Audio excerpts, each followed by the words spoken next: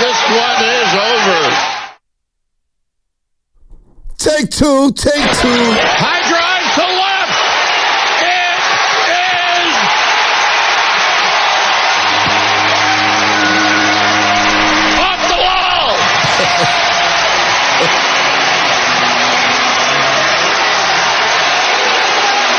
This one is over. Kite think it was going out. That was so awkward. Dwayne Kuiper at NBC Sports Bay Area. Oh, baby, Giants rally against the Astros in the bottom of the 10th inning. Scored 3 runs there. Win 4-3. Austin Slater with the big hit after Soler failed to drive in the game-winning run. Kyle Harrison, the story of the game. Pitching as deep as he's ever had in his Major League Baseball career. And he worked quick. I loved his pace last night. And the Giants come back home after a 3-3 road trip and take care of the Astros in the first of 3 games. Good morning to everybody out there getting off the graveyard shift if you're at work.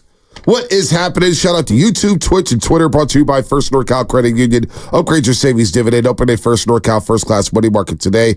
And shout out to the Xfinity Mobile text line.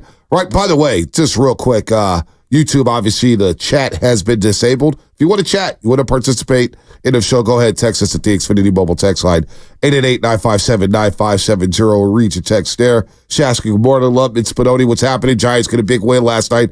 I guess Kyle Harrison is the story of the game, in my opinion. What did you see from Kyle Harrison yesterday that you liked? He worked fast, good pacing, good location, pitched to contact, didn't try to blow guys away. I thought he was dynamic yesterday. Worked quick, too. Got a lot of ground balls last night, Shasky. You know, it was by far one of his best starts in weeks. I mean, you could make an argument this year. I thought he was really good in this one. That being said, you know, it's frustrating because you give up 1 run and you're hoping that you could, be on the hook for a win, not on the hook for a no decision in that situation. Beggars can't be choosers, right? You haven't you play going 5, you go 6 in the third, you only give up 4 hits, 3 strikeouts, you give up the 1 run to triple the Yordan Alvarez, which I give credit to him. He hustled, and the defense made a great play. The defense did make a great play there when it comes to the relay and to throw to third base. You got to give Yordan some credit there on that triple to tie the game up. But you hate to see it after a shut. You want a shutdown inning after, of course, the Giants took the lead at the bottom of the 6th. Well, and he could have been, razzled early when you have Schmidt boot the ball right away when the game starts. And I thought that he did a much better job attacking people in this game. It just felt like he was much more efficient than he's been in weeks past. And he didn't fall behind in counts. And when you're working and it's 0-1 or 1-2, you're in control. You can throw some of your junk off the plate, and it doesn't have to be in the zone. When you're falling behind 1-0, 2-0 in these counts, you have to come in on guys, and that's when they've earned the right to put both butt cheeks in it. So I thought he did a really good job mixing it up. I still, again, and I don't want to poo-poo it. I'm not trying to sound like a hater. I still think that the fastball, he's got to work on some other pitch with a little bit of movement, a 2-seamer or something. Right now he's got a 4-seamer, and I know he's been working on some sort of a cutter or a 2-seamer, and he's kind of abandoned that. That really changed Camilo Duvall a year ago. Like that's really what tried to help him become the better pitcher that he's become over the last year and a half or so.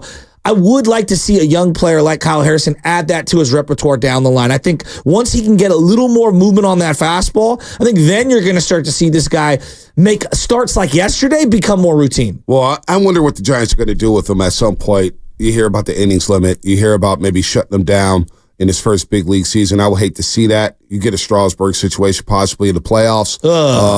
Now, we're thinking so far down the line here, but Kyle Harrison yesterday recorded an out in the 7th inning for the first time since May 7th in Colorado. It was much needed. After going 6 last Wednesday in Arizona. Or was that last Tuesday? I'm getting my days mixed up. I believe it was Tuesday, because they won a game Wednesday, had the day off, and then went to Texas. So going into the 7th inning for the first time in a long time, allow 1 runner fewer. Look, the Giants left their 4-game home losing streak at Oracle Park. And look, he will have to work out some things. But for last night, I agree. In a game where you ended up going to the pit, obviously, because it goes to extra innings, but he just kept the Astros off balance, and he was moving. The pace of the game, he was getting the ball, throwing, getting the ball, throwing, getting the ball, throwing, and kept the Astros off balance there. He got some ground outs there.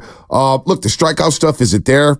Not yet. Maybe that's what the Giants are teaching him. I have no idea. I got a question last night from my boy Andy Lewis. Said, are they teaching him the pitch to contact, or is he a flamethrower? And I have no idea. I don't know the answer to that because I'm not down there. He's not a flame. Like Carlos Rodon, in terms of power left, he's like Carlos Rodon's a flamethrower. Yeah, wasn't he throwing 97, 98 in the minors? Well, that's what they said. And I think that one of the things that he actually expressed, and this is before last night's start, he was saying that he was trying to like hold back so he can go deeper into games.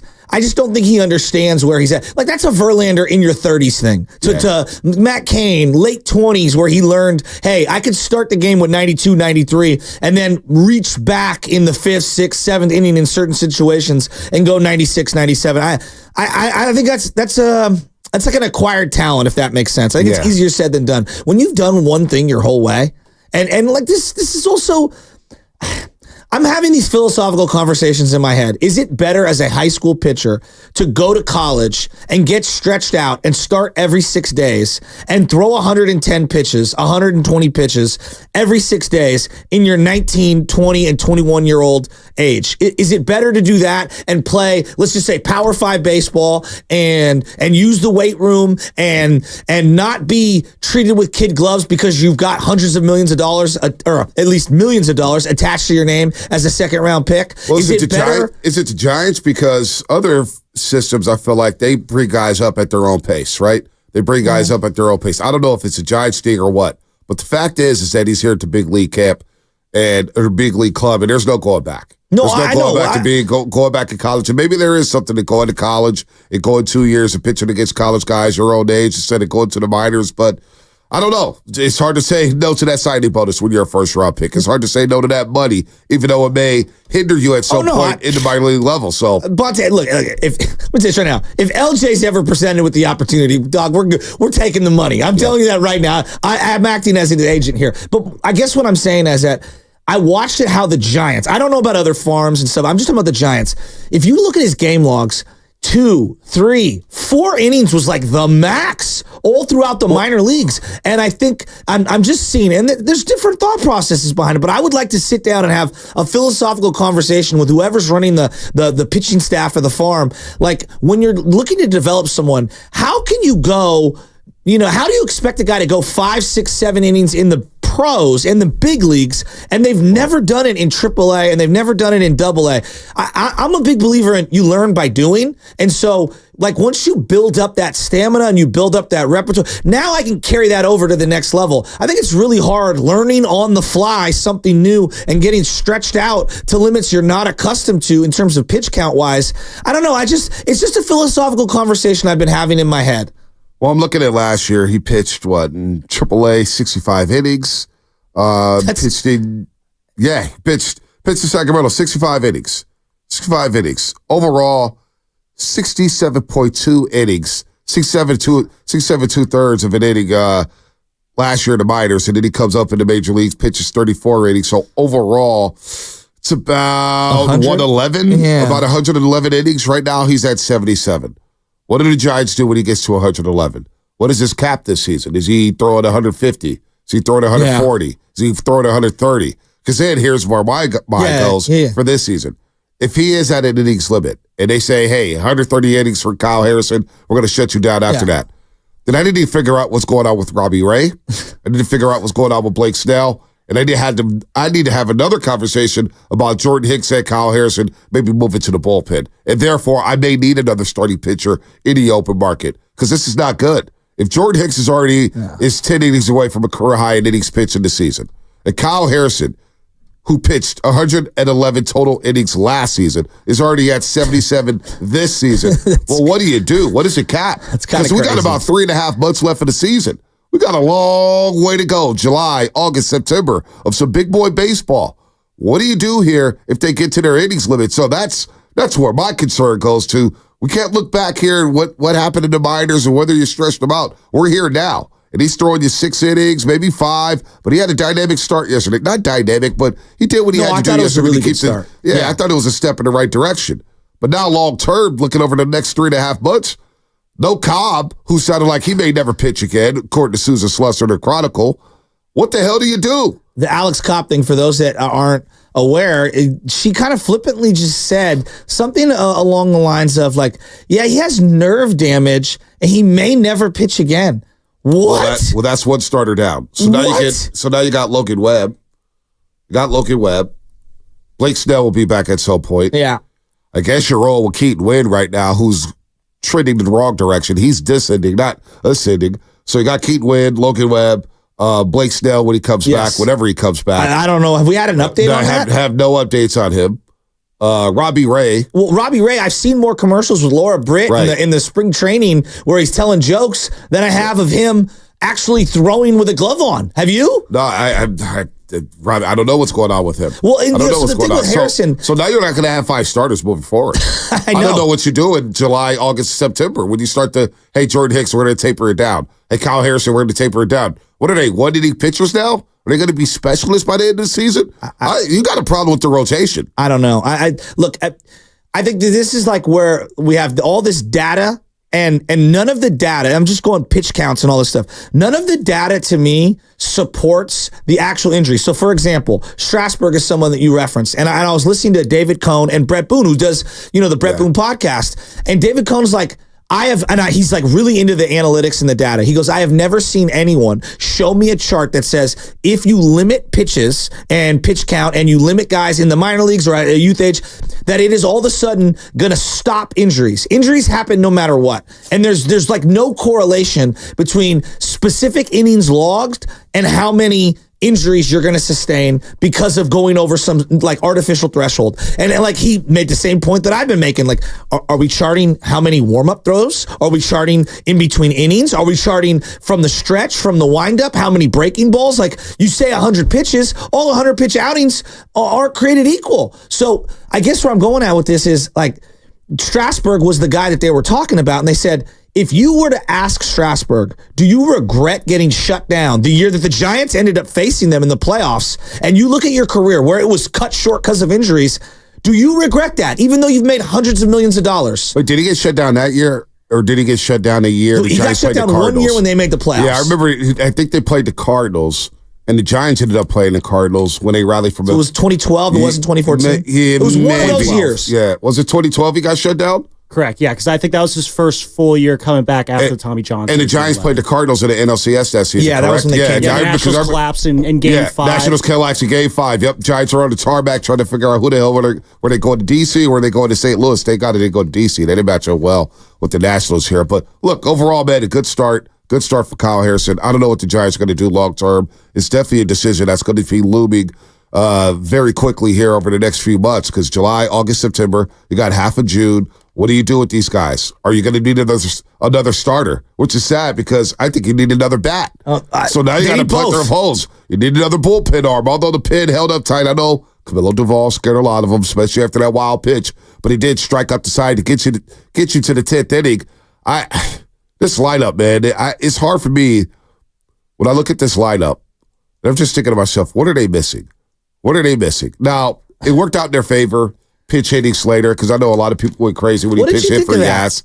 Yes, it's a home run, and they go right to Slater. I just know from the player, like if you're the player point of view, if you just yacked or at least a triple or whatever it was, I mean, you got to be like, really, you're taking the bat out of my hands in this situation. It reminds me of, I'll never forget, 2 games at Fenway Park coming out of the break in 2016. Mac Williamson hits 2 home runs at Fenway Park, and they pitch hit him for Gregor Blanco. And it's thinking, you're not going to give the guy a chance to hit 3 home runs in a game at Fenway Park. You're going to pull him. So, yeah, I had a problem because Yaz was playing well yesterday. Great catch in right field. Yeah. I thought he was balling. He made a great catch. But you know what? He made a great relay on the Yordan Alvarez play. I thought he played it off the wall really well. But you know what? At the end of the day, Slater came through for you. That's true. Slater came through. But I don't like it when a guy's seeing the ball well. It's just like with Soler getting benched on Sunday. He can't see righty on righty. Nathan Eovaldi, let Soler play. He needs at-bats. He needs to figure out what the hell is going on at the DH spot. So the DH spot is a problem. Now, Matos is still getting lucky here. When you're hot, you're hot. You get all the breaks, right? Them the rules. But you got to figure out something with this lineup. This lineup's missing something. Speed, a little bit of power. Well, Brett Wisely's playing really well. I think they're whatever is going on with the Brett Wisely thing offensively, and I think he's serviceable defensively. Okay. But like offensively, he's been really good. I'm now looking at the middle of the lineup, and on a day where you're not playing, Chapman, like his absence is felt. I thought it was, at least. And I'm looking at Conforto, and since returning from both of their DL stints, like Slater's 3 for 8 since coming back. Like, I know everyone's, and I'm one of them. Back-to-back games where he's helped out with winning. Yeah, like Slater's 3 for 8. He's seen the ball well. He's having good at-bats. Conforto, conversely, is not. And I just think he needs to wake up. Josh Hader looks so washed. But man, the pitch hit that could have backfired. That could have backfired because I saw Pavlovich's tweet, Alex Pavlovich, NBC Sports Bay Area Giants insider, where he basically said, "That's not good for the vibes when you pitch at a veteran like Yastrzemski after hitting a home run, and you go ahead and go to Slater." Well, do you think that's a Melvin? Like, because I don't think it's Melvin. I think it's straight up Farhad Zaidi. You think it still is? I think it's straight up Farhad Zaidi. That's a move they made at 3:00 in the afternoon. I don't want to defend it. I just saying, like, in my mind, like, if I'm the GM, I'm just trying to think of, like, from Farhan's point of view, the whole point of Slater being on the roster is to go up against lefties. Like, that's their bread and butter argument. So to echo your point, like, I think it is Farhan. I don't think it's Bob Melvin. Yeah, I think it's straight up Farhad Zaidi. And that decision was made at 2:30, 3:00 in the afternoon. Hey, in this situation, if we go here, we're going to do this. We're going to pitch it for this guy. We're going to pull this guy.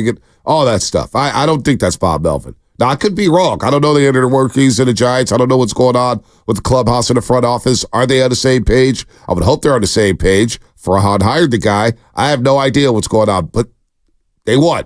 They won. and to Yaz's credit, like, and I don't think we give enough, like, talk a lot about, pecking order in sports, and this guy's getting that, and I got to say, he's a better man than myself. I'd be pretty frustrated. I just ripped one in a 1-0 game. I smoked one into Triples Alley. I've been a great soldier for you all year. You've been trying to replace me for multiple seasons, and you're pinch hitting Slater after I finally deliver.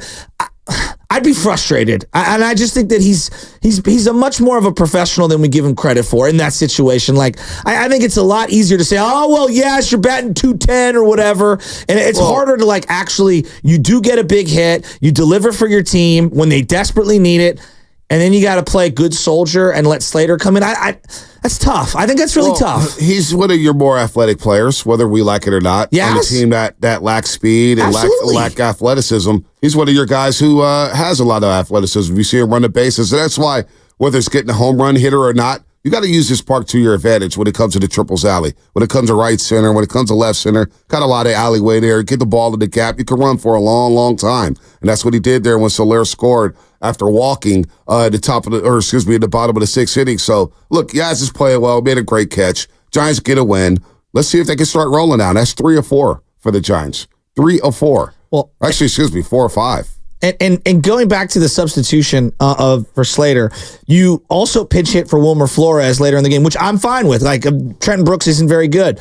But then in an extra inning game, because you've already used Austin Slater as a pinch hitter, now you don't have a pinch runner who could run in a situation for Wilmer Flores. Like, these are just little things that I think about when you're utilizing your roster. And, like, I get wanting to have Slater face the lefty. Yaz has decent, success. I remember a home run against Josh Hader way back when. So I don't know. It's just, that didn't feel like a Bob Melvin move to me, I guess is where I'm going. It's not a Bob Melvin move.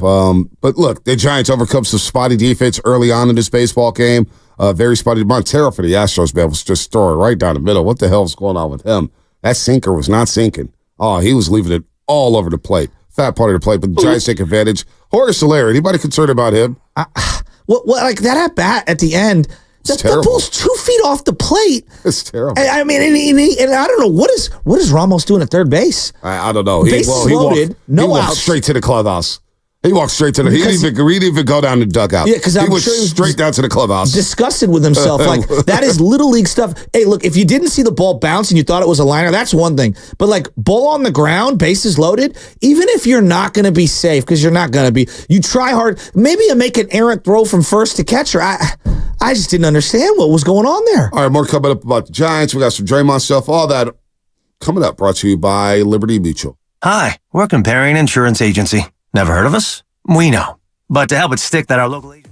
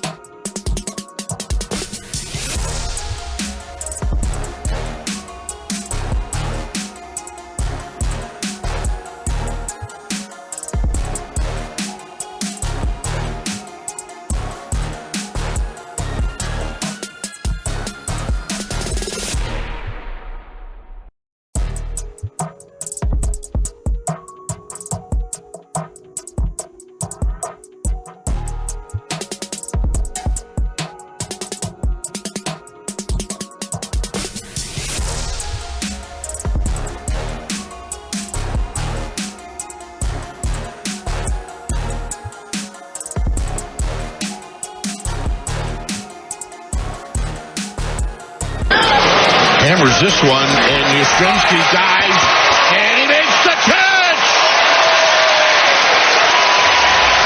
What a play by Yastrzemski. What up, what up? This is Big Pun from South City. You are now listening to the morning motherfucking Rose with my boys Bonte and Shasky on 95.7 The Game. All right, Dwayne Kuiper on the call for NBC Sports Bay Area. Yaz, ball in the outfield, making a great catch. Nice RBI triple there to give the Giants a 1-0 lead in the bottom of the sixth. Kyle Harrison, one of his best pitch games, probably since Coors Field back on May 7th when he shut down the Colorado Rockies. So much needed. Didn't factor into the decision, but a very good start for Kyle Harrison.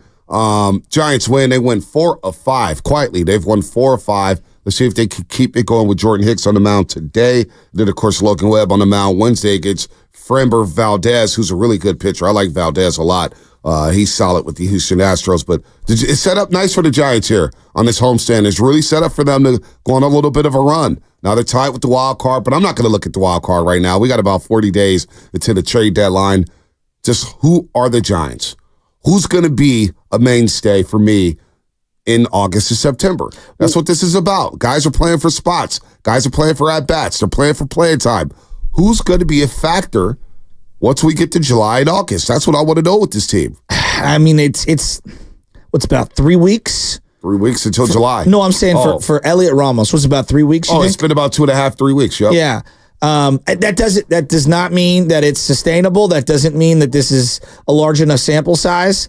It's about as freaking awesome of a 3-week stretch as a young guy can have for the Giants right now. He's playing center field. I think he's doing a really good job defensively, which I didn't know what it would look like in center field. He's got a pretty good first step. I don't know about range and all that stuff. Like I need to see more, but at the plate, I mean, it feels like his at-bats, he looks like a veteran up there. He's batting 375 in his last 15 days. Is that what it is? 375. Wow. 4 home runs, 13 RBIs, 8 walks, 18 hits, and 48 at-bats. The OPS was over 1,000. The on-base percentage, 474. Wow. Slugging is through the roof. I mean, he's having a hell of a stretch. He's putting himself in a small category for a National League Player of the Month. Now, it's early in June. Very early. A lot can go wrong. A lot can happen. But right now, he is playing as well as any outfielder in the National League. Yeah, he is. And I look at the lineup right now, and you're asking, like, what's going on? It's like Ramos is outperforming multiple veterans in the middle of that order who are much, much more compensated than he is. And I look at the at-bat contrast between Ramos and Jorge Soler. Like right now, I'm watching a young man, and it's early. Like he could look overwhelmed a month from now, but like the way Ramos is taking his at-bats, laying off the junk, going away, that slider in the dirt away, Soler cannot help himself. I give him credit for the at-bat in the 10th, but then he ended up grounded out because he did take some tough pitches. No, I know. And he saw somebody, but I don't know what's going on with Jorge Soler. I'm very, very disappointed. Runners on base, he doesn't hit. Did that scare you, bases loaded with him? Oh, I thought it was going to be a double play. 100%. And then Conforto comes up right after, and I said to the group chat, I might contemplate bunting Conforto here. He's in a mess right now. I mean, they were lucky that wasn't a double play ball. He's a mess right now, but a guy like Conforto, he could turn it around in a heartbeat. He may turn it around tonight. I'm optimistic on Conforto, but Soler to me is the biggest concern. Yeah, bats like Krug and Kuip, when you could always tell, like they're like, oh, he laid off that slider. Like we should throw this guy a parade. Well, I think this is a good week for Soler to get right. I would agree. I mean, you're playing the Astros, you're playing the Angels. The Angels are just hot garbage. They can't pitch. They can't hit. They can't close a game. They can't play. The Angels they're cooked, right? Pena booted that ball too. I thought Pena should have made that play. He should have made that play, but I'm just looking at this homestand when you got 5 against the Astros, and the Astros are a mess too. I agree. They're a mess right now. This may be it for them. This is stinking from the head up. Without Kyle Tucker, is that Priest? Yeah, that is Priest. I love Priest. Kyle Tucker has a shin bruise, shin contusion, so he's on the IL and he hasn't played, so he's out. But I did watch the Astros. My mind started working in this direction, Shasky. Are they going to be a team that's selling at the deadline? I mean, that's a team that I think. So Bregman's a free agent, right? You already have a third baseman, but I don't need Bregman. No, I don't think so either. 7 games under 500 right now. But I look at Yordan, and they'll never get rid of him. I look at Yordan Alvarez, and I say to myself, I can't believe Farhan had him with the Dodgers, and traded him away. Is that Al Farhan? Well, didn't you say that? No. The report say it was Al Farhan. I mean, well, because you brought that to me, and I was like, Yeah. I never knew that. And yeah. It was a story. I got to look that up. But it was basically said it was Al Farhan. I mean, Yordan Alvarez, I thought he was Carlos Delgado. He might be better. He is as feared a left-handed hitter as I could think of in the game. Without even looking at the contracts with the Astros, if they're in sell mode, I'm asking about Valdez, Framber Valdez, who we'll see Wednesday afternoon. Yeah. And I'll ask about Justin Verlander. I don't care. Now, he may not give you 6 innings. He's an older pitcher. He's a bulldog. But that's where my mind goes when it comes to the Houston Astros. You may be able to get Verlander on the cheap because you have to eat all the money. Valdez may cost you a couple prospects. But is that a team that's going to be selling at the deadline? Just bookmark the Houston Astros. Well, if Kyle Tucker, and again, these are young players that I don't think they would want to get rid of. But Kyle Tucker or Yordan Alvarez, you'd love to have those guys, right? I mean, you'd die to have them. Altuve feels like an Astro for life. I mean, that's just the sense that I get. But what if he's just like, hey, I gave you everything I had. I want to play for a contender. Well, this is done. You know the team that I think is going to get him? The Dodgers. Yes. Second base is like, you don't think he'd make a perfect Dodger? The Dodgers. Or the Yankees. Yeah, you just took Gleyber Torres. Remember, the Dodgers are contemplating not even signing Carlos Correa because of the bad blood from the fan base. I don't know if they want. I mean, Altuve's the poster child for the cheating scandal. Let me just. If the Niners can bring in Richard Sherman, I'm just saying they used that they referenced that as the fan base reaction. They referenced that multiple times. They did do that. Baseball is a little different too. I can't see them welcoming. Well, who's still there from the Dodgers from that World Series? Kershaw. Chris Taylor. Kiki Hernandez. Yeah, Dave some Roberts. Of those guys, There's not a lot. There's a lot of turnover from that that's a good point. Dodgers World Series team. So it's a new clubhouse. And if you're going to help win, I think Dodger fans will get over that fairly quickly. I think so too. And anyway, I'm just thinking like the Astros, to your point, they could really be a shaker and a mover when it comes to setting up other teams. I don't think they do it because I think that they think they have a nucleus. Like even if, let's say they move Bregman at the deadline. I mean, you got Yordan Alvarez and Kyle Tucker, and you could still somehow be alive in the wild card. I feel like they can, even though it's been really bad for them. I mean, they've lost multiple starting pitchers. Yeah, 5.5 games back of the third wild card right now, the Houston Astros. Now I'm looking at their contracts. Jose Abreu's been a complete bust. Complete bust. They brought in Dubon defensively at the end of that game. Not bad. Dubon's no, I not know, bad. But I'm like, wow, Dubon at first base. Oh, that's. Hey, Mauricio Dubon, you heard what he said. I had a problem with one guy, but that guy's gone. Oh, I didn't hear that. Yeah, he was in the Bay Area Mercury News. Was that an interview? Mercury News Group. Oh. And he basically said, there's one guy that I had an issue with, but he's gone. And he was talking about Gabe Copper. Hey, credit to Dubon. He's a World Series champion. Yeah. He won a 2023 Gold Glove. Yeah, as a utility He got his game right. I'm not mad at him. I don't care how you get a Gold Glove. You got a Gold Glove. Utility, left bench, right bench. He got a Gold Glove. He's a goofy guy. They don't give those things out just to give them out. I have zero ill will toward Mauricio Dubon. Like of all on my list of people that I dislike in terms of former Giants, he's nowhere near the AJ Przinsky list. So Altuve's got a few years left on his deal. By the way, he's making 32.5 over the next 3 years after this season. What did you think of that bunt he laid down? Who's that? Altuve. I'm not mad at that. Small ball at his finest. That to me, small ball at his finest. That's an OG baseball player trying to make something happen. He realized that he had a rattle pitcher on the mound. Exactly. And he said, I'm going to take advantage of this. And Miller had no shot. No shot. It was a hell of a bunt. Poor Eric Miller. I thought he actually pitched better than the results. I mean, Bailey made a big play on that bunt play, though. Yes. I mean, it was close as hell. That was a hell of a play to get out of the spot. I almost thought he had him. Yeah. He almost had him. But it was Altuve playing heads-up baseball. Well, and Estrada's got to lay down a tag and catch the ball on another play from Bailey. There was a couple of gaffes that could have gone left or right for the Giants. Altuve's 34 years old. After this season, he's making 32.5, 32.5, 32.5. So you got to take out a lot of money into the older Altuve. I still think he's the gold standard at second base in this generation, this last 15 years. I mean, he's a first ballot Hall of Famer probably, right? No doubt. Now, Verlander, 22.5 this year, has a player option for 17.5. 22.5 isn't bad. Has a player option for 17.5. so he can opt out and become a He's got to want to come here, though. He's got to want to come here. Got to want to come here. Framber Valdez, $12 million this year. He's got arbitration. Then he's an unrestricted free agent. $12 million is it's a steal. Yeah, it's a steal. You're paying $6.5 for Luke Jackson. So pay attention, folks, to the Houston Astros. As the Giants have won 4 or 5. 408 said, Xfinity Mobile text line. See, this is why we need the text line. This is why we need some of you guys participating. Astros GM Dana Brown has already said that he sees no scenario where they are sellers, especially when you look at their division. Now, that is true. Look at the AL West here. Stinks. Mariners are playing okay, right? But I think that's the only baseball, team. They're 5.5 up on they're actually 7.5 up on the Astros. Well, they've got multiple, elite pitchers in that starting rotation. But it's the Mariners. Like, if they faded, would anyone be surprised? No. Yeah. No. But they also 2 years ago they were a very, very hot team, and then last year they weren't as good as they were the year prior. Yeah, they had the sophomore slumps. So, let's break. Let's get to Draymond in a second. Draymond Green has been saying a lot, doing a lot, and 888-957-9570, the latest in what he's discussed. Very interesting as we revisit some old news with Draymond Green. That's coming up.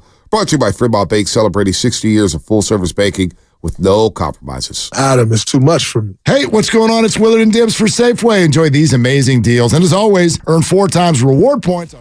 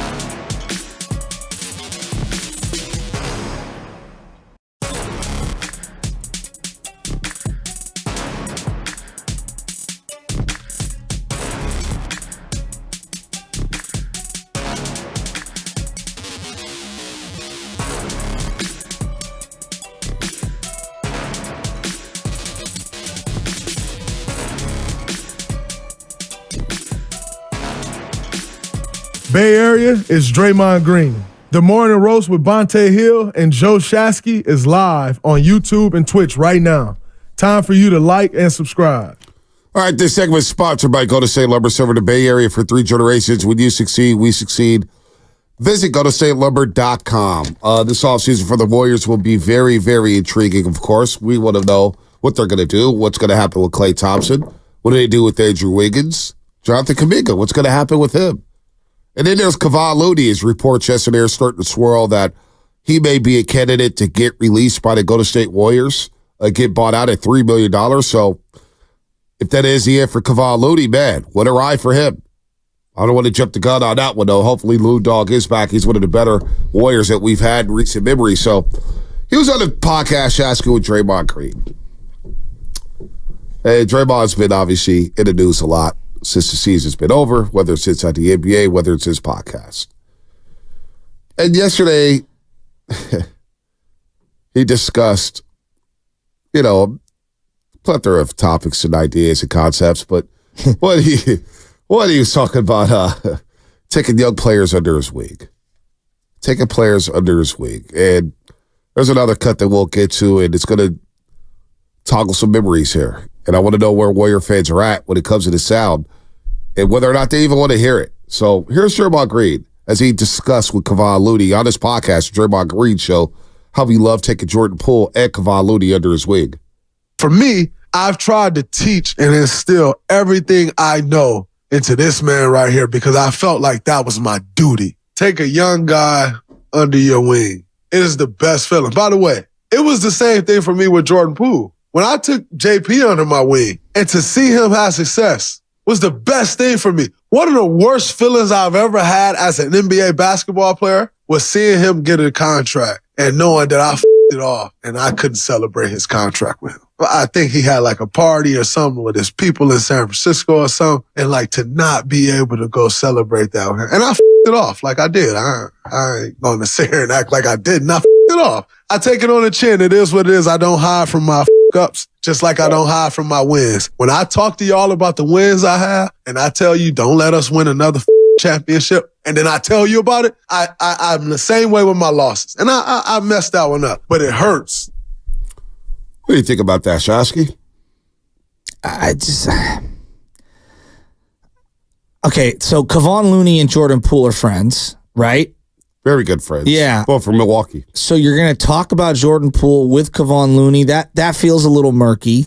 I think that puts Kevon Looney in a tough spot. And hearing Draymond on the front end try to take credit for young players' development, it feels a little disingenuous. It's like, Draymond, your tolerance level for young players on the court has been very noticeable and thin. It has not been where you've been this like, for example, Chris Paul this year. When I think of the young players, you could see the young players gravitated toward Chris Paul. Now, I can't tell what's going on at practice and the downtime of, in between games and on the road and all that kind of stuff. Like, I can't speak for any of those. I'm just going off what I see. And then when I hear these guys talk at a podium, almost every single one of the young players, whether it's Kuminga, Moody, Podziemski, TJD, we're like, man, Chris Paul really has helped me. I listen to all these interviews. When we were listening to sound every day, I don't hear a lot of young players crediting Draymond. That doesn't mean it doesn't happen. It's just, I find it ironic that he wants to take credit for them when I would say, just based off actions and things that I've heard and seen and watched, Dre, you're like the least tolerant of the young players. If anything, I feel like you've seen them as a threat. At least that's how I've interpreted it. So to hear you take credit for young players' like progress, It felt disingenuous. He later on said about that, because what I'm focused on is it was hard for him to celebrate that. Well, yeah, we know what happened in that training camp. We know what happened. So I'm surprised even Jordan Poole celebrated the contract, considering what happened. But because he didn't come out, he didn't come out and speak for a long time after that punch. Now, after the punch, here's what Draymond Green had to say about coming to practice that season. I want you to take a listen to this. I was so embarrassed to be around our team last year when JP was still on the team that I came to everything. Like, I was probably late last season 20 times. And I just paid a fine because I was so embarrassed to like show my face in a time where it's like before everything started, that's when everybody like shooting the shit and like all the conversation. I was so embarrassed to show my face during those times that I would time everything up. Like if we're on the road, I time it up to like the minute I need to get there. And if the elevator took a little bit longer than it was supposed to, I'd be late. Or if I'm leaving my crib, which is like 7 to 8 minutes away from the facility, I time it up to the minute of where I need to arrive. And if the red light right there in front of the Giants Stadium, Oracle Park, if the red light caught me, I'd be 2-3 minutes late. Like, And so one of Steve's rules this year was like, Draymond, don't be late. And I'm never a late guy. I was never late in my career, but last year I couldn't show my face like before. Like it was terrible. And so I was happy to be back on time this year. It's pretty relatable though. Like, and there's like deep layers to this, but like pretty relatable when you have anxiety and you don't want to see someone for whatever reason, a former lover or somebody who burned you or you burned somebody or a former employee or employer, just whatever. There's a variety. It could be a family member. Like we've all had those situations where you want to avoid something like that. That's relatable. It's just like, why the vehicle of an interview with Kevon Looney to use as the moment of like this, almost like him like having therapy out loud? I don't know. The whole thing struck me as very odd to bring up right now. Like, why now? I definitely understand when you don't want to see somebody. You know, there's a girl that's going to be walking in. She's scoring you. You know what time she's going to be coming in. Yeah. You want to make sure that you're in a different spot. That's all relatable. But the way he said it, kind of half joke. It's like, man, I would time it up being late off of your actions. Off of what happened in that I just, with Kevon Looney too, why do we need to rehash this? Feels like everywhere we go, we rehash this every 6 months. And it's your actions. You hit Jordan Poole. You created that situation. Now, I don't know what Jordan Poole said. A lot of people want to speculate what he said, but was it enough to warrant a punch to the jaw? No, it wasn't. It wasn't at all. And you could look at that situation right there in that training camp as one of the reasons why they didn't invest past in the second round against the LA Lakers, because of the vibe, because of things like that. One of your veterans is not coming on time because he's embarrassed by what he did.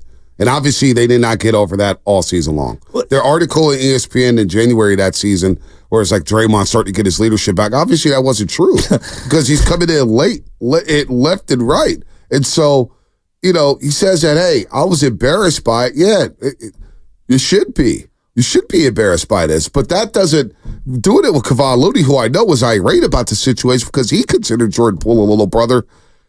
The timing just seems off on this one. It's not, now's not the time. This is a situation that needed to be hashed out a year ago. Yeah, but it's a year and a half ago. It's also, you know, one thing that I've learned in life, and it's not a catch-all, but how you talk about things that happened in the past, it matters, right? And so, like, you know, there's certain things that I'm very ashamed of that I did in my, you know, younger years and whatnot, but I don't. And I know that sometimes we laugh about things in a way to almost mask our insecurities or our anxiety over something. Like, I get all that. There's a psychological thing there. But my point being is that how you talk about your past transgressions does matter. And I think understanding your culpability and responsibility, and when you're laughing the way that he did, almost like, you know, no big deal. Like, dude, guys' careers changed.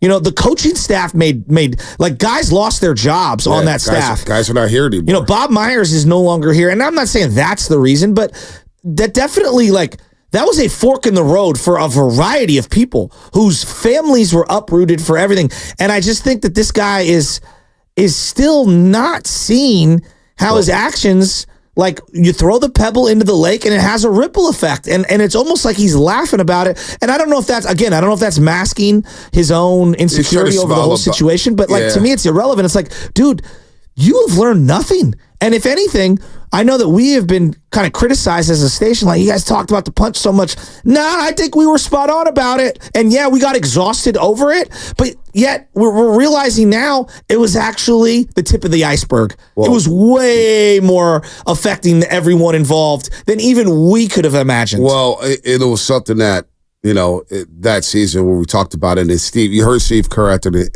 end of that season saying, hey, we maxed out. And they lost in 6 games to the LA Lakers. And I understand why he said they maxed out. Because to get that team to that point with everything that was going on behind the scenes, and I was hinting at it on this show, saying it's a direct correlation on why they don't win on the road. They won 11 road games that season. Why? Because you didn't have the camaraderie. It was a sticky situation. Maybe Poole saw Draymond, he's going to walk across the room. Draymond sees Poole, he's going to walk across the room.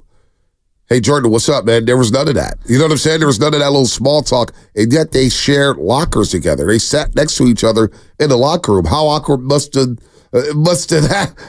awkward was that? To sit in the locker room every single day next to a guy that you got into a fist fight with. That's tough. That was embarrassing. That's been seen all over the world. So to rehash that moment with Kevon Looney, who was irate. Remember, Looney was one of the few guys who spoke about the situation, saying Draymond needs to regain our trust. Remember that? Draymond, he kept saying Draymond needs to regain our trust. And Draymond came back and said, well, trust isn't the word I use.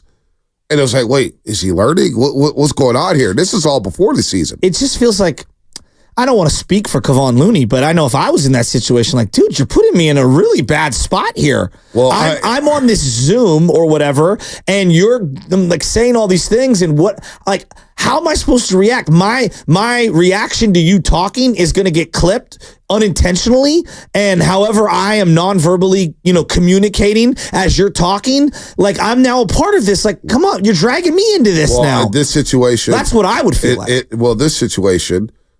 And then you look at the Klay Thompson interview, the podcast, where he asked Klay, hey, how do you really feel about me being ejected?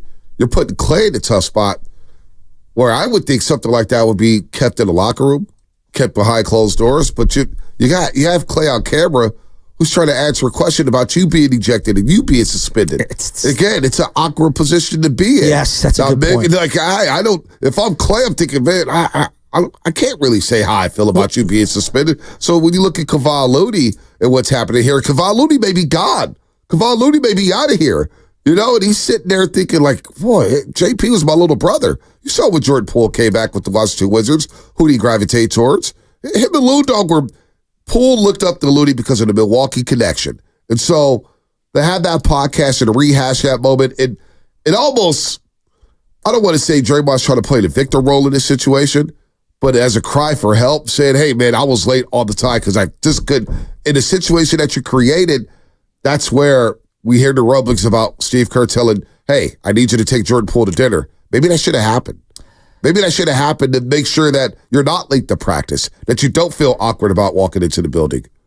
I don't know. It just feels very, very strange. The thing that I also now immediately go to, and I don't know. Who knows what the conversations look like internally?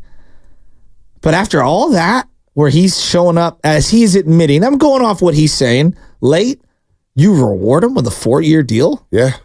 After that, after the punch and all that, and then all the things he's saying about how he was embarrassed and ashamed and he would time things out, like you're rewarding that, I guess, lack of professionalism and workplace cohesion. Because people could say like, oh, this stuff happens in sports and whatever. We can disagree. Like, yes, I do believe that the workplace for the NBA, the NFL, Major League Baseball are vastly different than ours. But to say that the norm is 2 guys fighting in practice, no, it's not the norm. That clearly wasn't the norm. It's not the norm. It's not the norm. But that's my point. It was something that happened back in the day, but nobody, like, Xavier McDaniels of the world are God. You know what I'm saying? But that's my point. And so all that, and like, let's remember like how it went down in the playoffs. Got kicked out of that Sacramento series. Like there was a lot going on, and you reward him with a 4-year deal. And now this offseason, I'm sitting here and I'm going like, so Klay's not going to come back. At least that's the feeling that we have today. And this guy gets rewarded with a 4-year deal. It's a tough one to swallow. Like as I'm looking at the Warriors organization, like really? Well, Laker did tell us in the studio that Draymond drove down to his house. They had dinner. They talked everything out. He got the 4-year deal with the player option.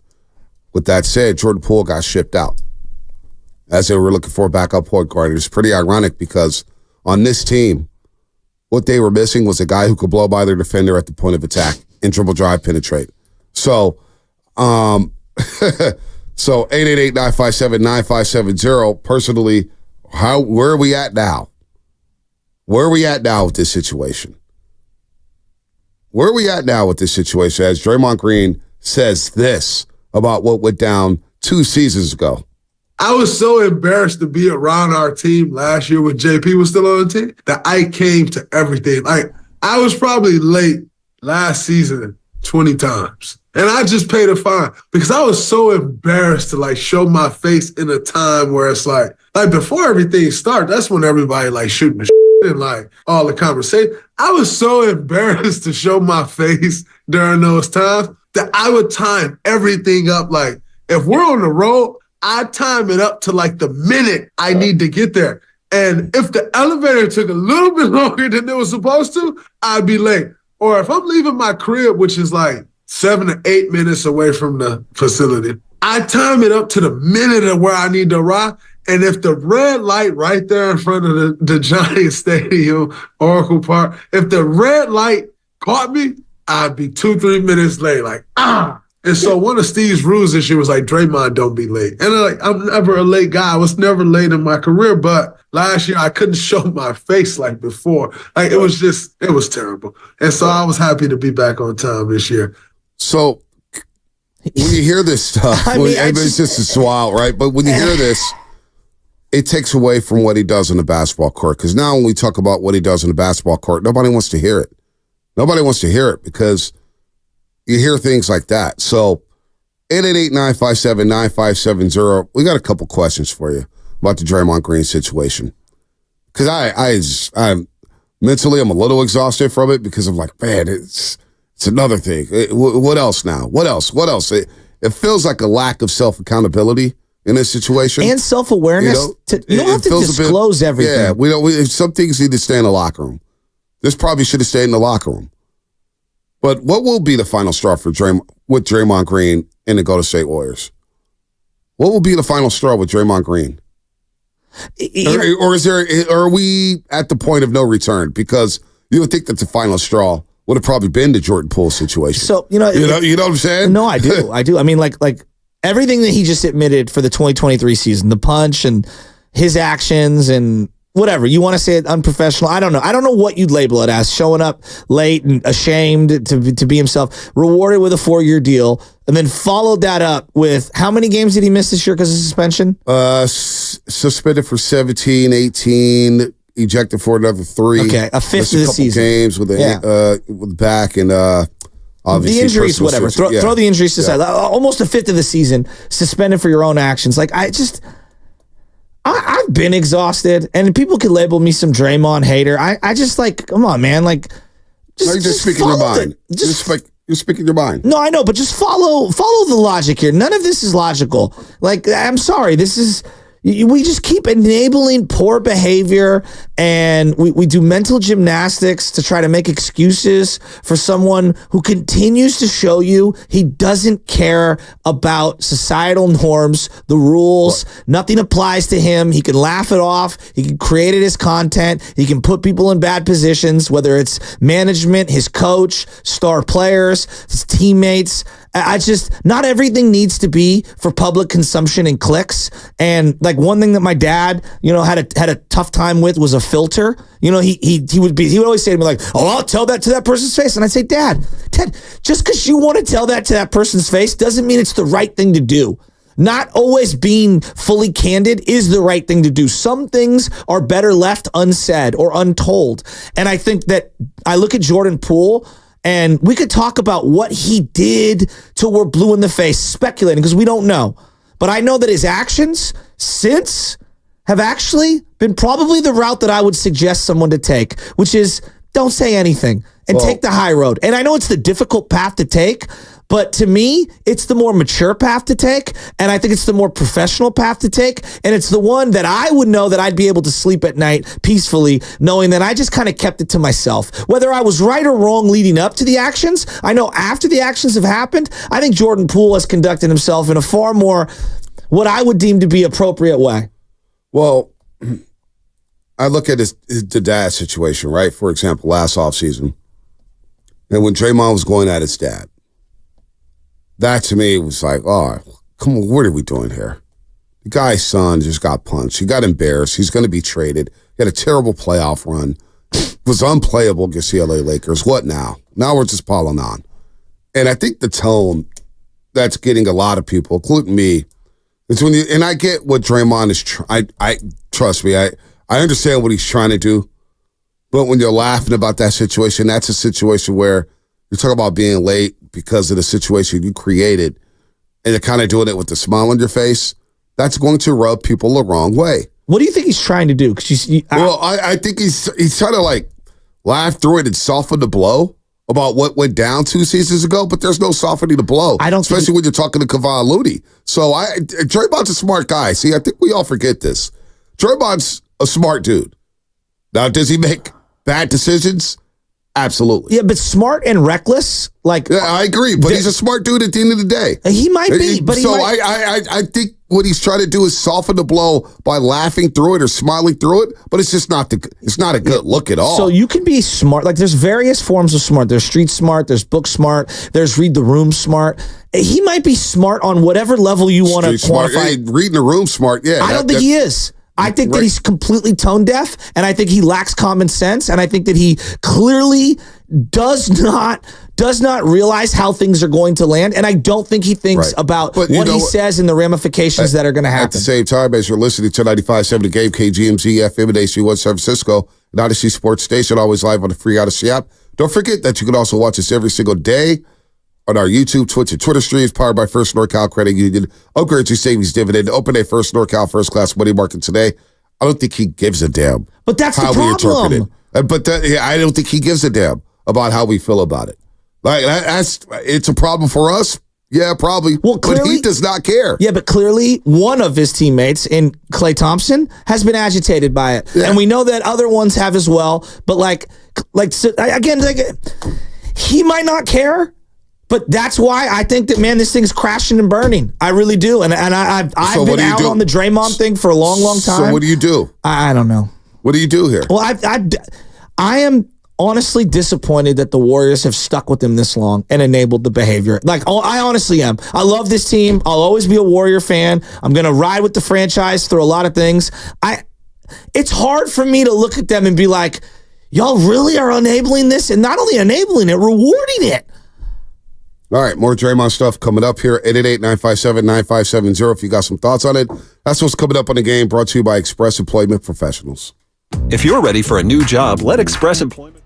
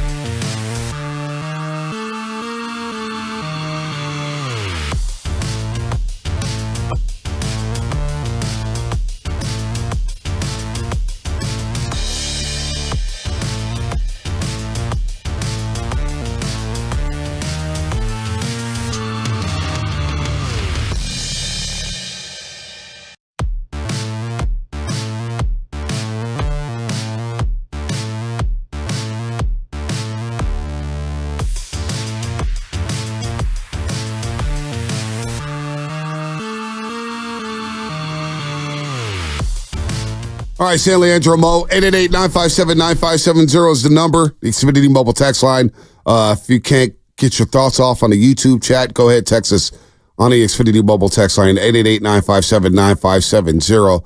If you got some thoughts on everything going on here. I guess the question is spinning it forward on Draymond Green, because he said what he said. In case you missed it, Draymond Green show. He said this about Jordan Poole.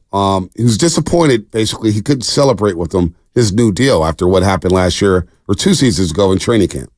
For me, I've tried to teach and instill everything I know into this man right here because I felt like that was my duty. Take a young guy under your wing. It is the best feeling. By the way, it was the same thing for me with Jordan Poole. When I took JP under my wing and to see him have success was the best thing for me. One of the worst feelings I've ever had as an NBA basketball player was seeing him get a contract and knowing that I f***ed it off and I couldn't celebrate his contract with him. I think he had like a party or something with his people in San Francisco or something, and like to not be able to go celebrate that with him. And I f***ed it off like I did. I ain't going to sit here and act like I didn't. I f***ed it off. I take it on the chin. It is what it is. I don't hide from my f***ups, just like I don't hide from my wins. When I talk to y'all about the wins I have, and I tell you, don't let us win another championship, and then I tell you about it, I'm the same way with my losses. And I messed that one up, but it hurts.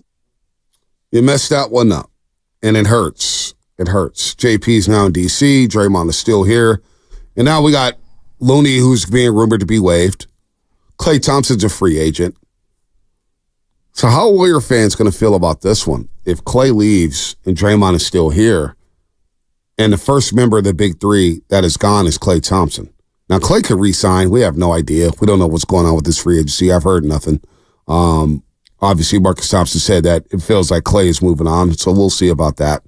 But how are fans going to feel about Draymond being here next season and if Klay's wearing another uniform? How are Warrior fans going to feel about that? What if Draymond's the last member of the big three remaining, because he does have that player option? He's the last member of the big three. How are we going to feel about that? Yeah, and Steph's playing somewhere else? Maybe. It's possible. Well, yeah, I don't think that's going to sit well. I mean, it bothers me. Draymond's producing a lot of content. I get it. No, but it doesn't feel right to be talking about JP around Kevon Looney.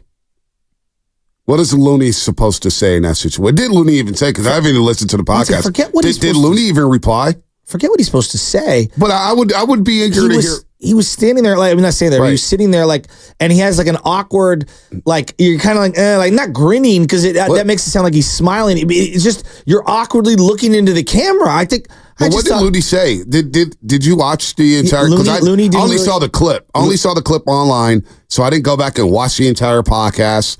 I have podcast-itis, and what podcast-itis is, if you don't get it treated, it will spread.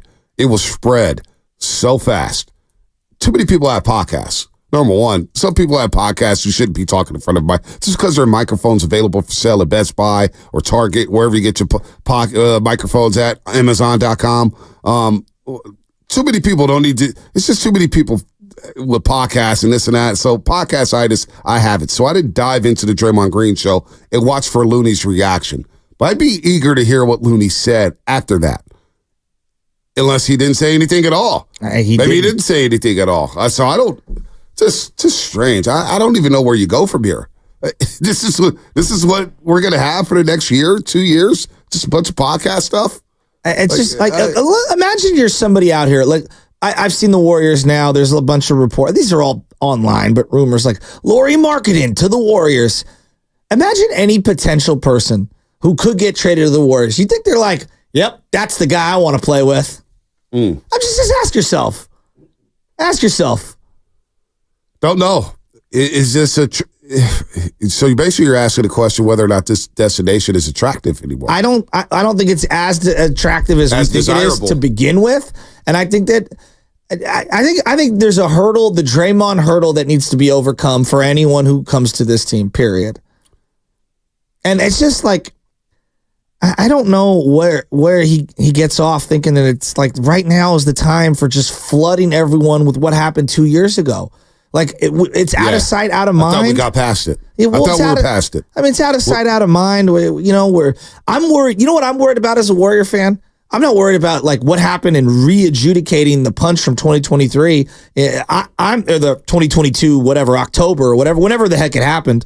I'm worried about like, are we going to be able to work something out with Chris Paul to extend the week window so that he can either opt in or the Warriors can opt into his money so they can find a trade partner and gives them a little more wiggle room? Are they able to like use that money, or are they going to decline it and get rid of that money? What are they going to do with the Andrew Wiggins contract? Are they going to re-sign Klay Thompson? I'm worried about trying to make this team better and forge everything together. Get the crew together, put together a team, and make a push. One last final hoorah. This guy's over here trying to get everybody on his side to feel bad for him because of his actions. And like this woe is me story. Like, I'm sorry. I don't feel bad for you. I'm sorry. I don't. You did it yourself. And your actions ever since it have showed me that you're actually defiant about it. And you're not sincere, and none of it feels real. And it just feels like it's all just to generate clicks for your podcast, which I don't care about. Draymond Green said he showed up late all the time, and here's why. I was so embarrassed to be around our team last year when JP was still on the team that I came to everything. Like, I was probably late last season 20 times. And I just paid a fine because I was so embarrassed to like show my face in a time where it's like before everything started, that's when everybody like shooting the shit and like all the conversation. I was so embarrassed to show my face during those times that I would time everything up. Like, if we're on the road, I time it up to like the minute I need to get there. And if the elevator took a little bit longer than it was supposed to, I'd be late. Or if I'm leaving my crib, which is like 7 to 8 minutes away from the facility, I time it up to the minute of where I need to arrive.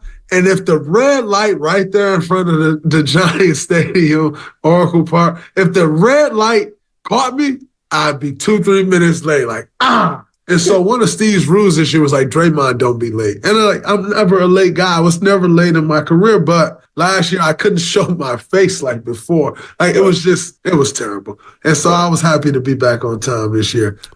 I would have just kept that to myself.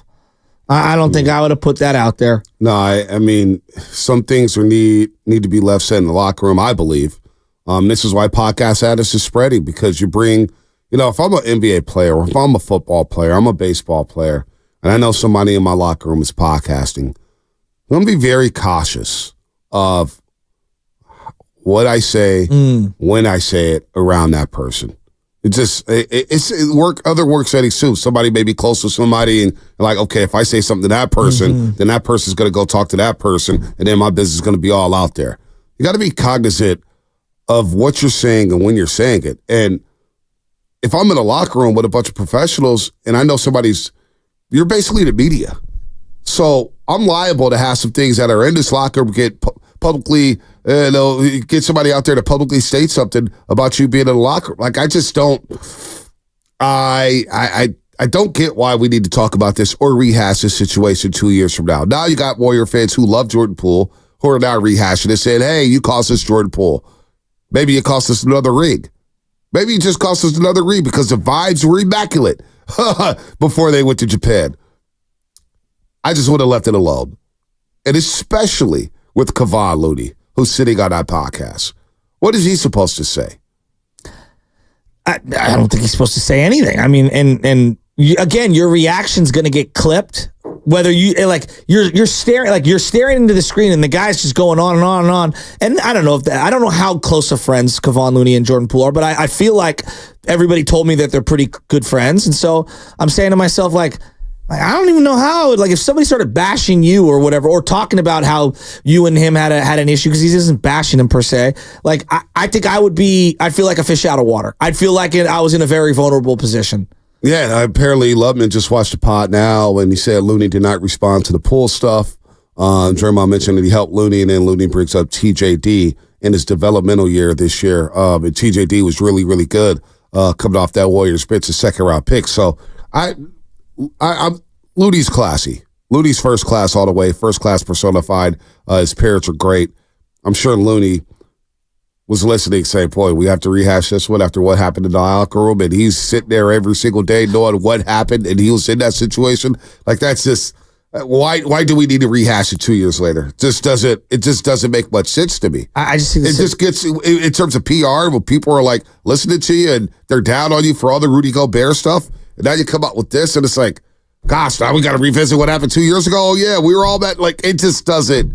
But this is where Draymond, like, I believe that he doesn't read the room. I think he thinks, or either not thinking at all about consequences, or thinking that, like, hey, maybe this will drum up a little bit. I'll show a little bit of vulnerability, and this will make me feel like more empathetic. I don't know what his ulterior motive is on that, but I'll tell you this: I feel like this entire offseason, after the year that we saw with all of the self-inflicted suspensions, after the year of getting suspended in the series against the Kings, and after the year of the punch and all that, like, this has been multiple years. Now everything that comes out of his mouth feels like the boy who cried wolf. I'm exhausted. It's kind of crazy. It falls on deaf ears. Well, Jordan Poole gets hit, right, in practice.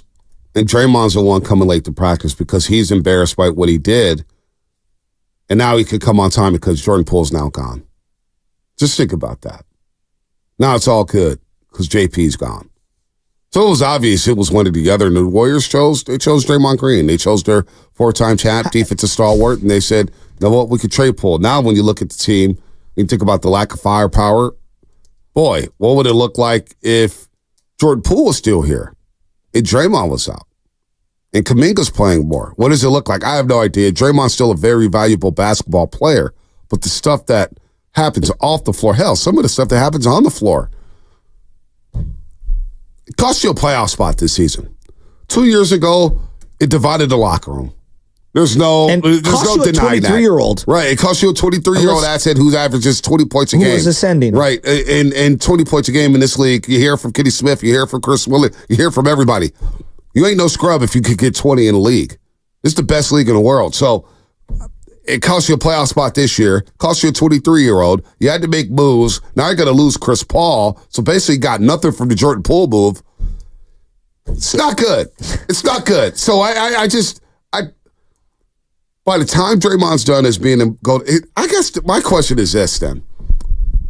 My question is this when it comes to Draymond Green. Is there anything that he can do over the next 3 years that can endear himself back to Warrior fans to where we could walk away at the end of his career and say, man, so happy Draymond Green was, like, because we're still going to be happy. 4 championships, DPOY, all defensive teams, all-star appearances. But with the way it's going right now and the Q rating Draymond has with Dub fans, a lot of Dub fans are down on him. Is there any way he could flip his Q rating and become one of those become that lovable guy that we had, that we all loved? We loved him from even after getting suspended in the NBA Finals. We still loved him in 2017. We still loved him in 2018. We still loved him in 2019. And then things got a little sideways, right? Do you think he's beloved today? By Dub Nation? Boy, if I had to put a percentage on it. That's what I'm saying. It's funny, whenever I meet a Warriors fan, they either love Draymond or they hate him. There's no in between. There's no in between. But what do you? I don't even know. I don't even know. I can't put a percentage on it. I don't know what but is he beloved? But do you still love Draymond Green as a Warrior fan? 888-957-9570. Where's this team going? Is there anything he can do to flip that narrative? Is it a championship ring? Is it a deep playoff run? Because right now I meet so many people and they're down on Draymond the player. They're down on him. They really are. And then the podcast doesn't help. It doesn't help when the Minnesota Timberwolves doesn't go to the Senate inside the NBA because they don't want to talk to you because of all the Gobert rhetoric. Like, I still think he's loved, right? Number's going to be retired, 23. Dub Nation still rocks with Draymond Green. I should take that back. They do. But there are a large contingent of Warrior fans who are slowly but surely said, yeah, I'm out on him. Like you. Sounds like you're out on him. Yeah. Been out on him. There's a lot of people like you. And but the number one... And that's okay. The number one, justification I hear about, 4-time champion. It's like, he is a 4-time champion, no doubt. I don't think he's helping you win a championship moving forward. If we're just talking basketball. Okay, period. I think it makes it complicated in the half court because he tries to play point guard, and if you look at his assist to turnover ratio, it's pathetic for a guy who handles the ball as much as he does. It's nowhere near what the elite point guards in the game are, which is 3-1, 2-1. I mean, they're 2.5 or 3.5 to 1. That's what you're looking for in a point guard. He doesn't shoot, so he can't space the floor. It makes it more congested, so that fifth defender is allowed to double team, and especially when you have Steph Curry playing off ball, that allows other teams to be able to hedge off of him, and they can play, and all those screens, all it means nothing because people can play the passing lanes. Defensively, I don't think he can stay in front of fives consistently for long stretches. So you're forced to play an athletic five around him. Well, it's very difficult to find a stretch shooting five who can also be a defender. There's just not any of them in the league right now. They're just not. So finding a fit defensively alongside Draymond becomes very difficult. Is he a good player? Yeah, he's all right. I don't think he's as good as we think he is. And I think that actually he creates more problems on both ends of the floor, defensively and offensively, than he actually helps. And I've been feeling that way for multiple seasons. 415, Bonte's right. It's literally like the Jimmy G and Brandon Belt story all over again. Draw a line and pick a side. There's no middle ground. There's no middle ground when it comes to Draymond Green. You either love him or hate him. It's how it's been. Same thing with Jimmy. You're right. 415, Xfinity Mobile Tech side. Just like Jimmy, just like Brandon Belt. It's either or with this guy, and he doesn't help the situation. Let's go to Jay and Hayward. Jay, what's happening? You're on the roast here on 95.7 The Game. How you guys doing? Good to talk to you guys. Just wanted to bring up a point. I'm looking at Looney. I'm looking at Clay. I think Looney's getting scapegoated for a lot of the stuff that happened on the court this season. And just looking at some of their numbers, Looney was phenomenal with Clay by himself. He was a +8. With Steph by himself, he was a +12.2 or 12.8, something like that. But with the two of them, he's a -4.8. To me, it says Looney wasn't the problem. It says, Clay and Steph and Looney together really wasn't working. I think Clay and Steph are aging, and they need younger bodies to play defense. This is how I'm feeling. All right, good call. So, yeah. Maybe Looney is underrated. I think somebody's going to find Looney, and he's a backup. He's a solid backup. Looney's going to be serviceable for somebody. There's still something there with Kevon Looney. I love Loon Dog. I would love to keep him. But I get the dynamic of the roster. I get the payroll. I get what you have to do with this team. You got to shake some things up. And Looney, by the end of the season, was a DNP. Did not play. Did not participate. So, you have to figure out what to do with Kevon Looney. Not a big time contract, but I'm eager. 888-957-9570. Where are Warrior fans at with Draymond Green? And I want to hear from people who love Draymond Green. I want to hear people who are kind of annoyed with Draymond Green. Can you still win big games with Draymond Green on the floor? Because I still think there's a lot of value on the court with Draymond Green. We could get into that in just a second. Let's go to Oscar in Stockton. Oscar, what's happening? Hi, Oscar. What's going on, Bonte? What's happening with you guys? Oscar? Hey, man, I wasn't going to call in, I just been listening. The way the Warriors fans is a lot of the fans that is bandwagon fans, because you got to take the wins and the losses and the attitudes. As players get older, they win championships. You really see they're real men. They have families now. The way the hate is coming at Klay Thompson, and Bonte, you always backing him up. And, yeah, Dre talks a lot, but the love and the joy and the championship they brought to us, people fail to realize how low the Warriors was before we got Clay and Dre. They're at the end of the road. They're champions. They're always going to be champions. And when they do leave and the era is over with, we're going to really realize how much we're going to miss them guys. And not only that, I heard a couple of people call in talking about, oh, you think it's time to get rid of Steph? Man, you don't get rid of your superstars like that. You retire with them. If you may have a couple losing seasons at the end, okay. That's on the front office to rebuild a squad. You retire with Dre, Clay, and Steph. That's the bottom line. And they still have value. Good call, Oscar. And I do believe Draymond still has value. As much, and I hear what you're saying about the turnovers and the lack of shooting. And, I've always urged him to shoot more. Shoot the ball more, Draymond. I don't think you have a bad shot. I do believe that if he really focused on shooting the ball, when he's wide open, he could shoot 35, 36% from three. I truly believe that. Now, some people may think I'm delusional, but I do believe that he can make that happen. Now, defensively, as a 4, as a weak side defender, he's still got something there. But is it worth the squeeze? Is it worth everything that's coming out of his mouth on the podcast or on Inside the NBA or what has happened in this locker room over the last 2 seasons? What does Uncle Joe Lacob, Joey Lightyear think about when he hears about him being late? Maybe he already knows. Maybe Steve Kerr already knows. Maybe Steve Kerr's cringing. I have no idea what they're thinking right now, but I know Looney didn't say anything. Looney was good off of that. Looney was just like, I'm not going to touch it. Well, and this thing about like the Warriors all need to stay together and retire here. You don't get to call all your shots on everything. You can't ask for, all the money in the world, and you have to compete, and you have to, like, there has to be some give and take. And I think you have to also be realistic and look at, like, the sports landscape. 3 guys playing 11, 12 years together is already the outlier. Like, what they've done is almost unprecedented in this modern CBA, given how difficult it is to just keep everything financially, stable through the entirety of those deals. It's very, very difficult. The fact that they've threaded the needle is an outlier. Yeah. And I think that to think that all 3 are going to retire with the Warriors now. Well, Clay's it sounds like Clay's gone. So that ship has sailed. Sounds like Clay's walking, according to the report. Cal Kami and Marcus Thompson. I mean, the writing's on the wall, it feels like. Well, and so now I take it a step further. And again, I've been critical of Klay Thompson, but I'll be real with you. Listening to this pod, all the stuff from last year, everything the year before that, I do not think it's fair, and I know life's not fair. I don't think it's fair that Draymond Green is on the Warriors longer than Klay Thompson. That's kind of weak to me. 510 Xfinity Mobile text line. I can't take Day-Day at his word anymore. Maybe he was trying to be late. Not because he was embarrassed. It's because the team took Poole's side and didn't want nothing to do with him. I'm still in the ship him out of here side. That's our boy Oreo Cookie. I don't know who the team sided with. I mean, does he mean like the organization, not the players? He's saying the team. Maybe, maybe the team.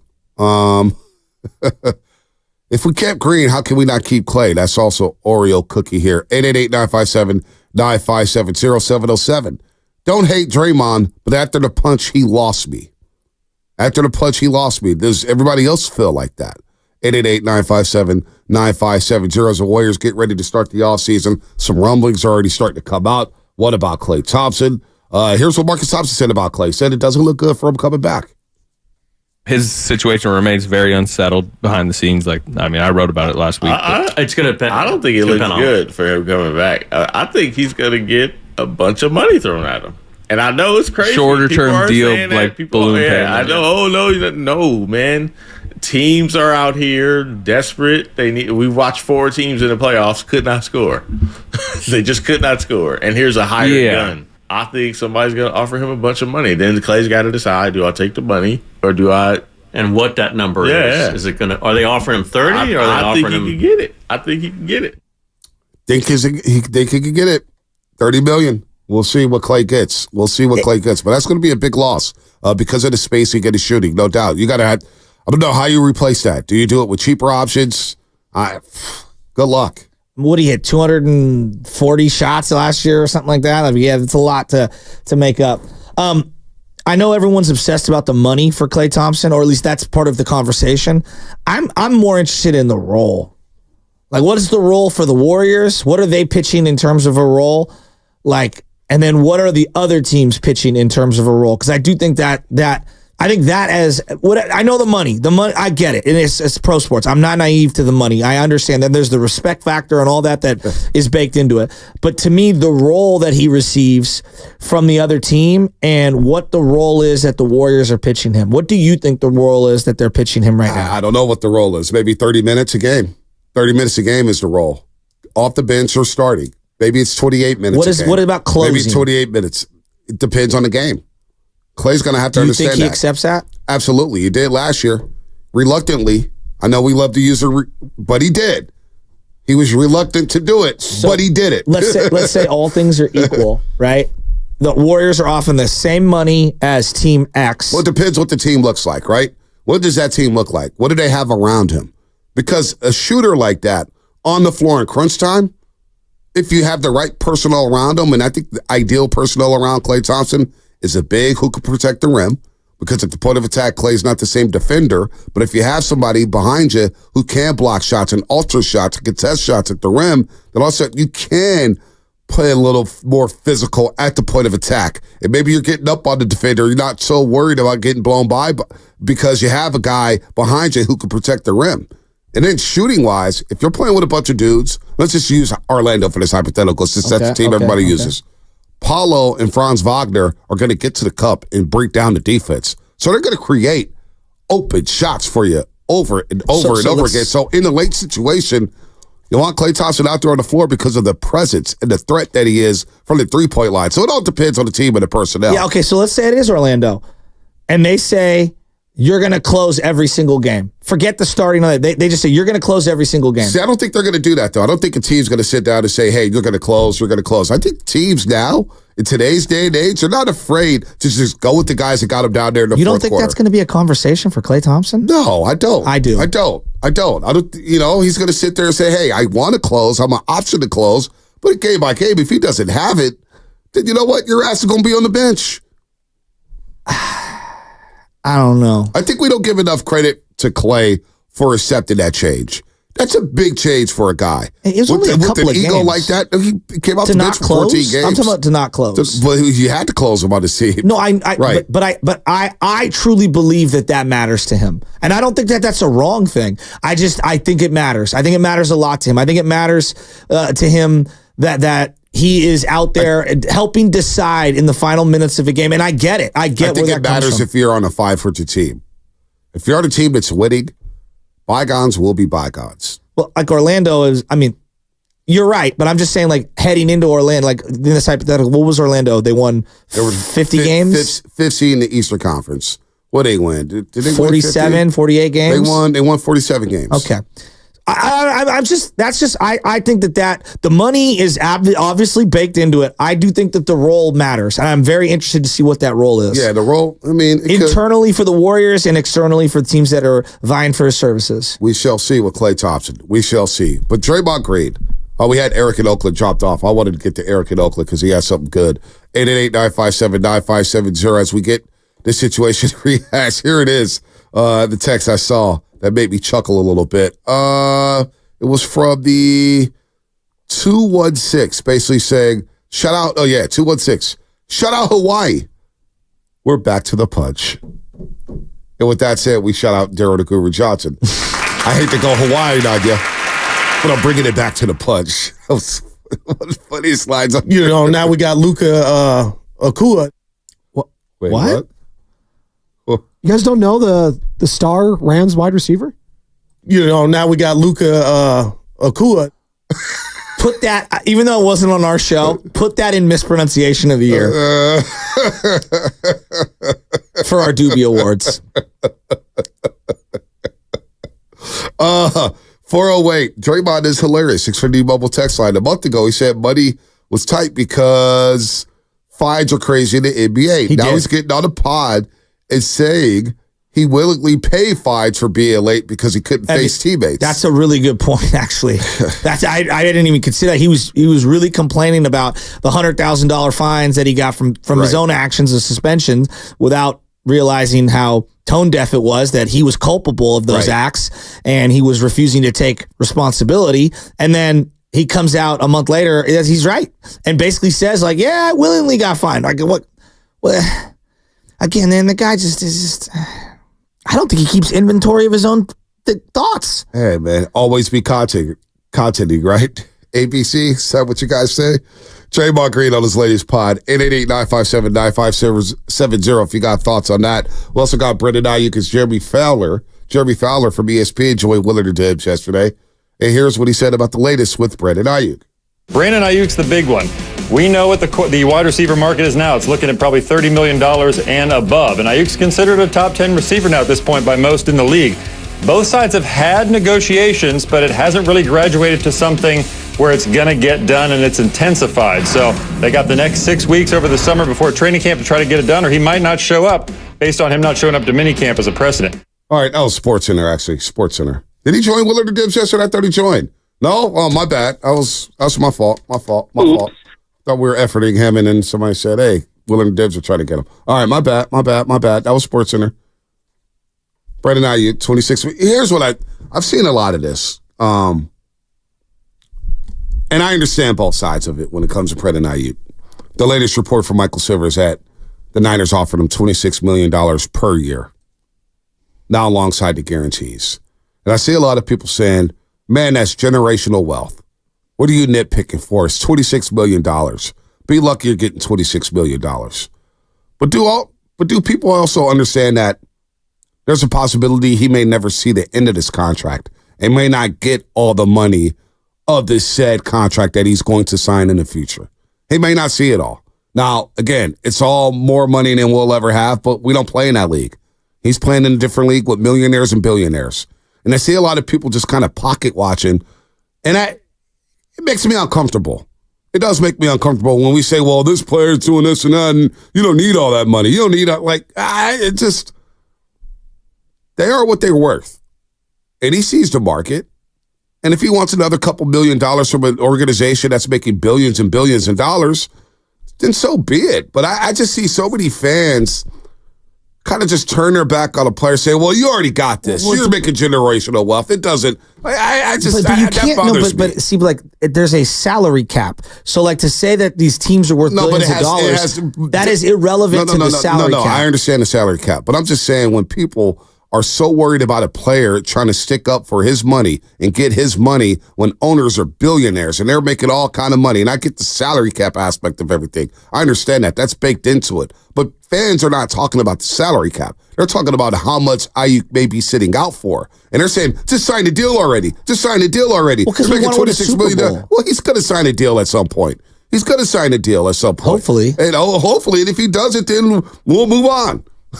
I sure as hell hope to, but we pocket watch Purdy, we pocket watch Aiyuk, we pocket watch. It's not pocket. It's salary cap. We're worried about trying to keep but the everyone argument under the that I see from a lot of fans is, well, why don't you just take the 26? It has nothing to do with the salary cap. It's you already making $26 million. What's another $1 million? Well, that $1 million may be something to Aiyuk. We don't know what they have planned in the future. We don't know if they want to own horses or teams or racetracks or race cars. I have no idea.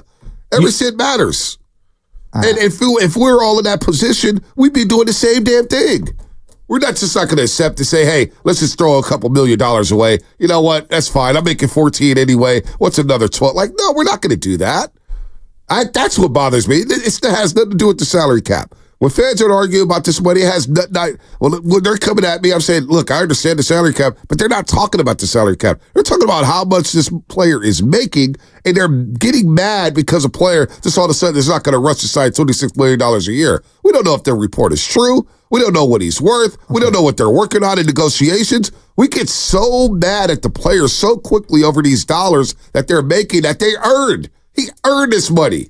He earned it with this play. And we just get so mad at these guys saying, let's just hurry up and sign. Well, come on. That's a deeper philosophical conversation about. That's what I'm talking about, not the cap. Well, I mean, but this is where I go to, and I've said this to you multiple times, like some of the athletes are naive because you have to understand the consumer is in large part why there is a $10-11 billion business, right? Without the consumer, you don't have the cash flow that you have currently, the revenue. And so there's just a fine line of insulting the consumer on some level who's not making, like, the average income is like, 70 grand or whatever for the country. What has he done to disrespect the consumer right now?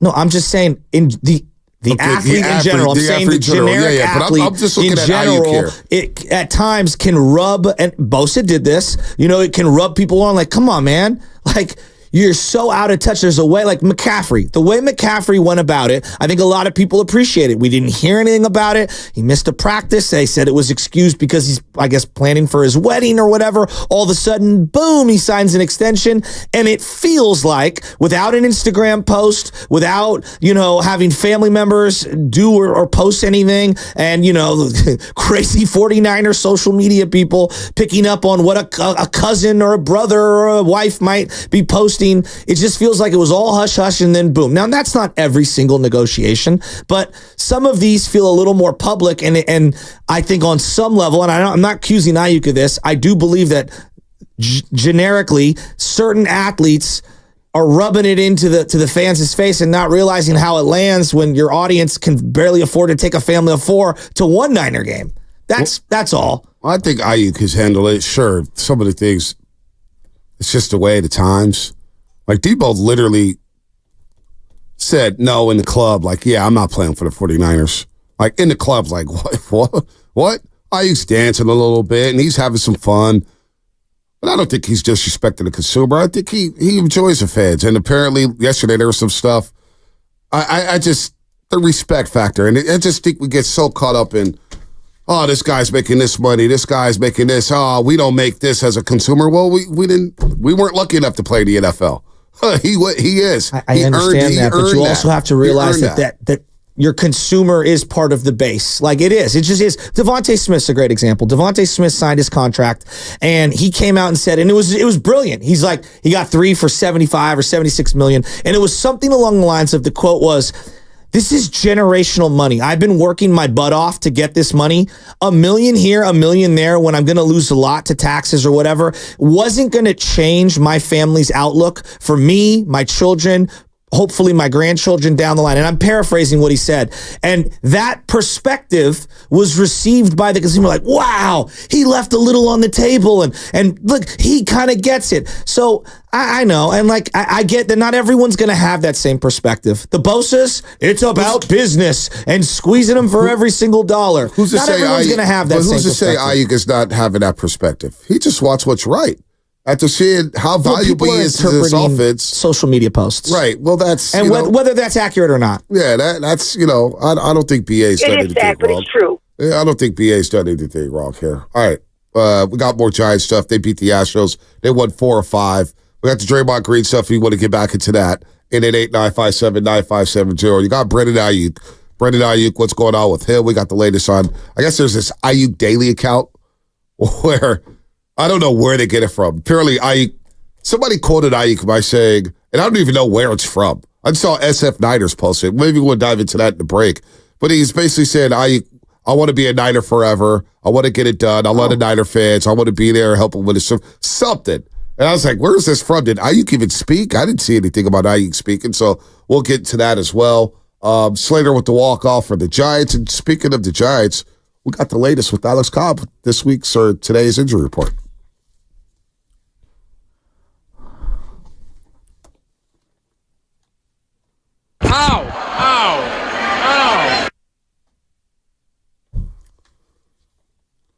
All right, Giants provided an update on all their injured players yesterday. A few standouts. Alex Cobb is expected to throw off a mound for the first time this week as he continues his rehab from all-season hip surgery. Lamont Wade Jr., who is working his way back from a hamstring injury, will take batting practice today before tonight's game against the Houston Astros. The injury report brought to you by Boxer Incursion, Northern California's premier workers' compensation law firm, helping injured workers get their lives back for over 40 years. What's coming up in the game brought to you by Fremont Bank, celebrating 60 years of full-service banking, no compromises. The latest with Brandon Aiyuk. Giants win again. Giants win 4 of 5. How you feeling about the Giants? Kyle Harrison with his best start since May 7th against Colorado. We'll dive into that much more here in the roast.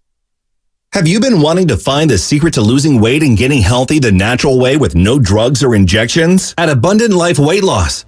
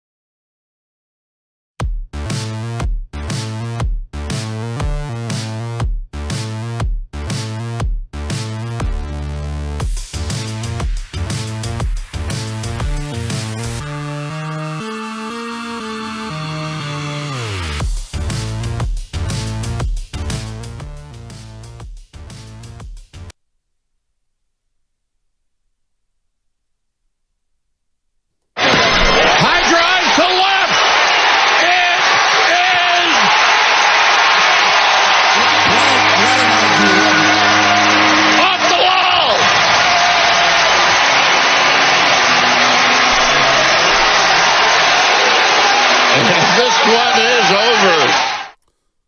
Oh, baby, Dwayne Kuiper, NBC Sports Bay Area. Good morning to everybody out there getting off the graveyard shift. If you're at work, what is happening? Giants win last night in 10 innings, 4-3. They've won 4 of their last 5 games. Maybe they're starting to turn it around. You win the finale against Arizona to prevent a sweep. You win 2-3 down to Texas. You win the first of 3 against the Houston Astros. So that is 4 or 5.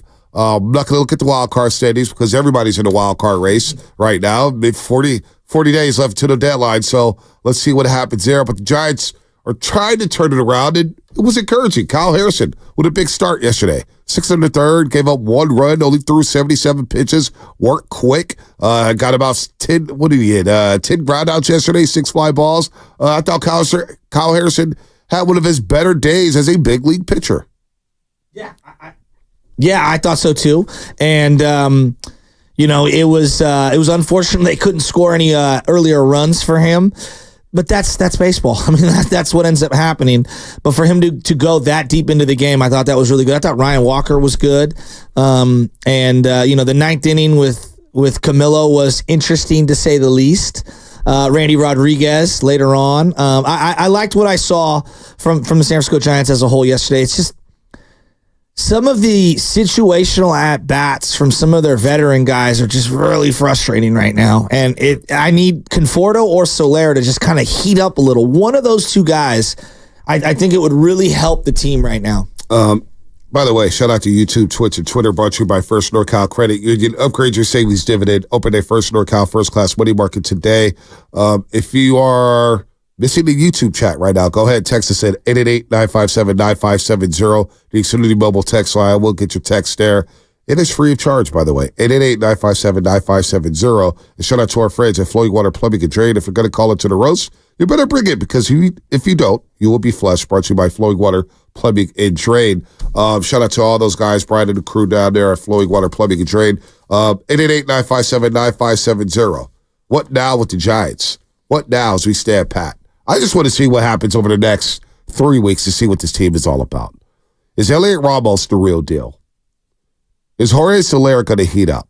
Matt Chapman with a well-deserved day off. I expect him to come back and swing the bat well today and be a better, Casey Smith at third base or shortstop, man. His glove at times, man, he's starting to scare me defensively and offensively. But who are these Giants? Who are they? Are they the team that's won 4 or 5? Are they the team that lost 6 straight? They're 1 game under 500 or just a 500 baseball team? Who are these guys? Well, I guess I have a question for you. Who are they? They're extremely frustrating and mediocre, and they can tantalize you with a 2-series stretch. By the way, some breaking news. Christian McCaffrey is now your Madden 25 cover player. Oh. Christian McCaffrey on the cover of Madden 2025. What does the cover look like? It's McCaffrey flexing, screaming, looking up in the air. Red or white jersey? Red jersey. Red jersey. Red jersey. Oh, okay. Very cool. Is he like... Actually, here's the one from Schefter. Is he muddy? I see a couple different... Okay. I see a couple different covers. No, the cover I see is him running the ball through the tackles, and it's against the Raiders. Is the last time a 49er was on the cover William Floyd, game day? Game day. T.O. was on the cover, right, of 2K Sports. But wasn't he an Eagle? Oh, he was the Eagle. He was an Eagle. Yeah, he wasn't on the cover as a Niner. NFL Blitz? I know Lincecum was on the cover of one of the baseball games. Triple Play or MLB The Show or something like that. Yeah, one of those back in the day. Yep. Has Curry ever been on the cover? I think Curry has been on the cover of 2K. I think he has been on the cover, if I'm not mistaken. Uh-oh, so here we go. Madden curse, 888. No, I'm just teasing. Is it a real thing? Is the Madden curse still a real thing? Well, Josh Allen was I think, the color athlete last year. And he struggled for the first half of the season to the point where people said, I would rather have Brock Purdy than Josh Allen. Well, I mean, we talked a lot about Josh Allen and his interceptions. I thought he was pretty damn good in the playoffs. I mean, but his regular season was up and down, right? I mean, right? In real time, it was up and down.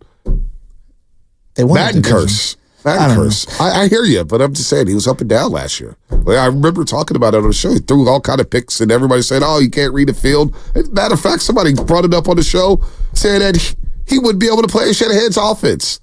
Can't think the game. So that's whatever. was that he can't think? Can't think that he couldn't play. I remember literally on this show, somebody said, I don't remember who it was. I was talking about Josh Allen. I was like, boy, Josh Allen, the Shanahan system will be dynamic. They said, well, we don't even know if he'd be able to learn this offense. Would he be able to run this offense? I mean, he's pretty damn good. I don't know who said it, but somebody said it. He was the cover NBA 2K16, Stephen Curry. After the MVP. Unanimous MVP season. Interesting. Chris McCaffrey, cover athlete for Madden 25. That's cool. 408. Great knowledge. 408. Garrison Hurst was a player on the cover of Madden. Garrison Hurst. I don't remember that. I remember William Floyd on game day. I don't remember Garrison Hurst. I think Garrison Hurst was on the cover. Anyway, so I mean, at one point it was Vic in some order. Vic, Ray Lewis, Falk, Marshall Falk, Garrison Hurst, Madden 99. Wow, I don't even remember in a Niner uniform. I don't even remember that. So, but that's cool. I mean, it goes to show you. I mean, you and I talked about it before they even acquired him. The league would love to have McCaffrey on a good team to be able to showcase him as a marquee player, and seeing him stay healthy, go to the Niners, have playoff success, reach his zenith as a player. That's the league loved that. Get the hell out of Carolina. Man, some people still believe in the bad curse. Bad curse is can't wait to play. McCaffrey's going to be unstoppable on this new Madden game. It's going to be unstoppable. I can't wait for the new Madden to come out. I cannot wait. I'm very excited for it. I'm very excited for college football as well. All right. Again, if you're not able to hit us up on the YouTube chat, go ahead. 888-957-9570. Even the international fans, I'm sorry that we can't communicate with you, but the Xfinity mobile text line is there. It is there for you. I was about to ask you a question before the Madden cover got dropped, but Kyle Harrison has basically been, outside of Luciano, the prized possession of all the Farhan drafts, and maybe even more so than Luciano, because Luciano was signed with the prior regime, even though he was developed the last 5+ years under the Farhan regime. Now that you've seen Harrison, and there was a lot of hype, and I bought into it, and there's been some good, and there's been some he's 22 years old. How would you categorize him thus far? Has he solid? Has he met any of the hype that was attached to him? Well, it depends who was hyping him. So I heard a lot of hype, and look, as fans, as fans, we can overhype prospects all day long. That's what we do with our own players. We overhype them. We hype our players. We live in our bubble, and that's what we do. I thought we were getting, Carlos Rodon 2.0. I thought we were getting a dude who's going to be striking at least 8 a game. Just swing and miss stuff, blowing through dudes, box office, paparazzi, cameras flashing all over the place. I thought we were getting the next great Giants pitcher. Well, he could still be that. He's only through half a season. But the hype that he received, I don't think it's been met yet. Now, to be fair, America, or whatever, Baseball Prospectus, the Bleacher Report, the Athletic, all the various sites that rank prospects independent. That's where all these numbers come from and all these rankings and everything. They had him, all of them, almost unanimously had him as the number one left-handed prospect in baseball for multiple years. Yeah. So it's not just... Because I bought into the hype. I'm reading all about it, and you'd see videos of him striking out guys left and right, and you're like, wow, what's this going to look like at the bigs and everything? And I don't think it's fall flat at all. Is it like Paul Skeens level? Not even close. Paul Skeens, younger and number 1 overall pick, has he feels box office to me. And we'll see if that's sustainable, but he feels like everything you're asking for that you thought, that feels like Paul Skeens. Now, is that unfair of Harrison? Harrison was pretty highly touted, dude. Pretty highly touted. And they've gone about it in completely different ways. One guy went to LSU and threw, I believe, 350 or 60 innings in just 3 years at LSU. The other guy went the minor league route, and I don't think he even sniffed that many innings. And one guy looks like a finished product or close to it, and the other guy looks like he's really a work in progress. Now, that just may be a byproduct of having various stuff. One guy blows velo, the other guy's more of a finesse guy with the fastball. I don't know, man. Like, I think it's been a mixed bag with Harrison is what I'm saying. Resiliency, I like it. I don't think there's been a mixed bag. It's just our expectations probably were too high considering he never went deep into games in AAA. Maybe we should have just lowered the bar, said, okay, it's going to be raw. It's not going to work deep in the games because of what happened in AAA in the innings he pitched last year. He pitched 111 innings last year. 34 with the Giants, 77 with the AA and AAA teams.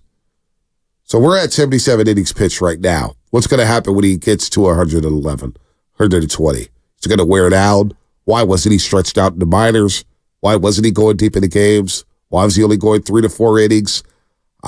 Maybe the expectations for him coming in this season said, hey, he didn't pitch deep in the games in AAA, so don't expect him to do the same thing in the major leagues. So bullpen be on high alert whenever Kyle Harrison starts. But overall, I mean, he's having a solid rookie season. He's 4-3. He has been solid. 3.96 ERA. He's starting to get the ground balls, starting to pitch to contact, which I didn't expect. I didn't expect him to pitch a contact. I thought he was going to be a flamethrower striking out from what all the reports said, and from what everybody told me about the young man. But yesterday, 77 innings, 77 pitches, and back-to-back starts. Back-to-back starts where he's got at least 6 innings. All right, now last week in Arizona, it was a little herky-jerky, right? You give up the 8 hits, you give up 3 runs, but he didn't walk anybody. That's 2 straight starts. Hell, in his last 3 appearances, he's only walked 1 batter.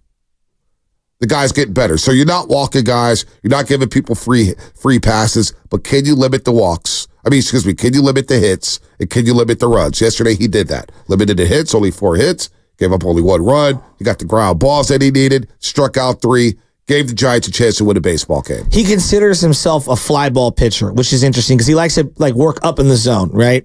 And yesterday, he was asked by Evan Giddings in the postgame about his velocity and how much he had left, and it sounded like he was leaving it all out there, meaning he was going to try to throw harder, whereas in the handful of starts prior to that, it felt like he admitted that he was trying to hold back a little so that he could preserve himself and go deeper into the game or whatever. And yesterday, he was more efficient because he was attacking people. He went deeper into the game, and he left it all out there. So I think that, to me, is more of the template that he needs to utilize moving forward. Yeah, Kyle Harrison, Yaz had a good game yesterday with the triple to give the Giants a 1-0 lead. The bullpen was solid yesterday. Top of the 10th was a little hairy, no doubt about that. Great bump by Jose Altuve. You get the runner at second base. It's almost automatic when they score, but you get the win. You win 4 or 5. But how did Kyle Harrison look? The Giants fans out there, 888-957-9570 is the number. Steve in Santa Rosa. Steve, what's happening? What's going on, Steve? Hey, what's happening? I was at the game last night. I haven't been to a game since Hunter Pence was on Philly, and it was great. And Kyle Harrison looked really good to me. He had those guys baffled most of the game. I watched. They were, some of the guys were swinging and missing. They were so far behind the pitch. It was crazy. But the real problem that I'm seeing, and this is not just last night's game, the guy that plays third base needs a little more defensive practice. Can't catch a routine ground ball. Can't catch throws from the outfield. It's ridiculous. And he's not the only one. I mean, they're making so many little league errors, misjudging fly balls, horrible relays, errors, the catcher's missing, a fastball on, that gets away from the catcher. Come on. You can't win at a high level when you got a defense like that. So I think we're all right with that pitcher, that's for sure in my book. And I think a little more defensive practice is in order. I think that's a good point. So, to start the game, Casey Schmidt boots one. Now, you look at the box, you're like, well, Joe, they only had 1 error. Now, they're one of the worst teams in terms of fielding and the amount of errors that they have. Shortstop. Okay, Brett Wisely made a couple of plays, but on the relay to throw out Yordan Alvarez, who's not the fastest runner, but he was booking, you had him, and you threw an errant throw. Casey Schmidt can't dig it out. I think he was still going to be safe, but regardless, Schmidt's got to dig that out. But it's not the greatest throw from Brett Wisely. What about Tyra Estrada? Well, I'm getting to it. Everyone around the diamond made an error, in my estimation. Bailey threw that guy out at second base. Estrada's got to catch that ball. Yeah.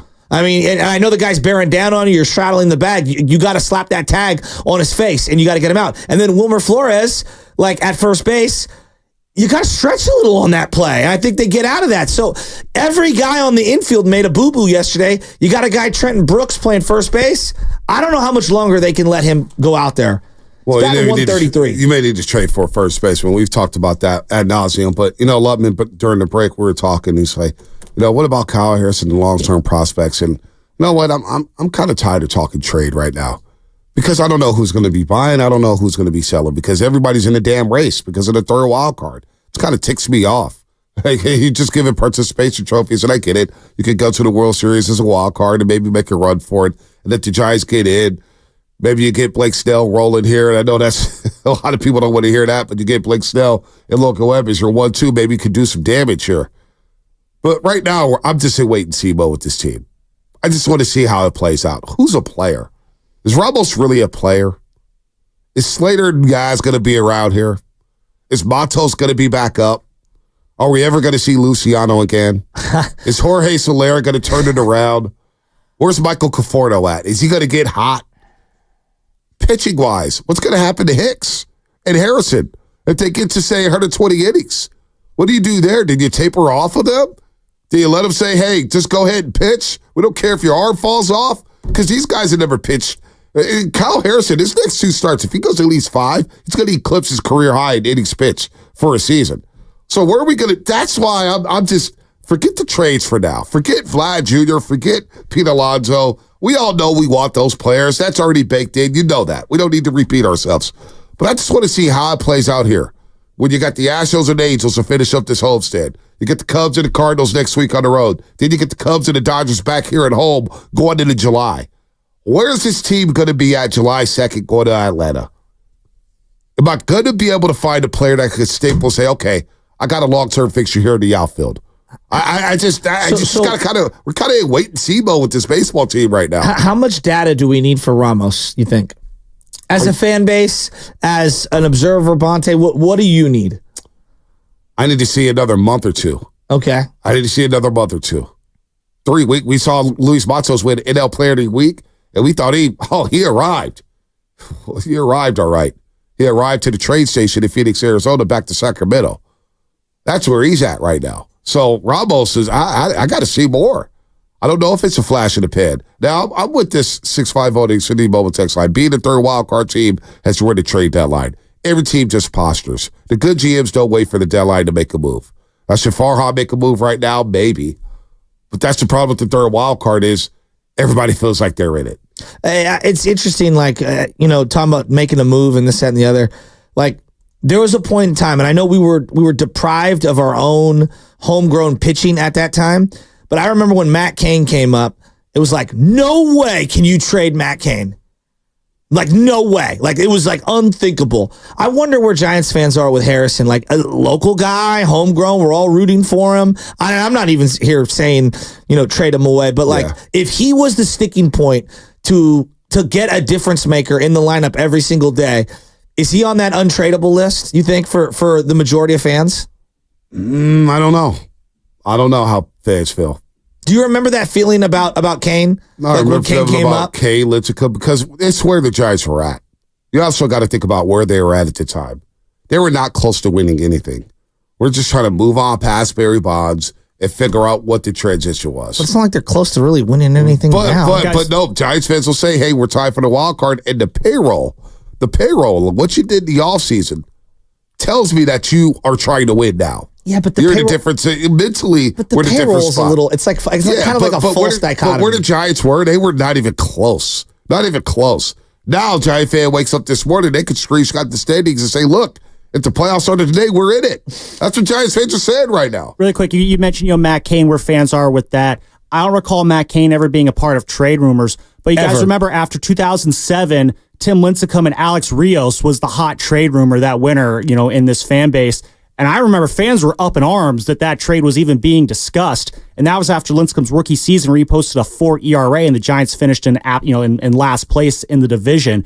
And at that time, fans were like, no, you cannot let Lincecum or Kane go. So that's where fans were there. I don't know if that same, energy is still there right now. I agree with Harrison, though. I don't think it is. And I don't think it's a knock on Harrison. I think it's more, Kane came up, 06, right? 05 at the end, 06. And then at 06, yes. So 06, the Giants were 76 and 85. They went 1-9 in the last 10 games. They're not a good baseball team. No, I mean, they were about what they are this year. Right, but the expectations for this year, I don't think there was expectations for the 06 team. I mean, but okay. What were the expectations for 06? But if they had multiple wild card spots, like they only had one back then. Right. If you had multiple ones, wouldn't the expectations have been lowered a little, and they would have been just go for the wild card? They had no expectations though in 06, 05, from what I remember. I don't think there was any expectations. I think we were still clinging to, maybe we can get in. We've got Barry, even though he was out for the majority of that. I believe the 05 season. That team was awful. You get tickets for $5, like we were talking about yesterday. I think the expectations for this team. But who thought they were a contender? Well, listen to what the owners is telling you. Well, the owner could say whatever they want. What is Sarhan saying? Yeah, but stakes are high, right? What is Fleming saying? Bare minimum is the playoffs.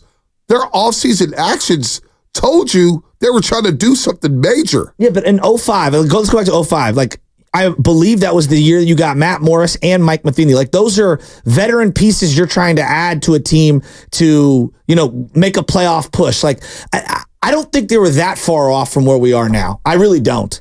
I think it speaks more was on. Cade even that season? Was Cade even expected to help the big league team? Well, we had heard about him as a high schooler drafted, and he came up. I believe he was 20 years old, and it was again like very shaky that first year. But you could see wow, he's got a little something here. He also was throwing 97, and that was back then.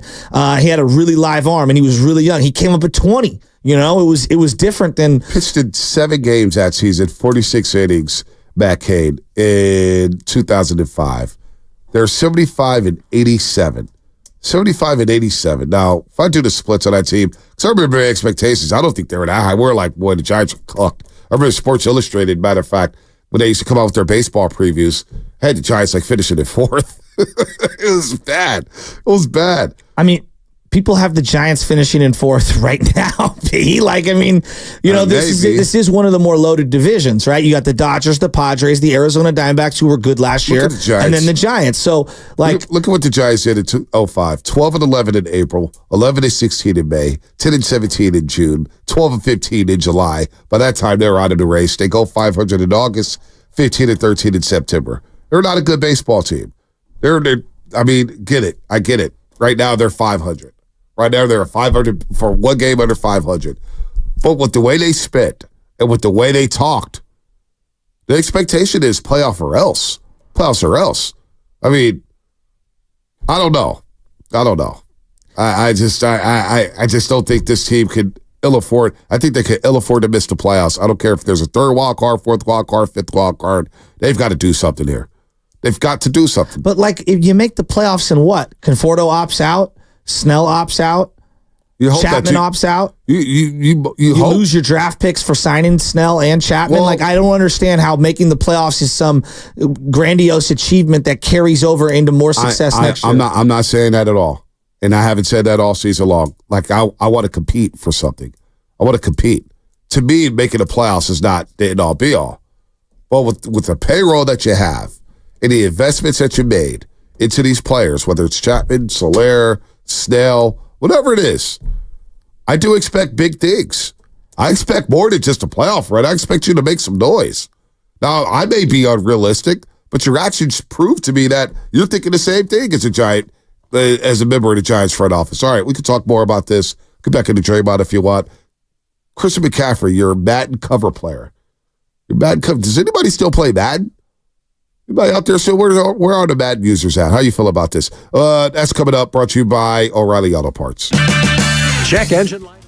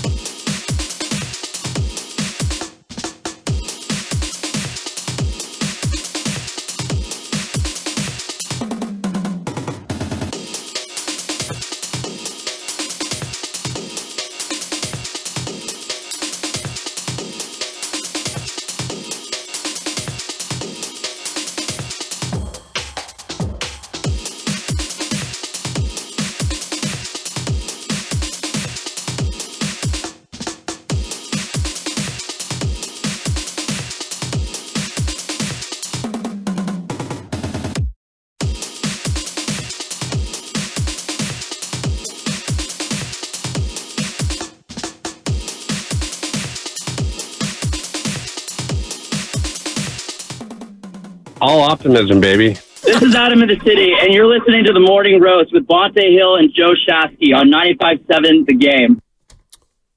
I just saw something online about Aaron Banks, how the Niners may have to extend him at some point. And all these guys. So that's Charvarius Ward coming out on multiple podcasts. Yep. Diamond Norris spoke about it. Podcast-itis. Dre Greenlaw hasn't said anything, but the assumption was that, because this is the final year of his deal, like he would like something worked out. He's coming off an Achilles injury. Talanoa Hufanga. I mess that up every time. Also, could be a free agent. Trent Williams wants new money. Brandon Aiyuk clearly, there's an impasse, at least currently. Brock Purdy going to get paid. I mean, who at this point, there are less people that don't need an extension. What's priority number one, I guess? And no, instead of, I want to do this before you get to training camp, because I do realize that this could be the last time we see these guys together. Obviously, every year you're going to have changes on the football team. I get all that. But in terms of like the core guys, the Debos, the Kittles, maybe Aiyuk, maybe Hufanga. So this is going to be one last ride for this team. And I think, once we get to training camp, I'll explain it more in depth where, instead of just talking all season about who's going to get paid and what's going to look like, what Aiyuk's going to cost, all this stuff with money and draft pick, just enjoy what could be the last ride for this core group. And hopefully they end it with the championship, a Super Bowl championship. Because right now I feel like when it comes to Draymond Green, right, and what the rhetoric is, you don't never hear nobody, we don't talk about him being a 4-time champ or a DPOY, being one of the smartest defenders we've ever seen in the league. We talk about what he says on the podcast over and over and over again. What a rhetoric when it comes to Debo and Kittle, I don't want to hear, Kittle only got 2 targets in the Super Bowl, or Debo can't get off a press man. These guys are they're all-time Niners. They're all-time Niners, historic Niners. We're going to discuss George Kittle's being one of the best tight ends in 49ers franchise history. We're going to discuss Debo Samuel being one of the best playmakers we've ever seen in a 49er uniform. He's going to be up there on the short list with the TLs, the Jerry Rices, guys who have been all-time playmakers with the Niners. I don't want it to turn into, boy, this is why they haven't won the Super Bowl, why this guy is overpaid, because we do that in sports so much now. So much. And we forget how good these guys are and how they've helped make the 49ers relevant again. They're the pioneers of this regime. Well, Kittle, Debo, and all these guys. And I feel like we're getting away from that slowly but surely. But that's not like the media nor the fans' fault. That the players themselves are the ones coming out saying it. Yes, they are. But as fans, we're quick to quick to pivot and move off these guys. Everybody, we're following all the stuff. Like, and I don't blame the fans. Like, Charvarius Ward's the one who went on the. I'm not blaming the fans. I'm just asking for some of the fans to say. I'm just asking for, because we do this in sports. We did this last week, right? And I said this on Twitter. And this is basically a platform for fans, right? And you have the conversations with people on the street. The Niners have had a more successful decade than the Giants. I think everybody, any rational human being would think about that. Yeah. But you also get it like, well, what have they done? Success is only deemed by winning Super Bowls. That's what the Niners. You can laugh, but a lot of fans feel like that. Did you? Yeah, a lot of fans feel like that. And so what I'm saying is, if they don't win the Super Bowl, the Kittles, the Debos, and how they get remembered, it's going to be drastically different. Some people say, yeah, they couldn't get it done. Debo was never really a wide receiver in the first place. I already know what they're going to say. George Kittle, yeah, he ain't no Kelsey. He ain't no Antonio Gates. I mean, he's not this, he's not that. Do we look at Patrick Willis? Like, I think, if anything, Niner fans ride or die for Patrick Willis. He didn't win anything, quote unquote. Right? I would hope they do the same for Kittle and Debo. That's all I'm saying. Yeah, I think over time we will. I think over time we will. Because you know how fast. Because no, you're right. There's always going to be a segment of you didn't win it all, so everything's negated, and that's ridiculous. You probably didn't see this clip, but it was circulating across the internet the last 2 days. It was the Tennessee baseball coach, the Volunteers baseball coach, and how they define success. Did you happen to see that? I did not see that.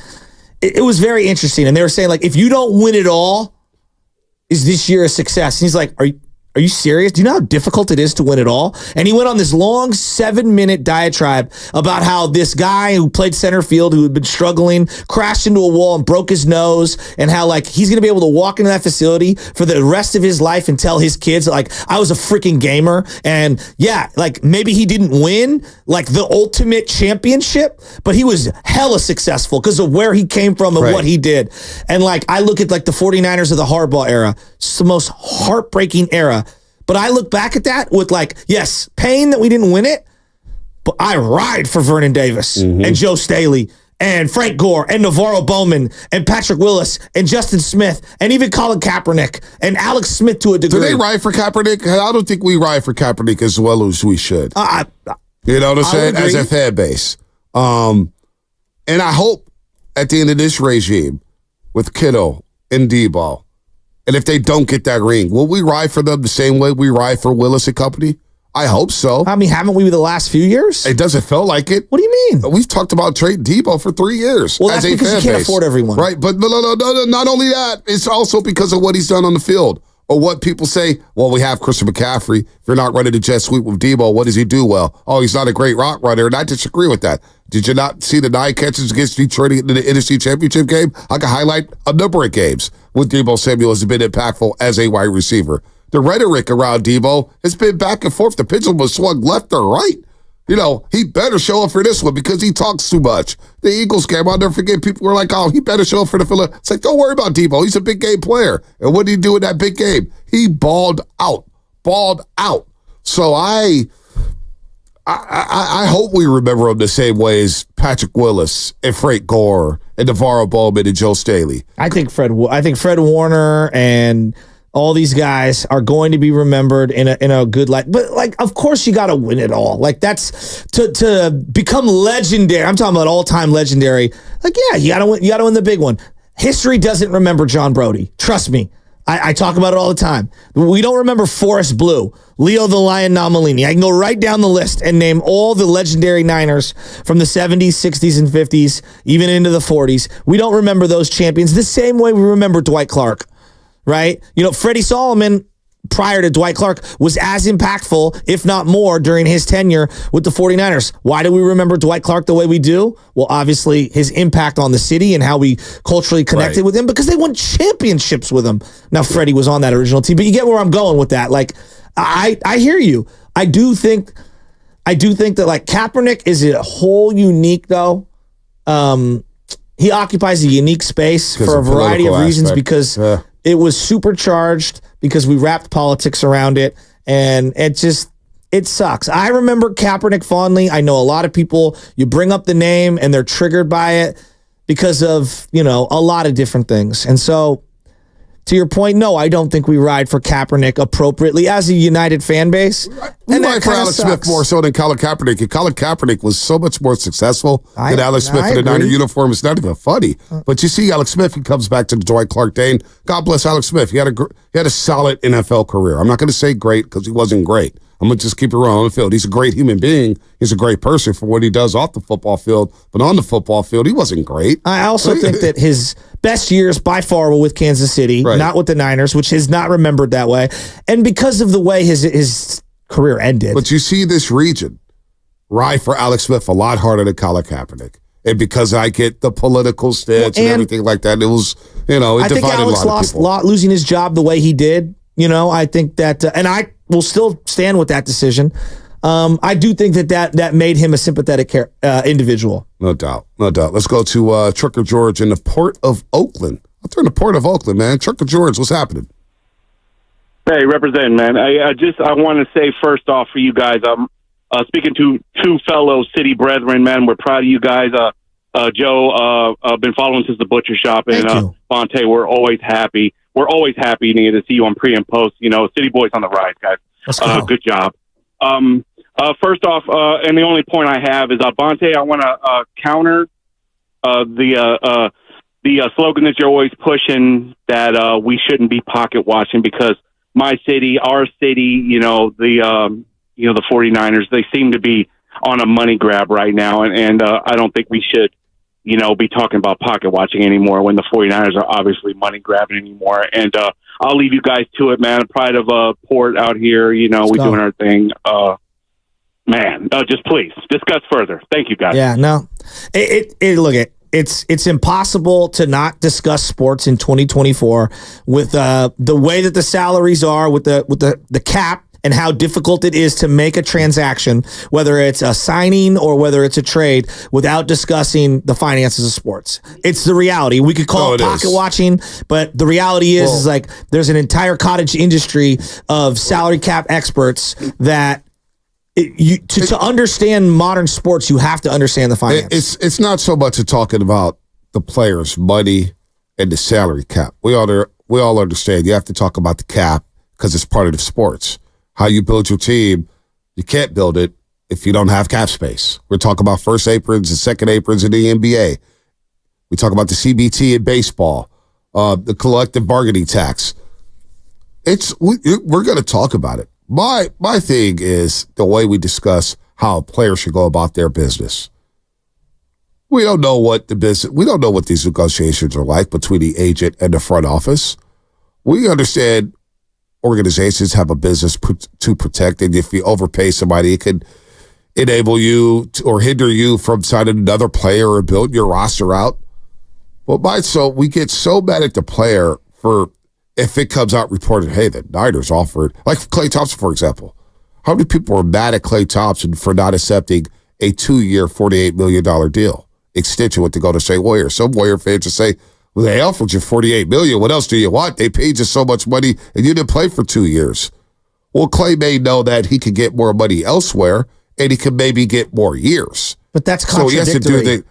So he could see. So I'm not finished yet. He could see where he doesn't. A fan could get mad at him for not making $24 million. Klay says no to $24 million a year, right? Mm-hmm. And we as a fan could get mad at him for not doing that. But Klay will say, well, I could not only get more money elsewhere and more years elsewhere, but I don't feel like there's a respect from the organization.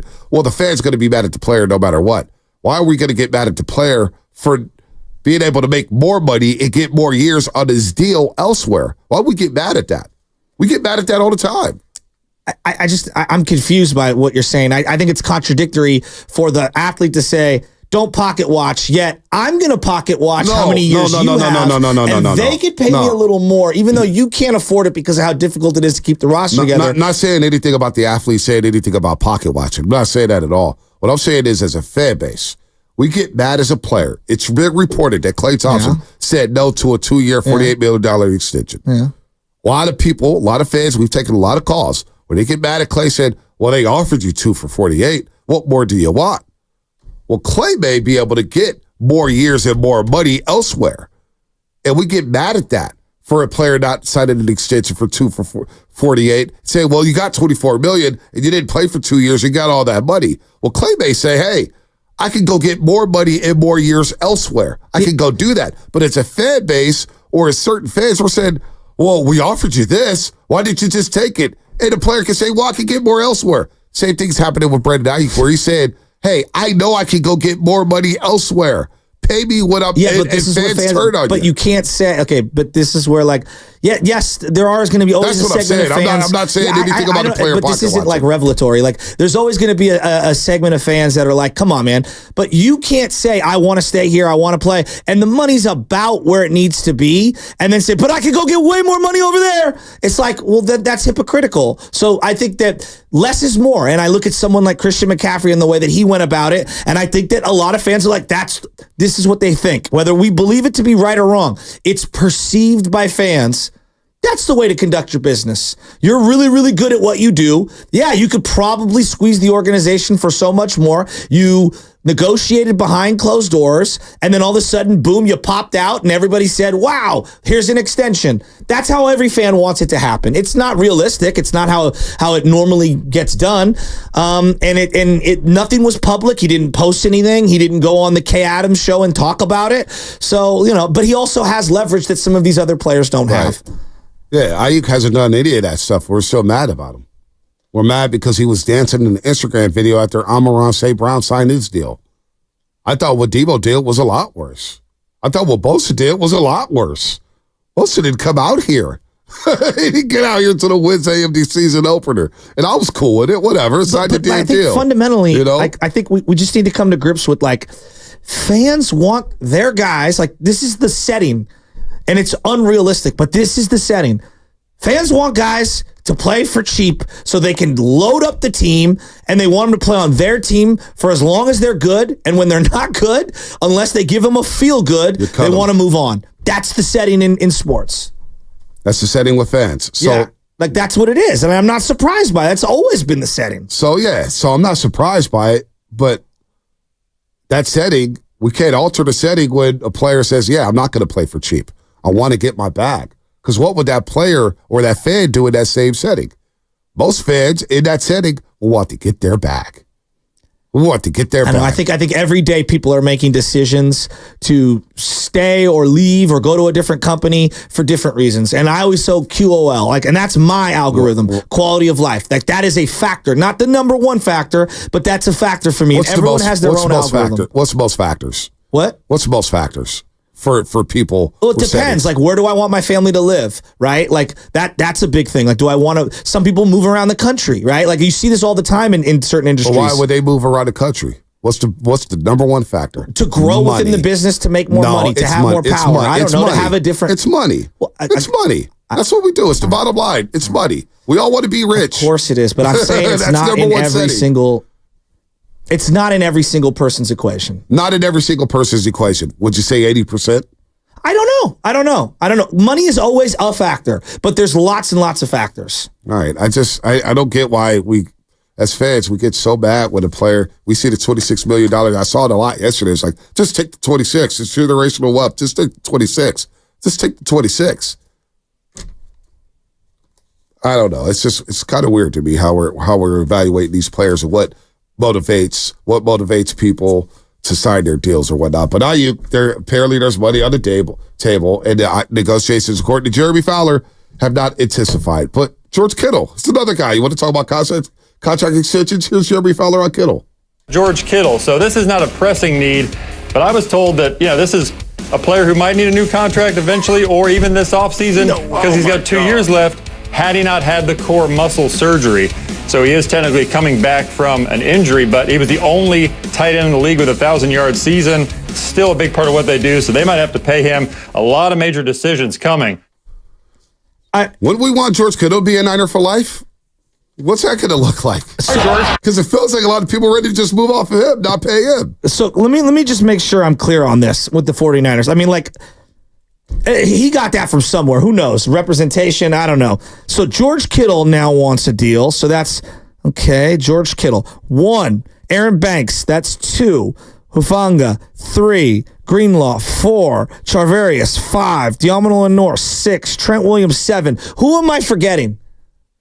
Said Hufanga, Trent, Kittle. Maybe Juszczyk will want another deal. Well, he just restructured, so he may want his money back. Dre Greenlaw. What about Javon Hargrave? Is he going to want to get extended? I don't know. Leonard Floyd, maybe he wants some new money by mid-season. But you're wondering why fans get a little exhausted. 7 guys are talking about it before the season even started. Now, I understand there's the business aspect, but at some point it does get a little much. It is what it is, right? It is pro football. Your career could be over on one snap. It could be done just like that.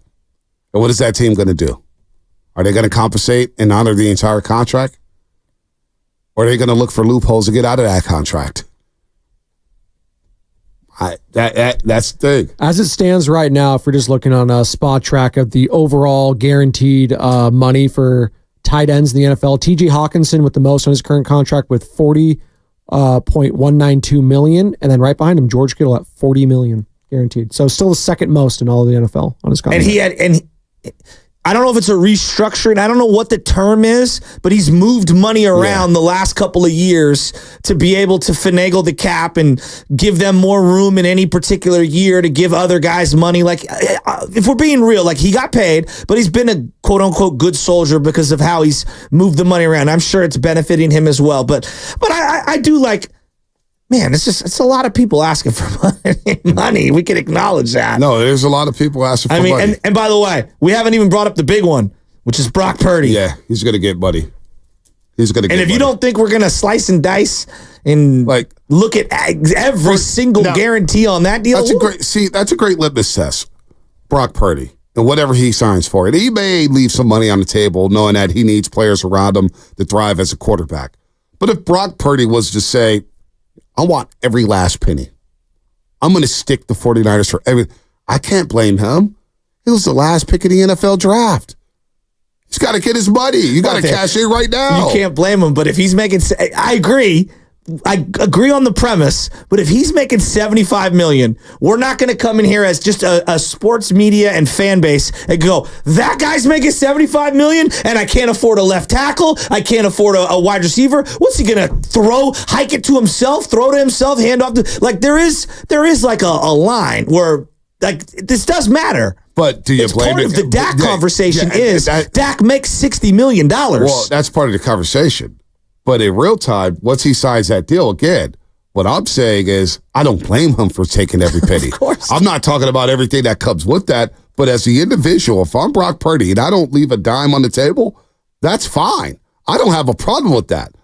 Now, when we get to the games and you're performing, and if you're not performing at a high level, yeah, we're going to criticize. We're going to talk about every throw. We're going to hyperventilate over near picks and touchdown passes, and we're going to critique touchdown passes that may have been slightly thrown behind a wide receiver and say, well, you didn't throw it on target to receive. We're going to do all that stuff. But I don't blame Brock Purdy if he strong arms the 49ers to say, I want every damn penny. I don't blame the individual in today's climate where selfishness is at an all-time high, greed is at an all-time high, and we live in California where taxes are sky high, and people can't afford houses, and people can't even afford rent, and you're looking for jobs in this state that is basically, you got to be balling in this state to live comfortably. You got to be balling. You got to be making $500,000 just to be like, look at all the market. Look at the housing rates in the sky. So I don't blame anybody, especially an athlete saying, well, half my checks are getting ate up by taxes anyway. Yeah, but it has consequences. You're making the game harder for yourself. Maybe. I mean, this is what Peyton Manning did throughout his career, and Tom Brady was always the shrewder of the two. Tom Brady said, oh, well, Peyton always has to make max money.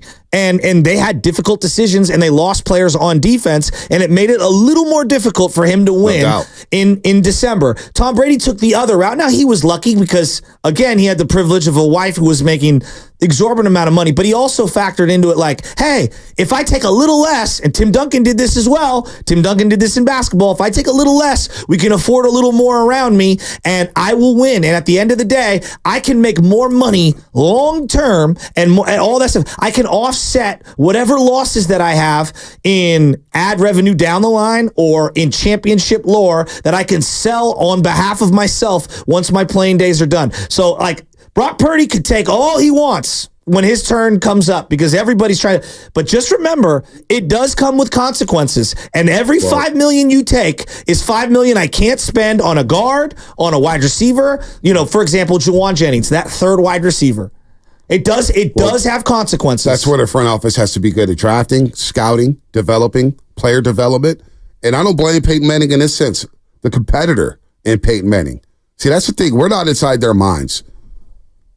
Peyton Manning, as a competitor, thought he was the best there ever was. And I'm not mad at him for thinking that. So with that mindset, you're saying, yeah, give me all the money. I'll make that player better. We may not have this player, but I'll elevate that player because of how good I am. That's how some competitors at the highest level think. That, hey, give me the money. We'll figure out the rest later.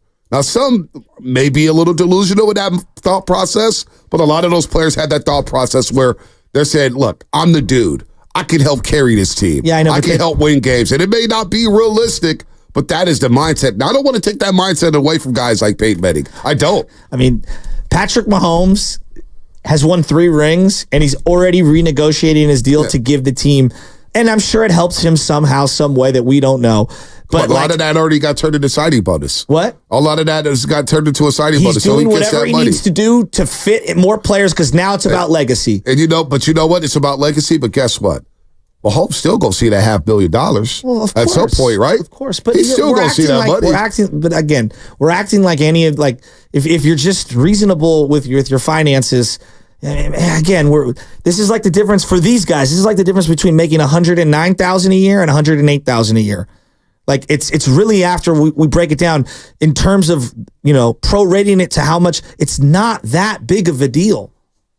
Let's go to Jason in San Jose. Jason, what's happening? Hey, morning, guys. As always, great show. Love listening to you. Hey, you just said it yourself. It just came out of your own mouth 5 minutes ago. You just said, I don't blame them in today's current selfish market. That is the problem. It's team. It's not I. That selfishness. Now, look, I get going for what you're worth, but $30 million a season, when is enough? 31, I got to take 31 and not get a tackle or not get a receiver. I mean, you said it yourself. It's a team, and you got to start looking at the team at some point and not just the individual. The whole market is out of whack. The price lines are out of whack. There's got to be some adjustment. And just because player A got a contract that is inappropriate, unreasonable, and they're not living up to it, doesn't mean the next player has to get a bigger contract. Well, I mean, we got to figure this out. Well, we do have to figure it out. But when you first get that first extension, now I guess some people say Brandon Aiyuk's a first-round pick. He's going to get his $14 million no matter what. I get all that. But when you're first signing that generational deal, that game-changing deal, you got to get what's yours, and then you restructure later. That's what Mahomes did when he signed a 10-year, $450 million deal. He got the money early. And then now, okay, when we get into the contract, yes, I will be willing to renegotiate and restructure my deal. But originally, I got to go get my bag. I got to get my bag initially, and then I'll go restructure my deal as we get to year 2. But the average fan is saying to themselves, Brandon Aiyuk, for example, in this case, or Patrick Mahomes, you were both first-round picks. Brandon Aiyuk has a $15 million guarantee right now for this season alone. And most people are like, that's generational wealth, right? And so to say that, like, the next one, like, so I think that's where the calibrations are all off. And this whole, like, don't leave any stone unturned. That's not life. When you go to buy a home or real estate property, or you go to marry, like, life's about compromise to some degree. They don't live a normal life, though. They're in the NFL. Well, it's a different life. Everyone has to compromise at some point. Again, I always use this comp. They can't go into a Starbucks like us. They can't just walk into a Starbucks. They can't just walk down the street without anybody bothered. They don't live a normal life anymore. Once you get drafted into these leagues, normalcy's done. It is done. You got gold diggers chasing you left and right. You got hanger-oners chasing you left and right. You got people trying to hang on and be groupies, male groupies, lady groupie. You're a target. You're a target for all the things that come with it. Whether it's guys trying to rob you, whether it's guys trying to eat off of you, whether it's guys trying to live off of you, normalcy's gone. So what does that have to do with $29 to $30 million? No, when you say the average fan and this and that, we get paid. We don't live in that same stratosphere. They live a different life, Shasky. We got to stop comparing ourselves to what we do on an everyday basis to what they do on an everyday basis. Everyone has compromises in life. Everyone, wherever you go, you want to buy a home, it's not going to have everything you're looking for. Maybe you need to upgrade the kitchen. Maybe you don't have a backyard. Like, this is like, compromise is life. That is life. And to say that just because you make $100 million, you don't compromise at any point in your life, like I think that's also false. I don't think you get everything you want in life. That's my ethos of life. But we also don't even know what Brandon Aiyuk's asking for. We think we know, but we don't know what exactly he's asking for. We don't know. He hasn't said anything about what he's asking for. He hasn't. No, but we're assuming. We're assuming what he wants. This is what unfairly, Aiyuk is getting grouped with all these guys. This is what I know as a Niner fan. I open my Bleacher Report, I open my Twitter, my Instagram, whatever I'm using to follow sports, and I go, wow, Kittle wants more money. Wow, Banks wants more money. Wow, the safety who hurt himself, he wants more money. Greenlaw wants more money. Charvarius Ward wants more money. Lenore wants more money. Trent Williams wants more money. And Brandon Aiyuk wants more money. It's a lot. It's just a lot. It's a lot of guys that want money. I don't know. I don't know how any other normal person could see it other than, damn, that's a lot of dudes who want a lot of money. And you know what? They all deserve their money. Right? Deommodore Lenore is a very serviceable corner. Doesn't he deserve new money? Player. Really good player. Deserves a bag, right? Yeah. Hasn't gotten that bag yet. I don't like the bag culture. Well, he hasn't gotten his new money yet, right? Okay. Hasn't got the contract. But again, like even right? him, like he's like a 5th round pick. Like I get why he would want to. Exactly. Like it makes sense to me. It's the same with Purdy. Like Tarvarius Ward makes a lot of sense. Tarvarius Ward, was he even drafted? I don't even think he was drafted. No, but he did get paid he got paid by the Niners first contract, and I get why he would want to get another one. But you could see also where like there's a threshold on this for the average person. It's like Jesus, everybody wants to get paid. I want to be singularly focused on let's win the Super Bowl. I think they are focused on winning the Super Bowl, but you have to step aside for a second and take care of yourself, right? Nobody's going to take care of Shasky's family except for Joe Shasky. Nobody's going to take care of my family. I come into work every single day and talk about it. Right. No, I don't either. I don't think they are either. The media ask them a question. You got to answer the question, right? These are questions that Matt Burrows, David Lombardi, Matt Mayoko, Cam Emmon, Jen Lee Chan, Grant Cohn, they all got to answer the question, right? What's up with your contract? It's commonplace. Kevin Durant this last year, how many times did I hear Kawakami, Ita Sherwood-Strauss, Monty Poole? How many guys they asked about his contract and what's going to happen after the season? It hijacked the damn season. It hijacked it. Instead of talking about a three-peat, everybody's asking Kevin Durant about what he's going to do after the season. You talk about money and how we got to talk about it in sports, which I agree with, but it's also baked into the job. That editor down at the Mercury News or the San Francisco Chronicle or the Oakland Tribune, they said, all right, so what's on deck today? You're a beat writer. Oh, we got to find out what's going on with Kevin Durant's contract. Oh, we got to find out what's going on with Deebo Samuel's contract. Yeah, but you can also do the Juan Soto, which is, I let my agent handle it, and I don't talk about it during the regular season. I hope to be here. And it's not he's peppered on it every day. And guess what? It's not the regular season. We're in June. Mandatory minicamp's over. So when are we going to, we can't ever talk about it? Can't ever answer the question? But these guys are going out of their way to talk about it. Guys are asking them questions. Who's gone out of their way to say something about it? Aiyuk's not at camp. I've never heard Aiyuk say anything. These are all quotes. Can we get the source of the quotes? I don't even know. Has he even talked? I think we're both saying the same thing here, but listen, in minicamp, when these questions get asked, what are you not going to do? Not answer them, hey, I'm going to just leave it to my agent. Sure, I wouldn't be here a long time, but I would like to be compensated. I don't think there's anything wrong with that. I've heard Brock Purdy talk about it like, hey, like, things will all make themselves, like it'll all work itself out. You know what I mean? Like it's all going to be fine. I'm going to be fine. We're going to work this thing out. Again, I go back to the Devontae, and I think that it endears yourself, Devontae Smith for the Eagles. It endears yourself to a lot of people. I don't want to talk about how much money I made. I dreamed about this my entire life. I worked my butt off. The difference between 25 million and 31 million. Like if I can't handle the money that I'm given right now, like I'm in a lot of trouble. I'm in a lot bigger trouble than I need to be. This is more than I ever could have dreamed for. I'm very humble and grateful to get it. And now I want to go prove that I'm worth it. It's great that he said it. You say those things and people it lands a certain way. But Aiyuk has he said anything? He's posted a lot of things. He's posted stuff and we take it at face value. And he didn't show up. He's trolling. Yeah, well, he shouldn't show up. That's number one. He shouldn't show up without a new deal. You get on the field, you shouldn't show up. And I think Shanahan and Lynch expected that. They said it last year with Bosa. Yeah, we don't expect him to show up. Probably shouldn't step on the field until he gets a new deal. We get it. He's had injuries, Nick Bosa, that is. Brandon Aiyuk hopefully does show up. But hopefully when he does show up and he speaks, he's going to say some of the same things.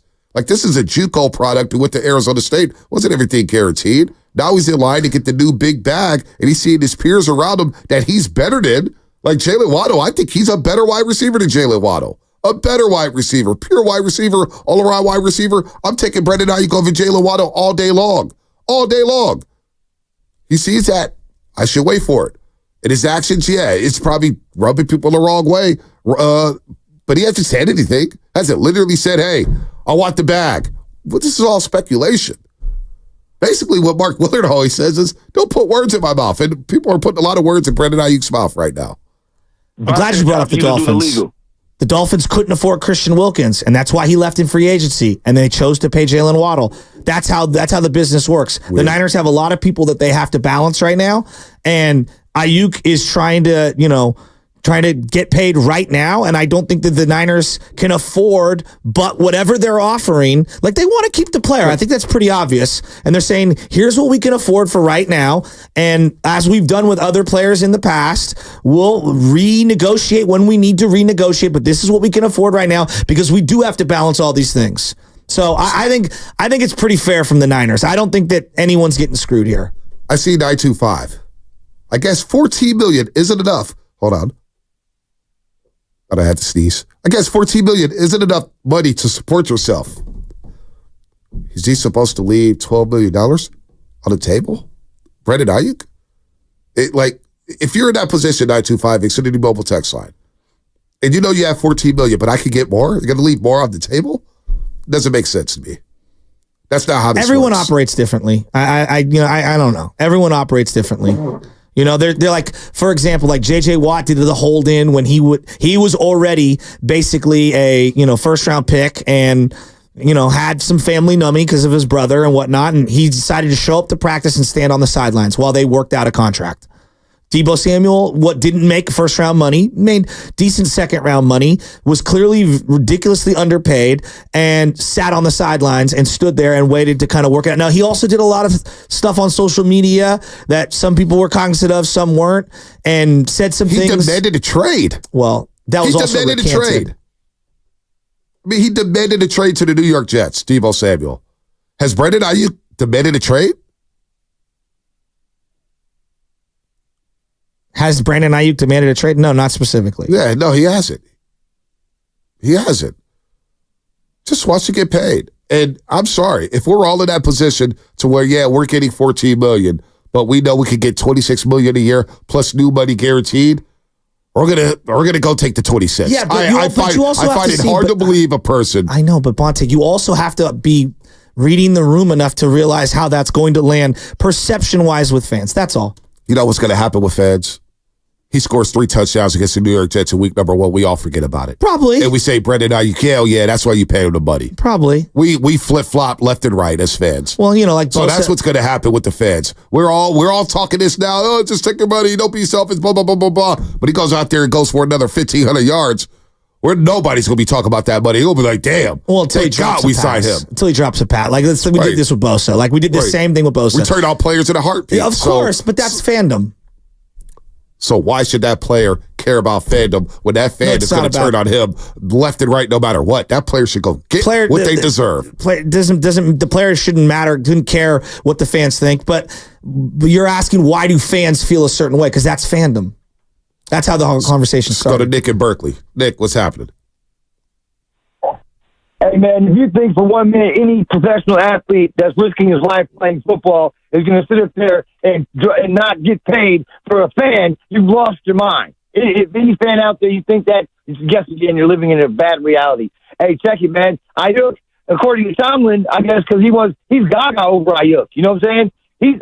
To me, Aiyuk is the number 1 receiver in the league, maybe except for that cat in Miami, Mr. Miami. But other than that, who's better than Aiyuk to running routes and getting open, man?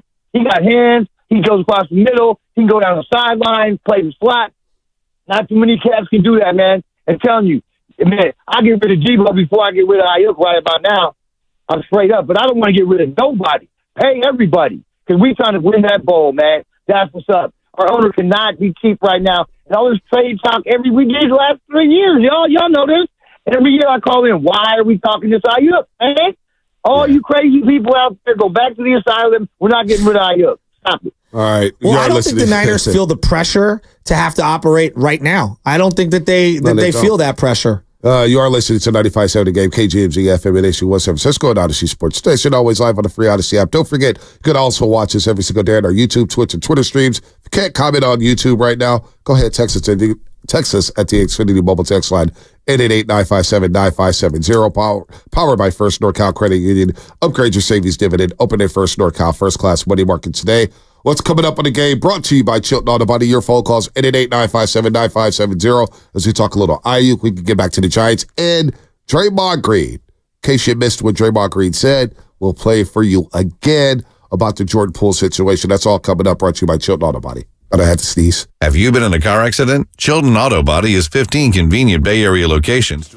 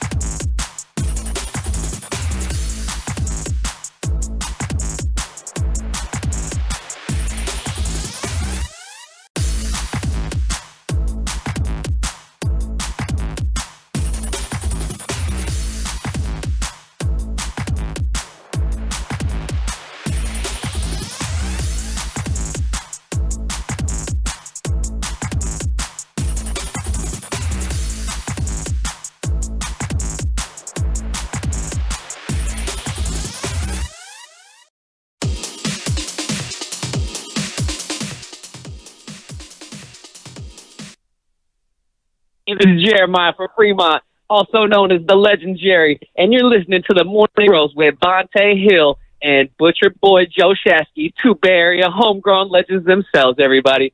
And I want you guys, everybody, to say it with me now. The best part of waking up is the morning roast in your cup. Oh, give it to me. Yeah. That's good stuff right there. Jeremiah, what's happening, brother? What's happening? By the way, just got some news. Bob Melvin will join Willard and Dibbs at 3:15.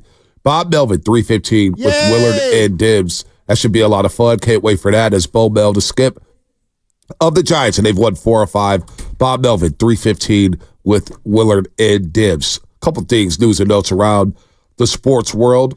Dan Hurley does not take the LA Lakers job. Says no to it. Goes back to UConn where he'll try to three-peat, and the search for the new LA Lakers coach will continue. Is it J.J. Redick? Is that the next man up? Is it Kenny Atkinson? No, I don't think he's interviewing for that job.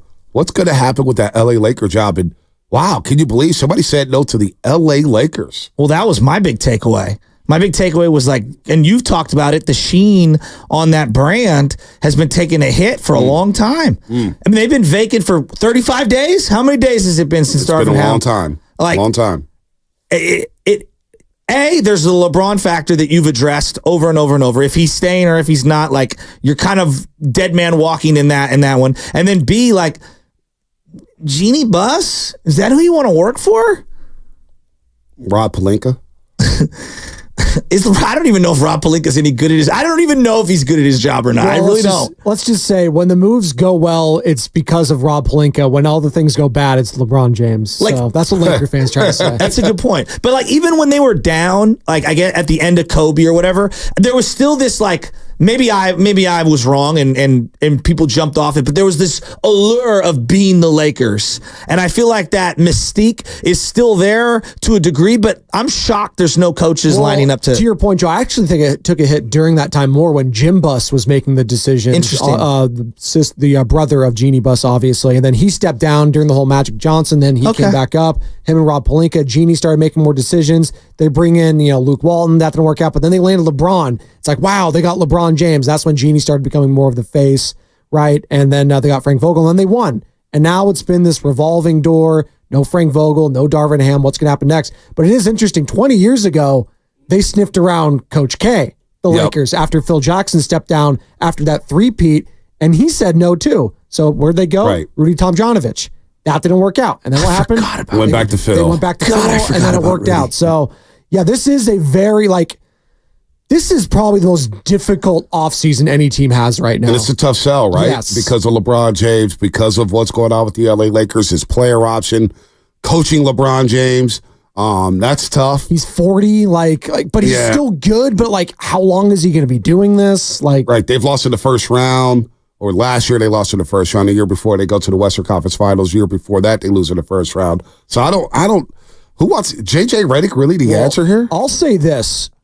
Be careful what you wish for, Warriors fans, those of you that want to move off of Steve Kerr so damn quickly, because the Lakers moved off of Phil Jackson, and they've had 7 coaches, basically. Who has it been? It's been Byron Scott. It's been Mike D'Antoni. Frank Vogel. Yeah, Frank Vogel. So D'Antoni, Mike Brown. Luke Walton. So we're going to be on our 6th. I don't know. My math is all over the place. Wow. I mean, geez Louise. Darvin Ham's now back in Milwaukee as an assistant coach with Doc Rivers, going back to Milwaukee. Hey, good for him. Hopefully he didn't sell his home out there. Maybe he could go get his home back. I'm sure the prices are much different than Los Angeles, Milwaukee. There used to be this thing about the college game. You see this in the NFL. There are in the NCAA. There used to be this thing like, well, at the college you got to do all the recruiting and all that. Now with the NIL, you have to recruit yearly, like literally yearly. But if you're running UConn, isn't that one of those rare spots that kind of has a built-in recruiting base? And not that you're not recruiting. I'm not saying that. I'm just saying it's of all the basketball franchises in the NCAA franchise, of all the basketball programs in college, it is a top 5, 6? He had to build it back up. He built it back up. Currently. Under Jim Calhoun, I definitely think it was a top 5, top 10 program in all of America. Yeah. Kevin Ali did win the championship, but the program was up and down. And then it just got awful. They fired Kevin Ali. think they hired somebody before. No, I think Dan Hurley did replace Kevin Ollie, if I'm not mistaken. But anyway, he said no to Kentucky. People forget that Dan Hurley was offered a Kentucky Wildcats job at $11 million per year. And he said no to that. It's like, no, I'd rather stay at UConn. I built in something. And look, UConn's got a great program, man. They've had a lot of players go to the league and become Hall of Famers, starting with Ray Allen, Donnie Marshall, Danielle Marshall, and you move on to Richard Hamilton and Khalid El-Amin, and you've had Charlie Villanueva and Rudy Gay. You've had a number, Emeka Okafor. I mean, you've had a number of players go to the league out of UConn. Jordan Hawkins now with the New Orleans Pelicans. I think he's going to be a legit three-point shooter in the NBA for a long, long time. So the Laker job just right now doesn't have that cachet. As we talk brands, as we talk, it's got to be with the personnel. You got to have a baked-in organization where you know the culture's right. Now, I'm hearing rumors that maybe he wanted roster control. Maybe he didn't get that. But rejecting that huge contract from the LA Lakers, wow, it says a lot. I mean, they dropped the ball not hiring Ty Lue when they had the chance a couple of years ago. Like, that seems like the one, like, you were overthinking it with Frank Vogel, Luke Walton, whatever the situation was then. But if LeBron wanted him, he would have got him, right? But I mean, that's what I felt. I think we all think LeBron's calling the shots there. I don't think he's as involved with this as we seem to be thinking. Like, he goes on the podcast and literally says, like, hey, like, they're doing that. Jeannie, Rob, like, they're aware that I'm here for a very short time. They also have to be thinking about the future when I'm not here. So that's unfair for me to get involved in there. Now, you can take that for I don't buy that for a second. What it's worth. No, you can take that for what it's worth, but like, that has to be involved in this, right? Like, I'm going to be here for a year or two, and then it's like, that's it, see you later. Like, no, you have to be a little bit like, give the team some leeway in that for the future. So the Warriors just bought a pick from Indiana at the deadline, 52 overall. Remember, they got TJD in the 50s, with 55, 56 overall, and 52 overall. They bought the pick. Would that pick be Bronny James? Bronny James. The guy didn't even average. Joe. It's a little too quiet on the LeBron to the Warriors front, if that makes sense. So you believe that it's quiet because the things door's are not shut, Monte. The door's not shut? I think it's ajar. All optimism, baby. Boy, LeBron James. How much better are the Warriors with LeBron James next season? Oh, who's out? Like, who's in, who's out? Clay's probably out. See, I think Clay would probably actually... out. Well, I don't know about defensively, but offensively, Clay alongside LeBron wouldn't be bad. It wouldn't be bad at all. At all. But where does that slot Kuminga? Where's that slot Andrew Wiggins?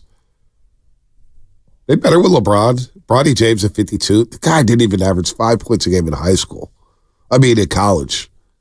Looked awful in college. I hate to be this guy because I don't want to critique an 18 or 19-year-old, but like, I was sending it to the thread. Like, I'm not even trying to, like, he wasn't even like he wasn't even a rotational player. I know. For USC. Now, granted, he had the health thing, which is a very like serious thing. It's just, I feel like the poor guy could have really benefited from like a little more obscurity for another year. Like, I really do. Just long term. I talk a lot about like doing a disservice to your own child when it comes to coaching and stuff. There's a lot of crazy parents out there. It's like, LeBron, dude, you're literally doing the playbook of like, you're kind of setting your own kid up for failure here. It's not good. But you know what? It's his son. I'm not going to tell someone how to raise their kid. And Bronny, I'm sure, has some input. He's an adult by age, if you will. I still believe 19-year-olds to be kids. But like, it's just, I think he would have been best served another year in college. Speaking of the Lakers and JJ Redick had minimal contact per Brian Windhorst. Going for Hurley was a stunner and aggressive, but it also told a deeper story. The Lakers were not in love with the other candidates, the other available candidates, I should say. They might keep looking outside the box, perhaps even for another college coach, now that their willingness to enter that market has become transparent. I heard Randy a rumor Bennett? about... Oh, no. I'm teasing. I heard about Jay Wright. Jay Wright? Yeah. Ooh, I actually kind of like that. Mark Stein said that they were that sneaky candidate be Jay Wright from Villanova. I kind of like that, though. He did coach. He was an assistant on USA Basketball, Team USA. All his guys develop into the league, yeah. Not all of them.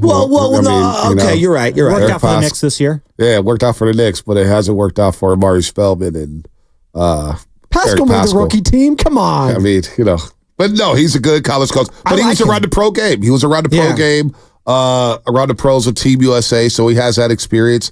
Maybe he's ready to coach that coach in L.A. and wear some nice fancy suits down in Hollywood. He is sharp. He is a sharp dresser. The best part about this whole Dan Hurley thing, let's be honest, it's Woj versus Shams. Like Adrian Wojnarowski dropping that Dan Hurley bomb last week right after Shams reported that JJ Redick was the number one guy there. And now JJ trying to dunk back today saying, no. It's always been JJ. The whole thing is fascinating. Shams, Shams. It's the clutch aspect. Yep. It's everyone trying to one up each other. Woj basically negotiated Hurley's contract for him.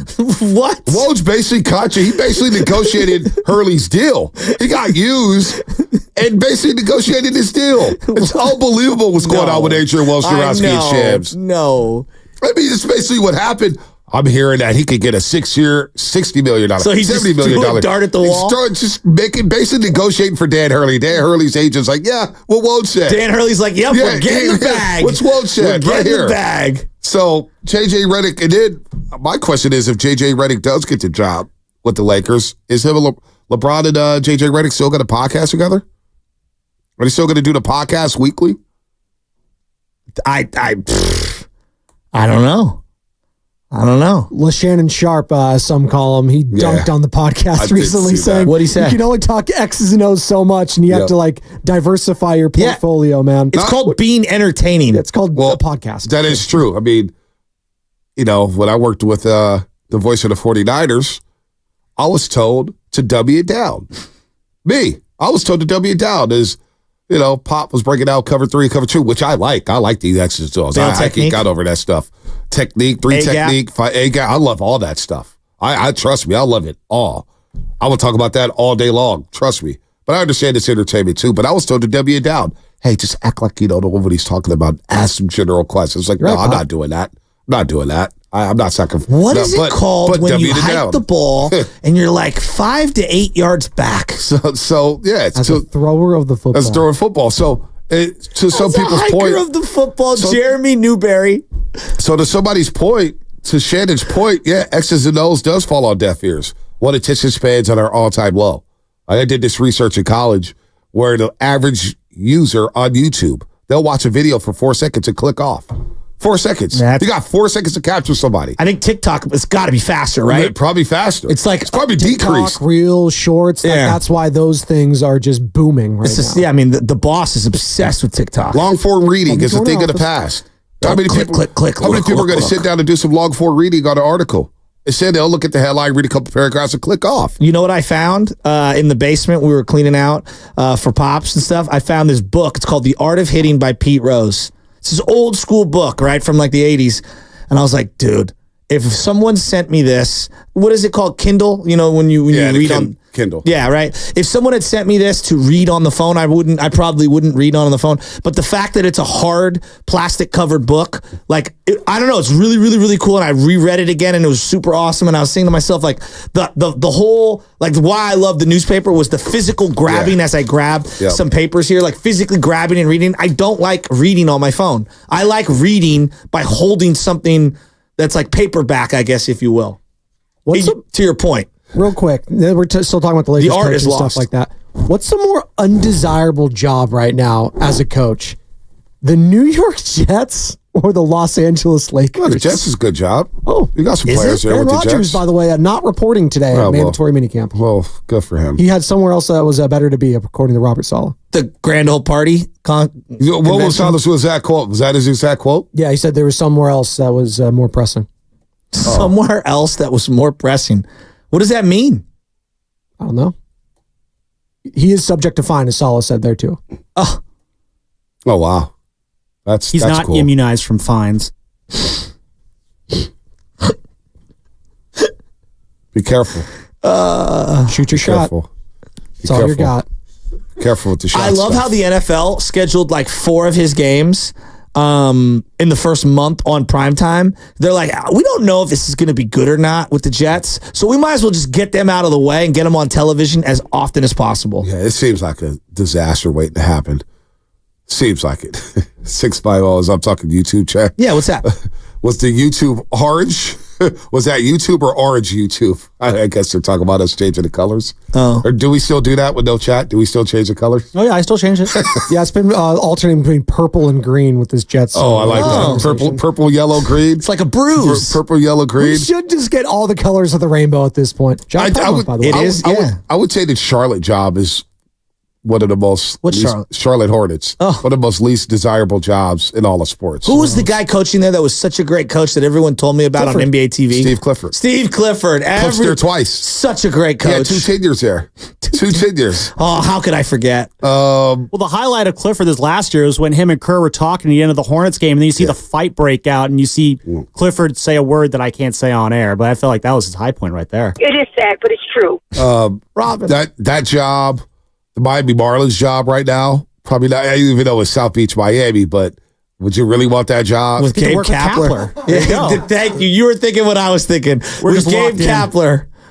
He's the assistant, not the GM. Well, he's also posting TikTok videos of him getting dressed. Hey, the ladies love Gabe Kapler. They do love Gabe Kapler. Hey, I'm not mad at him. He's trying to get his clicks up, He's divorced. He's single out there in South Beach, Miami. I ain't mad at you. It's a great setup for him. We're keeping the Sacramento A's of Las Vegas to the side here because that's obviously AAA conversation right there. So, did you guys see the Athletic article, by the way, with all the players reacting? So you know how the NBA I sent that to the thread, yeah. Yeah. So every year, the NBA, the NFL, Major League Baseball, they have their players do these anonymous polls, right?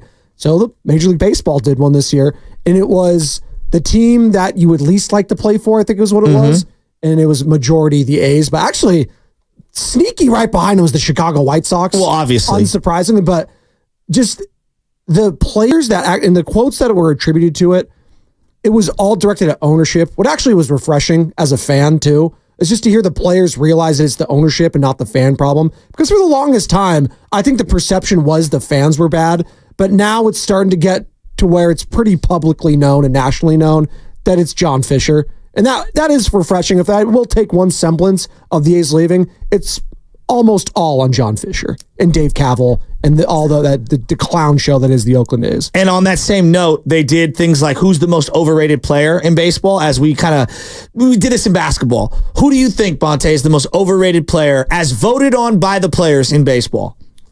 In baseball, I saw the poll, but I forget. Who was it? Number one with 20% of the vote, Jazz Chisholm. I could see that.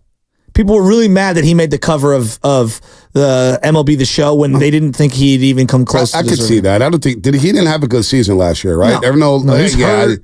Playing two positions. I could see that. Poorly. And he's outspoken and he's flashy and may rub people the wrong way in baseball. Well, let me give you some of the other names on this list. Anthony Rendon comes in at number 2, 10%, and obvious reasons there. Carlos Correa, 6.7%. Tim Anderson, also on the Marlins, 5%. Jack Flaherty, Pete Alonso, Cody Bellinger, Alex Bregman, Ellie De La Cruz, Manny Machado, and at the bottom, 3.3%, tied with like 5 guys, Blake Snell.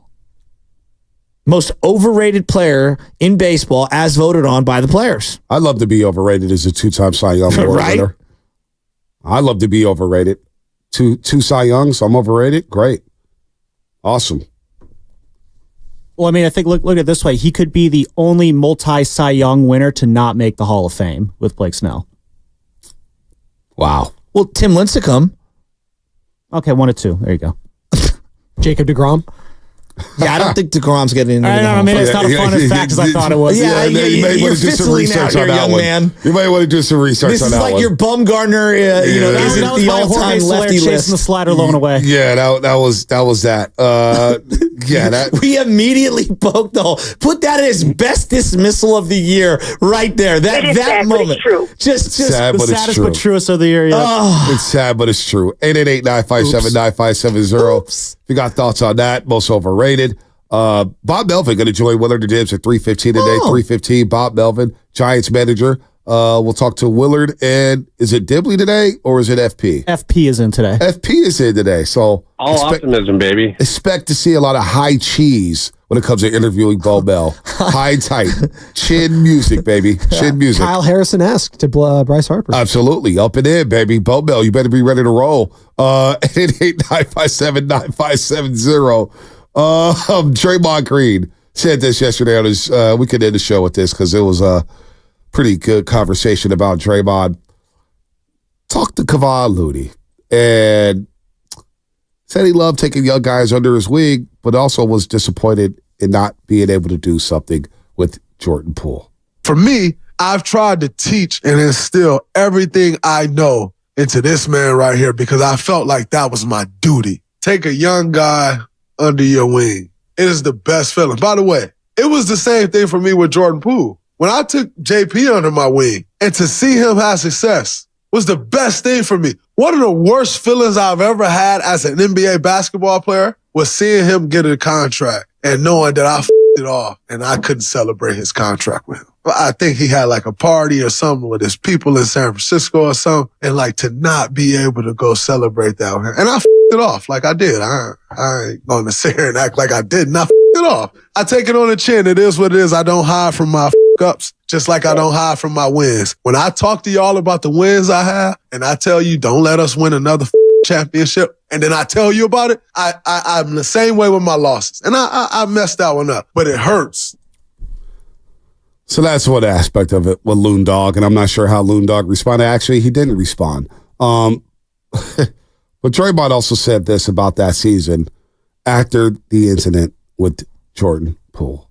I was so embarrassed to be around our team last year when JP was still on the team that I came to everything. Like, I was probably late last season 20 times. And I just paid a fine because I was so embarrassed to like show my face in a time where it's like before everything started, that's when everybody like shooting the shit and like all the conversation. I was so embarrassed to show my face during those times that I would time everything up. Like if we're on the road, I time it up to like the minute I need to get there. And if the elevator took a little bit longer than it was supposed to, I'd be late.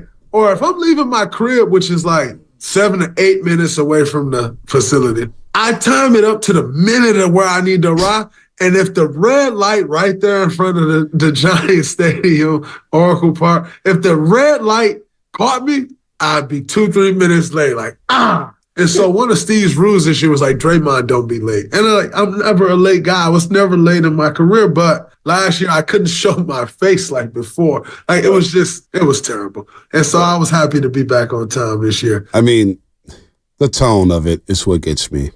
The more and more I listen to it, it's just the tone.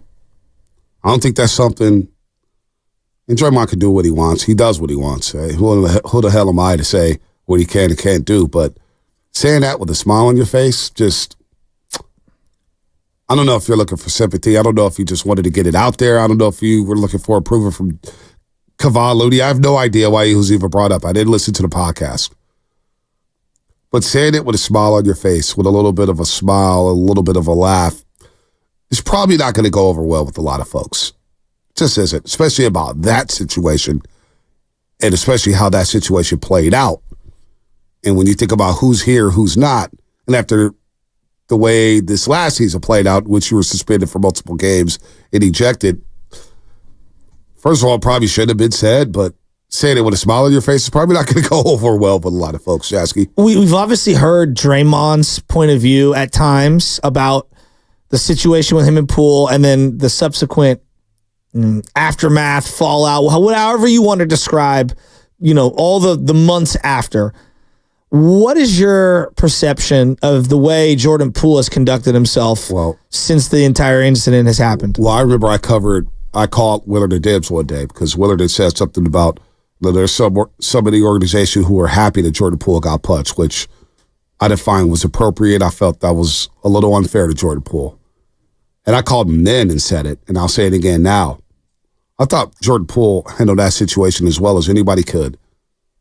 I've been verbally cursed out before at a job. I didn't handle it well. Physically, if something happened to me, I don't know if I could be in the same place, that same area with somebody. Not only did he have to travel to Warriors and be next to Draymond Green after that situation, after going on Instagram and seeing the clip over and over and over again, and his family has to live with it, Jordan Poole to this day still hasn't said anything about it. He's handled it as well as anybody could. For a 23, 24-year-old to be that mature in this situation to handle it, I'm very, very impressed with Jordan Poole, the person, on how he dealt with everything. Now, did it translate on the court? We could talk about his court game. It was not good last season whatsoever. The turnovers, the shot selection, all that is true. But in terms of how he handled this situation, I thought he handled it as well as anybody could handle a situation like that, Shasky. I was very impressed with Jordan Poole's maturity after this situation. It feels like to me, everyone's kind of done with this.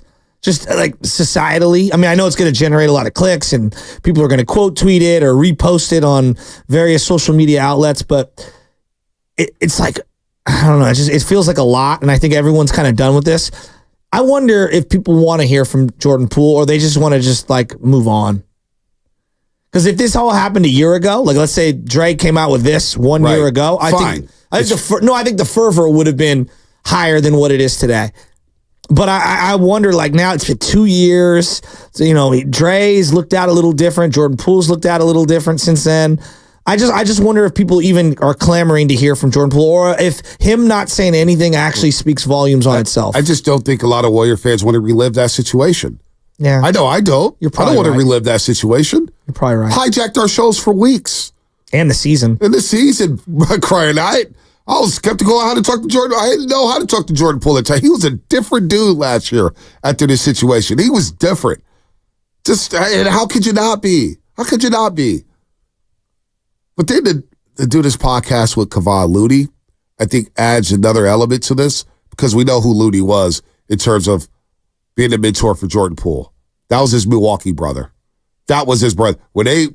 After the game this year, when the Wizards came to town, who was it after the game taking a picture with each other's jersey? It was Kevon Looney and Jordan Poole. He looked up to Kevon Looney. And I know Kevon Looney, the day of the incident, was not happy. He was not happy with Draymond Green. Hell, he even went to the podium and said he lost his trust. He's got to rebuild his trust with us. So how is Looney supposed to respond? We got to rehash this and relive it again. Yeah, I don't want to. It's not good. Let's go to Jamie in Pittsburgh. Jamie, what's happening? What's up, my brother? How you guys doing today, man? Good. Okay, so what I wanted to say was, you know, you're talking about Draymond laughing and his podcast and stuff like that. He, like you said, he was embarrassed. You guys got to remember, like even me, I play around a lot, and I'll piss off my friends and stuff. You know, stop playing around, this and that, and I laugh about it. You know, but you know what? I know I'm messing up, but at the same time, I'm laughing because it's called a coping mechanism. No doubt. You know what I'm saying? Yeah. So you know, don't be mad at Draymond, man. You know, he knows he messed up. I mean, we missed him 25 games. He's the reason we missed the playoffs. But don't be mad at him. Well, yeah. No. Don't Jamie, be mad at him. Jamie, real quick. I do understand what you're saying because I said it earlier. It is a coping mechanism. You're trying to laugh through the pain. You're trying to smile through the pain. I understand it, but I also understand how the average fan or the casual fan or people just looking at this video, I understand how it's going to come off to them. It's going to come off as if Draymond was being tone deaf in this situation. I understand both avenues here. I got you. Yeah, you know what? As much as I love Draymond, he pisses me off. But at the same time, you know what? I still love the brother. And again, you know, it's a coping mechanism. I ain't mad at him. But you know, if we go in next year and he gets suspended again for 25, man, he got to go, dog. That's real tough. Let's go to Eric in Oakland. Eric in Oakland, what's happening? Hi, Eric. Yeah, man. Thanks for taking my call. You know, Jordan Poole himself, man, is out of pocket. All right?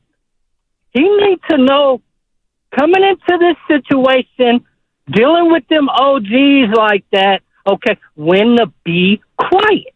You know what I mean? He didn't have to, you know, he added fuel to the fire. You know, just like with any other OGs on the team, man, sometimes you just got to take it and be quiet, Eric, man. Real quick, Eric. What did he do to disrespect the OGs? What did he do wrong in this situation? Well, you know, just looking from the outside in and they having that back and forth that they're doing, man, and just, you know, being in maybe similar situations playing sports, man. Sometimes, you know, when it's the guys like that doing the talking, you just got to let them talk, man, and chalk that up. You know, I don't know what they were talking about, but when they start talking about money and contracts, you know, and he's talking about, oh, well, I'm getting more than Draymond, and now I'm one of the, You know, man, you stepping over a line yourself, man. You a young dude, Wait man. a minute. So that's what you were told, that Jordan Poole was talking about money and contracts? Is that what you're? That's the impression you're under. Those were the things that were happening at practice between those two. You know, man, and it took. You know, somebody needs to pull them aside and say enough, man. You know what I mean? And y'all need to really stop doing and stop. And no one really did that. You know, as far as checking Draymond, I mean, well, yeah, somebody should be there to do that, but we already know what type of individual we're dealing with him. You know what I mean? So, you know, Poole should have just fell back. Sorry, your call was not good, Eric in Oakland. You need to contact Floyd Water Plumbing and Trade at floydwater.net. We're going to victim blame? Like, what are we doing? I mean, it's... And then, like, you got to know that Draymond's reckless and could punch you, so you got to fall back. Like, what? So, number one... That's what he was saying. Like, really? Number one, the contract was signed after he got punched. Number two, I remember Draymond saying about Jordan Poole, a young Jordan Poole, how better was like, man, Jordan Poole talks too much. Draymond was like, well, do something to back it up. I love that this youngster is talking trash.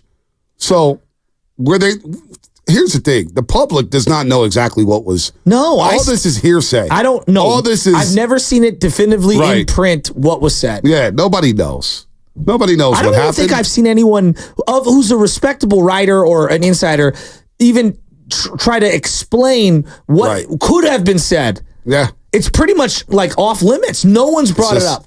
The worst part about this situation is that I understand what Draymond's trying to do with Looney and talking about the past and everything like that. But shut up and take it. Just shut up and let somebody. Eric in Oakland is wild. But it is forcing sports radio shows like this one to talk about it over again. It's nationally, locally. It's a dead zone right now. You got a Giants playing an extra inning game against the Houston Astros, two teams below 500. You got no basketball on, with the exception of the Indian Fever getting blown out again by the Connecticut Sun. You got the Stanley Cup Finals, but not a lot of people are into that. It's Edmonton and Florida, and Florida's up 2-0, but nobody really cares in America about that series. And so Florida, now, the hockey capital the last 15 years. Yeah, no doubt. Tampa Bay, now Florida. Panthers never won a Stanley Cup. Now they're 2 games away. And so now you get this content here, and now people got to talk about it.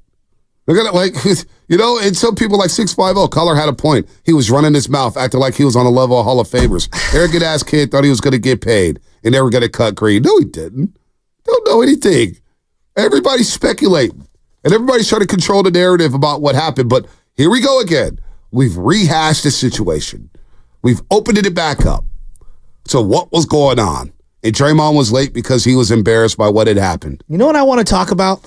I want to talk about the rumor that's coming out now that Chris Paul's guaranteed contract that has to be finalized by the end of June could actually be extended 7 days to go past July 1, which would give the Warriors and him flexibility for him to find a trade partner to go where he would want to go, and for them to utilize that $30 million in a trade piece, which wasn't culpable beforehand, or excuse me, available beforehand. Like, that's what I would much rather spend time talking about, how the Warriors can get better and what they can do this offseason than rehashing what happened 3 years ago. I thought you were going to talk about what Tim Kawakami was writing in The Athletic, saying that the Giants should trade for Mike Trout. And I haven't read the story yet, but that was the headline, why the Giants could afford it, and maybe they should trade for Mike Trout. His legs are like shot.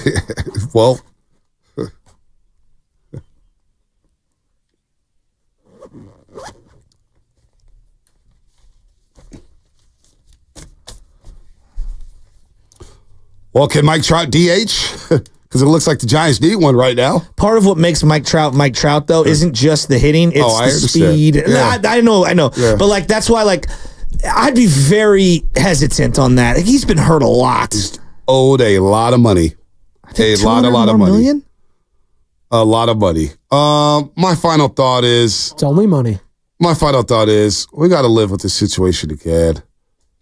The Jordan Poole and the Draymond stuff again. We're talking about it again. It is sad, but it's true. It is just... Just move on. Why can't we move on? I just, the one thing that, like, honestly, I roll my eyes. He had it coming. Like, just stop. Nobody has it. Stop condoning foolery. All right? That's all I'm going to, like, no one deserves to be punched. Come on. There ain't nothing you can do about it. I mean, come on. Sam. I guess my final thought is, be keeping an eye on tonight's Giants game. Just get back to 500. Keep stacking series wins. I really like where this team's going right now. Ever since Bob Melvin chewed him out after that loss last week. True. So you know what? Like, and that's what I like. I like this edgy Bob Melvin, keeping this team on track, keeping them focused. And I guess just if they're treading water, keep treading water until you could force the guys upstairs, Farhan, to make the move to bring in the big bat that this lineup so desperately needs. And no, it does not need to be Mike Trout anymore. I'm off that one. 4-1 since Bo Mel flipped the spread. Well, he didn't flip the spread, but you know what I mean. Figuratively. 4-1. And Bob Melvin, 315 today, Willard and Dibbs. Willard and FP. I'm not mad at Mike Trout. If the Giants did pursue him, I think that would be a bold thing that, you know what? In the Farhan Zaidi era, we were just talking about bold moves yesterday. This would be bold. Double farewell tours. Steph, Clay, and Dre on one side, and I think Trout on the other. Trout's what, 31, I thought you were going to 32? talk about Farhan. He's still got a lot. See, now I'm in on Mike Trout. I've seen him torture the A's for so damn long. Even on a bad back, I still think he could provide some pop in this lineup here. So I'm not mad at the Mike Trout thing. Will they get him? I don't know. Like, Mike Trout obviously fits the Bay Area too because he doesn't really say anything. Like, so there you go. He's fine.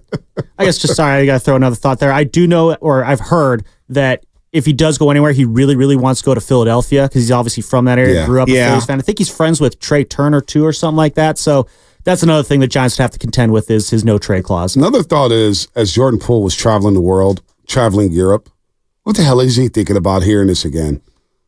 Where's his head at? Well, if he's traveling the world right now, hopefully he's not hearing it. Well, he's on the internet. I know he was in Paris and was going around Greece with our boy JP Square, the photographer. Winter Reardon is a really good photographer. He was out there with Poole. It's kind of cool to see how he's got a relationship with Jordan Poole. But where's he at right now? Well, he tunes into the pregame show Monday through Friday at 5 a.m. because that's where I get all the Europeans because that's a normal time for them at 5 a.m. Pacific time. So there you go. The only JP I recognize is JP Money. Who is that? Jordan Poole? It's my cousin. Oh.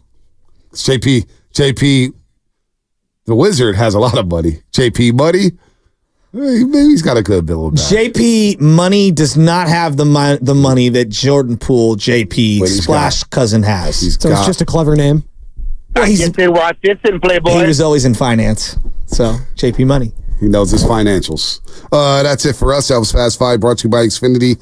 At home or on the go, you get the fastest internet to all of your devices. Hey, guess what, everybody? Next time it's back. And Guru's as happy as he can be.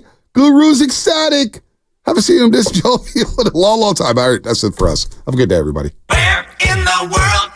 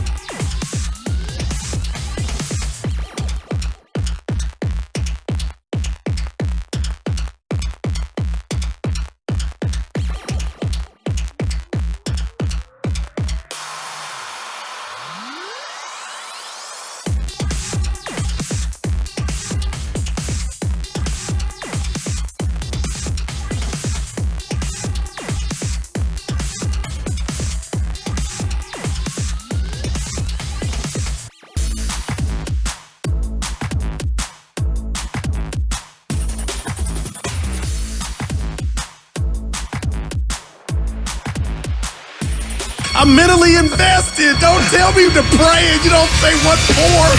He brings the perspective. Yeah, I think they both have a great point. Get off me, text line. He's truly one of a kind. That is wow. Oh, my God. And he's doing a great job. I need you to man up and say what you really want to say. Diamond, you're doing a great job. This guy is such a D. And together, they're Steiny and Guru. Yeah. On 95.7 The Game. All righty. What's going on, Goo? Matt Steinmetz. I'm Matt Steinmetz. Nice to meet you. Haven't been here in a while. How'd you do? How was everything? We made it, but you were missed, man. I almost want to hug you. I didn't, but Steiny, you're my dog, man. I missed you. How are you is the question. I'll tell you what, I'm invigorated. Sometimes you get back off vacation and you think, well, now I got to figure out a way to leave. Yeah. You know what I mean? Like I never want to, like, okay, now I'm back in the Bay. I got to change my job. I got to move. I got to do all that stuff because everything's better outside. But now I came back invigorated. I feel good. There it is. You were living the good life too. Oh, boy. Yeah, I heard. Oof. Saw my mom. Mary. How's she doing? She's doing pretty well. Pretty well. She's doing pretty well. Thank you. Saw my sister, my nephew. That's dope.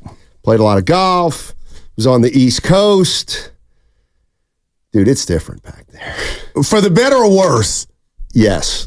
Which one? For the better and for the worse. Okay, got you. It's just different, man. It's different. It's different. So you kept your eyes on the East Coast team. I know it was a week ago. The Yankees, when they came in here and just ran rough shots down. Yeah, that's when I left. That's when I left 10 days ago. And I was thinking maybe today you can tell me if stuff has changed, because here's what I got. I've been gone for 10 days. Damn. When I left, the Giants were 2 over. Now they're, they were 3 over. Now they're 1 under. Yeah. So they've gone 4-6 since I've been gone. Yeah, and 2 of the big 3, the youngsters, are back in Sacramento. Yes, sir. Yeah. The 49ers, McCaffrey held out and then got paid, but didn't really hold out. But he's now signed to a new contract. And the Warriors, same old with the Warriors. I leave and I don't get it, man. Draymond Green. God bless Kevon Looney. Some things never change. Yeah, Draymond Green's still talking. Okay. Yeah, there we go. Man, but about old stuff. Yeah. What's he doing? I felt so bad for Looney. Just come on, Dre. We love you, but damn. Let it go. Yeah. You need a producer like Evan or Spadoni or Loveman to give you something new to talk about and we can gravitate to, not the old stuff. Picking the scabs. Yeah, there's just a bunch of stuff that's hit, like the NBA Finals. It ain't it right now. And the broadcast, that trio ain't it either. Boy, oh boy. So that something's going on with Caitlin Clark. I mean, she got to hit the weights. You know what? Exactly right. Yeah. I'm Team Caitlin Clark. I paid $34.99 for the league pass. And Steiny, don't throw nothing at me early. I told Wait, I'm sorry. Hold on. What'd you do? $34.99 I paid for the WNBA league pass. Okay. I'm in. Did you really do that? I or are you just swear saying on that? Norman, I am in. I watched The Fever yesterday, Steiny. She's captivated me. She single-handedly brought me to the league, and I told Evan and the listeners, and I kind of want to back up off it. I'm not backtracking, but I thought she should have been on the Olympic team just because the eyeballs that she has along with the sport. I thought it would be a good mix, but the Olympics are not about trying to get ratings. It's about the best of the best. As far as her talent level, I have no idea whether she's one of the best 12 players in the world, or I should say in the United States. Yeah. I don't know, but I would figure that she would have made the team if for no other reason than to bring exposure to that team. But I think it's going to get it anyway. There you go. That's what Evan was saying. I mean, WNBA is turning into the NBA. Right. I'm not sure if it's such a great thing. But I'll tell you what, those women are about to get big pay raises over the next few years. So you think that's imminent? Oh, yeah, because they're doing a new TV deal with the WNBA. And let's go. People like you buying that package. Yeah, I did it. No, I actually don't have a problem with that. You have a problem with I'm all over now. Yeah, no, that's what's with going to happen. McCaffrey getting a deal out of nowhere. I told Evan he didn't show up, and in 10 minutes he got his new deal, rightfully so. But if you're one Brandon Aiyuk, are you looking around like it might not happen here? No, not yet. Not yet. I do think it's interesting though when the 49ers season was over, right? Brandon Aiyuk was the player we all talked about contract-wise. Don't you think it's funny that right after the season, nobody thought that McCaffrey would be getting a new deal? You're right. And now apparently there are whispers that Trent Williams wants a new deal. Right. So two players that we had no thought of getting extended, or at least we didn't talk about it at the time. Those look like they could be the priorities. That's what's hitting me is how big of a priority is Brandon Aiyuk? And, well, when you put him against the two people you just mentioned, Trent Williams and McCaffrey, we were talking Too Short yesterday. He had a great song back in the day, Get In Where You Fit In. I understand the company or the organization saying, we got to take care of McCaffrey, one. And if this thing is real, Steiny, I think he's got all the leverage. 3 All-Pro seasons, the last 3 seasons. I mean, and there was a number, I believe it was Jeremy Fowler from ESPN, Evan had mentioned yesterday, that was saying the Niners may have offered Brandon 26, and that wasn't enough.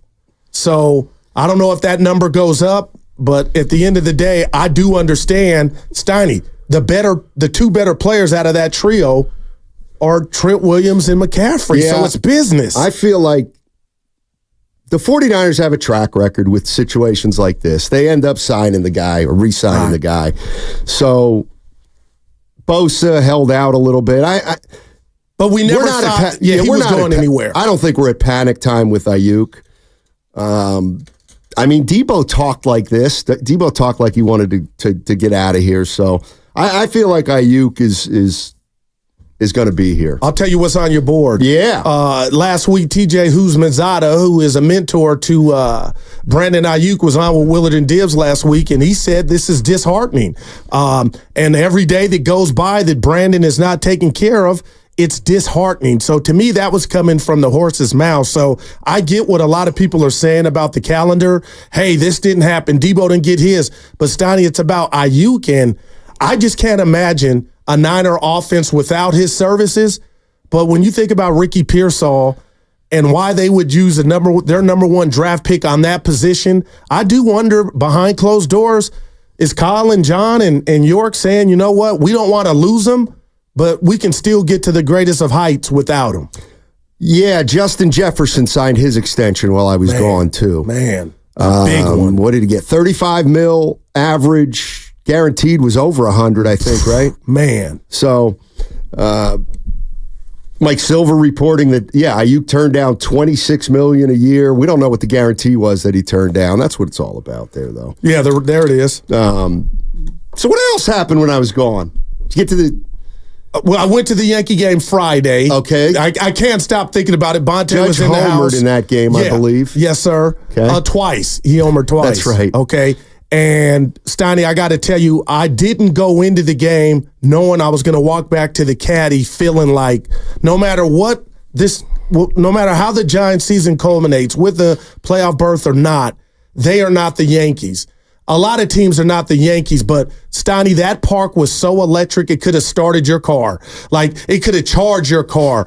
I was that captivated. So again, I'm looking at the Giants now through the prism of the Yankees or the Dodgers, and they're not that. But, if I were to ask you, who's the face of the Giant franchise, and you couldn't say Logan Webb, how would you answer that? And I think that's a problem. There's no Posey. No, there's not a lot there right now. Okay, that well said. There just isn't a lot there. Well, Ramos is playing his ass off.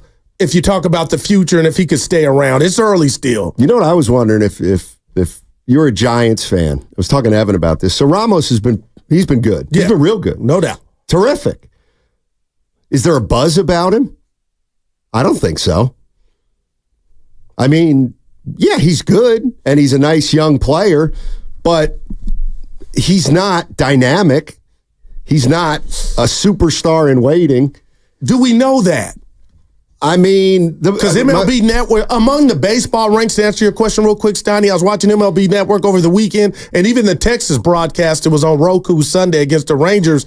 I guess the guys calling the game are in the know, are kind of lightweight excited about Ramos, but I don't know if we can say, and again, Steiny, I wouldn't take the bet that he's a superstar, but I guess I'm saying, Steiny, he's young, and I don't know, and I'm excited, and I think Giant fans should be excited. I take my baseball cues and tips from Evan Giddings, our producer, and I said, what are we talking about with Ramos? What kind of home run hitter is he? He said 20 to 25. Yeah, exactly. Yeah, 20 to 25, You know what I'm saying? I got you. But the question I have is if, let's just say hypothetically, because when you think of the names that were in the Giants farm system, it was all about Luciano. You're right? So and Ramos is doing great, but he's not capturing anybody's attention.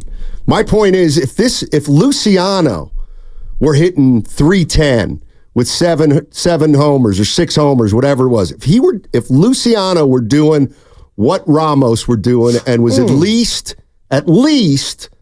adequate in the field, I think there'd be a lot more excitement. Just because Luciano's the name that we heard for the longest time, and now we'd finally be up there and we'd be like, this guy can hit. This guy's pretty good.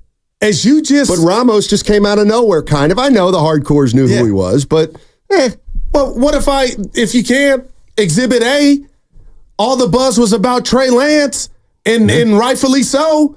And then who took the baton and ran off, and now is maybe on the cusp of stardom? Brock Purdy. I guess as long as you get the job done, those things will come. But for you to leave and all 3 be up and now 1's up, I don't think that bodes well for the Giants. I mean, just why? Oh, and I guess I heard Snell got hurt while I was gone. I forgot that. Evan, come on? 2 outs in the bottom of the bottom of the fourth. And Evan went to the mat for him. Evan said, "This guy's going to come out of the chute hot this year." Well, Evan had him winning his first 7 decisions. Evan going said deep June into is his games. month. Yeah. Next question. Yeah, Evan said June is his month. I mean, Evan wasn't buying early. He was saying buyer beware. No, Evan was the guy who first said, "I think Giants fans are going to hate this guy the first couple months of the season." But now I saw the Snell injury, and you know what I did? I looked up, when is the All-Star break? And it's July 13th, I think, or something like that. Yeah. So it's about 5 or 6 weeks away, and I'm thinking, is he going to pitch before the All-Star game? Before the All-Star break, Proceed with caution, man. We're talking about back, hammy. Like, Steiny, I might shut him down, because if this thing keeps going, he may never beat it. Oh. He might not. He might not. By the way, I got a... you know how you get on vacation, you start thinking about a million different things, about your life and stuff? Dude, go ahead. Yeah. I think You got a good life. Nah, yeah, it's good. Shout out Kanye. It's good, but I've kind of underachieved. Money-wise? Yes. Well, you were around ballers. That happens. Don't talk about that. No, I will, Jim. Yeah. I will talk about that. Nah, I should have taken college more seriously.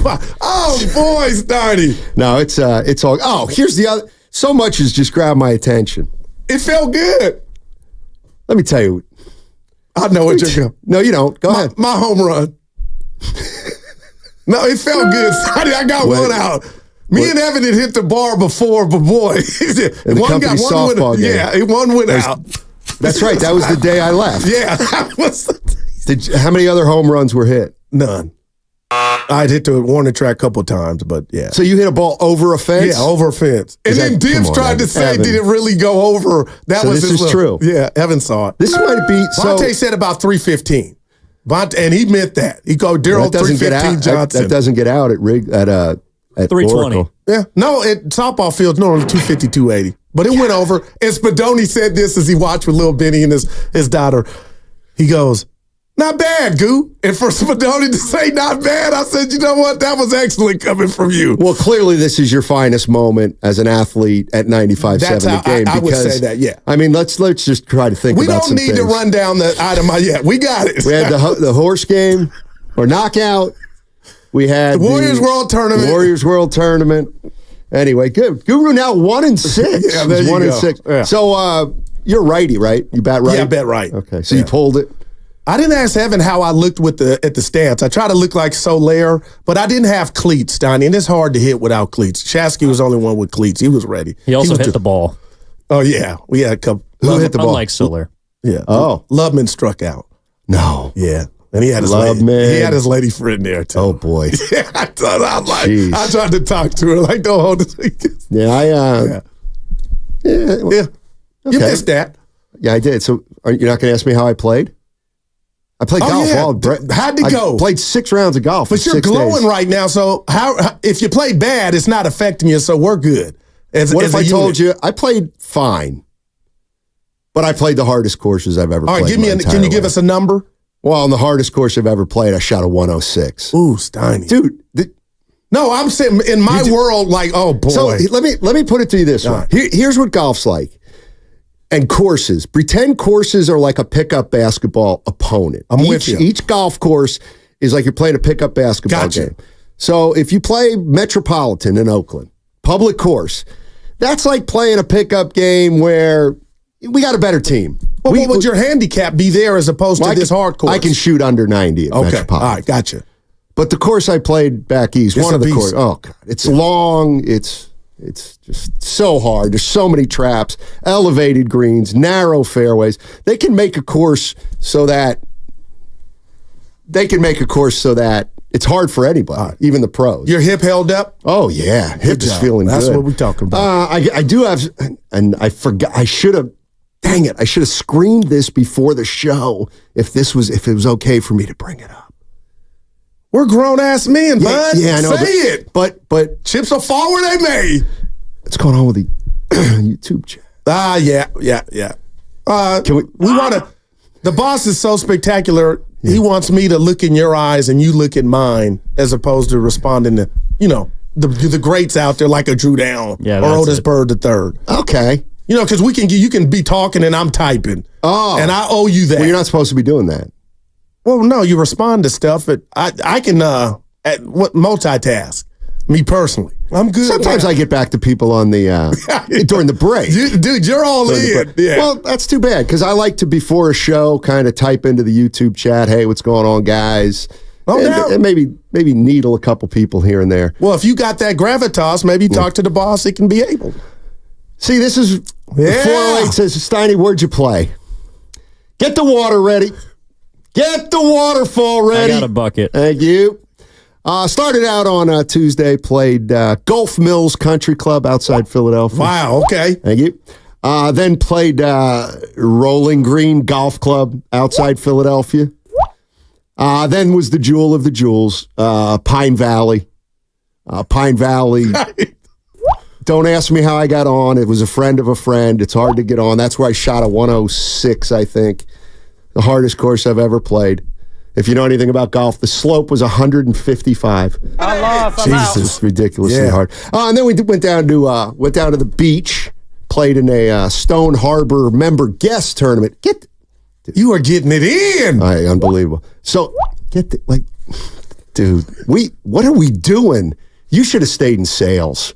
I think you should have stayed in sales because you would be. What would I sell though? That's what nothing's really popping right now. That's your skill. Real estate. Yeah. Real estate. You can sell paper. You can sell what else that gets sold? Shoes. I think sales is where it's at. That's when you really make money. Hello. Yeah. So anyway, you go back and you see all your old friends from college who are infinitely more successful than you are. Yes, deserved it. It's a little. It can be a little humbling. Put it that way. All right. So anyway, yes, I know 408. Yes, I'm very lucky. I'm very lucky. And let me ask you this: if I won't harp on it. Okay. I will not harp on it. But do I sound arrogant if I talk about a buddy of mine who's got a lot? Who's got a lot of money? No, that ain't you. It's not me. Yeah, it's not me. Nah, you speak on it. I talk about Handy and Phil, Eddie House all the time. Yeah, but Eddie House doesn't treat you to a week-long vacation for $0.0. He takes care of me when we hook up, though, Steiny. Yeah, so get this. We'll talk sports at 10:30. I swear to. Yeah, or maybe. No, we're maybe off to a good start. So when I left on Friday, June 1st, and I had $29 in my wallet when I left for Philadelphia. When I came back yesterday, I had $72 in my wallet and had never hit an ATM machine one time. I was just going to ask you I didn't spend a dime. Wow, man. Not one and you ain't solitary. Good? Oh, God. Steak restaurant? Everything. Oh, Everything. Man. So anyway, I'm just, I'm feeling very blessed and fortunate these days. Well, a lot of people appreciate the honesty, man. You got to read the text from the 209. 209. Steiny and Goo. Like, who would write that? Steiny and Goo. Well, see, read it. Got a smile on my face, right? All right, thank you, man. No, you didn't even. Steiny and Goo are the goats of the station. Waited all morning to hear you back in action. Thank you for making my day. Got a smile on my face writing this. That's what we got to read. We didn't make it up. All the crap we take. To the 609. Steiny, what'd you get on the Devil's? Nah, there's a hole there called the Devil's Behind. Oh, okay. Because there's a bunker there that. How'd you do there? He wants to know, I hit to the left. I actually hit to the left on the left bunker, which took me, I got a 5 on that par 3. I stayed in the bunker. Listen, you got it. No, if you hit in a bunker there, you got it. You're 8 feet down in a bunker. It's just brutal. So the first one, I stayed in the bunker. Second one, I hit a nice shot over, and then 2 putted. But yeah, really. You didn't do a lot of social media video. No, none. Yeah, I wish you would have. Yeah, what I did do is I kept in touch with my golf buddies from out here because they wanted to know how I was playing, how I was doing on these brutal courses. Did you hear what Steph did over the weekend? Steiny, this puts him in another stratosphere. Give it to me. He went to Sacramento, I guess for midnight run or open gym run, and played with the regular people. And there were big guys like me. I'm looking like, how the hell did this happen? So Evan said, I guess Bazemore lives out in Folsom somewhere. Okay. And he was out there, and he just pulled up. You're telling me Steph Curry pulled up to a pickup? 5-on-5. They got video. Did and I'm really? Just like, damn. What if I would have been in that game? You might have heard him. No, I wouldn't have. Yeah. You would have tried to switch too aggressively on a pick and roll out top. I ain't playing D like that no more, Snotty. Did he really do that? He did. So Dude is amazing. So let me guess. You were worried he was going to get hurt. That never crossed my mind. Of course, it did. I swear, Snotty. Well, it didn't. It didn't cross my mind. Steph he's special, man. Well, I'm back east, and they're crazy about the Phillies. They should be. I mean, they're crazy about the Phillies. And you know what? And there's a little segue, but you told me about the Steph playing pickup, and I thought, oh my God, how cool would that be? That's all. Thank you. There's 2 things that are cool. How cool would it be if you're playing and here comes Steph? But also, how cool is it that Steph goes and plays? You know what? That is my new phrase is he gets it. Yeah. He just gets it. No doubt and you know who else gets it? Bryce Harper gets it. You see what he did in London? He's incredible. I watched the game when he Sunday. Hit the home run, he did the goal. He's incredible, man. Yeah. The Giants are looking for Tim Kawakami. Where? In the Athletic. Oh, you read Tim Kawakami. Correct. I saw Tim. I was going to say I saw Tim Kawakami wrote that the Giants should go after Mike Trout.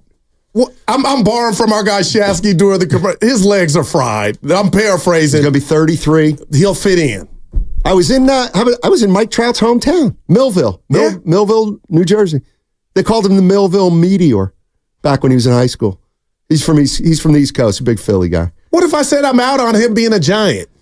I wouldn't believe Normally, you. I would not. Too many injuries, lower extremities. Well, you know what? And we can talk about this on the other side. Sometimes when you're a team like the Giants, that's the best you can do. Ooh. And you got to take that. They got to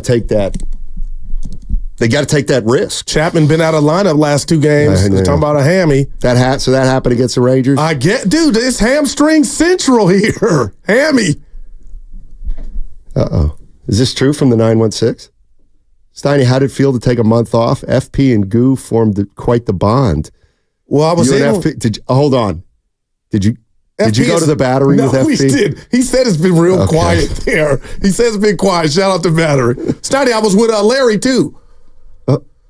Larry catching some strays. About what? He told a story about Mad Dog Russo flying him in. He said it. Hey, I loved it. But so he's talking about his rich friend. Right.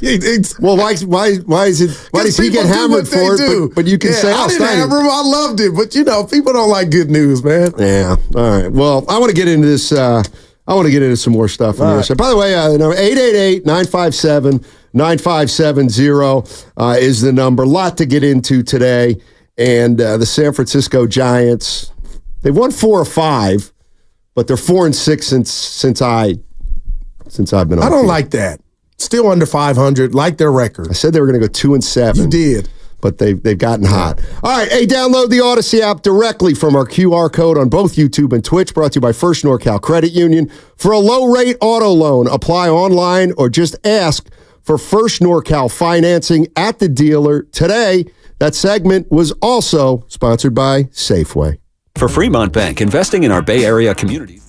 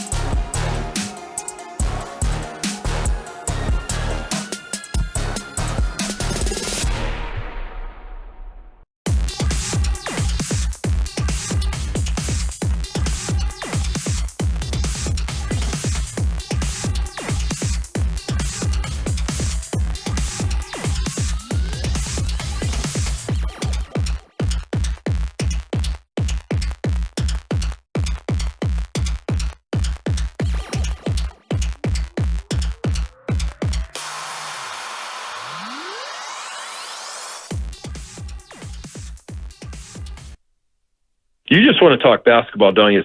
That's really important. Now, back to Steiny and Guru on 95.7 The Game.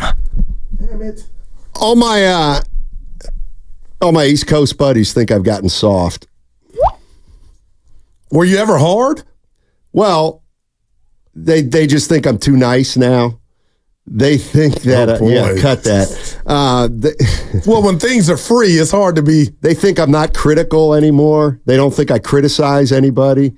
They think everybody is, they think, I've gotten West Coast soft. So. Tell them to download the Odyssey app 10 to 2 every day. Well, they'll find the real deal. Well, I think part of what they're saying is right.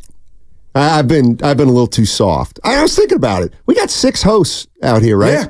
I'm the only one not from here. I bother you? No, I wear it as a badge of honor.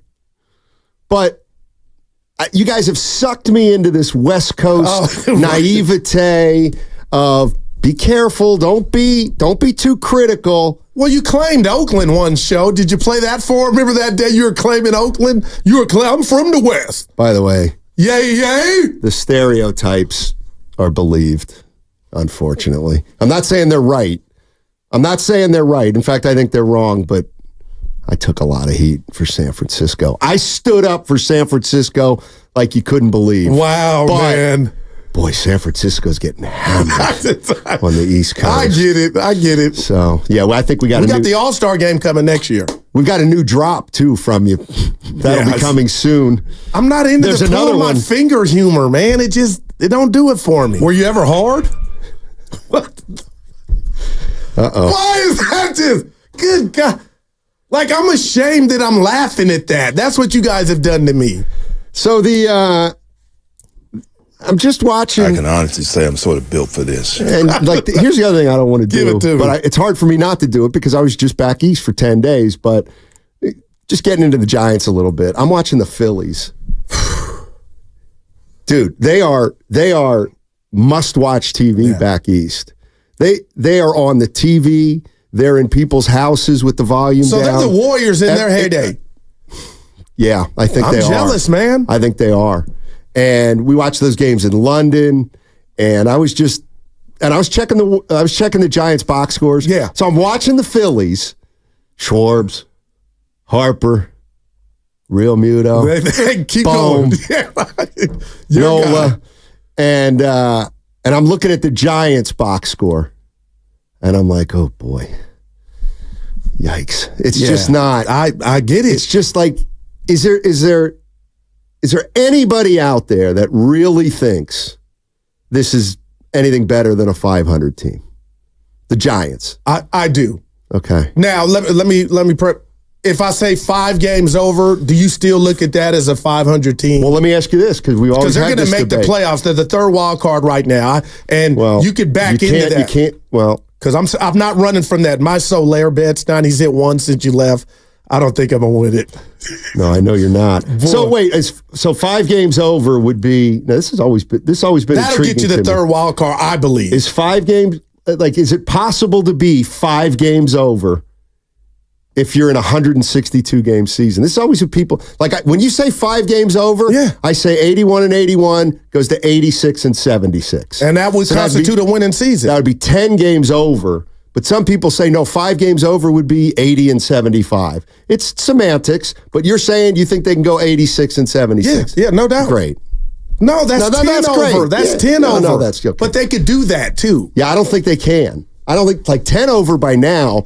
I mean, the season 60 over, 100 games, they can't. Dude, you win them 9 out of 10, 8 out of 10, and you do it again? They can't go 55-45. I don't think they can. Well, they can't do it with guys on the shelf. So if they can get the Red Cross going their way, Steiny, I think that's attainable. Yeah, and here's the other thing, and I did make a promise to myself, and I hope you don't take this the wrong way, but I'm not doing it this year. Oh, I'm not doing it this year. We've done it. I missed this. We've already done it.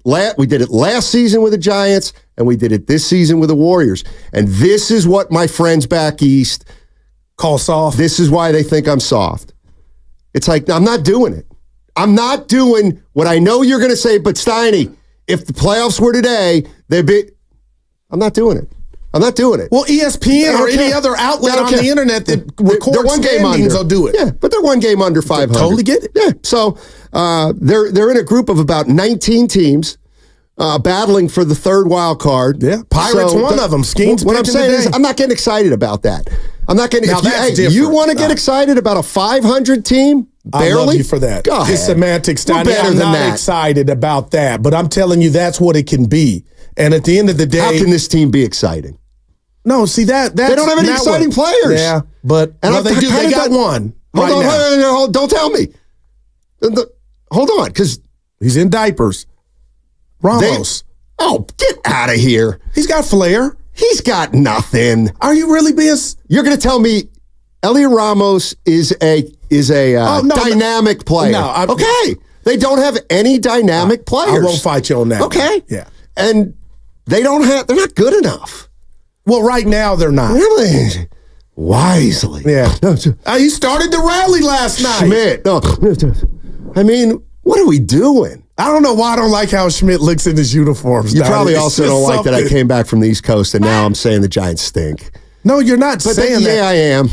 You know what you're doing? No, I'm not. Is you're comparing them to Halle Berry right now, and it's going to take time. Well, it's because we've had the 49ers go to Super Bowls and the Warriors win titles, and the Giants are an afterthought. Man. And it's gotten worse since you left. You've been gone 10 days. They have not played their best baseball, and they're lucky it's all outdoors last night. I got to give them credit to pull that one out. Oh, yeah. God, the Astros, they look like the Astros. Spadoni hates them because they cheated, so he was happy. He just gave us a thumbs up. What's up, Spadoni? How you doing, buddy? Haven't seen you in a while. Spadoni's black. So no dibs today? Yeah, I don't know if he like his business out there, but yeah, he's out FPN with Willard. Okay. Yeah. I'm kind of glad. Oh. Just today. I'm ducking. Shots fired. He's out today. Just FPN. today. Yeah. So he was out yesterday, and he's going to be out today. Yes, sir. He's back tomorrow. Okay. Well, I'm glad. This is a perfect day. You never do stuff like this. Where you going? You feeling frisky? I am. I'm glad he's not here today. That's all. He gets jealous of. Oh, you taking where trips? I play golf. Oh, no, where I play golf. What? He's envious. Jealous is envy is different. One and the same. Yeah, they're both negative. If I was bald and you had a head full of hair like you do, I would be envious. I wouldn't hate. Jealousy is hate. Like, I can't stand that guy. Yeah, anyway, so I'm glad he's not here. I worked with a guy's name was Brian Thompson. He goes, I would kill for your hair. I said, hey, hold on. Like, I'm in the parking lot going, hey, what's that mean? Last thing. Yeah. A lot of people at the station Friday went to see Bill Burr, the comedian. Okay. Evan was one of them. Willard, the great Christie. Okay. And they had a good time. Well, let me tell you what I know. Okay. Here's what I know. Mark Willard did not get Evan tickets for the show. Evan got his own tickets. I guarantee you. Shocked. Which is why I had better seats than all of them. Evan, y'all doing drive-by. No, that's right. Like, when did Evan say, I got the best seats of the bunch? Well, I actually told Will that to his face. We were walking by each other in the beer line. I said, where are you sitting? I said, center row, lower bowl. Where are you sitting, Juan? Oh, boy. Do we care about that stuff? Not I'm here with my coworker, my friend. Night. Yeah. But do we got it? I got better seats. We do That's care. what's wrong with everything, man. That's Twitter stuff. Here's what we could do, too. 888-957-9570. I'm unlike Goo. I was out of pocket the whole week. Be honest, listeners. Was there ever any time Goo stuck it to me? No. Did anybody stick it to me when I was gone? That's 888-957-9570. Steiny asked like this. 510. Comcast Business, what's it called now? The Xfinity Mobile text line? I got to tell you, I got a new respect for what you guys do over there. Oh, yeah, that's right. You hosted. Brought to you by Minikey. Oh, poor Evan. Evan had my back, but Steiny, I don't like... And then when somebody's turn, shut up! I gotta get the break, damn it! Wrap it up! I ain't good at it, man. And then some just blow past it, Larry, and he's getting his thought out. It's like, dude, I got the orange cone. It's falling on me. That got to me, man. Well, that's where you got to use our patented. Gotta go. Just I'm not good at it, Steiny. Yeah. Steiny, asked Guru who he said his new BFF was. Time for the legal. These dudes. To hit me again with that, please. Time for the legal. Steiny, I don't know who. I didn't say anybody was my new BFF. This one was also pretty good. I don't drive all the time. Guru, that was the worst breaking news. Shut up. We had breaking news of McCaffrey and somebody. The holdout or the signing? No, the signing, and somebody texts. That was the worst breaking news. Possibly. It bothered me. Speaking of which, real quick, we got bad news. Christian McCaffrey is going to be on the cover of Madden 25. Okay. And there's a curse where those guys get injured. All right. Well, I'll tell if you you're what. into that. Well, who was on the cover last year? I've retired. Gotta believe it's Patrick Mahomes. How does your go? I should know this. I'm done playing. I retired. I bet you know what? This is the one thing. When you go back and look, let's look at the. I bet you it's not as jinxy no, it's as real. you It's think. not. There's a thing. Spadone, look. Spadone can. This guy can name the Madden covers for the last 20 years. 5 in the morning. Dude, he's phenomenal. He only does an hour though. So last year, here we go. Can you guys guess? Do you want to guess? Mahomes. No. I got it. Lamar Josh Jackson. Allen. There you go, Josh Allen. Josh? 2022, there were 2 players. Oh, that's right. Mahomes. And it was the GOAT edition. Oh, Brady. There you go. They both made it through. I mean, that seems okay to me, right? So you think it's over, Spadoni, the curse? Well, prior to that, it was Lamar, then Patrick Mahomes, the Antonio Brown one. That was well, that's not necessarily a jinx. That's just putting a nitwit on the cover. Well, he did win a Super Bowl since then. But then, yeah, it's a lot of quarterbacks. This is the first running back, though. I want to say since they don't list it here because it was the Barry Sanders one, but Adrian Peterson was on it as well. There's like an alternate one. So for 10 years, though, first time. Wow. 10 years running back. And he only got $24 million guaranteed, Stoney. 2 for 38, 19. Because he's a running back. See, I don't like that, though. Yeah, they're not as important as receivers. Tell the Niners that. That's a week. Oh, by the way, I got some good news for Niner fans. The Eagle fans are not chirping this year. Especially we heard, said chirp because they're the birds. Jalen, what did the offensive coordinator, former Cowboy offensive coordinator, Kellen Moore said that their offense is going to be 95% Hurts centric. I don't know if Philly fans want that. My guys think Hurts is all right, but they don't love him. Yeah. Something happened last year, and I think it has to do with him, Stoney, in that locker room. My buddy Matt, who knows football, said he's a one-read guy. Damn. Like, I can't even get mad at that. I think Dak is a one-read guy. Really?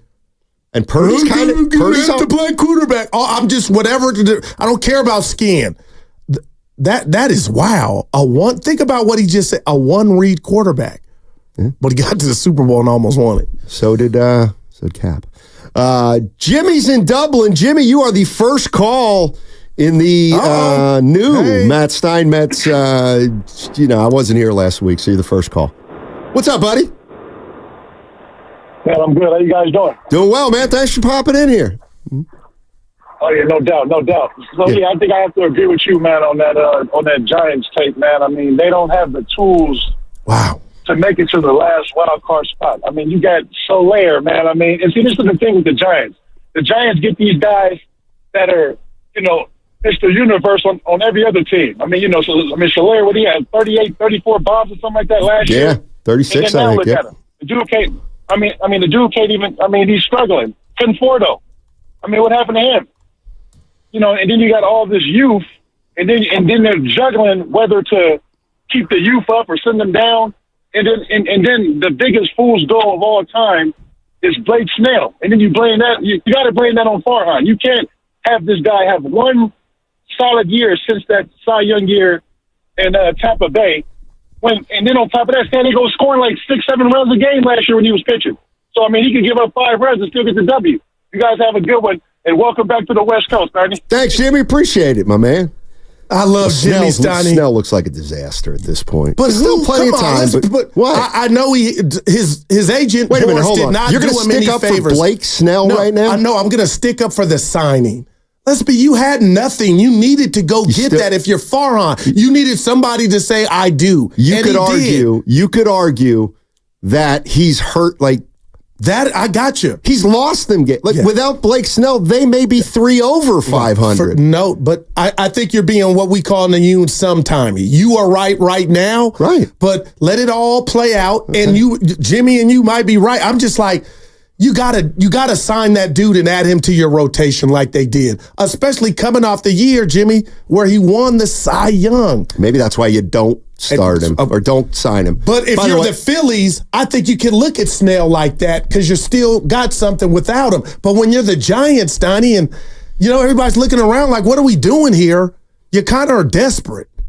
Right. And they were desperate. They just made a big mistake. It looks, as of now, they made a big mistake. No, and I don't know when he's coming back. I would shut him down.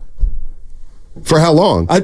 Until All-Star break. Because if he comes back and then my neck and my back, and then we got to do this thing over and over, it's like, oh. So I saw Kawakami in The Athletic said that the Giants should go after Mike Trout. That 30, he's going to be 33. Well, I love TK, but here's the thing.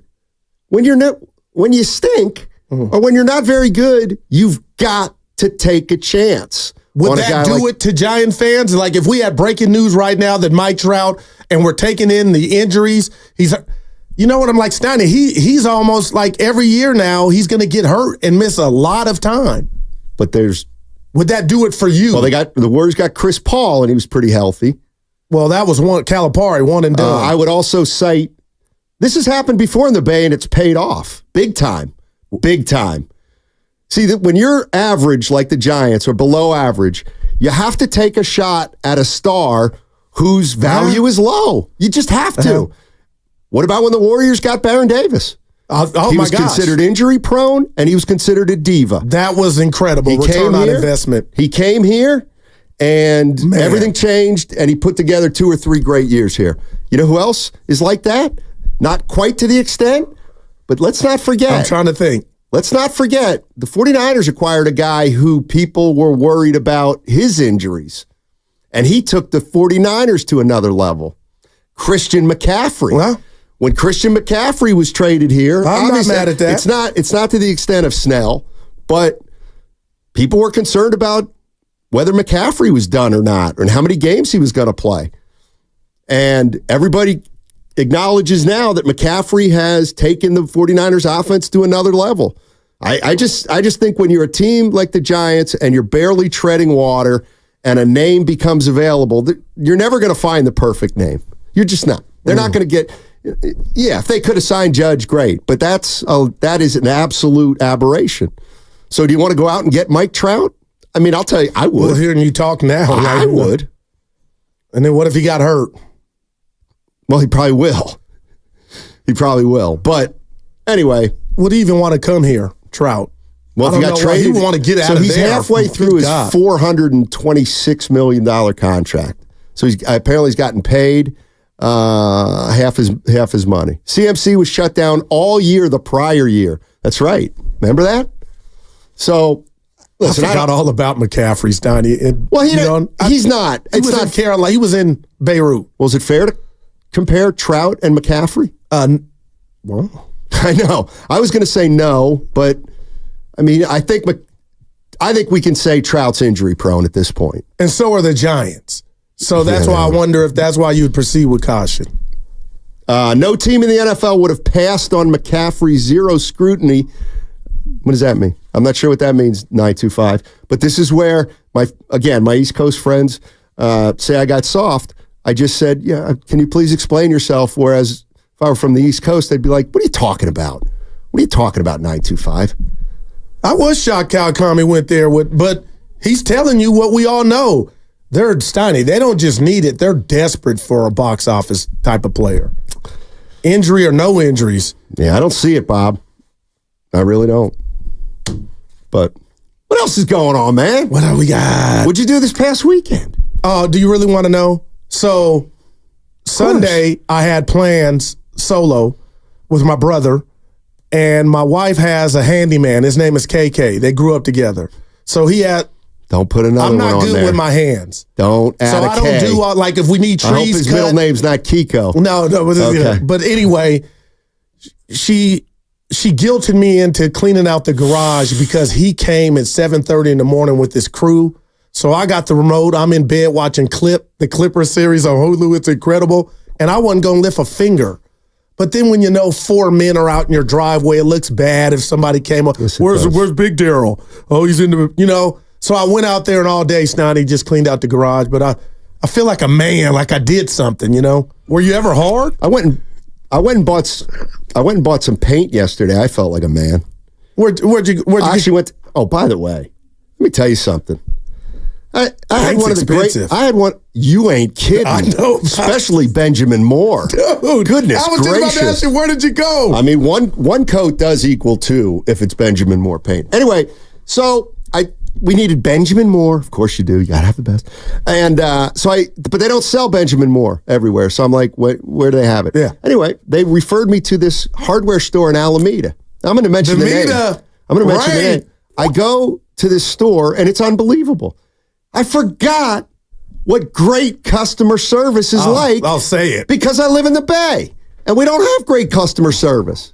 We've got shortages of workers. We've got young workers that aren't professional. We've got rude workers. We've got workers that don't want to be in customer service. So I go over to a place, and let me tell you right now, if you need any hardware stuff, Pagano's Hardware in Alameda on South Shore. Unbelievable. How long were you in there? I was in there about 35 minutes because what I needed to get done needed to be explained, and we needed to make sure it was right. It's one of those stores you walk in, you get the hello. Dude, what can I do? Man.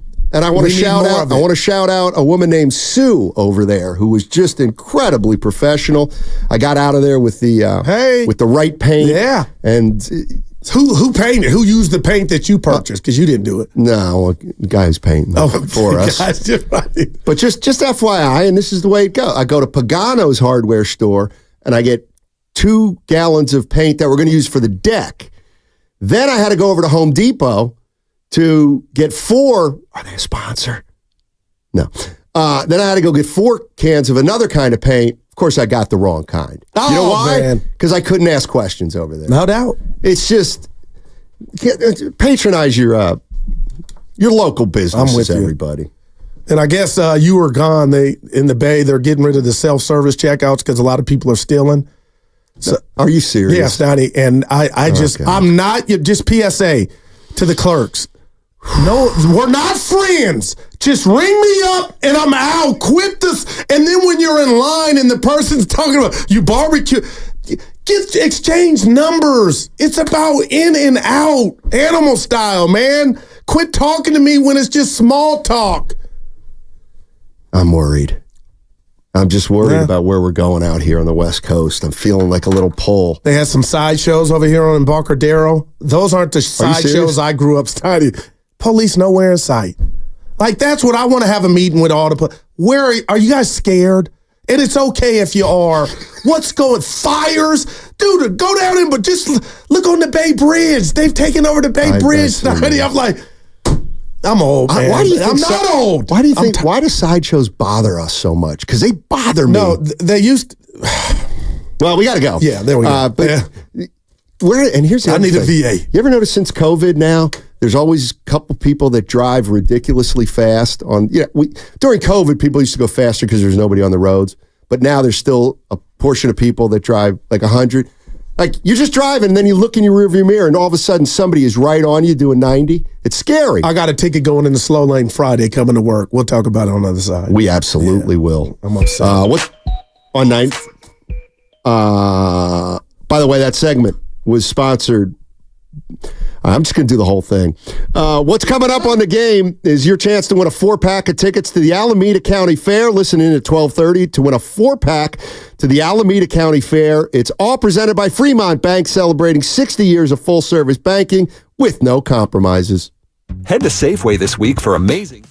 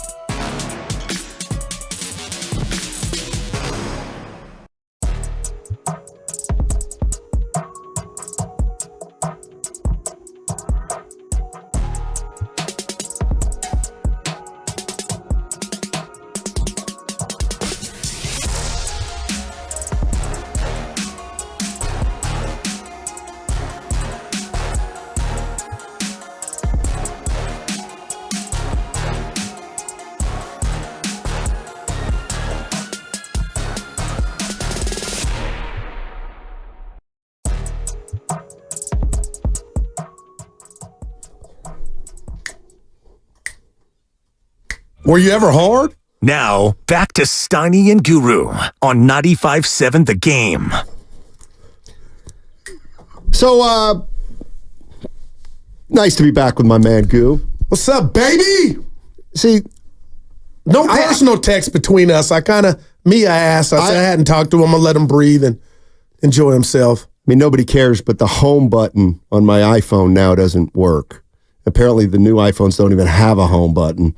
So I have one that you don't need, but it doesn't work, and now it's a nightmare. It's on the side. Your new home button. Oh. Yeah, it's not. I think I'm going to get a new phone. Okay. But, just getting back from vacation and this is what I mean. From the 415 on the Xfinity mobile text line. Just checking. I've been on vacation myself a couple weeks. But this is still sports talk radio, right?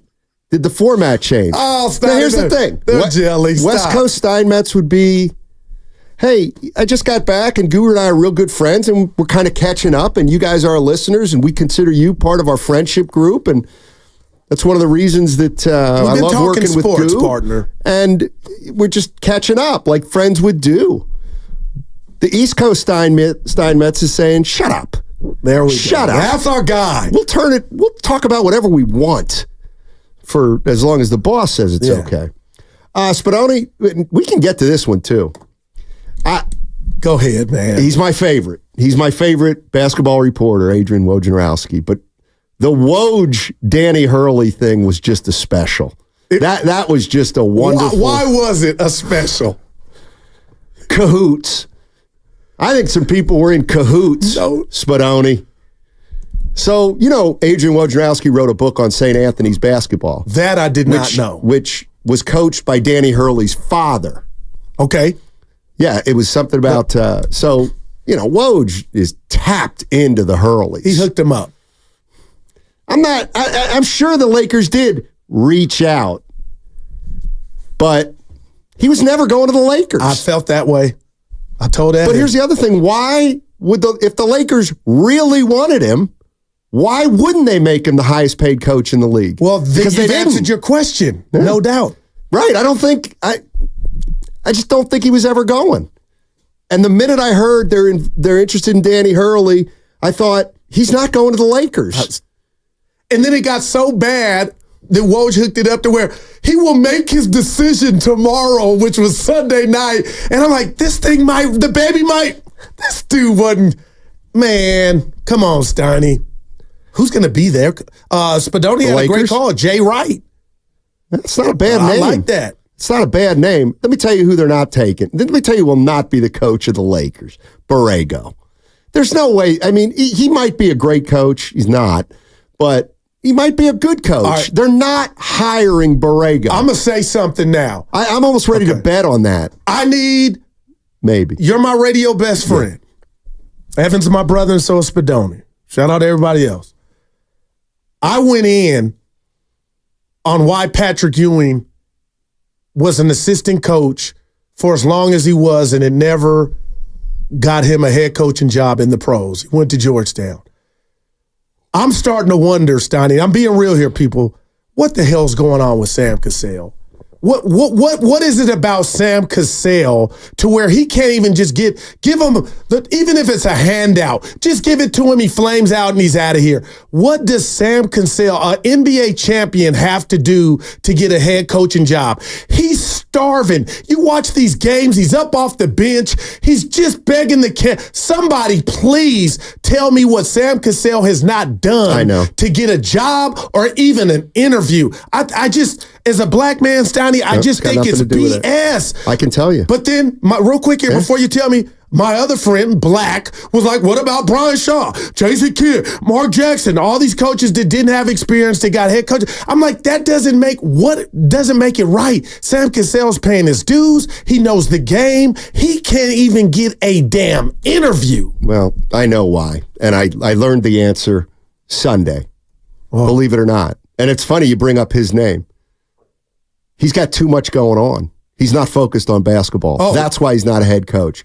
And the reason I know that is because I was traveling back on United, on a United flight, and they have a wonderful magazine, Hemispheres magazine. And I turned to the back page, Do you know Sam Cassell is like George Kittle with Zenny? No, like George Kittle with Zenny. No, I didn't know that. I saw Sam Cassell is wearing Zenny sunglasses, and it was part of an ad. Okay. Sam Cassell. Endorsement. Yeah, it was, a former NBA champion wears champion sunglasses too. So clearly he's not invested anymore in the NBA. He's about making money off the court. I mean, that's easy to see. Oh, boy. I mean, that's easy. There it is. Anything happened with Clay while I was gone? Clay. Kendrick Perkins said that what we all know, he should explore free agency. Thank you, Kendrick. Well, he has no choice now. Hello. But, Stoney, I don't know. Something's going on, and I just feel like he might not be here. Magic Johnson, I'm here. They'd like him in Philly. They would like him in Philly. I think a lot of places. But Clippers. What's your gut tell you? That he's out. Clay? That he's out. I think he just needs a fresh start. Yeah, I don't want him out. I just think he needs a fresh start. I don't know. I don't have a feel for it. I don't know. Hey, what's up, Lucas? How you doing, buddy? Lucas was out there pitching, hurt. His dad was out there playing with his pops. In good shape, man. Lucas, in the outfield. His dad was, I said, how cool is this? You know what sucks? What? We got half our staff with dads younger than you and me. I mean, it's just so disappointing. I was on a high until you said, and I don't think that's the Lucas, case. how old's your dad? You think I'm older than Evan's dad? I bet he's like 49. Oh, well, never mind. Okay, there we go. Evan, how old is Pops? He's older than me. My dad's in his early 70s. Oh, well, never mind. Yeah, you guys need to take care of your parents. Yeah. Be good to them. Father's Day this weekend. Shout out to all the dads. I cannot wait. I ain't going to milk that sucker. Well, how do you milk had a birthday on Saturday. It's same age as Steiny. Oh. Who did? His pops. Bill Burr. Oh, Bill Burr. Was it his birthday? So his is he birthday funny? Was over the weekend. Was he funny? It was hilarious. Really? And it was outside. Oh. Yeah, that I didn't know. At the Greek Theater? Was it? It was at the Greek Theater. So he sold out the Greek? Yeah. That probably holds 11K, I would think. It's not as big as Yeah, maybe not. I would say, you know what? I've been there for graduations and concerts. I'm going to say, he's a big 6. boy. Yeah. I got to believe that's at least 8,000. Thank you. Thank you very much. Father's Day. Oh, yeah, okay. We can 888. Well, we'll have all day to talk about it Friday, but is your father's, there's two kinds of fathers. On Father's Day, one type of father wants to be with his family. Right. And the other type of father wants to be anywhere but with his family. Yeah. Which are you? I'm a combo. I do both. I start with the family. We'll go to some brunch, have some breakfast. I ain't cooking a damn thing. We'll go somewhere, and then I'll veer off. But I'm going to spend it with Norm, too, Stoney. So we got something at Norm's. Yeah, Rest in peace, Pops. It's your first one without him. Oh. So, I'm doing your math. I apologize. No, that's fine. Yeah, I mean, golf is an automatic on Father's Day. It's got to be. That's dope. Yeah, I'll do. You know what? It'll be a combo meal for me, too. Yeah. I'll play a little golf, and then I'll... And we'll have NBA final. Well, no, we might not. This Sunday. If Dallas loses tomorrow and Friday, it's a wrapper. Let me ask you this. Saran. So, and I'll say this about 19 times this week, but so I'm back east, and the games just aren't resonating. They're not resonating. At least... You sound like the boss and Evan and everybody else. Well, they're just not... it's just not... Nothing's What's going missing? On. Everything. Everything is missing. There's nothing there. There's nothing but there. There's 5 future Hall of Famers on the court altogether. There's nothing there. There always are Hall of Famers in the finals. Yeah. But there's nothing there.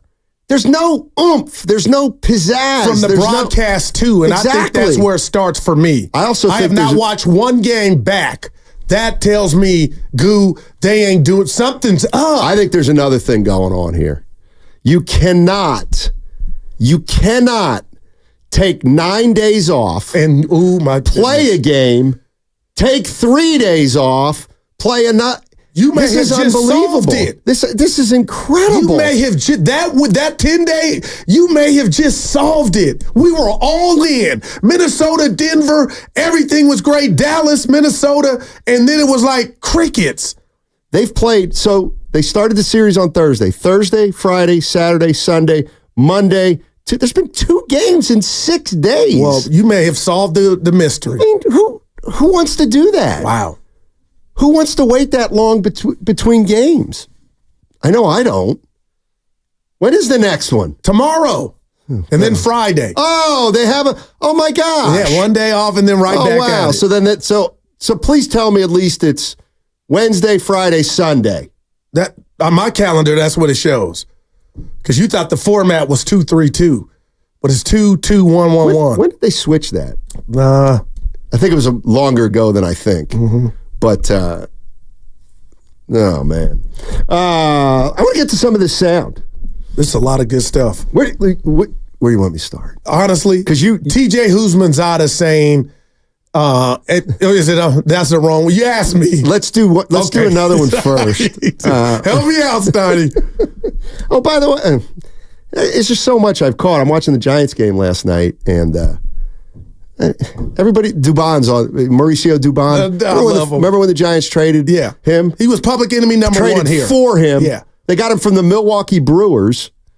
And he was going to be. I remember when you were like, "Oh, Steiny, this is the game changer, Mauricio Dubon," and I'm like, "Hit the pipe." Anyway, I'm listening to the broadcast last night. I hear Kruk saying, we enjoyed Mauricio Dubon's time here in the Bay," and I'm thinking something's weird, something's amiss there. Because when he left, he didn't speak highly of the Giants. Yeah, he was upset. A year ago, Kruk said he needs to keep his mouth shut. Oh, yeah. So you put that on the vine. Yeah. So anyway, give me something else. Well, because I got so much to catch up on. You got the Draymond sound on Jordan Poole? Real quick, somebody said that Curry's pickup games weren't with regular guys; those were semi-pro guys. Oh, I don't know if you're wrong or not. I just wanted to clarify. But who are they? Just one person on the Xfinity mobile text line. He could have really got hurt. It was presented to me like he pulled up on a open gym run in Sacramento, and somebody on the text line was saying the guy it's the trainer that trains all the high-end athletes in Sac. But if you look at the videos down there, they look like it could be you, me, Lucas, and Evan, and Spadoni shooting. All right. Yeah. I'm 0 for 2 at the jukebox. You asked me to play something. The sound. So anything you want to play, you fire. Okay, this is what I want to play. I want to get into the Niners stuff. This is Jeremy Fowler, and this is where I need Evan. Here's who he works for, and here's who he was on with. ESPN. Yep. And he was on with? ESPN. Thank you. Jeremy Fowler. Brandon Aiyuk's the big one. We know what the wide receiver market is now. It's looking at probably $30 million and above. And Aiyuk's considered a top 10 receiver now at this point by most in the league. Both sides have had negotiations, but it hasn't really graduated to something where it's going to get done and it's intensified. So they got the next 6 weeks over the summer before training camp to try to get it done, or he might not show up based on him not showing up to minicamp as a precedent. All right. So that was Jeremy Fowler from ESPN. Five players, and there was a report by Michael Silver of the Chronicle that he turned down $26 million a year, but that was the average annual salary. Okay, but we don't know anything about what the guarantee might have been or might not have been. But what we do know, can I assume that wasn't enough to entice him to put a John Hancock on the 26? If the report's true, then clearly. My question is, I saw a number that 5 receivers now, their average annual salary is $30 million. Wow. But again, the guarantees are different. And 2 more about to sign sometime here soon, CeeDee Lamb and Jamar Chase. Okay. You got to assume they're going to get a big bag. Not Justin Jefferson, it could be. That'll make it 26 look that much smaller. So Amon-Ra St. Brown has $77 million guaranteed. Justin Jefferson has over $100 million guaranteed. So where does he fit? For 26, it looks like for the Niners when you talk about annually, Stoney. So again, you think he's worth 30 though? No, I understand the Niners saying we don't use you we know you got the skills, but the way that we run our offense, it's 23 first. It's Christian McCaffrey. So I can't see the Niners paying Brandon Aiyuk, Justin Jefferson, or top-tier receiver type money when they don't use them that way. Here's the other thing, and I'll play the sound, but so McCaffrey doesn't say anything, at least publicly. He gets his deal done. Right. And I'll play the sound, but according to Fowler, Trent Williams is now making noise about wanting to do his contract. Boy. And then Kittle's coming up down the line. Two questions I have for you is, one is, when are you going to get worried about Aiyuk? And then two is it fair to say, look, Aiyuk is not a high priority for the San Francisco 49ers. We may hate to see it, we may hate to say it, but their actions are speaking louder than words. He's not their number one priority right now. Right now, he's not their number one priority. No doubt about it. I feel like you read my notepad. And the other part of that to me, Steiny, is the fact that, again, I'm not Peter King. The fact that you invested your first-round pick, and I believe a lot of people were shocked. And Ricky Pearsall, read the room, Steiny. Yeah. We've been around a couple corners. That's telling me something, that they value Aiyuk, but you are not a priority. Because if it were love, Steiny, this thing would already be done. And the one thing, Evan and the boss and I talked about this last week, and this is where I have no rebuttal. Hey, Debo and Bosa didn't get done until later in the months, later in the summer. Okay, that does mean something, but this is different. Then you talk about Aiyuk going on IG with the I shouldn't share my chicken. Well, you already shared, and I told Evan this. From a Brandon Aiyuk perspective, do you feel like he thinks, oh my God, he's telling his brother or girlfriend, damn, McCaffrey just cut line. And now if this Trent Williams thing is true, if you're Kyle and John, who would you take care of first if Trent Williams even dared to say he wants some more money or a new contract? He's going to get it. Well, I'm in the minority about Trent Williams. I'll be honest with you. I mean, I think he's still top tier, Steiny. Well, supposedly. Be careful. I don't think he had a great year. But you have no other option. No, but and you're trying to get back to the Super Bowl. How many games is he going to play this year, Trent Williams? Let's just say as many as he played last year. It was enough. Listen, I'm not saying he's not one of the best, but But give me this. He would rattle their cages if he said he needed a new deal. They wouldn't F around with him. I don't look at McCaffrey as saying, I don't look at McCaffrey cutting in line. I look at the 49ers probably know. You think they don't know Kittle wants something down the line? You don't think they knew McCaffrey was going to do something? We might not have. We touched on that yesterday. I mean, the bottom line is, you saw this coming. I didn't see it coming. But maybe they did. Yes. Right. So Aiyuk could just be the odd man out. Like his contract came up at the most inopportune time. Whose? Aiyuk. No, it didn't. It's just that he's not a priority. I mean, what more do you need to see?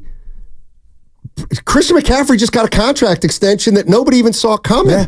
Why? Evan told me in the break room Thursday or Wednesday, and I felt like 2 hours later he had the new deal. It happened that fast. I get it. I mean, if you're asking me, do I think the 49ers have prioritized McCaffrey and possibly Trent Williams instead of Brandon Aiyuk? Yes, of course. Absolutely. I think absolutely they have. And I think any fan would get that. Hey, 49er, who you prioritize, McCaffrey or Aiyuk? How many people are going to say Aiyuk? Yeah. You can't say that's Aiyuk. Where he loses. I get it. Unfortunately for Aiyuk, wide receiver is not the most important position for the Niners. But for Aiyuk, he's watching his position and guys that he deems he's that caliber getting paid left and right like a boom. And man, Steiny and Evan and I were discussing if they were to trade him, the team that would trade for him could possibly get him closer to 30 or that number that would work for him. I actually I feel like I understand why the 49ers have to be careful with Aiyuk. And you might not think there's a big difference between 30 and 24 or whatever it is. Oh, Steiny, I do. Well, it is, yeah. That's what I was going to say. You might not think not you, but people might not think there's a big difference, but there is. And, I mean, they're saying what they're saying. They're saying what they're saying. And what they said was, The minute we knew, we talk all season long about Aiyuk and his new deal. What do you think it's going to be worth? You got to pay him. You got to pay him. You got to pay him. And then we've talked about that for 6 months, and then Christian McCaffrey apparently says to the Niners, well, I want a new deal. And we don't even know that Christian McCaffrey said, I want a new deal too. Well, his guaranteed money had ran out. Exactly. And who'd the 49ers take care of in 3 days? Yeah, well, they took care of him. I mean, they probably didn't. It was fast, Donnie. But I'm sure the 49ers knew that McCaffrey was going to do this way sooner than we thought they would. All right. And so, guess what? We need, don't pit players against each other. Sorry, you got to pit players against each other when you know damn well that you've got to cut money, you've got to cut payroll. And maybe it is that simple. It's not that hard. McCaffrey or Aiyuk? Yeah. McCaffrey. Yeah. Trent Williams. Let's just move on. Yeah. Well, I don't think, I still think they're going to get something done with Aiyuk, but I think we're headed toward the same kind of situation as Bosa. Well, Bosa was different because the Niners knew it was about, I told Evan, or Debo it was about it, even Debo, because that was pre-McCaffrey. Everything he had done, Steiny, in that playoff run the year before, he was your offense. And we were talking about Debo like maybe he wanted to decrease in workload because it was Debo left, right, everywhere. This is different, Steiny. And I'm asking you, because I asked Evan, okay, we get news that Brandon Aiyuk is no longer a Niner. Well, how does that change your view on what are they not a Super Bowl contender? No, not necessarily. It doesn't change my view. So we talk about windows all the time, and this is what I mean. Because we thought one of the two, Debo, or Aiyuk were going to get traded, and there was some scuttlebutt at the draft. Like, I just can't get over that, just watching that, and it didn't manifest. So now I'm sitting here thinking the Niners, we're talking about windows. We never know when they open or close. They close faster than you think. They got a first-round pick. They got holes in other places or priorities I feel like they could have drafted, but the company line was, you know what, Goo? Nobody was worthy in those other positions to be drafted that high or in the first round, so we get Ricky Pearsall. Normally, Steiny, a rookie wide receiver, not named Randy Moss or guys like that, Justin Jefferson, they're going to be a red shirt. You don't expect much from them, right? It's going to be growing pains. But now, all of a sudden, we're here with this stalemate with Brandon Aiyuk, and I'm like, the Niners are talking without talking to me like, hey, we like you, we don't love you. And if you dip, we think this dude can do what you did in our offense. How could you not look at it like that? All right.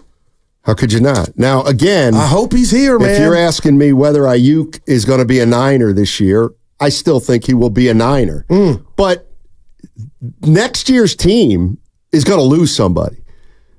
There's no way they can keep all these guys. So I got to believe what the Niners are doing is they're just they want to try to hold this thing together for one more year. And then they know at the end of next year or this upcoming year that they're going to have to make some pretty tough decisions. And I think what they're deciding right now is whether, what the hell, if Aiyuk is being this tough and we foresee a problem, well, let's start making the moves right now. I'm not saying that's exactly what's happening, but I'd love to talk more about it. It just feels like it's happening a year faster than I thought it was going to. Yeah. 888-957-9570 is the number. You think the 49ers are telling Aiyuk something with the fact that they got McCaffrey done, and now Trent Williams may be talked to. And what about Kittle? 888-957-9570 is the number. Download the Odyssey app directly from our QR code on both YouTube and Twitch. Brought to you by First NorCal Credit Union for a low-rate auto loan. Apply online or just ask for First NorCal financing at the dealer today. Plus, an hour away from your chance to win a 4-pack of tickets to the Alameda County Fair, all on 95.7 The Game. I'm David. I'm John. And I'm Chris. We're the three brothers that own Jack's Restaurant and Bar with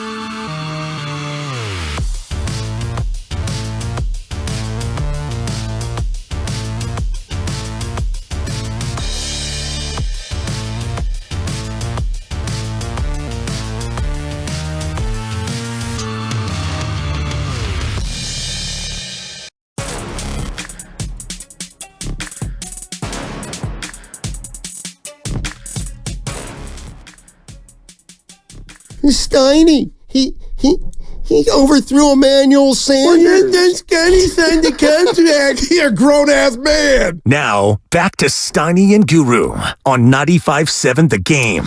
All righty. I got one for you. Give it to me. I made Evan play that. That's what I just... Oh, he's in his bag.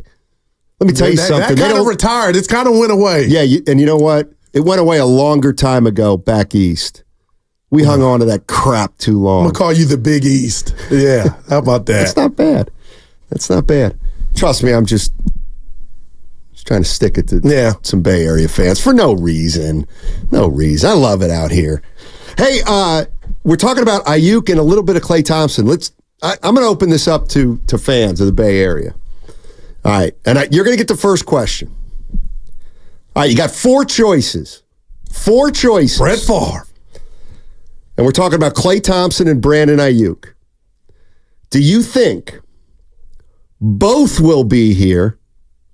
Neither will be here. Aiyuk will be here, but Klay Thompson won't. Or Klay Thompson will be here and Aiyuk won't be here. 4 choices. That's a hell of... 888-957-9570 if you want to weigh in. Need to put that on X. Yeah, no, we can't put it on YouTube. Yeah, well, look at you. Because I think... Well, go ahead. All right, here I go. Yeah. I'm being real, man. Yep. I think both are out. Oh, my gosh. Brandon, are you serious? I swear to you, man. I really believe Klay Thompson is holding... I can't tell you who accountable for, him going to the bench and him having so much cachet and building this thing that I think there's some resentment there. I can't say it who. I think he is excited about, maybe it's just time, the next chapter of my career, and I want a fresh start. That's why I go with Klay leaving. I don't want him to. And this Brandon Aiyuk thing, man, I'm sorry. You talk about pride, great movie with Terrence Howard, swim movie. You talk about pride. You talk about everybody, these other receivers getting their bag, and CD and Chase have yet to get their bag, and they're going to get it. I really feel like the Niners have drawn a line in the sand, and if it's 26, they're not going any higher, and I think we see a trade. And while you were gone, this ain't part of it, you asked me, there were reports that the Niners called the Vikings about possibly getting Justin Jefferson. So if that were true and I'm Aiyuk and I get wind of that, what other signal does my current employer need to send to me to say, you know what? I know y'all like me, but you don't love me. Get me up out of here. So I'm going with both, and I hope for the first time, Stoney, I'm wrong. It's unbelievable. I'm being real with you. Well, okay. Because here's the way I look at it. If those are my 4 choices, okay, if those are my 4 choices and I have to bet, right, and I'm acknowledging, like you're saying, Steiny, you have to bet $1,000. Well, I don't want to bet $1,000. How come? Because I don't really know what's going to happen. No. You have to bet. You have no choice. You must take one of these 4 choices. Which one are you taking? And I'll throw it out, 888-957-9570. If I had to bet on one of those 4 choices, I would actually bet on both are back. Oh, wow. Yeah. Okay. If I had to. If I absolutely had to. What's the why behind that? Okay. The why behind that, and in case you're just joining us, I just threw out there Klay Thompson and Brandon Aiyuk. You got 4 choices. What do you think's going to happen? Neither of them are back. Both are back. Ayuk's back, but not Klay, or Klay's back, but not Aiyuk. If you're telling me I must bet, I'm taking both are back. And the reason is, until I see something with, let's go with Aiyuk. Until I see something with Aiyuk that's different than Bosa and different than Deebo Samuel, I'm just going to believe that he's going to be signed. It's just going to take a little while. So I also know that in the NFL, it's hard to trade. I know that in the NFL, if a trade were to occur, it probably would have been more likely to occur during the draft. So I think the 49ers and Aiyuk will come to terms. All right. Klay Thompson. He's the one to me that would be more likely to go to another team. But I don't think he will. But real quick before you finish, what about the nugget we found out where we thought there was a certain date that he could negotiate with the Warriors, and we understood it, so there was nothing to see here. But before you left, we found out that if it was love on both fronts, we could have got news 2 weeks ago or 3 weeks ago that he wants to remain in Warrior land. But that to me was scary. Well, we knew before the season they talked and they weren't able to reach a deal. Like, we know that. Clay apparently turned down 2 for $48. So if he turned down 2 for $48 before the season, he was eligible to get an extension at any point this season, and he's still eligible to get an extension right now if he doesn't want to enter free agency. See, that hurt me. I think he's going to enter free agency, and I think he's going to end up re-signing with the Warriors. So you think it's all okay? Obviously, you don't, Stoney. I think both sides are scared. Ooh, I really do. I think the upside for each entity, the Warriors and Klay Thompson, the downside's too big. So let me just throw this to you. 888-957-9570. Who's going to be here as we head into the season? Both Aiyuk and Klay, neither Aiyuk nor Klay, or one of one and not the other, or the other and not the other? The rat on the table, Stoney, the first one since you've been back, brought to you by Atco, is the Warriors didn't make the playoffs. And if Klay Thompson departs, one, it's over in a sense that this thing was led by the big three. And then if you really want to get fancy and decipher what I mean by this thing is over, it's the run led by those guys. And now it's about, are the Warriors even going to get back to the playoffs? I'm not saying they're not, but I'm watching the NBA playoffs in the finals, Stoney, and I'm like, this can never happen again. Now it can, but you got to throw everything in the kitchen sink at preventing that. I just think Klay Thompson, Stoney, wants a new locale. That I hope I'm wrong, but the fact that you're telling me he's made buku money in his career, Klay, he ain't hurting for no ducats. If it were all love and he wanted to remain back here and ride his boat on the bay, I mean, something could have already happened to where that's off the table. So why any drama? Why does he need to be courted by? I know why. Because it's the process. Okay. It's just the process. All right. I don't think. Again, there was a report that Klay doesn't have the greatest relationship with Lacob, and he turned down $24 million a year for 2 years. I don't necessarily think that what's happened matters that much. I think Klay is going to enter free agency. And I know that once you enter free agency, stuff can happen. I would be surprised. I really would be surprised if the Warriors, if Klay Thompson signs a contract somewhere else for 2 years and $50 million, and the Warriors just let him go and say, you know what, we're not going to pay you 2 for $50. Right. I don't see it. So it's just going to be too hard. Like it's too, and I get it. From a basketball standpoint, it's not that risky because Klay's on the downside. But all the other things that come along with Klay Thompson, I don't think the Warriors want that to happen. I don't. No, that's big. So, but he has a big part in that. I know he does. So, again, I've never been a free agent nor a pro athlete. Shocker, Stoney. Do you think Klay wants to be courted just to, like, he knows he's going to stay in Golden State, but his agent's telling him, hey, man, just see what they see how valuable you are out there. Yeah. See what Orlando, to me, I think he's a made man and he's made a lot of money in his career. You could totally be right, and I would do that. Just, you got nothing to lose. If you're in love and you want to be here, you could get that done before you go see what player A or what team A, B, or C would offer you when you know your heart's here and there's no price tag on that. Well, I'm saying that I think Klay will be here even not knowing if his heart's here or not. Because I do think it would be a big pill for both sides to swallow. If Klay leaves and either the Warriors let him leave. To me, it's a big risk for both parties. Yeah. It just is. I mean, is Clay, are you telling, and I'm not saying, of course it's happened before. It's absolutely happened before.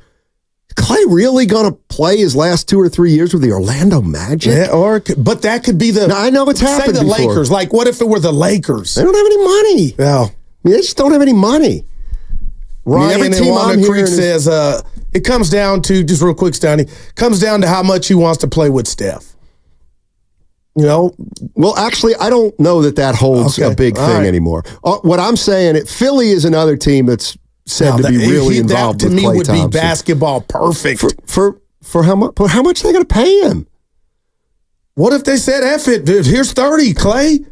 Okay. Embiid, and now that'll be, let's be honest, if he's in a Philadelphia 76er uniform, basketball is going to be easier for him. I don't necessarily think so. With Maxey, all the attention Maxey and Embiid are going to get, and they just throw it out as opposed, hey, we need you to do this and that with this version of the Warriors. Well, what I mean? What I don't understand is you think that Klay Thompson going to Philly would be basketball nirvana, but here it's not. So why do you think the Warriors are very good? You know what I mean? Well, I don't. Like that's a great question. Basically, what you're saying is, I don't know what the Warriors are now. No, seriously, Stoney, I'm breaking out. I don't know what they are. And I don't know if Joe Lacob knows what they are. I mean, just count me out on the. If he goes to Philly, that's basketball nirvana. You don't think he can help the Sixers? I'm not saying he can't help the Sixers. That's how I was. What about this though? Yeah. How do you think Clay's going to deal with Philly and their fans? I think they would welcome him with open I'm sure arms. they would welcome him at first. How about this to that? Stoney, I appreciate the question. Him leaving and everything that would go with the possible move and relocation and everything that he went through here with people calling the station he should start, then actually going to the bench. What if I told you no matter where he goes, even if he failed big time, nothing will be as grueling mentally as his ending and his departure here. I just think that what normally happens is when a season ends, the emotions run high, and now it's 2 months later, and you're not as emotional. And I'm not saying that Klay Thompson won't be pursued, but if you're asking me, if you're making me bet on Aiyuk and Klay Thompson, I would bet that both will be here next year. 888-957-9570 is the number. As for Aiyuk, I think he's going to be here because, again, I haven't seen anything with Aiyuk that, to me, feels different than Debo Samuel or Bosa. I also think in the NFL, I think the 49ers couldn't trade Debo Samuel they couldn't trade Aiyuk because nobody wanted to give up a pick and pay him. So why would he be more likely to be traded now? Because the team that acquires him is still going to have to pay him and give something up. Like, that hasn't changed. I don't think Ayuk's going anywhere. Here's my big thing. I don't think Ayuk's going anywhere. And I just think when push comes to shove, Klay will end up back here. I hope you're right, and I hope I'm wrong. Not knowing what's going to happen. Well, what about this for that comp when you bring Bosa and Debo into it? Now, I mentioned this to Evan. I know I'm saying that 90,000 times. I had a good time, Stoney. Debo wasn't at home turning on the TV every other day and wide receivers at his position were getting broken off. And Bosa for that matter. But we all kind of knew Bosa. It was about when, not if. He was the anchor of that defense, and we get that. But I'm going ego, and I'm going the position. These guys are divas. I really believe Brandon Aiyuk looks at this offense he's currently in, and he feels underutilized.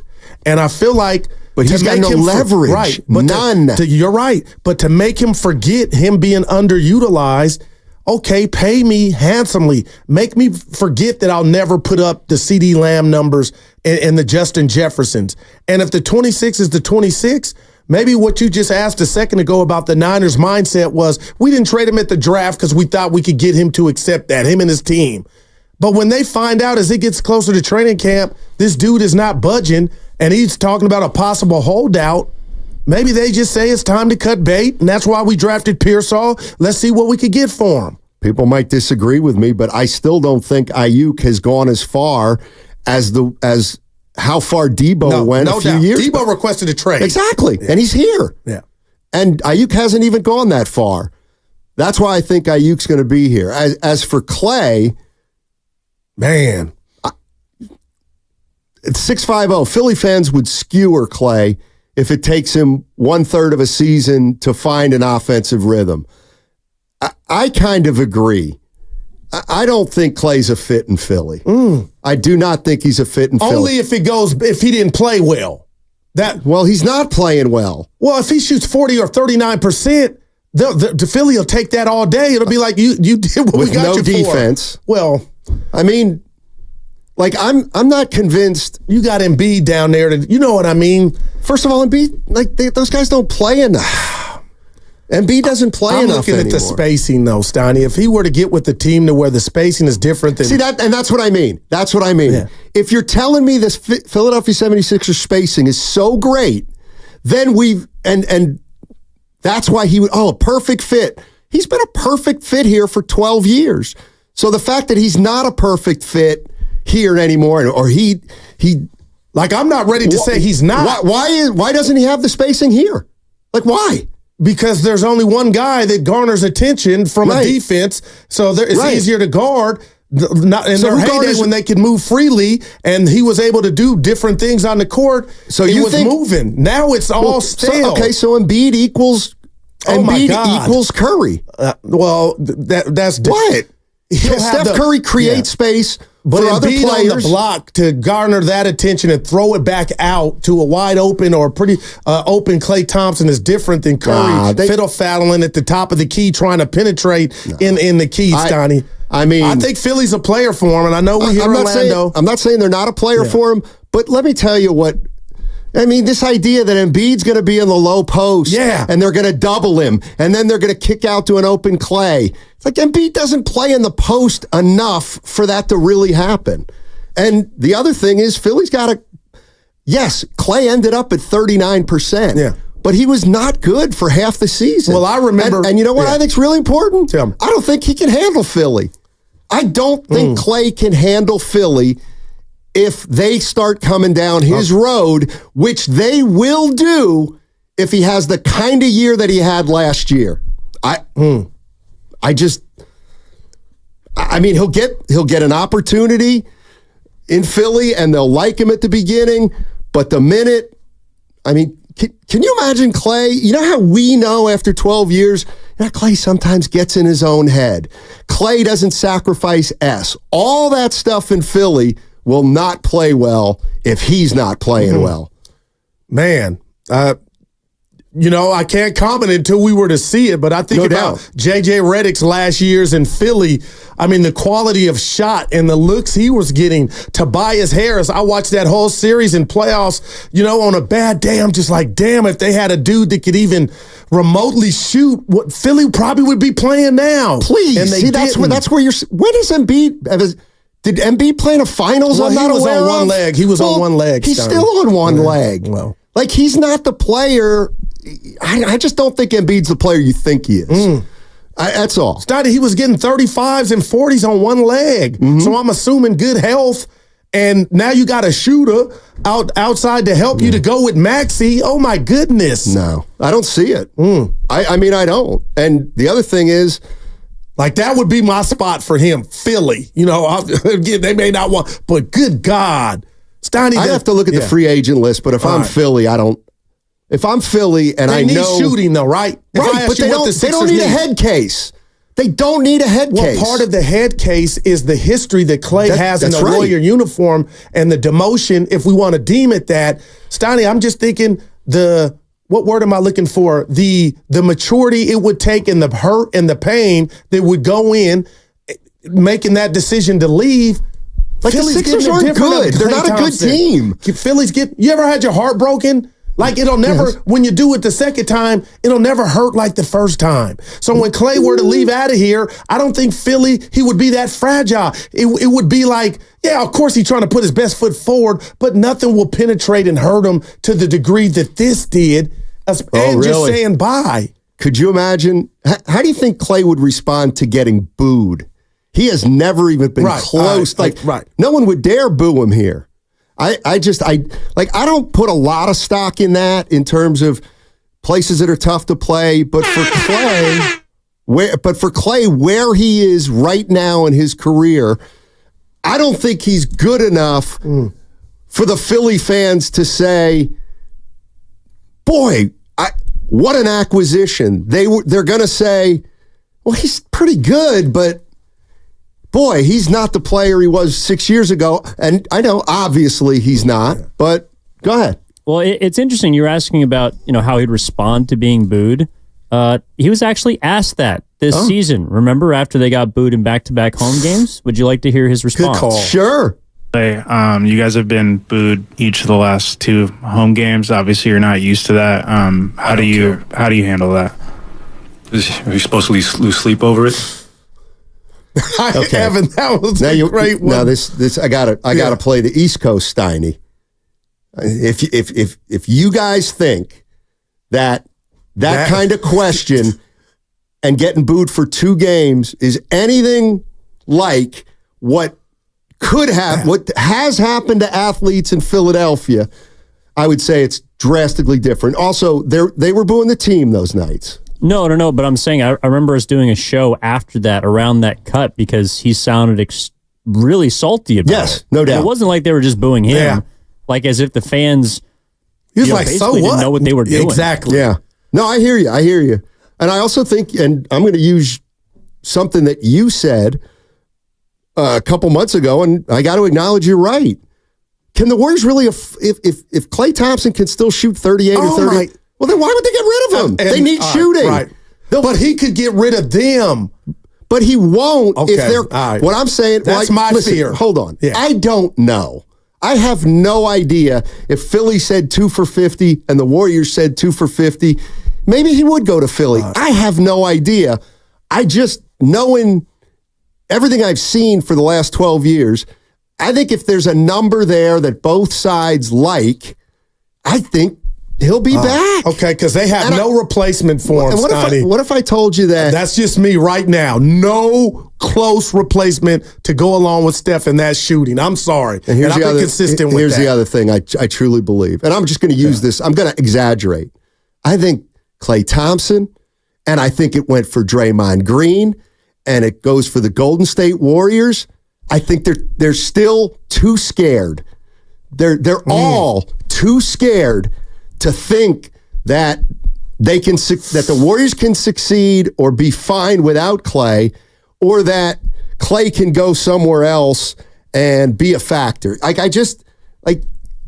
Does Klay really want to go somewhere brand new, place he doesn't know, an environment that's known to be tough on guys, and they're going to know that he got brought in here to push him over the top?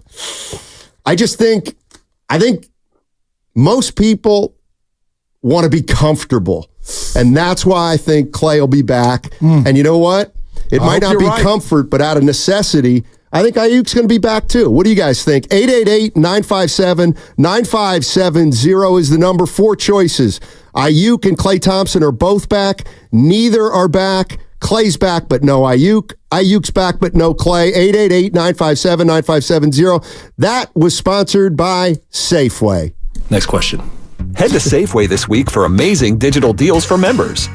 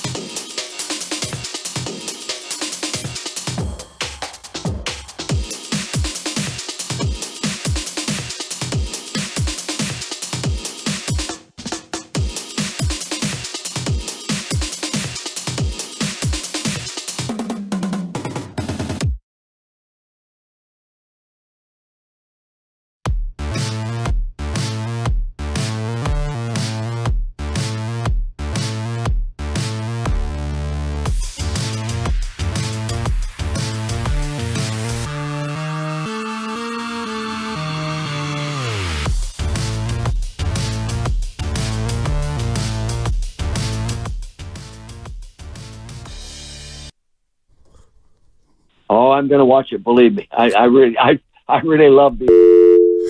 Now, back to Steiny and Guru on 95.7 The Game. What a song, man. That just moved I hate me. this song. What? And I don't hate a lot of things. I actually, this is one of my least favorite. You know what? If you give me my Mount I'm Rushmore. so hurt. Who sings it?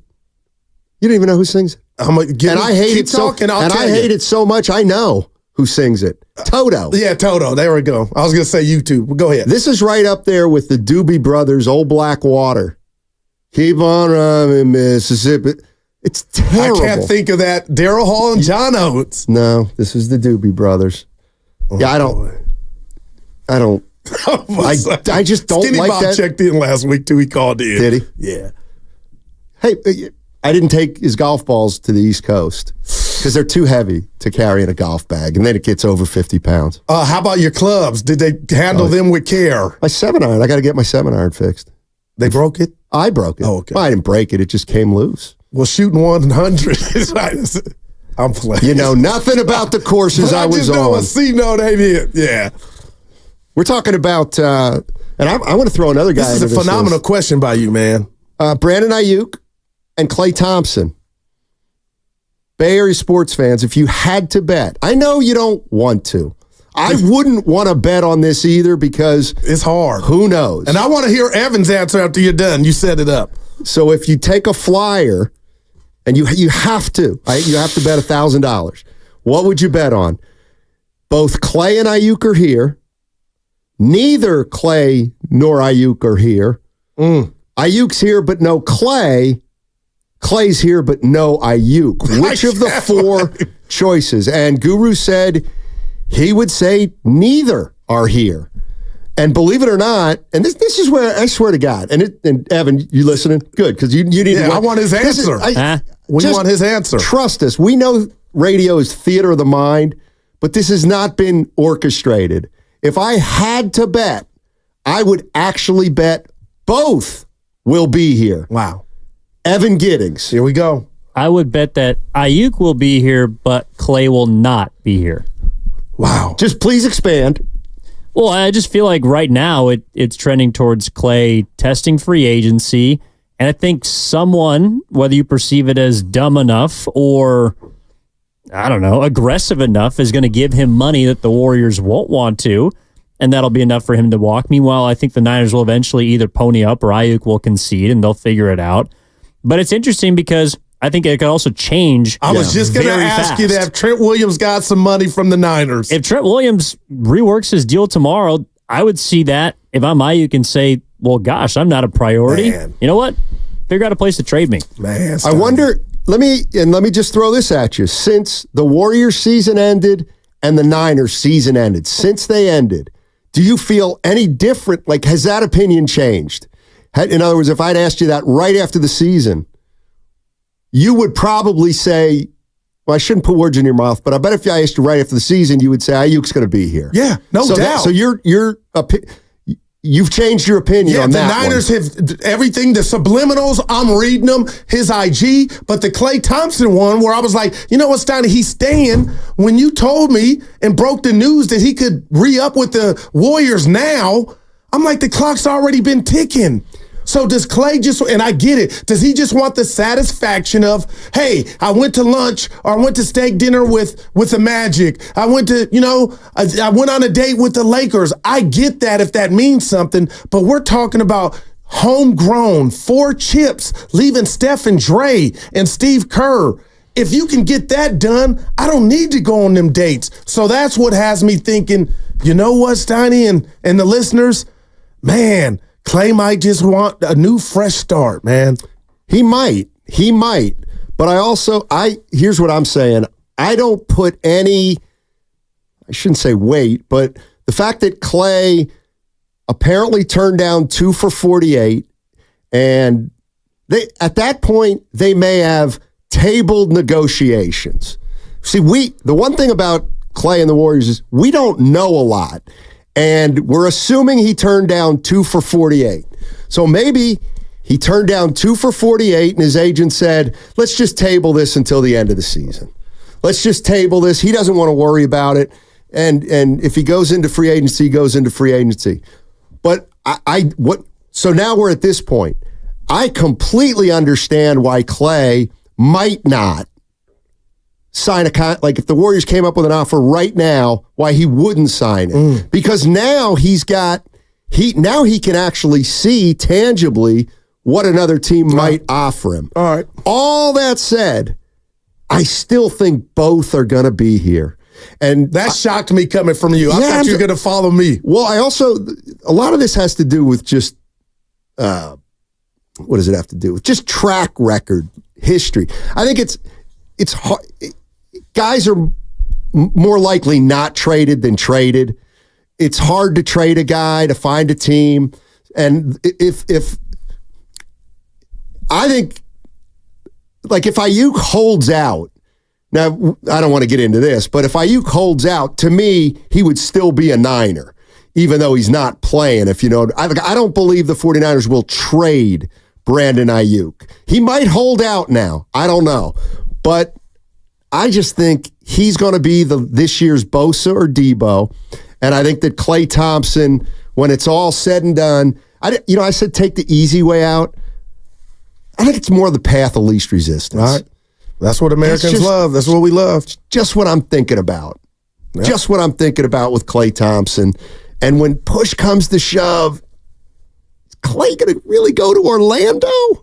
I'm Philly for me now. They ain't even expressed no interest, but it's just Philly would be perfect. Yeah, I don't know. And I'm not saying he wouldn't be a good fit on the court in Philly, but I would hate for Klay to go to Philly and that entire city to think he's going to be the player that puts him over the top. Yeah. He might be. And we're underselling, because you got me thinking about the Lakers situation. What if they told D'Angelo Russell kick rocks and they had money to get Klay? And the money it would take to get Klay, it ain't that buku money. It's some money, but it's something I could see him playing at home with his dad calling the games. How much is that worth? Now, it might not be nothing, but to play at the Forum, well, it ain't the Forum anymore. You know, all that at the end of your career with AD and LeBron just giving you the ball with great looks. Yeah, I don't see it. Vincent couldn't do it. I know he was hurt, but this is where I completely disagree with you. If you were to just maybe Klay, I don't know how important it is for Klay to go to a contender versus Klay to go somewhere else.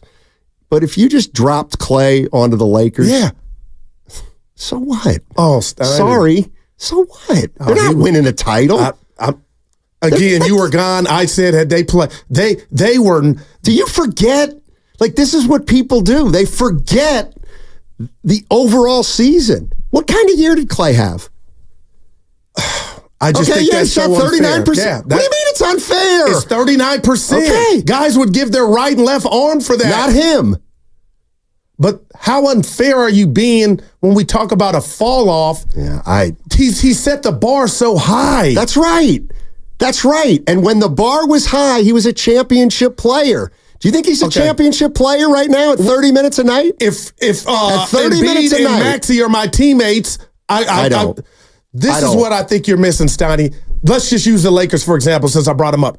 They would sign Klay and not say, hey, Klay, we need you to be an all-star. They would sign Klay and say, can you shoot 39% from three? Because it would be like 49 for what we've had the last 2 years. And about the Lakers and the people that think they're done, had they ran into anybody, they didn't embarrass themselves at all. Denver was a monster. Every game went down to the wire. And I think about just the field that was the Western Conference. Had they got anybody, but they didn't, then Denver, who knows? You add Klay from the outside with LeBron's ability to pass, drive, and kick with AD. I'm telling you, Steiny, that would be something if I were Jeannie Buss and Pelinka, I would go shopping for. I know you're here and you watch every shot Klay takes. Thank you. But Steiny, 39 is 39. Is there anybody in your life that would say it's not about that? It's not about that. 30. First of all, if I had a bet right now, he ain't shooting 39. He's going to shoot less than that because he's getting older. Right. I mean, I just think if you Like, here's where I disagree. Yeah. You think, apparently, if they drop Clay right onto the Lakers, they're in championship consideration. Because I think that they're not far off as everybody else. I don't. Mm-hmm. I don't at all. But we're also throwing Aiyuk in there. This is what are the odds Ayuk's going to be back? And then let me just throw another one out there. And it might not fit perfectly. Is Blake Snell going to be a Giant next year? The way it's going, hell yes, because I hope I'm wrong, Steiny. I don't know if his body's going to hold up, and if it's not, he's exercising that option. So we're disagreeing on everything. What's a shocker? Because I actually think Snell's going to be here next year. I mean, I'm sorry. I don't think Snell's going to be here next year. Because I know if he has a terrible year, everyone's like, well, then he's just going to opt in. Right now. We agree right now. It's getting late. But I think if he has a truly terrible year, that he'll just want to leave and go on the free agent market again. In case you don't know, Blake Snell's got a player option for $30+ million next year. And listen, I've changed my mind on Blake Snell because I thought a month ago, you realize that if he stinks, he's going to be here again next year.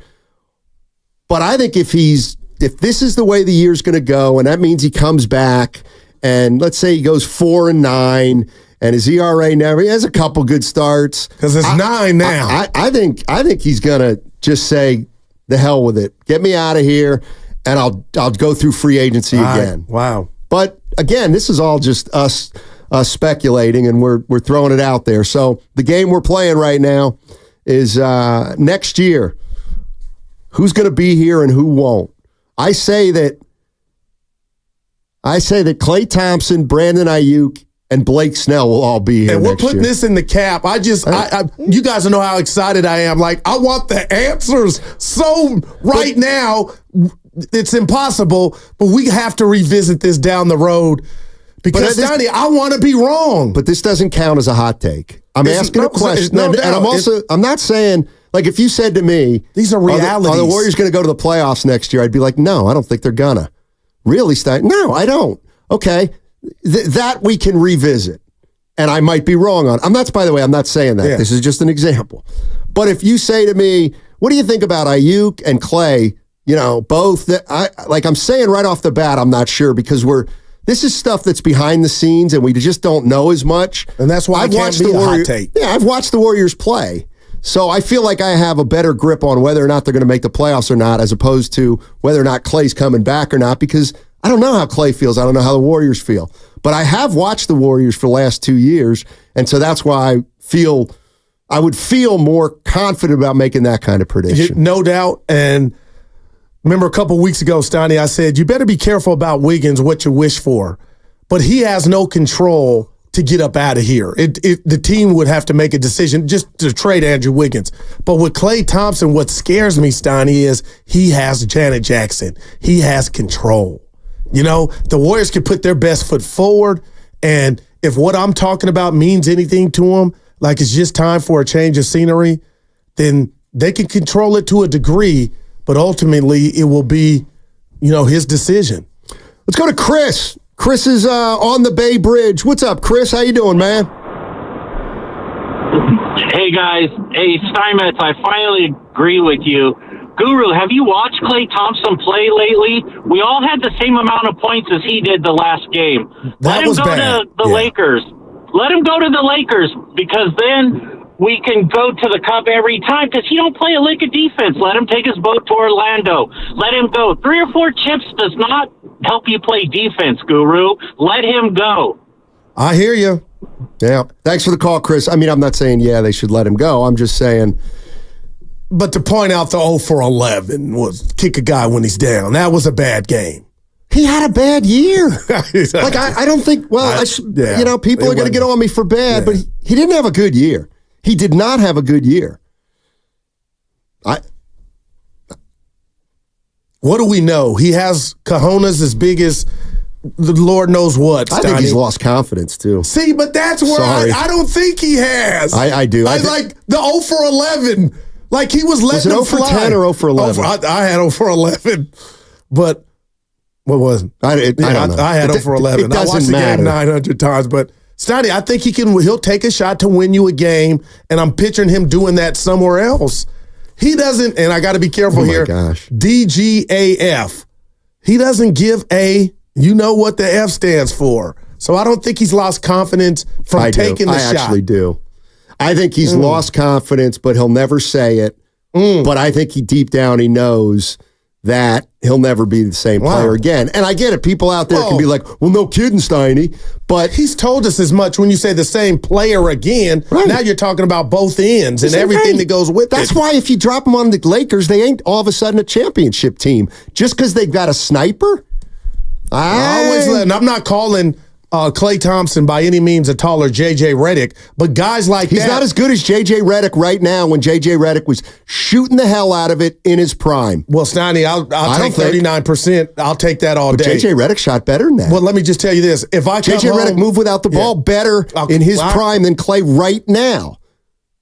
Right now, not both in their primes, but... Somebody said Steiny averaging, I added Steiny, averaging 17 points a game is a bad year. Get over yourself. That's from Oreo Cookie. Oreo Cookie, look at his career numbers. Wow. Well, he'll never win that battle. That ship has sailed. Well, and I think that was so much of what was going on upstairs in his head. I think he's come to grips with, this is who I am now. Yeah. And if I can be, to Steiny, bad at 39%, and you want to do an autopsy on my bad 39% from three, Steiny, I would sign if I'm a different team. Like, the Warriors can't afford to lose them, and other teams... Of course they can.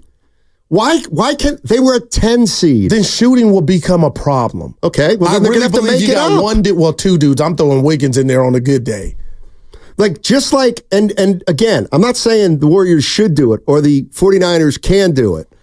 But when you ask me questions like, Steiny, if the 49ers trade Brandon Aiyuk, do you think they'll take a step back? I would say they could, but not necessarily.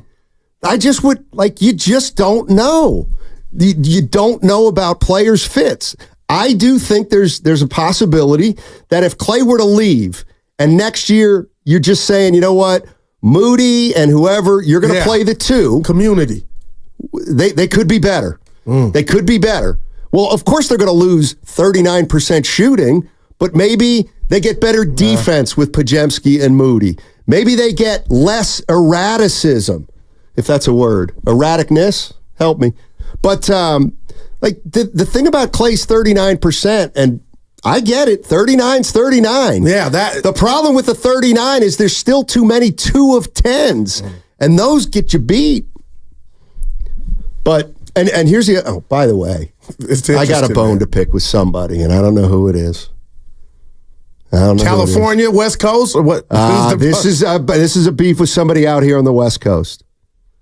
So I go back east, and I don't check email, but once or twice for 10 days. Wow. So I got away. Yeah. I open up my email about 5 days ago, and there's somebody, I forget his name, Jimmy, and it says Aaron Judge. And apparently, before I left, Filmo Mike called in. If you remember when Filmo Mike called in and said, Goo, I don't know if he said Steiny's right, but he said, one of the reasons Judge didn't want to come, nobody wants to play in Bond Shadow. Oh, yeah, he texted me that. Yeah. Okay, and I was like, you know what? I think there's something to that. And then I said, in typical Steiny fashion, you know what? Filmo, I think you might be onto something. And you know what? You're right. Aaron Judge, he's gutless. He was too scared to play in Bonds' shadow. I think I know where you're going. People thought I was serious. This guy wrote me a scathing email. Oh, come on. I swear to God, he was like, he called me a hack. And he said, Aaron Judge, he should inject himself like Bonds. You're an idiot. And I started to respond, dude, that was all for effect. And then I was like, forget it.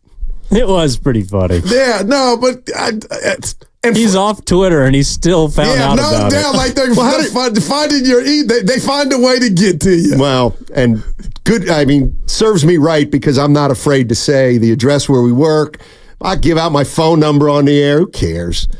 But so apparently he got it. That's too funny.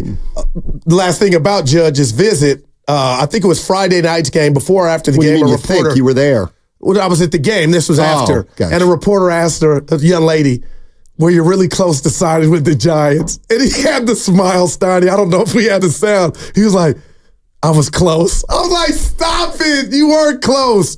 But what could have been? Steiny, he made that. I got to go here. I'm all over. We're back to the Schwarber came here and hit a bomb I'll never forget. Ohtani hit a bomb I'll never forget. Judge Harper and will Soto. hit one. Yeah, Harper hit one, right? So if you got the right people, they make that park look like Wrigley. That's the problem, Jack. It's the regulars that have problems. The boppers they make that thing look like a bandbox.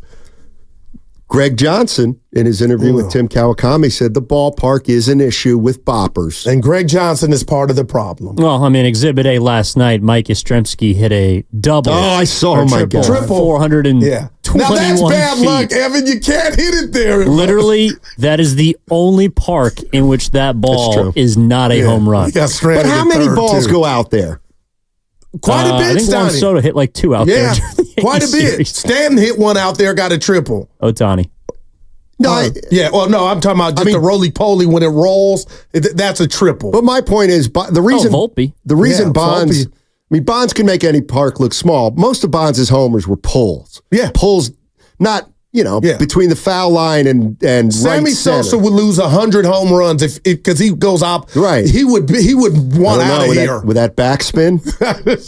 he could would generate want out of backspin. Let's go to Big Smooth in Oakland. Our guy. What's up, Big Smooth? How you doing, man? Hey, I'm wonderful. Thank you, guys. Hey, man, about to go to the Caldecott. Hopefully I won't lose you. But listen, man, the Warriors don't listen. You're telling me you're gonna if you get rid of Clay, who's coming in to average 17 a game? Man, who you switch him out for? You're gonna probably switch him out for someone who's averaging less. Right. Why not? Look what Dallas did. They went and got P.J. Washington, who I was saying he was there for the taking, and they went and got the other Gafford. You mean to tell me we can't go out and get somebody like Rashawn Holmes? We can't go out and get Isaiah Joe? We can't go out and get Robert Williams? We just have to make some moves.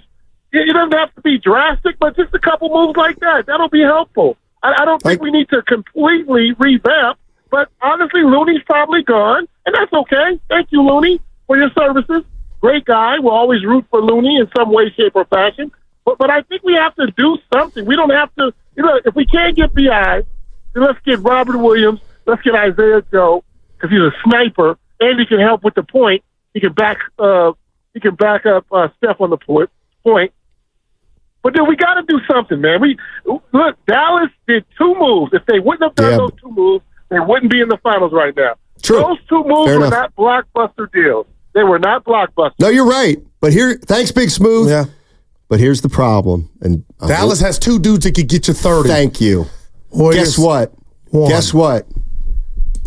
The Warriors' core is no longer good enough where 2 role players make as big of a difference as Gafford and Washington have made. And I like both of them. For the Mavericks. Yeah. The problem with, yes, 5 years ago, role players, they do the job for the Warriors. You get role players in here now, they will not look as good. 888-957-9570 is the number. What's coming up on the game? Your chance to win a 4-pack of tickets to the Alameda County Fair. Listen at 12:30 to win the 4-pack to the Alameda County Fair, all presented by Fremont Bank, celebrating 60 years of full-service banking with no compromises. Amazon One Medical presents Painful Thoughts. With a little help from the internet, I've diagnosed myself.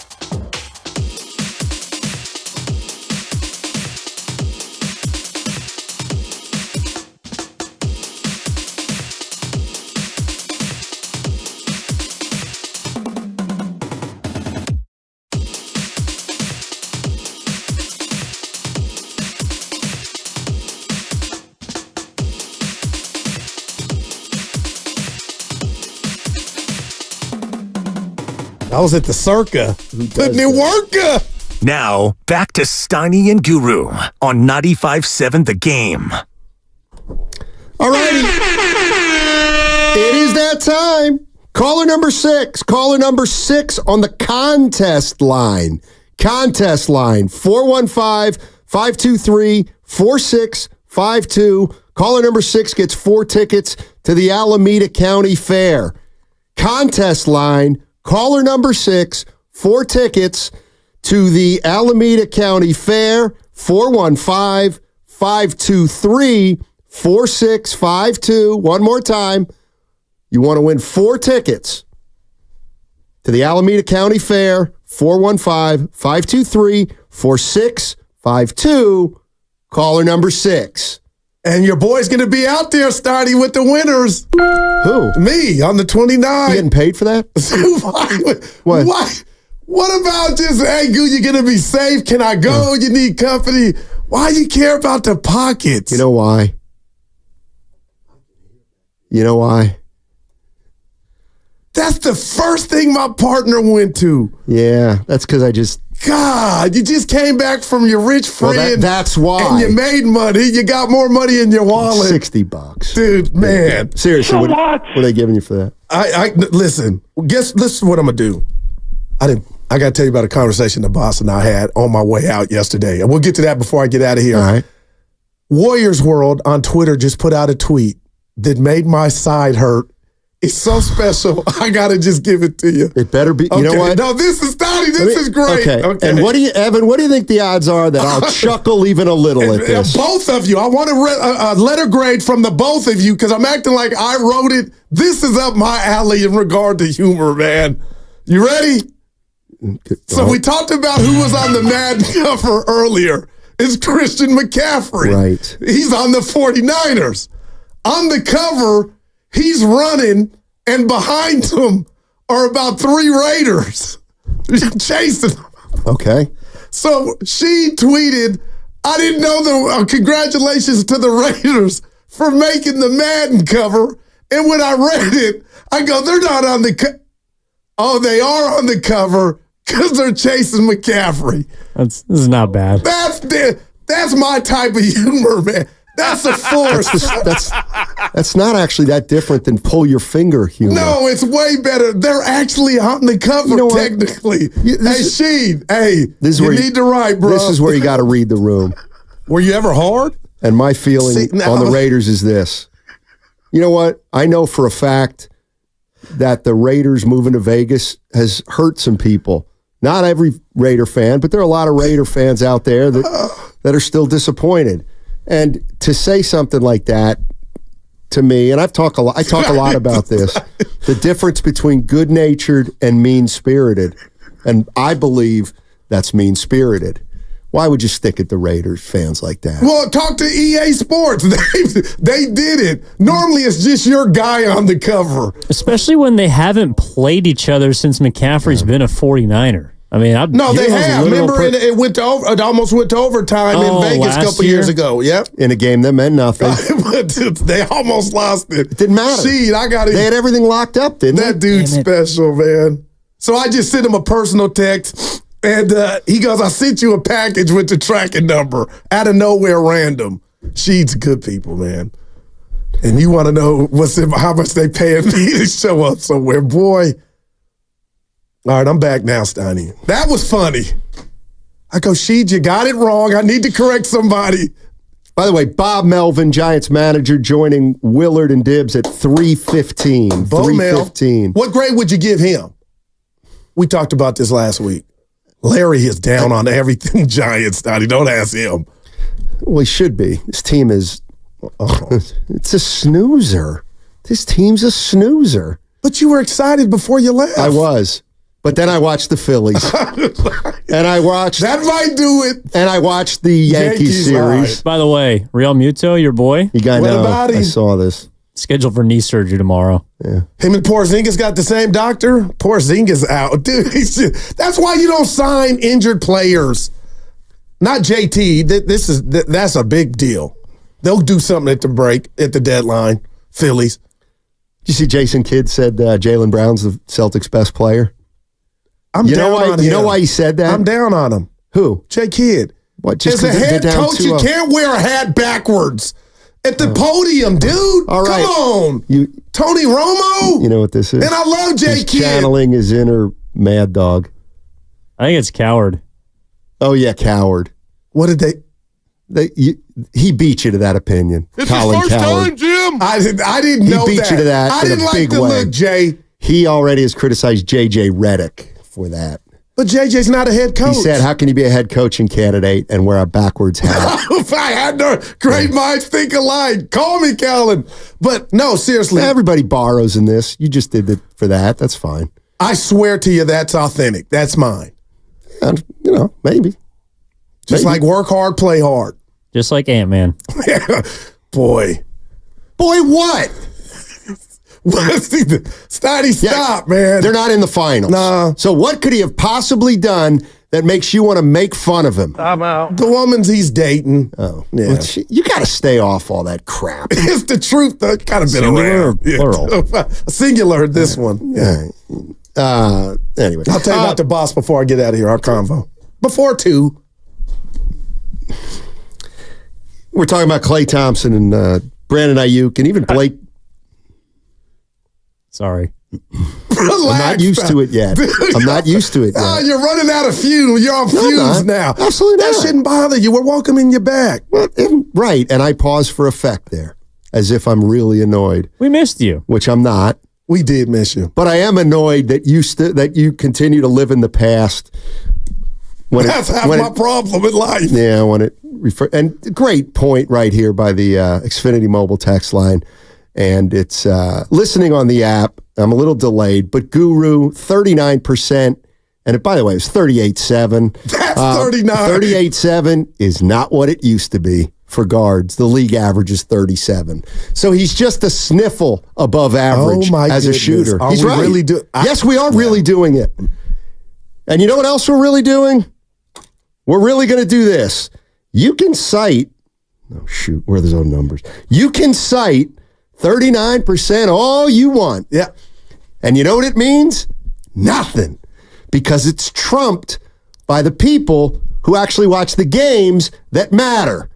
And the last 3 games that mattered for the Golden State Warriors in elimination games, Klay is 7 for his last 47. Yikes. That means... Yeah. So... But no.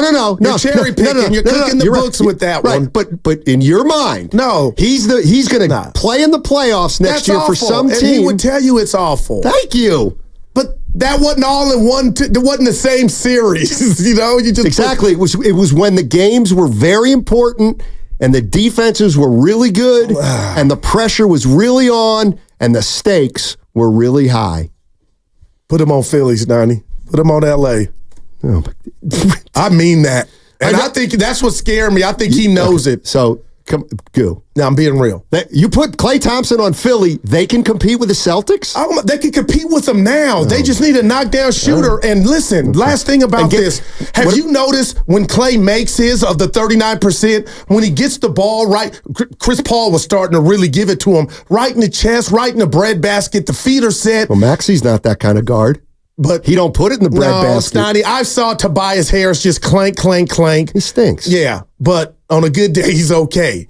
But Klay Thompson, Stoney, it scares me that he doesn't have at his disposal guys that can create and dish that other teams like Philly or the Lakers or even the Clippers would be giving them the ball with his feet set. It would be easier basketball. Just put this in the cap. You're telling on yourself, as you love to say. You are so telling on yourself. That one does bother me when it's used against me. You are. And here's why. Oh, look, this is an example of you got to think things through. So what you're saying is, if you put Klay on the Sixers, they could beat the Celtics. If you put Klay on the Lakers, they're a championship team. Klay's already on the Warriors, and you think they're a championship type of team still. No, you already know that. And I'm not calling this Warrior. I'm being real now, and it hurt. it hurt watching what happened in Sacramento, and he was a part of it. What I'm saying is this Warrior team currently constructed outside of Steph is doing Klay Thompson no favors. And some could say, Goo, he's part of the problem. If that's how you feel, that's how you feel. My point is he's a deadly marksman still. No, he's not. He's not what he used to be, but he is a cold shooter who can get hot with the best of them. And if you put him in a situation, Steiny, 11 will be a problem. That's just how I believe that, and it's how I really feel. I mean, the bottom line with Klay is like I'm not going to disagree on a lot. Well, no, like, you are. You are disagreeing, and I don't know why. Because the numbers are the numbers. He's the last 2 years. Like, I get it. He was a great 3-point shooter at one point. Now he's way more streaky than he's ever been. I mean, let me look at this. That's what shooters are, though, Stein. Just hold on. Yeah. 1, 2, 3, 4, 5, 6, 7, 8. So he had 8 years. His first 8 years in the league. Right. He shot over 40% from three. Wow. 2 out of the last 3, he hasn't. Like, that's age-related. It's no doubt. Injury-related. And he's never going to turn his best. I got you. Right. But that's how you need to play to win a championship. But so if he's not that anymore, then he's going to have trouble. Like, if he's not the Klay Thompson of the past, how can Philly be a title contender when Philly is not the Warriors of the past? Right, but they're better. Well, what they have at their disposal is a guard that can penetrate and kick, and I keep saying this, and Embiid. And I know you're like, Goo, not on the block. So it's not about Philly trying to get Klay Thompson of 8 years ago. It's about what he is now, and he's streaky. You talked about it.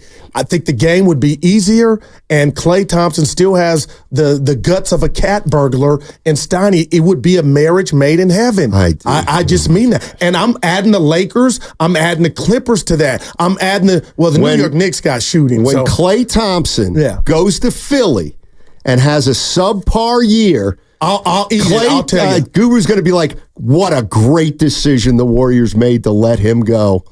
Let me ask you a question. You think Klay Thompson the last 2 years forced a lot of shots? Would you, if I had to ask you that? Yeah, sure. There's no doubt. My answer is hell yes. But he always does that. Yeah, but there was a lot on his mental. If he were to get up what would have been on his mental? Trying to be Klay of 8 years ago, and he shared that with us when he was opening up. Steiny, I think if he hits a reset and he's somewhere else, I think he can handle Philly even if he's bad. Like, please, stop it. He's been through the worst, Steiny. No, he hasn't. I think so. No, he's never been booed at home. Well, the 2 games. That's not him. That was the team. Nobody booed Klay Thompson specifically. But you're looking at it through a prism of it's going to be all bad. Well, I'm looking at what if it's okay or even better, Steiny? I'm looking at the prism of it's probably going to be like it's been. And I don't think that's good enough to elevate Philly to anything other than it is now. I mean, how many teams in the league would take Klay over Malik Monk? Right now. Not many. But Steiny, I felt like if we go tell of the tape, that's unfair. Why? Malik Monk is a They're hooper. both 6 men. Well, Malik could start on a lot of teams right now, Steiny. I'm just telling you, I'm a Malik Monk fan. And what's sad about that comp is the Kings beat him without him. Man. Well, Matt, finish your thought about Jason Kidd and Brown, please. So see, I cut you off because I went to the hat and you didn't even talk. So Jason Kidd said Jaylen Brown's the best player on the Celtics. He was doing that to get at Tatum. No, to he play wasn't. Mind games. No, he wasn't. He was doing it to get to 2 guys. Because the best player on the Boston Celtics is Drew Holiday. He is the best player on the Boston Celtics. Drew Holiday. I'm not mad at that. But you know who's going to, Evan and I discussed this. The world, society, is going to give that MVP trophy to Brown or Tatum. Okay. Well, first of all, it's media. The media. Yeah, and it's well, you know what? I'll give you that. But I think those shows, all the talking heads help. But Drew Holiday's a beast, Donnie. And he's already NBA champion. Best player in the Celtics. And he got Kyrie looking like, I can't even recognize this Kyrie. What do you mean by Klay as the... See, when you say... The guts of a cat burglar. You know what that means? A burglar. That means he's stupid. That's the way I interpret it. Not that he is. Yeah. That's the way I interpret... The guts of a burglar means he takes a lot of bad shots. And that's the other thing about Klay. Kobe did too. Right. But Clay was a great bad shot maker. He's no longer, he doesn't make bad shots anymore. That's why his and I wonder what that percentage would be and will be if he dips up out to where he cuts some of that off the bacon. Taking the bacon. You know what I mean? The same guy who said I ain't sacrificing S? If he didn't. All right. Two things. So what's this? So Porzingis is hurt now? Dude. And they're saying day to day, but he tore something. Yeah, I don't get it. They're saying day to day, but others saying it's a rare injury. Yeah, but that means it's a wrap, Stoney. I don't think we'll see him back. Okay. You think Dallas got action? I don't. I got to tell you something real quick about this. Yes.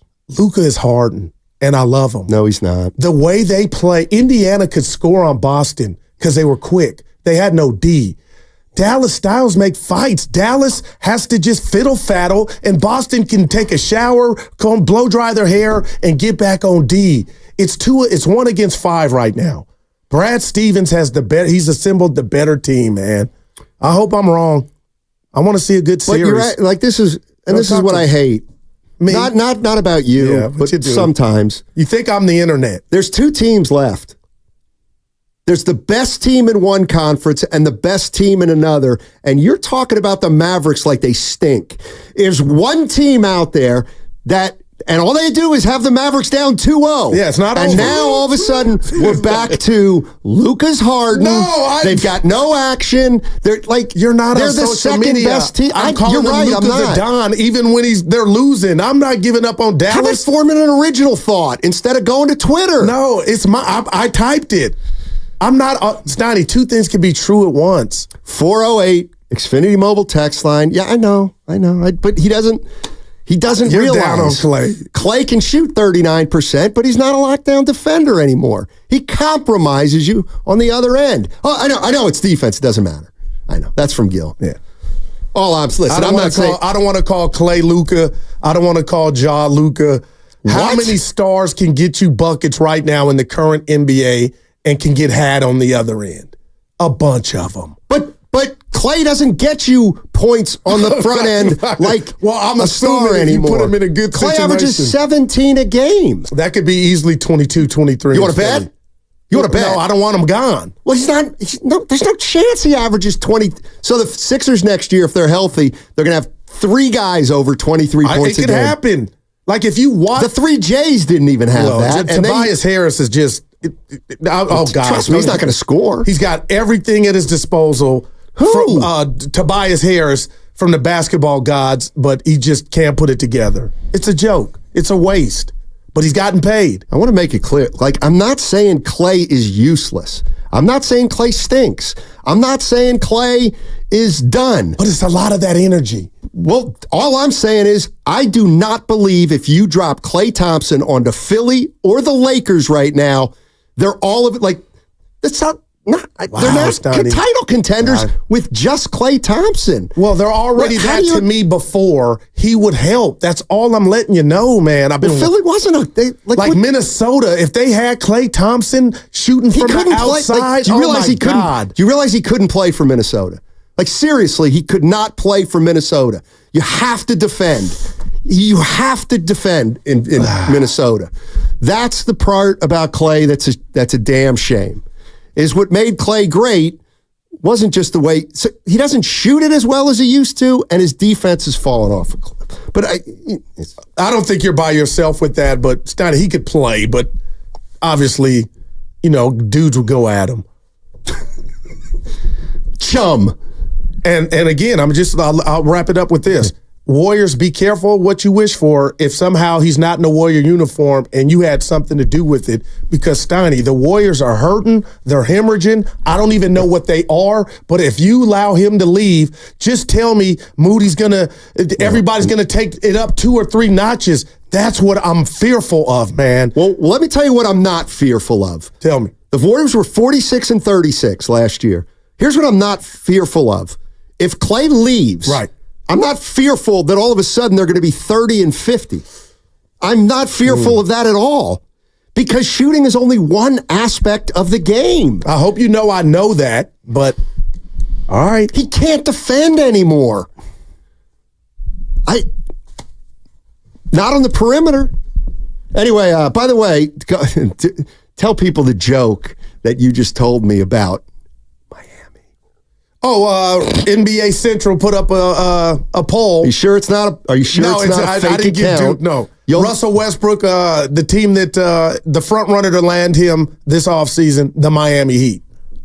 You want to bet? That's what I'll take that bet right now. That's what Steiny did. I will take that bet. I will bet you. No, I'm not betting. As my friend's mom said, this is an old phrase. If Russell Westbrook ever plays for the Miami Heat, I'll eat my hat. Wow. I mean, damn. We got that. Please. Eat my hat. Yeah. Russell Westbrook, a Miami Heat? No chance.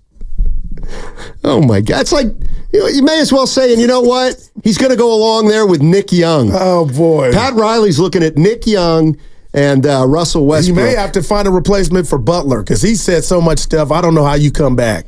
He came at Spoelstra, said he needed to coach better, said Tyler Hero, Jimmy Butler. I must have been And then he came to Palo Alto, had dinner over the weekend, and put on his IG a Twitter picture during the game, him behind Draymond and Steph during the game. I don't know what that means, but if he can be had, we talked about this. Say it one more time. This is so... All right. Jimmy Butler's Jimmy Butler. A cocktail to the Miami Heat and his tenure there, I believe. Jimmy Butler. He's got like one. Okay. He said Coach Spoelstra needs to step his game up as a coach. Okay. That's like, oh my God, what are you doing? Then he said Tyler Hero needs to get in better shape. He's brittle. Okay. As he was hurt and couldn't finish the playoffs. All right. Then he came out here at Palo Alto over last weekend. Why was he out here? I guess there's some fancy restaurant over by Stanford. I forget the name. A lot of them. And he went there for dinner. Oh. And then he went to L.A. What's the Brinkley young lady? David Brinkley, the former the young lady on the Sparks, the rookies. Cameron Brink. Cameron Brink. She's a big Butler fan, so he went to the game, and they did their thing and talked. And then he put up a picture on his IG. It was the picture was during a Miami Heat Warrior game. Okay. He's in the back, and he's got hands on the knees, and Curry and Dre are in front of him. Okay. And there was no caption. So I took that as Clay's gone. Or Butler wants to get to the G State. And I told Evan and Larry, whoever would listen in FP, I don't care how old he is. He's still got enough left for 2 years because that's what we're talking about. 24 months, Jimmy Butler's a dog. He would put Draymond in his place, them together, they're two pit bulls with Steph, and he could get you a bucket in crunch time. He'll make the free throw. Make it happen. Then the nerds came at me, all the money, and I don't want to hear all that. Just make it happen. We're still on that kick. I missed you. We're still on the let's bring old guys in here. I wouldn't mind Butler. I wouldn't either, but you're not winning a championship with those guys. They're too old. Do you realize how long the season is? It's just too long. The NBA is made for 25 and 28-year-olds. It ain't for fossils. They can't. I'm getting so mad at you right now. You cannot last a whole season. You either are a fossil who's healthy for the playoffs, which means your regular season wasn't good enough, or you're a fossil who plays a lot of the regular season and you wear down at the end of the season. And you know who did that, unfortunately? And we haven't even talked about this because it's a rat on the table. It happened to Steph Curry this past year. That was all sponsored by Express Employment Professionals. Robert Half research indicates 9 out of 10 hiring managers are having difficulty.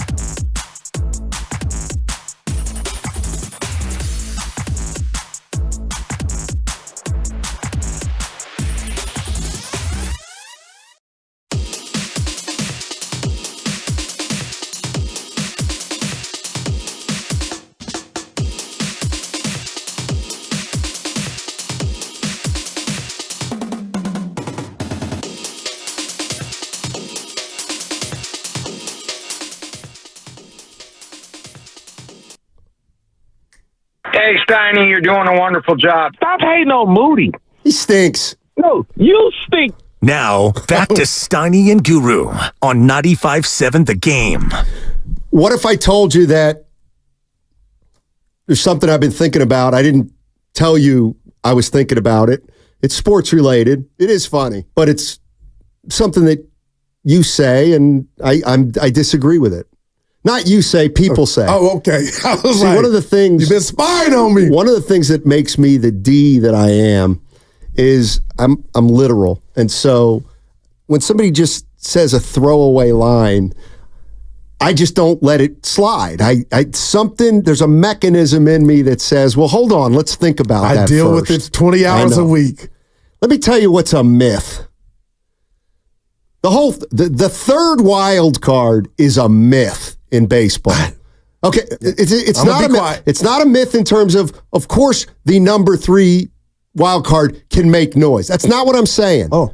Here's what I'm saying. This does not generate interest, okay?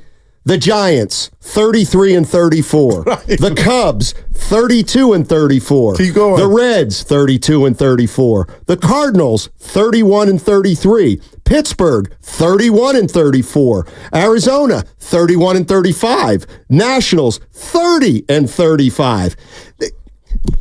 That is not... Those cities are not wound up because we've got a chance at the third wild card. See, I would fight you on that. I'm sorry. It's not. That's what it's about, though, right? That is parity to the point where it's a turnoff. Number 3. I look anybody who's watched sports forever looks at those 8 teams and be like, hey, well, so one of those teams is going to make the playoffs. So what? Yeah, one of those teams is going to make the playoffs. They're all mediocre. That's because everybody makes the playoffs now in every sport. Like, it's not the only thing. You're going to be able to. You know what? Here's the other thing. Do you think the Mets have action? No. Oh, well, they're only 3.5 out of the last wild card. But why would you say that? Because they were built and constructed to be up there with the big boy. When you watch the Nationals right now. Oh, Washington D.C. They are buzzing. Nationals fever. They are just one game out of the last wild card at 31-35. But come on, Goo. Okay, please. But you got to understand, Steiny. If those teams are on now. The Nationals, we'll just use them as an example. I'll watch the game knowing they're busting their ass. The Nationals. You're not everybody. If they win the game, you're not everybody. It's going towards something. No. And that keeps interest in all those cities you mentioned. That does not keep interest. For the fans of those teams, because you and I are from the same cloth, when it was just for the division winners, and that was Pittsburgh among the lowest attendance. Pittsburgh. They're in this. Yeah. They're in it. Yeah. Well, how come? Why are they 25th? Well, I think that's going up with Paul Skeens. Cincinnati. Cincinnati's the original baseball and they're playing good baseball. Oh, yeah. Well, then why are they 22nd in attendance? I don't. Let's see who else. Oh, Washington. I'm going to give you the point on bottom that. 10. But the bottom line is, I believe those 17. city Steinies, as it gets closer and they're still in it, no, there'll be some action. No, but nobody's doing that. You think? Like, I'm not telling you they're boppers, but I love that those teams are still alive. Nobody's just laying down. First of all, you don't know that. But you're doing what I can't stand. Arizona just went to the World Series. I know they did. Right. And I'm not saying that whoever ends up being the third team can't make noise. That's not what I'm saying. I'm saying this doesn't do it for anybody. Like, stop trying to sell me on Steiny. Do you look at all this competition? Nobody, I like it, though. They ain't any good. Like, nobody likes when a team that's not 500 makes the playoffs. Like, nobody likes that. And I'll tell you what. That's actually what turns I'll give you that off. But I bet if we fast forward a couple months. Yes, I feel the same way about the NBA. If we fast forward a couple months, none of the wild cards will be under 500. How can you say that? Because I feel it. You're going to have to get some momentum, and when it's all said and done, you're not. We'll put this in the cap. The third wild card will be either 500 or more. Well, I don't care if they're 500 or more. It's not compelling, and it's not creating interest, and it's not holding anybody's attention. You know what? If a 500 team makes the playoffs as the third wild card, fine. We'll watch them in the playoffs. But they're not saying in Pittsburgh right now, woo! But they're feeling something, Started. They got two-step Don't you get it? Everybody's in it. Yeah. So when everybody's in it, you're actually defeating the purpose. Because everybody's in it. That's all. Like nobody is. I'm not mad at that, but I do like it because I know you're saying Jim Carrey. There's a chance. Who was the ninth seed in the NBA this year? The Hawks. Well, they were one of them in the West. Who was? Let me tell you something. Kings. Yeah, Kings. The Hawks. Whoever was 8 and 9 and 10 in the East, they didn't draw one extra fan. Not one extra fan because somebody in Atlanta was saying, we got to get this ninth seed. It's just, come on. People still want to see like a good team. And that's why you're on an island right now when you say, Steiny, the Giants, because fans are like, yeah, okay, great. They're still under 500. Like, I'm not saying that they can't make the playoffs. What I'm saying is, they're not drawing any extra fans at 33 and 34 because right now they're holding the wild card by a half game over 9 teams. I know how you feel, but let's just use the Giants for example. I can do nothing in my power to make their 33 and 34 go away because that's what they are. But meet me halfway. Nope. Snell comes back because he is. Lamont Wade Jr. comes back. You're right. They could get hot. That's not my point. They could get hot. That's not my point. You don't think those fan bases or those bottom feeders get out of here will get juiced? Yeah, on June 10th. Well, not June 10th. Well, that's what you're there's no playoffs. But you're citing this already, Steiny. The Giants have action, and I'm laughing at you, at people, because what the Giants are simply right now is one of 8 teams that are playing less than 500 baseball. Nobody gets excited about that. All right, and I'm not. They just don't. Well, those words had not come out of my mouth. Hey, Steiny in Washington, they're fired up about being in it. I'm saying, talk to me in September, 2 weeks left in the season, and if the Nationals or whatever team, the Reds, are close to that prize, that berth to the Steiny, it'll be buzz. Disagree. I disagree. I believe. How many teams? How many teams are in it? Look, okay, how many teams would be? I'm telling you this right now. If we can extrapolate to 2 weeks left in the season and the 6th seed is still under 500 and there's still 7 teams within 2 games, that's not compelling. It's not. I'm sorry. What's compelling is when 2 teams might be going after it. In fact, and I've said this before, there are no pennant races anymore. Nobody thinks like that. The last pennant race there ever was the Giants and the Dodgers. And I'm not talking about 107. No, I'm not talking about that. I'm talking about the Billy Swift and John Burkett year when they won, I think, 103. I'll never forget it. And the reason that was compelling is because the 103 misses the playoffs. I'll never forget it. And that's why last year, Dodgers, Giants, Dodgers, it's like everyone says, who cares? But that feels like 100 years ago, though. You're right. I agree. But that's gone by the wayside. What has? That form of baseball to where it was like, that how compelling you feel. That's right. But we're so far past that. That's right. And that's why this doesn't work. But I'm going to tell you, for you, but for me, I'm being real with you and you know it. If you're telling me we're in the last week and there's 5 possible teams. Okay.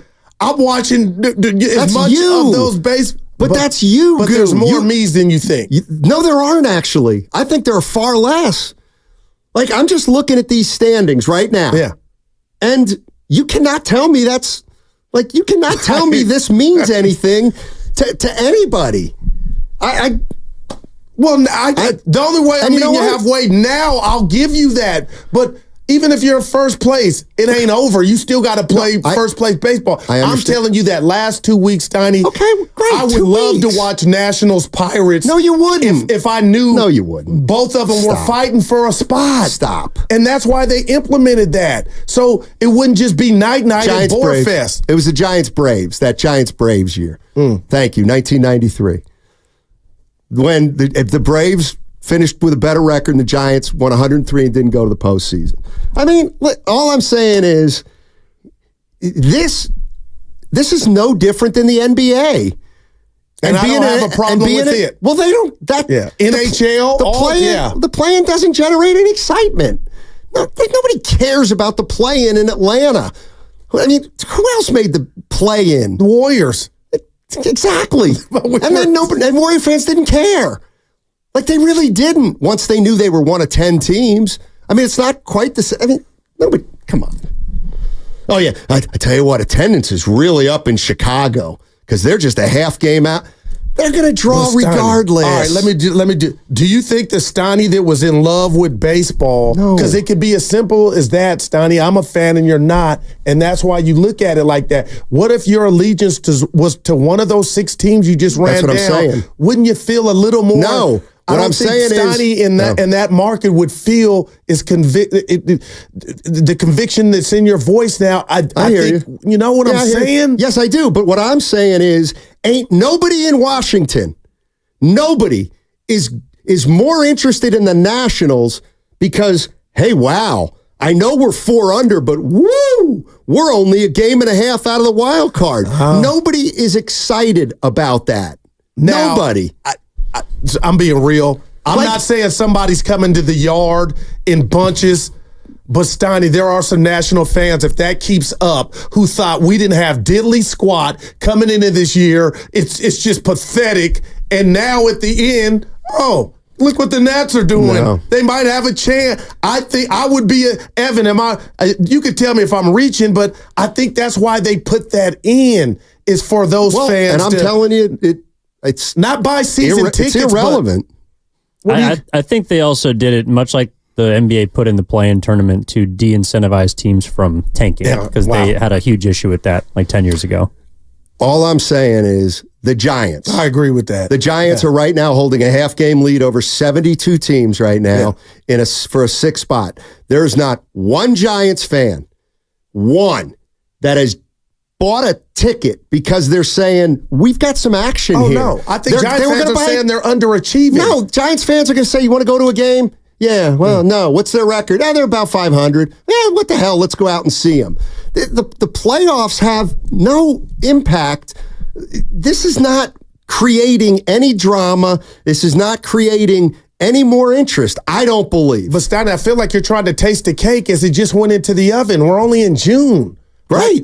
Like excitement gets as the race gets closer to becoming the finality of it. Well, then you can't continue to cite this wild card race as why people are interested. No, I would never do that now. Like the standings now don't mean a diddly squat. I'm just telling you where the Giants are is bad because a lot of Giant fans, I feel like, it's just been, things have not gone their way, but it's not so bad that, if the season ended today, your favorite say the St. Louis Cardinals right now. Yeah, right. How do you think they're feeling in St. Louis? They're not happy. Right. But they're playing better baseball. That's great. All right. But they're 31-33, and St. Louis is a baseball town, and nobody gives a rat's ass that, well, if the playoffs ended tomorrow, we'd want to get, like, I'm just saying, let me throw this at you then. All right, Cardinals are in the wild card game against the Diamondbacks. You think I think the St. Louis will sell out. Well, it's the playoffs. It's different. Right. But that's what I guess. But the Cardinals always draw, is what I'm saying. Yeah. Like, is this really making a difference in Pittsburgh? No. If you look at their numbers as far as the people coming to the yard, no. But the closer this gets, and Skeens and Jones and Keller keep doing what they're doing, I think people are going to come out more. Nah, I don't. I think this is. I think when you continue to water it down and water it down and water it down, wow, it loses its meaning. And listen, on the Xfinity mobile text line, I know y'all think I love basketball more than other sports, and I may. But yes, that's what's wrong with the NBA. 20 out of you play 82 games. Yeah. Don't you get it? You play 82 games in the NBA, and when it's all said and done, you know what 82 games means? 10 teams don't make the playoffs. 20 teams still have a chance. It's just like the college tournaments. And that's what I was just about to go. And they play in front of empty arenas. Yeah, they do. They do. That's all I'm saying. But I love the chance for the bottom feeders to be like, this our last, it's been all bad. We got a chance to win what used to be the Pac-12 conference tournament and get an automatic bid. That's what I love. I'm a dreamer. Right, but you're alone in that. I don't think I am. You absolutely are alone in that.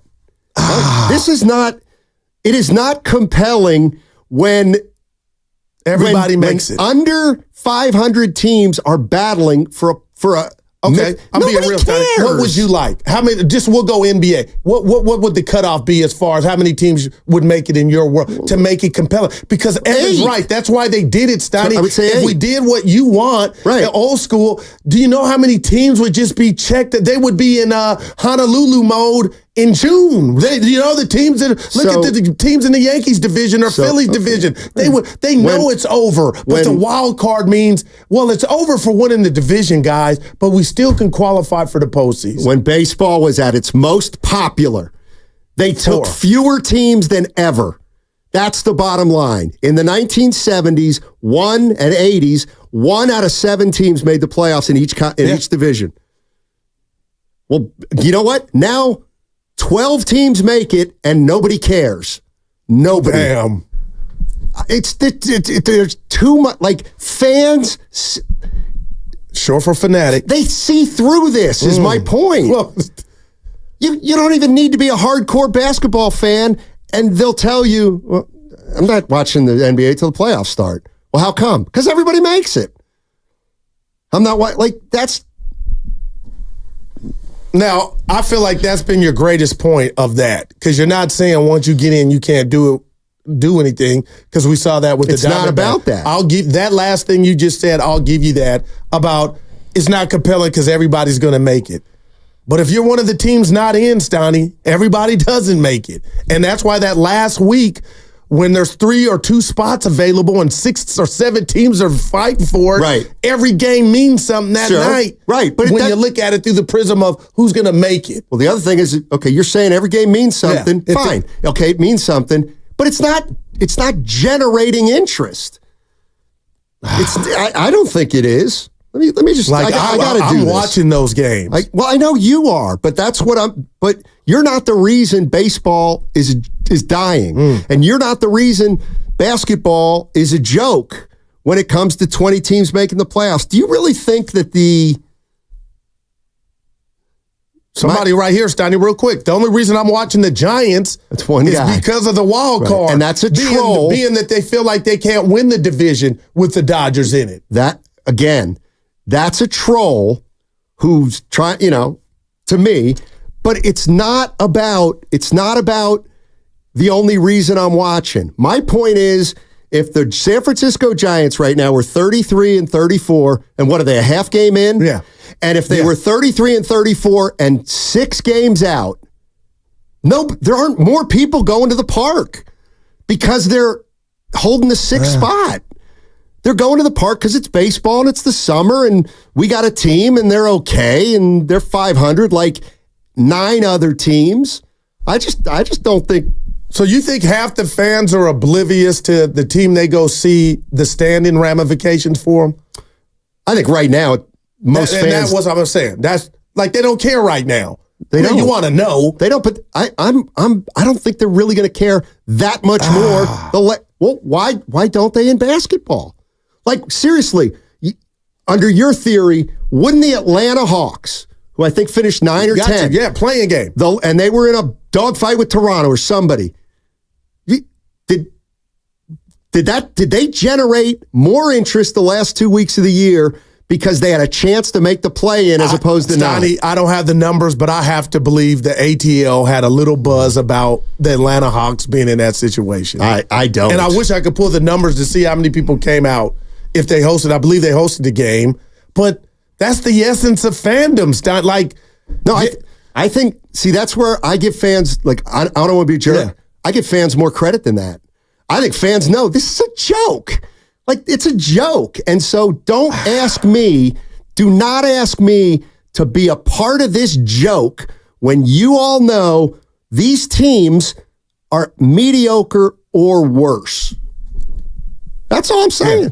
But then that's contradicting you saying, I know a team from that spot could go make some noise. Like the Diamondbacks utilize. I think they're two separate things. But they utilize qualifying for the wild card, which if you want to condense it, they wouldn't have been able to. Maybe they don't make the play. They went all the way.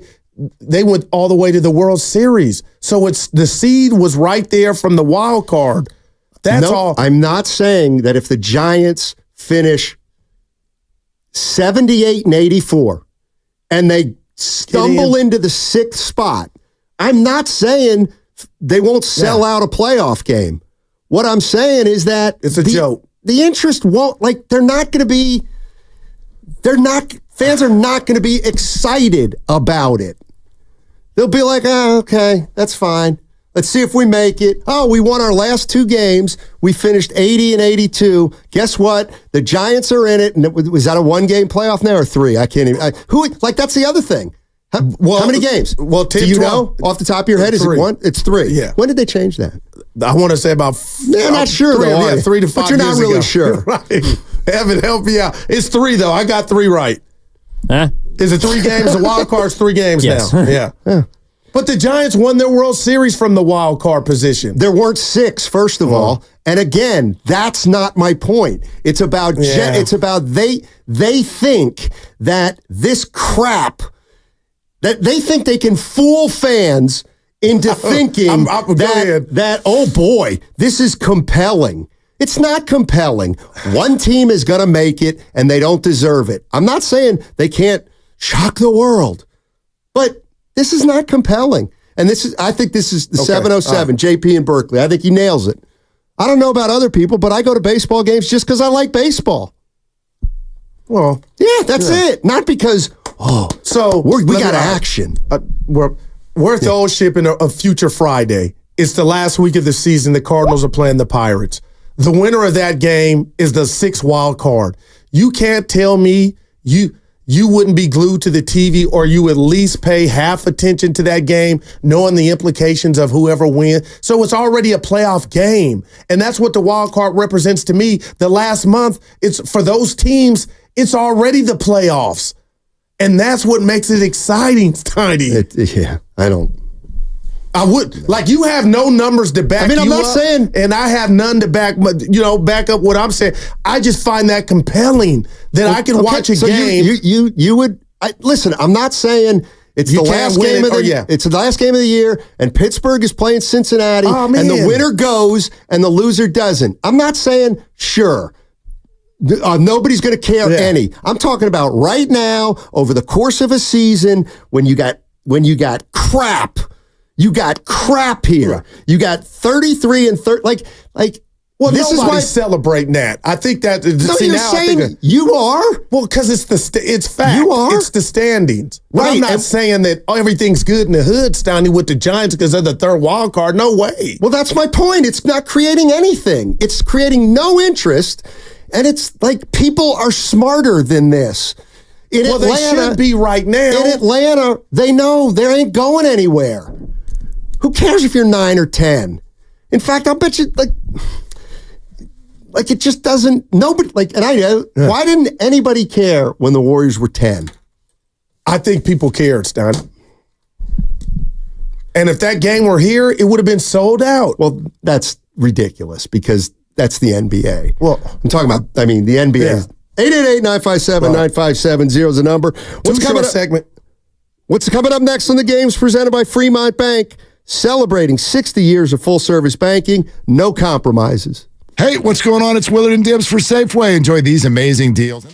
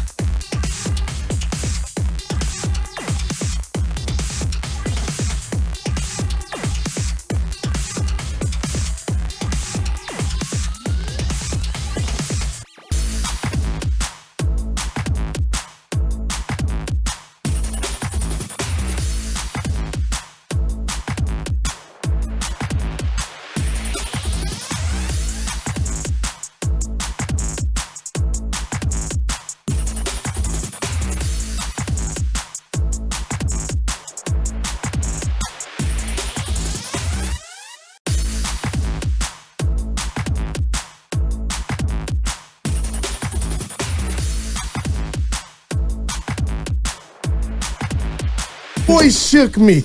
Now, back to Steiny and Guru on 95.7 The Game. Oh, you're in trouble, babe. Oh, go ahead. Say what you got to say. You're in trouble. Here's my major point with all this and the Major League Baseball and the third wild card and the NBA 4 play-in teams. You're trying to do something that to me is counterintuitive. All right. That's how you feel. No. What it is this. You are trying to generate more interest by making the regular season games less meaningful. How can you do that? Like, it doesn't make sense. And what I mean is, let's go to the NBA. Ask any NBA fan, season's too long. Games don't mean anything. Like, they don't. Like, the Warriors, once they knew they were going to be one of 10 teams, that's all they can't. Like, they don't. There's no college basketball. College basketball. They went from they're 64 teams. Now it's going to be 70. Yeah, I got you. And they have more than that. They have a 20-game regular season. And you know what? You know why there's no interest? Because it doesn't mean anything. Because guess what? If you win the conference tournament, you get in. It's like the games aren't as important. They're just not. All right. Now, what's funny about that, Steiny, is I'm hearing you. But I look at and I'm sharing my story because it's my life. I'm not saying you're the exception. I got 3 text messages. Mm-hmm. One from 49er Frankie. Before I clicked on it, he says, I care. I knew it before I even clicked on it, what he was going to say, because he's listening. He's like me. He's in that cloth. We care. And then Squirt, the guy that you met, my buddy, the Squirt, he's like, you've been taking L's. Steiny's right. So he agrees with you. But Willard texts me, not you. So when he comes in, be ready, Steiny. But my point is, you're wrong in a sense that those games at the end, just like when Houston was up on the Warriors' ass and we were like, oh my God, could they actually get caught? That road trip, those games for the Warriors meant something, just like the teams that are vying for that last spot. As games start to run out, they treat it like, you're talking about individual teams that, you're right. If the Pirates are in it the last week, they may draw more, even though they're not even a 500 team. Well, that's okay. You're talking about interest. But the product at large is a loser because the fans are onto it. They're onto it. Even if it helps their team. Even if it helps hopes alive. Even if it helps their team. Because that's what it signals to me. Hey, Nationals, as crappy as you've been, you ain't winning the division, but you got a chance at the 3rd or 2nd wild card. If I'm a fan of that team, I'm still invested. You're gonna if you're a certain kind of fan of a team like you are, you ain't like you're gonna be as You're not more invested in the Pirates this year than last year because they're 4 under and 4 out. But I would treat that playoff game or wild card game that you foo-foo at, I would treat it like Game 7 of the World Series, so I would be in. Right. But what I'm saying is that comes at a cost. And the cost is, for a lot of people like me, I look and say, this is a joke. The playoffs have become... that the regular season doesn't matter as much. It does not matter. How come? Well, just do the math. More teams make the playoffs. Here's the other thing. I don't necessarily believe, now, look, the Cubs are going to go for it. The Reds are going to go for it. The Cardinals, Pittsburgh, they're all I'll bet you any money if this is about the standings, they're not buyers. These teams aren't going to be buyers. Because they're 2 out of the wild card at 6 games under. They're not. I feel like you're Steiny, I hear what you're saying, the essence of it, but I feel like you're sending mixed signals. I'm not. This is why more playoff teams do not equal more interest. Period. But you can't make that statement because you're not a fan of every team of the 6 teams that you talk about, and we don't know if some of those teams. I'm a Minnesota Timberwolves fan. It may not sell because they still got action. They got action. I'll just use it again. I'm an Atlanta Hawks fan. I'm not more interested as a 9 seed. That's a hard one for Who cares? But I want to read this to you from the 408. But Steiny, you're missing the entire point of the wild card, because I feel like I know the answer, but then you say something and I'm like, I don't. It gives more teams and fans of those teams a chance to win a chip, even if it's a long shot. If I'm correct, before you answer, Steiny, you're saying goo, and to the texter, that's not what you're talking about. It's not what I'm talking about. It's not. It has nothing to do with the Diamondbacks being in the playoffs. Of course they can make first of all, it's baseball. Yeah. We've seen it before. Yes. Okay. So just because a wild card team can make a run, why don't you say 4 wild card teams in each? Like seriously, when does it stop? I mean, well, that's a different, I get it. No, it's not too much for you. It's oversaturated. Everybody makes it. When more teams make the playoffs, when you have more teams making the playoffs, it minimizes the regular season. Okay.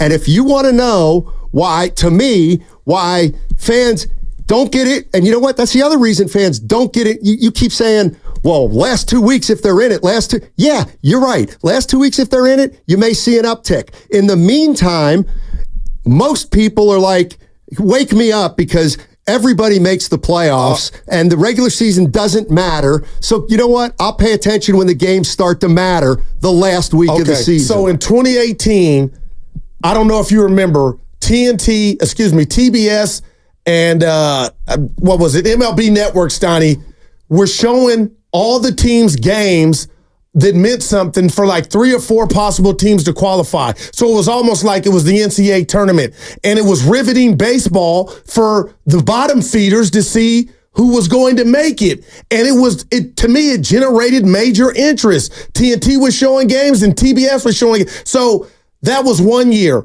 But this is my biggest takeaway. If you were at the Hilton right now talking to all these sport leagues and the owners, what do you think their answer would be? Hey, Steiny, you're making some points, but what would be their answer to why they continuously allow more to make it? Because of money, profit. That's it. All right. Plain and simple. That's what I was looking for. And the other thing is, here's the other thing it does. It allows these Giants, Cubs, Reds, Cardinals, Pittsburgh, Arizona Nationals, and even the Mets. Yeah. It allows their ownership to kind of pretend or make fans think they're closer to something than they are. Just because people were saying, the Warriors can go from 10 seed to win it all, doesn't mean they were gonna. Well, they didn't. I was one of them. This has created. I don't know. I'm going to say this to that. It's not easy to buy as it used to be in baseball for the top teams, because some of these teams and their owners and general managers think they got action. So they might not make a move, but they might not sell something off because they're right in the middle. You want to bet? I'll bet you if this is the way it is at the All-Star break, Cubs, Reds, Cardinals, Pittsburgh, and they're all within two and a half games, they're not all going to be buyers. Well, I wouldn't take that bet. That's too much. But what you're saying is, back in the day, you could, I got 8 teams to pick from because they had no chance. Now that 8 is now 4 or 3. But what you're saying is, if everybody's excited about it, then why wouldn't every team go for it?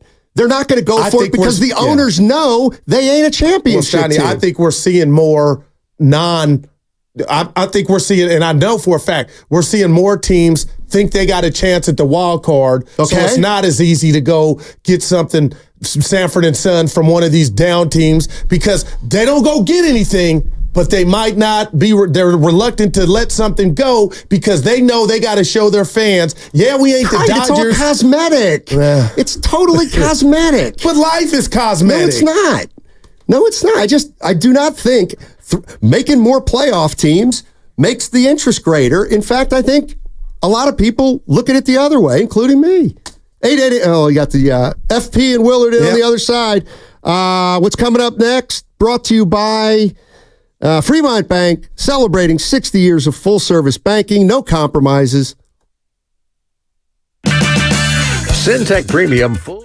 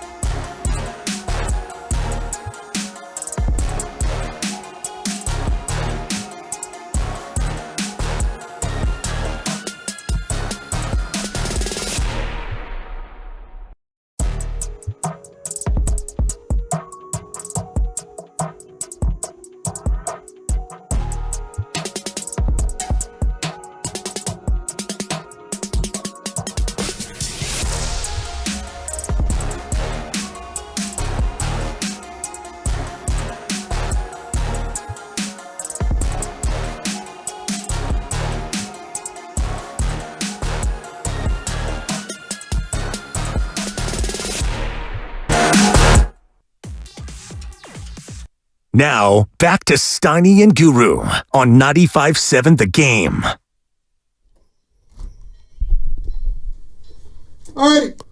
All right, it is crossover time on 95.7 The Game, and we're joined by Willard and FP Santangelo. He's been in the zone. Good to see you. Except the last couple of segments about baseball and too many playoff teams. Well, let's and he's get been into it. old Stoddy, but he's been phenomenal. I just welcome back. Welcome back, Thank dude. you. Yeah. I heard about your trip off the top of the show, and it sounds like something you'll remember for the rest of your life. No doubt. Absolutely. Yeah, Where'd you go, Modesto? That's all. I'm going to give you a one.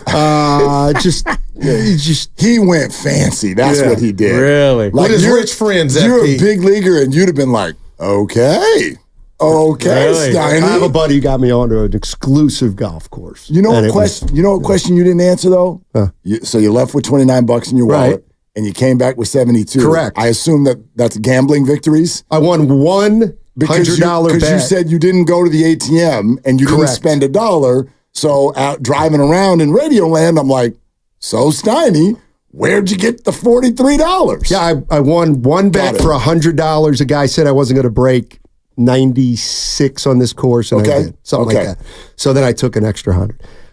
Good for you. Here's all I'm saying is I don't believe that in general more playoff teams generate more interest in the game. Now, I think once we get a little later in the season, if there's 2 or 3 teams fighting for the last playoff spot, yeah, in those markets, there may be an uptick. But right now, there's nobody in Pittsburgh saying, well, we're in this thing and let's start going to games. I think they're saying we're going to go to games regardless because, yeah, we're 500. And one last thing. Go ahead. I think that I do think the more playoff teams we have, the more it diminishes regular seasons. And I think fans are like, they get that. And I think the NBA is example number one, because how many times do we say, God damn, the regular season just doesn't mean anything in the NBA? So here would be my response. First of all, playoff fever does not happen in June, no matter what place you're in.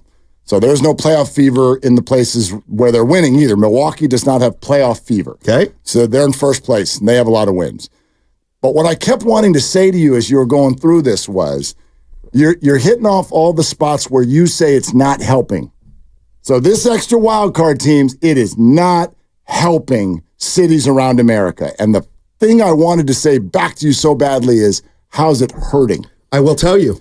I believe you will not have data for your answer. I promise. No, and nor will you. Yes, I will. How? What? Because you are basically saying, and in fact, and I quote, the NBA is a joke and baseball's dying. Yes. Those are both opinions, and one of them actually is a statement of fact that's provably false.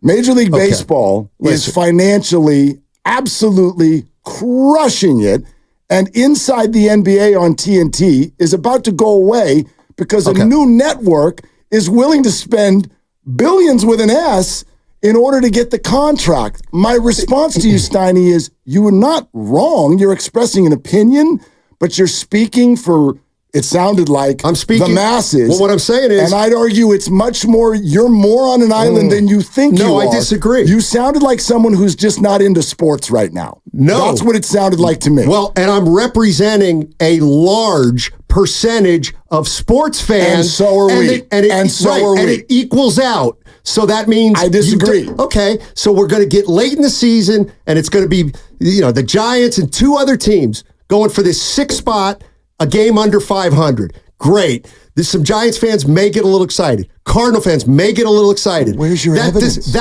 I'm saying if they're in it. The Giants right now in the top half of baseball are actually year over year the highest attendance riser in all of MLB. What I'm saying is I'm allowing for the fact that if the Giants are in it, yes, San Francisco will see an uptick in interest from their fans, as will the 2 or 3 other teams that they're fighting for the number 6 spot. What I'm saying is it comes at a cost during the entire regular season when fans have disinterest because they don't think the games are as meaningful as they were years ago. And I think that's the spot where it's actually just your sports morality. Well, I got a lot of people agreeing with me. Well, of course, the text line's going to agree with everyone. We can go find... They agree with Goo, too. Exactly. So we can find the area codes that are agreeing with us if they want. You're not going to have any data for what you're saying. You don't like it. You don't like it. How does a 6th wild card in Major League Baseball generate more interest? You're not answering my question. You're not proving that it's hurting. Your point. I'm not trying to. You are. I'm trying to say you are. No, I'm trying to say that it's not work. Like it doesn't work like that. When but it is working. You cannot generate. You can't generate more interest in a regular season if everybody's acknowledging that games are less important. But your entire premise was that it's hurting in some sort of a way, and it's not. There's no evidence. There's no evidence. Well, we don't know that it's helping. You and the text line and some buddies on the golf course. We don't know that it's helping. Well, actually, there is data. How? What? The health of the game, both financially and attendance-wise. The health of baseball right now. And that's because of the 6th wild card? No, but my point is, your premise is that it's hurting, and you have no evidence. None. Well, none. I know for a fact that anecdotally, I have so many more buddies who are not into the NBA, and we've talked about it forever. Steiny, you're in your 50s. Exactly. So, of course, your buddies feel that way. But people don't like it when things change, and they always want it to be the way it used to be. I'm going to be 50 next year. I get it. It's got nothing to do with that. I think it's got everything to do with it. You think there aren't 30-year-olds that say too many teams make the playoffs? Do you think there aren't 30-year-olds saying the opposite? Sure, and there are 50-year-olds saying both. There are 30-year-olds who don't know any other way. This is expansion is normalcy always through evolution. You're never going to put toothpaste back in the tube. I'm sorry. It's always going to grow. I'm sorry. Saying if you allow more playoff teams, it does not create more interest. So the play-in tournament is a failure. I would argue it is objectively. I'm not talking about that game itself. I'm talking about the regular season. That's what you're talking about. Once the Golden State Warriors knew that they were going to be the 10th seed, that's all they cared about. They got in. That's all. They weren't going for 9. Now you're talking about the players. I'm talking about the fans. Okay, how many Hawks? I'll say. What about the Hawks? Well, I don't know what's going on in Atlanta, Steiny. Nobody bought a ticket because the Hawks were fighting for the 9 spot. You actually don't know that. And I don't know otherwise. But you're the one that's speaking in broad generalities about the whole country and how everyone hates this. And I think hates it. And as I'm driving, I'm like, I think you just went on a golf tournament trip with your buddies who are all about the same age, and everybody was crowing about how sports sucks now. Why? And I'm just like, it doesn't. Why in college basketball, when they finish a 24-game league schedule, and then they play a tournament that every team's allowed into so that one can shock the world, why do they play in front of empty arenas? College basketball's dead. Okay. That has nothing to do with it. And it's always the day. My point is that more games does not generate more interest on its own. You just gave me an example that for most conferences has been that way my whole life. Mm-hmm. So you can't make that some new thing and say it's not working. I'm not saying it's a new thing. Like college basketball, and you know this, its problems are based on the fact that no one can name any of the players. Like, nobody cares about college hoop anymore. More games, more playoff teams does not generate more interest by itself. And you can't prove that it does. And you can't prove it does. Well, the only data is in my favor, which is the growth of the game and the growth of the dot's in my favor because I got a lot of people agreeing with me. Okay, so you have 8 people on the text line agree with you and your golf buddies, and so now you have data. While I have the actual books of baseball and attendance figures that fly in the face of what you're saying. I don't know. Am I saying that's a game, set, match? No. I'd argue it is leaning in my favor. It's part of the participation trophy era that a lot of people are not into. And that's your sports morality and our age slot. I would argue. Okay, well, that's still half the fans out there. Take it from someone who has teenage kids who are massive sports fans in their house. So it's a net zero. Nobody says that stuff. So if you generate 100 fans because their team's in it, and you lose 100 fans because they know the games don't mean anything, they'd rather you're have at the square zero. No, you're not. They'll take the young fan over the old one every day of the week. Well, I'm just saying you're still at a net zero. No young fan has ever uttered the words, "Boy, the sport's watered down these days." What are you Nobody kidding? does that. What are you talking about? Steiny. The NBA's not watered down? I said no young fan says that. I disagree. Nobody. You want to talk about anecdotal. That's anecdotal. You don't know that. I know it a lot better than you do. You don't know that every teenager thinks kids. that. They're over at my house. So your 3 kids matter more than 8 people on the text line. You're not even on social media. How would you So your 3 kids are more important than 8 people? Let's put it this way. Let's just compare what we said to each other. If I'm sitting with you, I'm a hell of a lot more tapped into it than you are. That's what I'm saying. What, because you have 3 teenage kids? And because I'm more tapped in on social media, and not because of my 3 kids, because of all of their friends, because I youth coach, because all of those things. You're tapped in on social media, so all you see are the people on social media. You don't see the people who aren't on social media who are turned off by it. I just told you I'm living my life in that. I'm around these people every day of my life, and you're not. It's not a criticism, dude. What are you talking about? It's just who we are. You spent 5 days on fancy Philly golf courses with people who are 55 to 65 white men. I'm not around that. That's not my daily movement. So I'm telling you what is likely in a sample size actually going on outside of what you're talking about. And what you're dismissing is that there's a group of people that aren't on social media that you don't come in contact with, like I don't come in contact with teenagers who are turned off. First of all, so you're in contact with everybody. No, I didn't say that. You know every fan base. Now you're saying I'm not in contact with 50-year-old white men, which is silly because it's what I am. But what you're saying is you're in contact with more of a majority than I am. If we want to get personal, I'm a little bit more, I would say, out in social circles than you are. That's the way we operate, and that's fine. That has nothing to do with anything. But my point is, I'm not dismissing what you're saying.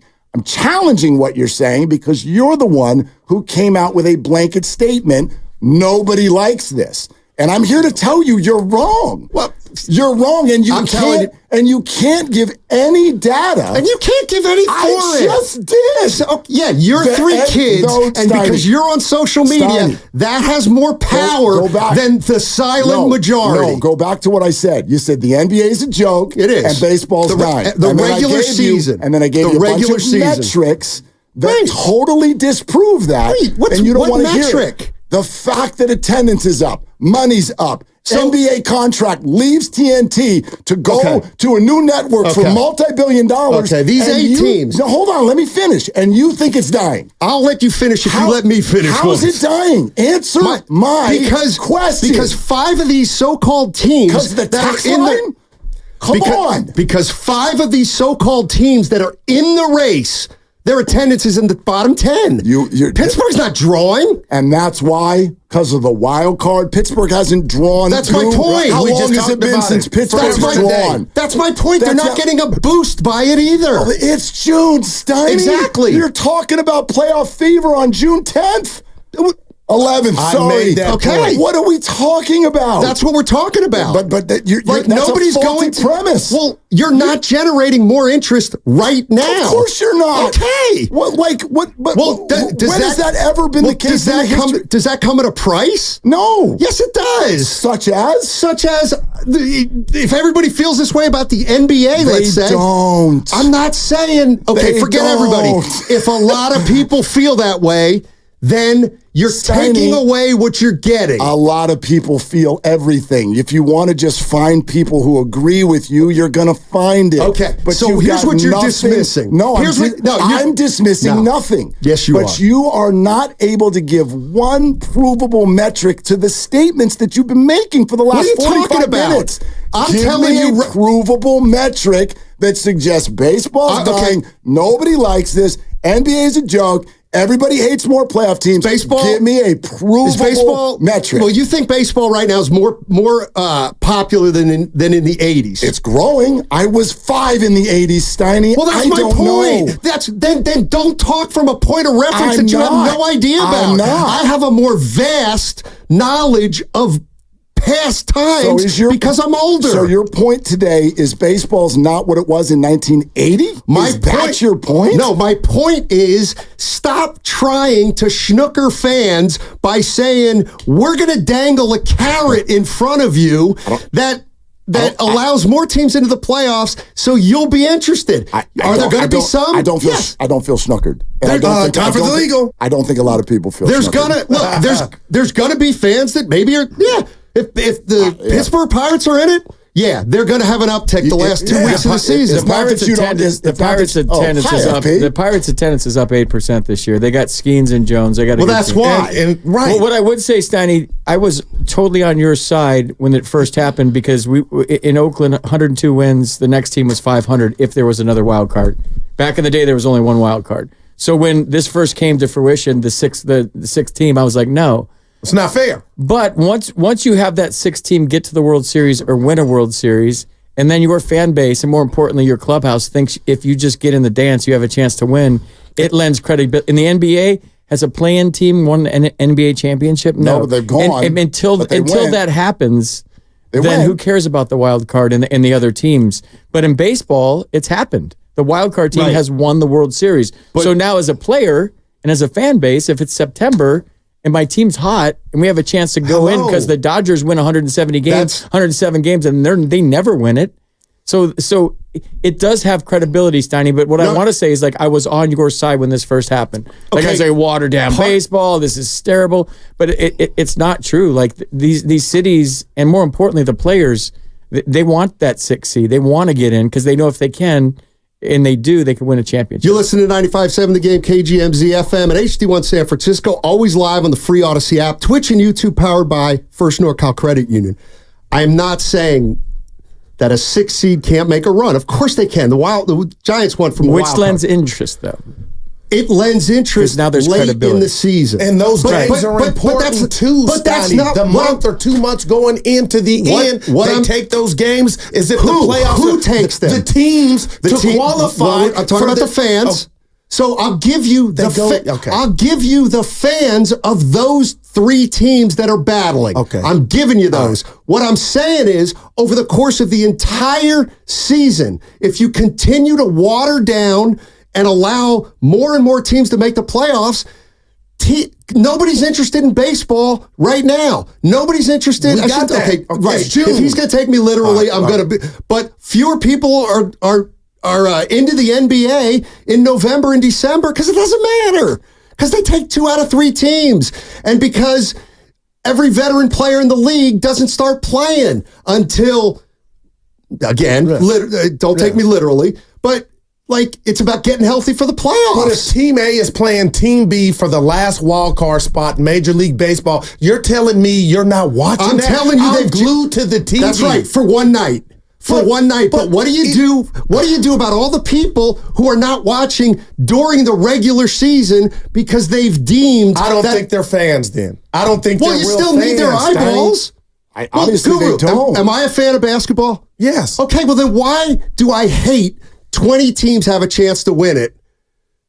Because it's a change and you're not comfortable with it. I don't hear this whole conversation. You've not convinced me with one word that there's a major cost. Yeah. What's the cost? You haven't proven that it's an advantage. And I feel that I have, but because I keep telling you about the growth of the game and the growth of the money and the growth and the growth and the growth. So baseball, right? So according to you, baseball's as healthy now as it's ever been. Financially. Oh, please, Mark. Come on. Okay. You got to get in the game there. You're right. You're right. I got to pay more attention. But every league has opened up. So the success of a league is based on how much money the owners are making. That's what they think. Yeah, that's what his answer was. Maybe that's why baseball's dying, because they don't care about that. You still haven't given me a cost. What's the cost? The cost is that people become less interested in your game. And I don't ever let me finish. Because they don't. Well, They don't. Where's your evidence that people are less interested? Away, Stoney. Where are the You're not giving me any. That's you. What about 50 people on the text line? And the 50 who disagree with you who come more? Yeah. I'm acknowledging both sides. Well, but you're not. Yes, I am. Because you're saying there's a cost and you're saying there's a downturn in these games, and there's not. Please. Look at the screen right there. There's last night's Giants game. It's a random Monday against a crap team. Place is full. What's the problem First here? of all, it just turned summer. This is the first. Oh, so now you're going to dismiss the fact that my kids are still in school. This is the first weekday game where kids could go to games. Giants attendance is up 18%. Attendance is way It's not because up. they're one. It's not because they're the sixth place team. But again, if there were two, I don't know what place they're in with the wild card. Well, they're right now, half game. I don't look this early. Yeah. Right. Nor do and I my care. original premise was more teams do not equal more interest, more playoff. Like the Giants, as of right now, have not generated one more fan because somebody's saying, "Hey, they're in this thing." Right, I get it. I get it. I understand that. But what I'm still not hearing from you is that you seem to think there's a cost. Yeah. You seem to think people are turned off and away from the game. Some are. Sure, and some aren't. Like more maybe coming in than going out. Well, I would argue the money, the attendance, everything that is an actual metric that we can look at says that there is absolutely no cost to this. You can hate it, and that's fine. But the games themselves, the owners, the sport, the broadcast partners, not one of them are like, we got to do something about this watered down thing because we're losing people. So you don't here. think load management in the NBA is a big deal? It clearly hasn't been.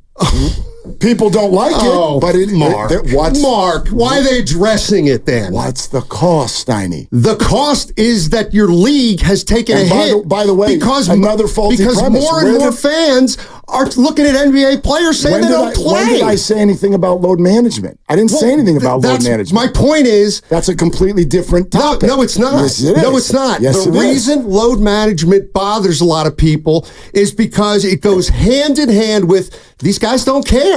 I disagree. They want to see them play. Well, of course they do. Why aren't they different? Why aren't they playing? Well, but that's up to you. Got to ask them. Well, I know why. Because the regular season doesn't matter like it used to. That is a point. It is not the point. Okay. We also handle health completely differently now with the analytics of the body. I'm not saying it's wrong to load manage. What I'm saying, so you don't think load management has hurt basketball? Again, I think faulty premise. Has load management taken a hit out of the NBA's reputation? That's a big question. Oh, Mark, why can't you just say yes? Because it's not provable, Steiny. There's no metric that says everyone's leaving. That's why Adam Silver didn't address it. Why is he addressing it if it's not a negative? I didn't say it's not a problem. I said it's not proven that it's taking people away from the game. I think what's happening with this conversation is you maybe you didn't hear yourself the last hour. You spoke for everyone. It's like when I said Judge is gutless and people believe you spoke for everyone. If you think load management has not hurt the NBA, I don't know what to tell you. You spoke for everyone. You spoke for everyone. That's not true. Ask who? That's not true. I listened the whole way in. Yeah. Right. And what I'm saying is, and said everybody's out on this. You're backed into a corner now. So now you're gonna go literal Steiny because you know that load management is not good for the NBA. Management is not good for the NBA. That's not your question. Let's end it there. Let's not. No, let's. Actually, I wanted to end it with this. I brought cookies. Do you want one? No. You sound like you need one. Not from you. Okay. Good. Willard, did you get the part where he said his East Coast friend said he was soft? They're from Christie. He said his East Coast friend said he was soft. They're from Christie. Would you like one? Of course. No. All right. Christie, I got you. Yeah. Curmudgeon. They're longtime friends. Let me tell you something real quick about Dibs that I'm sure not everybody knows. And first-time partners. Hang in there, big guy. There'll be brighter days ahead. Now, these two homegrown Bay Area boys finally come together to take over sports talk. Get the hell off of my doorstep. Major League Baseball, you stink. It's Willard and Dibs on 95.7 The Game. All All right. My God, it's good to have him back. Yes, have a cookie. And no, she didn't make them. She sent them. I didn't say she made them. FP said I was right. Yeah, and then he heard you talk and he said you're wrong. That's how you get a good argument when both sides got good points. I'm sorry. You barely said anything that whole time in the handoff thing. I don't get paid by the word. So unfortunately, neither do I. You got to be smart enough to know when just to lay Thanks, out. buddy. Two guys got a good argument going. What are you going to add? Yeah. Well, anyway, how you doing, partner? A good disagreement. I'm doing great. I think you guys both had good points. Because I used to think like Steiny. I used to think like, okay, so I'm the first wild card, and we won 100 games, but the team in front of us that won our division won 102. And then the second wild card is below 500, and that team that's below 500 could knock out the team that won 100 games. Then that sucks because it's hard to win and grind. I think the regular season is harder than the playoffs. He's so mad he left his readers. No reading for Steiny tonight. So I got your readers. How about that? I kind of get where you both were coming from. The extra teams in the wild cards don't have credibility until one of those wins a championship. And then your fan base and then other fan bases can say, well, the Diamondbacks last year were the 6, and the Diamondbacks got to the World Series. Or the Giants, was it 12 when they won the wild card game in Pittsburgh, won the World Series. So once that wild card team can go all the way, and then fan bases can be like, hey, in 12 and 19 and whatever year it was, this team did that, then it lends credibility to it. Of course. But like in the NFL, it's hard for a wild card team to win the Super Bowl. It's been done. Yep. It's hard for the play-in team. It's only been a few years since the NBA's been doing it to win a championship. They haven't done it. So like I get it. I get both sides. I really do. But I don't think it's hurting the sport. Like I had the attendances up. In 15 teams of the league, attendance has increased this year. Yeah. In 15 teams, it's either stayed the same or gone down. Here's the funny thing. That was my only point. And I get like our text line is filled with Steiny's wrong, Willard's wrong. I actually feel like, and this is going to bother some people when I say it, I don't believe that I can be wrong. Because my point was simply, give me a metric that suggests what you're saying. It was his statement to start this whole thing. I listened to Steiny and Goo religiously. And his statement was, this is hurting the sport. Give me a piece of evidence that suggests, and the load management thing, that's a completely different conversation. And I think that there's overlap to it. Yeah, that's not that's not what we're talking about. That was not relevant to this argument. That's not what we're talking about. What we're talking about is whether or not the expansion of playoff teams is hurting the sport and turning everyone off. And all I'm saying, and I love, I'm so over here making Steiny sound like he's an old white guy. He's 7 years older than me, and I'm an old white guy. Whatever. We're like, it's not that I don't get what he's saying, but you cannot, there is no metric that suggests this is driving people away. There's nothing. Well, I would argue that in certain cities, that the more teams are in it late, there's interest, especially in cities that don't annually go to the playoffs. So if you get a Kansas City that's in a wild card, well, Kansas City's going to go nuts about this. If Pittsburgh and Skeens and Jones and this young pitching staff they have are in it in September, Pittsburgh's going to go nuts. Boom. I mean, maybe some cities like the Yankees and maybe even San Francisco scoff at the wild card, like, oh, we're better than that.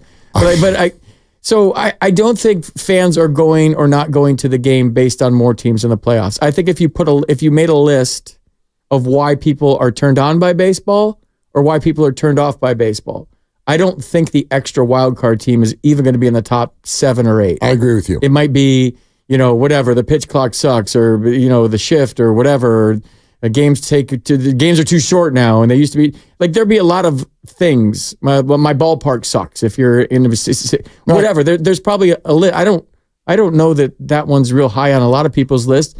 And the only way it would be high on someone's list in a positive way in the month of September. If your team hasn't been in the playoffs in 10 years and they're right there and they could get that 6th seed, and guess what? You get 2 extra games at least. And if your team wins those 2 games, it's 2 out of 3. Guess what? They're really in the playoffs. And here we go. Like the Diamondbacks last year. They were number 6. The Phillies, I think the year before were the last seed, and they got to the World Series. 87 wins, I think. Yeah. Went to the World Series. So like at first though, I I was like Steiny. Like I thought like that. And when you say at first, you mean when you don't mean at the start of the argument. You mean at the start of when the rule came in. Yeah, I speak in general terms a lot. I wanted to make sure people didn't think you agreed with Steiny. That'd be crazy. No, when the rule came out, I remember George Will, who was a big part of adding another wild card team with the commissioner, and he was part of that committee. And we had lunch, and I said, another wild card team? I'm like, George, this is just like ridiculous. Like, what are we doing? Everybody going to make the playoffs? We give them participation trophies? He's like, FP, it'll generate excitement in cities that normally wouldn't have excitement in September. And what's wrong with that? And I kind of went, okay, let me see how it plays out. But I was get off my lawn on all the new rules. I went on the other station and was like, I can't believe a pitch clock. We work our whole lives as athletes to slow the game down. You hear the managers after the game say, the game really sped up on us last night. Now there's a clock that's going to speed it up on you. There's no way to slow it down. And this and that and the two disengagement rules. And then I saw it and I'm like, okay. Yeah. Yeah. I mean, look, the NFL just did this like 3 years ago. There's a playoff game on Monday nights. What the hell are we looking at? Yeah. I get it. I just, all I'm really, really calling out is something that happens to every human being in the world. But we get grouchy when we're old? Yeah, not grouchy, but when things change, you're like, don't change them. You know, my dad is in his 80s. There are multiple newspapers that still get thrown at his doorstep in the morning. What? What is that? He doesn't want to change. He doesn't want to change. He doesn't want to read it on his computer. He wants to sit there with it while he eats his breakfast real slow. And then he's going to take it with him to the you-know-where. Yeah, take a dump with it. He don't want to change. And so that's totally fine. There's nothing wrong with how Steiny feels. But what bothered me about it was he decided it was representative of the world. And it's not.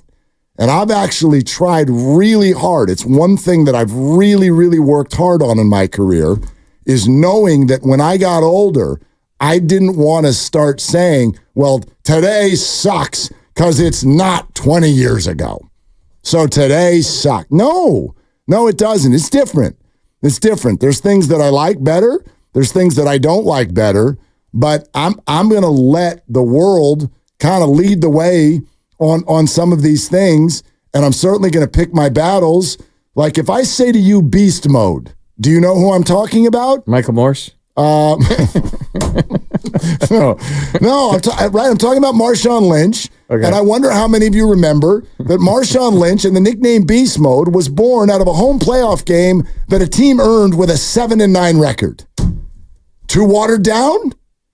I still remember the run. I don't think you can give a blanket statement for all sports. No. Because I guarantee if you polled Warrior fans, 3/4 of them gave zero you-know-whats about the play-in game. See, I don't agree with that statement either. Now we won 4 championships. Now we're the 10 seed. What are we really going to do? Sure. It wasn't. It's not like, I'm not going to say it felt good, but I don't think people dialed out by any stretch. I don't think more dialed in because of it, though. The ratings... Yeah, are pretty good. Okay, like the play-in tournament is a success. I think that's an objective statement. That is a provable. The play-in tournament has been a win for the NBA. What about the colorful court tournament in the middle of the season that I thought was a joke? I thought that was stupid. And the reason what do you even call it? They called it the in-season tournament. Oh yeah, and then it was shortened to the ISP. And I still challenge people. I do this all the time. I'm like, who won? You remember? New Orleans. I don't know. It was the Lakers. Was it? Yeah. And what did that get them? Nothing. It didn't get them a new coach from UConn. No, it didn't. And it didn't get them a playoff series win either. Dan Hurley, we won that in-season tournament. Yeah. And you still don't want to coach for us? Well, my issue with the in-season tournament is that I'm still trying to figure out what you're offering to the fans. Colorful courts and weird uniforms. Right. And they're like, we're not doing it until the players make more money. Just microdose some shrooms and watch the NBA. I know you weren't over here yet, but when the in-season tournament happened, I was openly rooting against the Warriors. I wanted them to lose. Because they have a couple days off. They had more time off. Yeah. That's less effort. Plus, when you lose, remember there were some of those dynamic games where you didn't know who your opponent was until you were either in or out of the in-season tournament. Yeah. They got a game against the Blazers. I'm like, they're going to win that game. And they did. So I wanted them to lose. And they did. And that helped them. in some way, shape, or form. They got a victory out of it. But I mean, to Steiny's point, I don't think that hurt the NBA, but I don't think it helped it. Correct. I don't think that's not about playoff expansion. I don't think playoff expansion in MLB is hurting it. I would argue that it's helping it, and that I was wrong with my initial take on it. In the NFL, the wild card football games are, more than let's go. That's the best weekend of the playoffs is the wild card weekend. I would predict right now that the NFL is going to come up with a consolation tournament, and we're going to watch that too.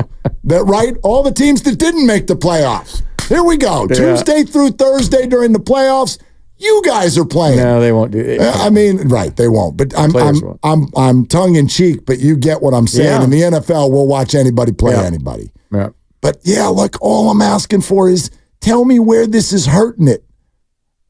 I would say I would argue with Steiny if he were here. He was.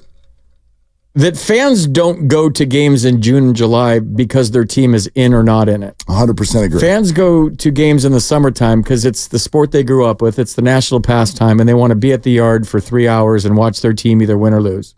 And drink a beer and eat a hot dog, BS with their friends, and nice weather for the most part across the country. Kids have been begging me to go. Kids are out of school. And not once did they reference the standings. Let's go. Yeah. And maybe the kid's favorite player is Christian Yelich, and he's coming in from Milwaukee, and you want to take your kid to see Christian Yelich. Maybe one of your kid's favorite players is Logan Webb, and you go to the game to enjoy baseball. Like, most fans are not going to not go to the game. Like, oh, you have tickets June 30th for, I don't know, the Mets, but the Giants are not in the wild card, so I'm not going to go. It's just more, baseball's more of a one game event, family. At least that's what it was for me growing up.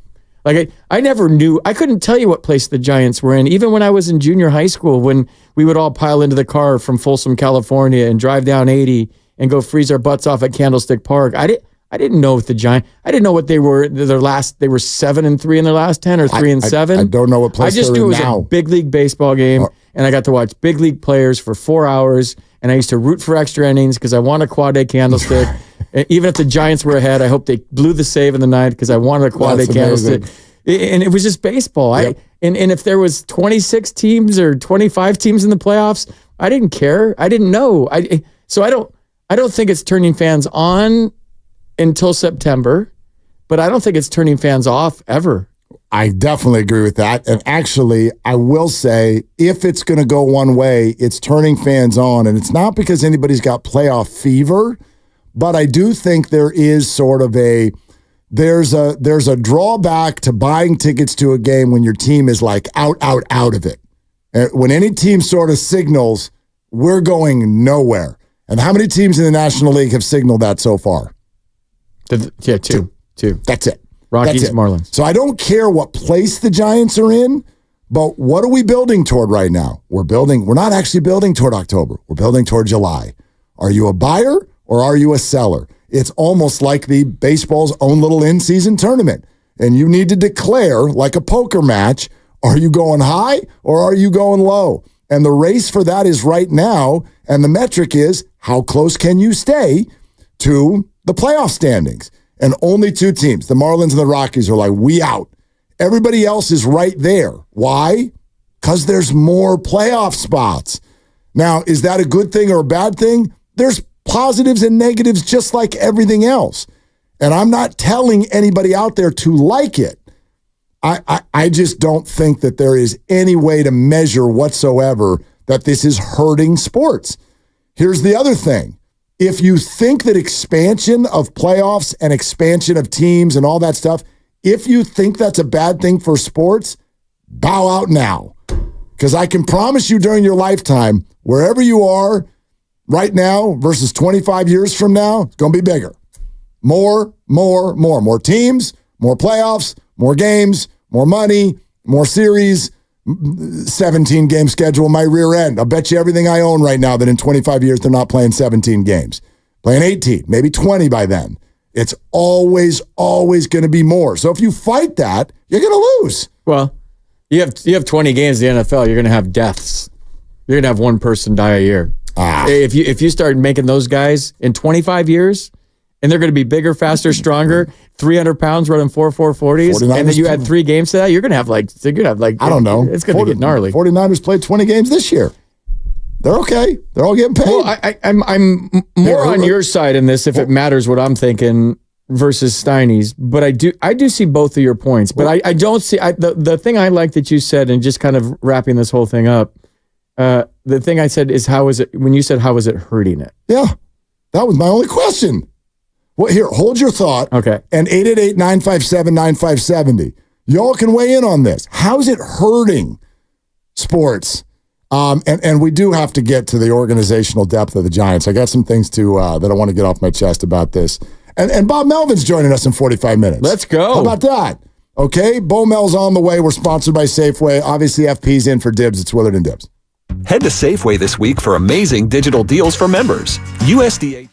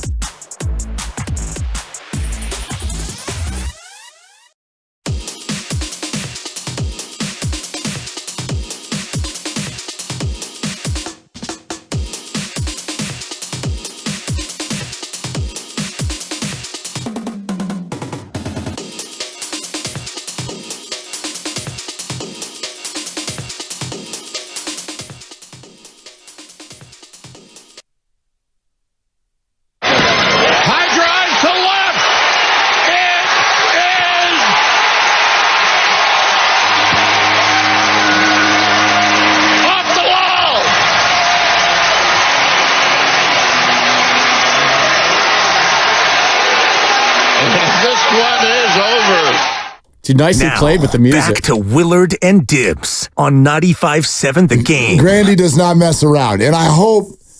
Off the wall? Well, please, gosh. That's great. If this went over your head, just don't tell me, because it makes me feel so damn old when something like that goes over your head. Like this song and that call, if you don't get the connection, just keep it to yourself. Because it makes me feel awful when people don't get stuff like that.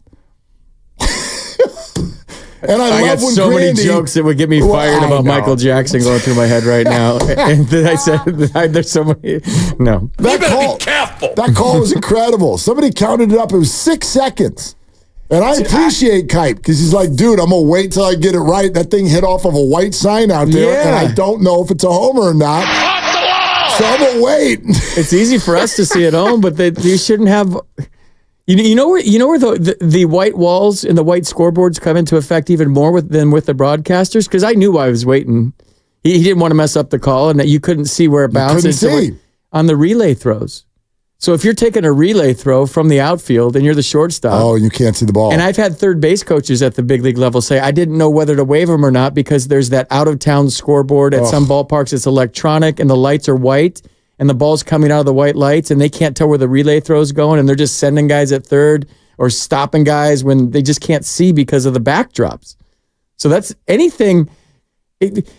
I used to they would have giveaways, like a white hat giveaway or a white shirt giveaway in a day game, and I'm playing center field, and I'm like, I'm going to lose a line drive today. No white signs. Everybody, my first thing, there's two things I would always check as an outfielder: the white shirts behind home plate and how many there was, and then twilight. When that weird time where the sun's going down and the lights aren't in effect yet and the ball goes out of the stadium and you lose it and there's nothing you can do. Those two things were my biggest fear. So like for Kipe last night, one of the best to ever do it, especially the best around here to ever do it in my opinion, for him to just like not know and just wait. I've been in those situations last year where everyone's waving at you in the booth and they're all telling you something. It's like the worst hand signals ever, and you're just looking for the twirly bird home run index finger. But everyone's trying, and the mics are all hot, so you can't say anything. No, but you're trying. I'm sure Kruk was like, no, John Sterling thought it was gone. Yeah. I'm sorry. I apologize. But and here's the other part with that specific fly ball, it didn't matter.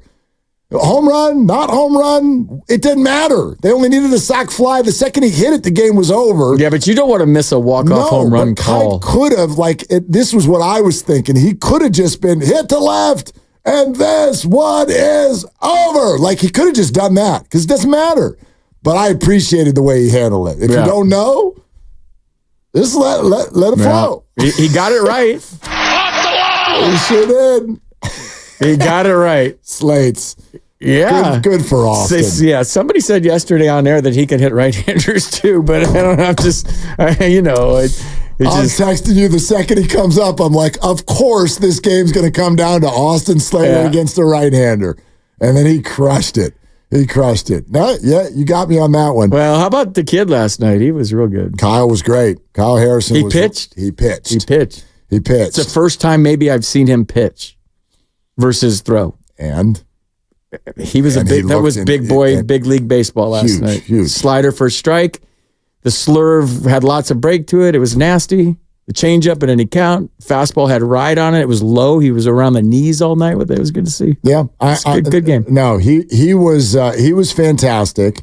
At the same time, it gets a little frustrating, like all the Matt Cain PTSD starts to come up when you see a game like that. I mean, I can only tell you what my phone was doing in the middle of that game. I need more friends. My phone's not doing anything. Well, you and I were texting. Yeah. You and I were texting. Yeah, thanks. I appreciate that. You got it. We'll do it again tonight. All right. I know the first thing that happened was Triple's alley frustration. I got a few of those texts because Yaz hits a ball that, and I mean this is objective now. No ballpark in the history of the major leagues other than Oracle Park holds that ball. Like it literally hit the corner where the bricks and the fence come together. He hit that ball 425 feet. I know I'm getting in the history of the big leagues. Might be fine. Detroit, Tiger years ago, Tiger Stadium. Polo Grounds. I know I'm being a little. They didn't have fences for years. They just rolled into the crowd that was sitting in the perimeter.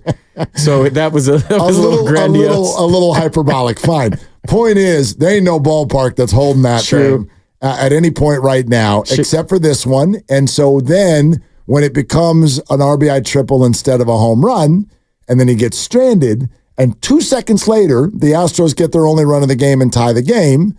I had buddies who were like, we got to do something about this triples alley, which, of course, they already did.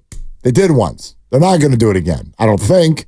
Maybe they are. Should they move the fences in? Do you think that would lend to getting more sluggers in free agency? I think they should move it all the way in. You got to move the plate out. Change the name from Triples Alley to Soto Landing. That's what I would do if I were running the Giants. I know he's not coming, but of all the reasons he's not coming, that's not one of the top 5, but it's probably on the list somewhere. If he did get to a point where you were considering the Giants, there'd be a major drawback. He hit 2 home runs in one game. Correct. The park can't hold him, just the way it is. That park can hold anybody. It can't hold Judge. It can't hold Barry Bonds. It can't hold Juan Soto. If you can hit them, they go there. Yeah, but if you ask Barry if he ever lost any home runs in Triples Alley, the answer is yes. Sure. If you ask Willie Mays, he played in an open Candlestick Park for how many years? With the wind just whipping off the bay and nothing to stop it. But that was before the age of free agency. We're in a different time now. And we're looking like if I'm a left-handed power hitter, I'm out.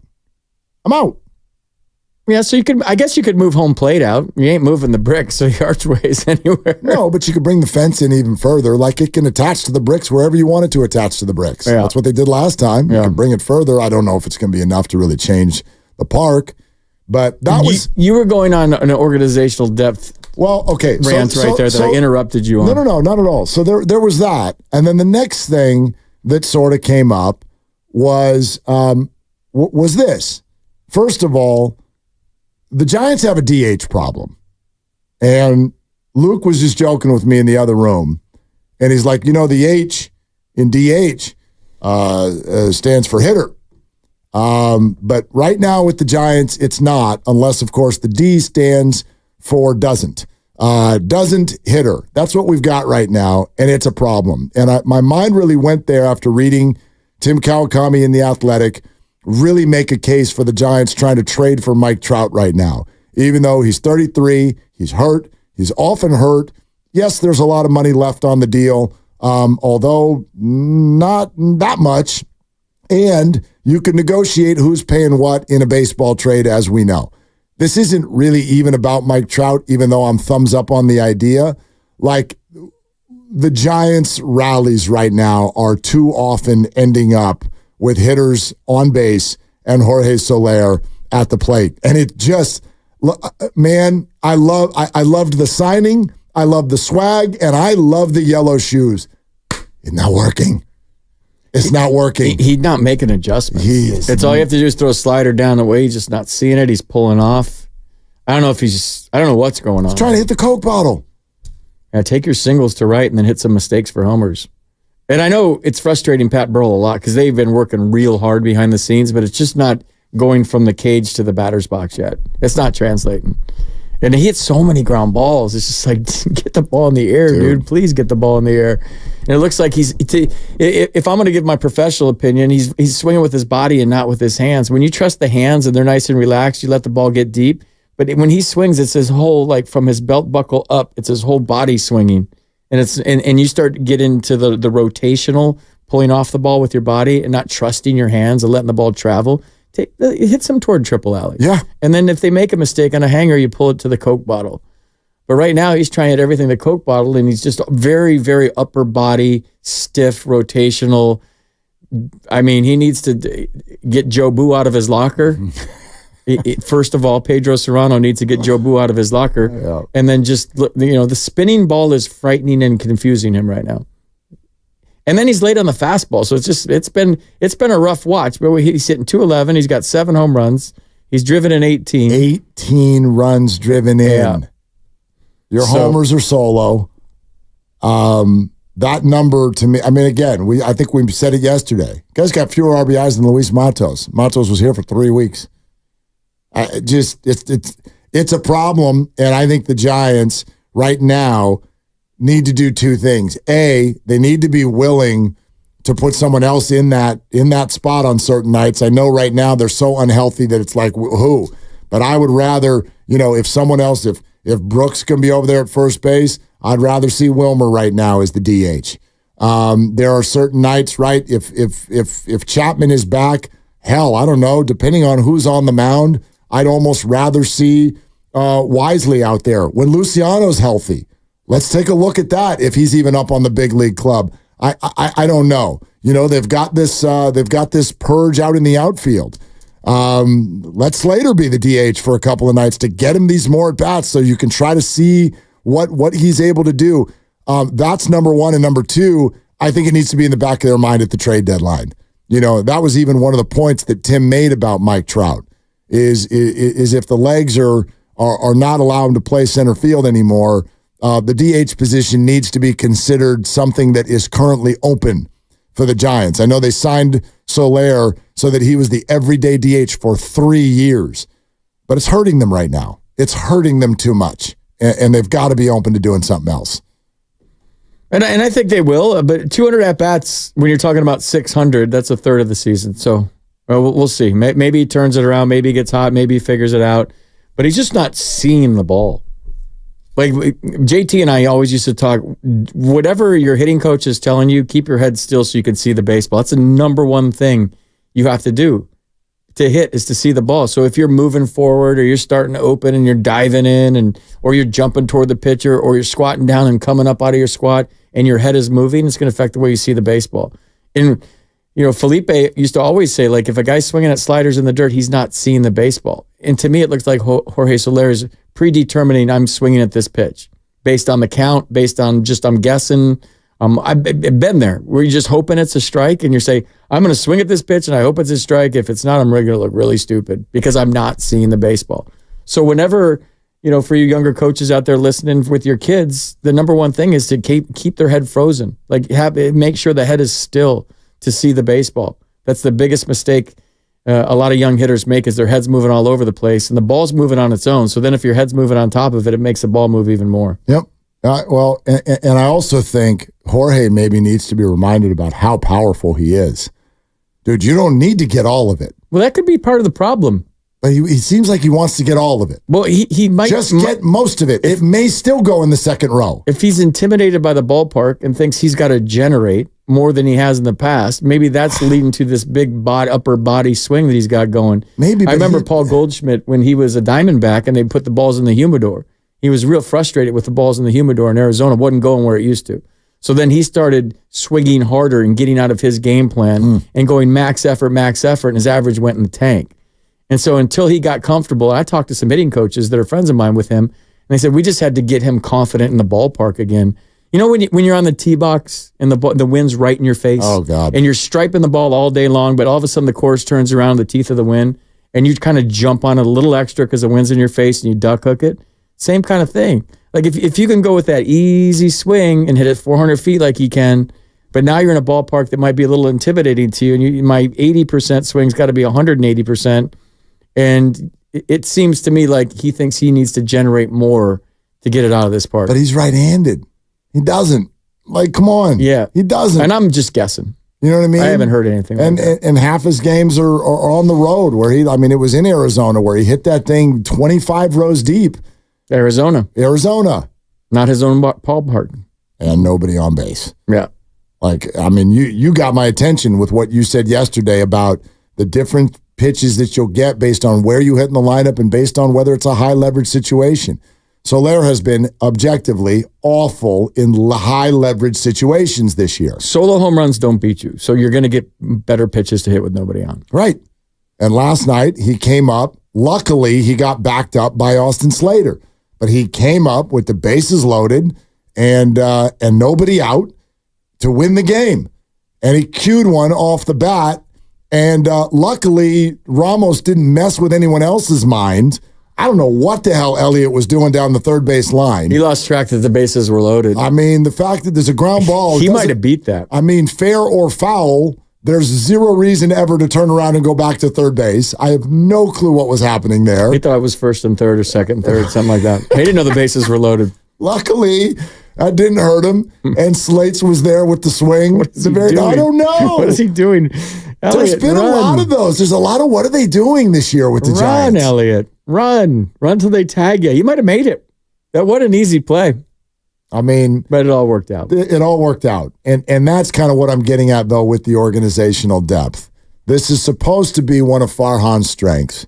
And so I give the Giants something that I don't think actually is being talked about enough right now, which is that they're so flippin' hurt. They are so flippin' hurt for us to be sitting here going, and their record isn't better than the Nationals. It's June 10th, 11th, and they're so hurt. I still see a path for this to actually be a good baseball team in the second half of the year. We'll see. I'm not saying it's going to happen, but I see that as a real possibility. But when that happens, I would argue that Farhan Zaidi, supposedly his strength was to be able to have an organization that it can at least put a Band-Aid on it for 3 weeks while everybody's out. And right now, you're looking at too many situations where people are ending up in the infield of this team and just looking ridiculous. I love the kid. He has got such a great demeanor about him. He came on the show with us 2 weeks. But every night right now, at least once, I'm watching Casey Schmidt play, and I'm like, you don't look like you should be here right now. I know that's harsh. He does not look like he should be in the big leagues right now. Well, if you're going organizational depth, I got to push back a little bit because there's Ryan Walker. There's, Elliott Ramos is one of the best players on the team right now. Luis Matos was National League Player of the Week. Brett Wisely is filled in. So the organizational depth, in my mind, if you're looking at one guy and going to point that out and say organizational depth, that's just one person that looks a little mentally and physically overmatched right now. Okay, but did Luciano not look like that in the field? Did Wisely also not cover a base? I know Ramos has been amazing. He's turning and running the wrong way. Matos obviously had the great week and a half and then was awful. And maybe that's unfair because I'm talking just about kids and they're going to come up and they're going to make a lot of mistakes. But even what you see right now in the rotation. Okay, Snell gets hurt. Cobb's not ready. Boy, that stinks. What do we got? Okay, who can start a game for us? I don't know. For a lot of the year, it feels like no one. We have no one who can start the game and just get us to the fifth inning. I don't know, man. Right now, it feels like too many players are on the team that don't always look like big league players. Well, I mean, that's going to happen when you have so many injuries all at once. I don't know. Name me organizations that can have 13 guys on the IL, and that leads Major League Baseball, and have 13 guys come up from their minor leagues and all be studs. I'm not asking for studs. I'm not asking for studs. But you've gotten some too, though. I mean, Matos was National League Player of the Week. Yep. Elliott Ramos is their best hitter right now. Yeah. That's awesome. Wisely's playing shortstop like he's been playing his whole life, and he's raking. And Patrick Bailey's an organizational guy. Camilo Duvall, Eric Miller, Ryan Walker. There's a lot of guys on that team right now that came up through the organization that are playing really well and contributing in big time situations. I'm not firing on the entire farm system. Those guys were on the opening day roster. That's what organizational depth means, though. No, not completely. It means that when there are injuries, you have people who can come up and give you a few weeks and not. They are. Are they? Yeah. I mean, some of them are ruining baseball games. Well, yeah. Casey ruined a game in Arizona. He did. It looked like his head was somewhere besides where it needed to be. And I think mentally that's where, as a manager, it's a challenge for you where you want to get mad because that's the one thing you control, like being invested, being concentrating, the attitude and effort you give on a nightly basis. Like physical things are going to happen because it's a hard game. But when you see mental things, like I would say that Casey's starting to slip into his at-bats from last year, and that's dangerous, where he just swung last night. And once he swings at the first pitch, he swings at the second one, he swings at the third, and it gets a little to where he's not commanding the strike zone, and that's a concern. And then if that goes out onto defense and you start seeing some mental lapses, not physical, but mental lapses can lead into physical errors. If you're just not concentrating and you're thinking about your last at bat and the ball takes a weird hop and your brain's somewhere else, you're not going to make that play. So those things are concerning. And I think when Nick Ahmed comes back, you'll see a shift there. I would imagine. I hope it means that Matos is coming But back. my opinion of organizational depth is, and I could be wrong here, is that you tread water until the cavalry comes back. It's not like we're going to gain games in the standings, which I think they may have with all these injuries, but you want to tread water until the troops get there. In organizational depth, if they come up and you just S the bed and all of a sudden you're 15 or 20 games out and the season's gone, that's poor organizational depth. But if you can tread water, play 500, remain 7.5, 8 games back of the Dodgers, which is not insurmountable. If everyone's talking about the wild card already, 8 games back is not, I'll take that. Well, the standings are I'll just say, let's say, right if you're 8 games back of one of the best teams in baseball with 13 guys or whatever it is now on the IL, I'm okay with that. So they are treading water, in my opinion. I understand where you're coming from. It's frustrating sometimes. There's been, for my taste, too many moments where dudes have come up and it's like you don't look like big leaguers. You're making decisions and doing things on the field. I agree. That just don't look like big leaguers. It's frustrating. You want everyone to look like a big leaguer. Well, the game that Bob, and maybe we'll ask him what he said when he comes on today. I mean, the game in Arizona, that got everybody's attention. Yeah, good. He's on in 20 minutes. Your calls on any of this, welcome right now. 888-957-9570. We're presented by Fremont Bank, celebrating 60 years of full-service banking with no compromises. FP in for Dibs, Willard and Dibs. Shop premium protein at Whole Foods.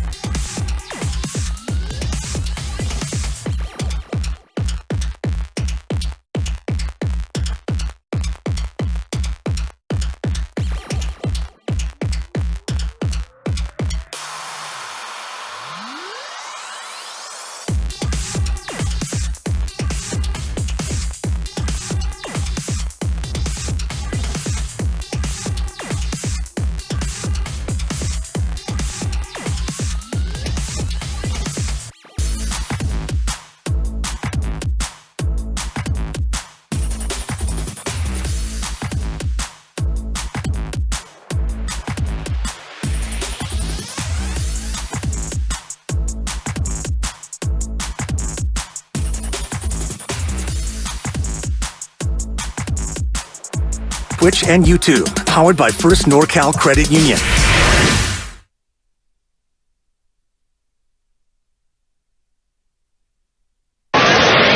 Leading over, 1-2. Curveball out to right center. And deep. And off the bottom of the wall. Solaire's going to round third and score. Yastrzemski around to third with a triple. 1-0 Giants. Now, back to Willard and Dibbs on 95.7 The Game. Our boy Flem, NBC Sports Bay Area. Do you want to know what's funny about that call? How long it takes him to say that it's off the wall? It's because it's far out there. I got to feel like Yaz was like, are you kidding me? He destroyed that ball. Yeah. And that's still...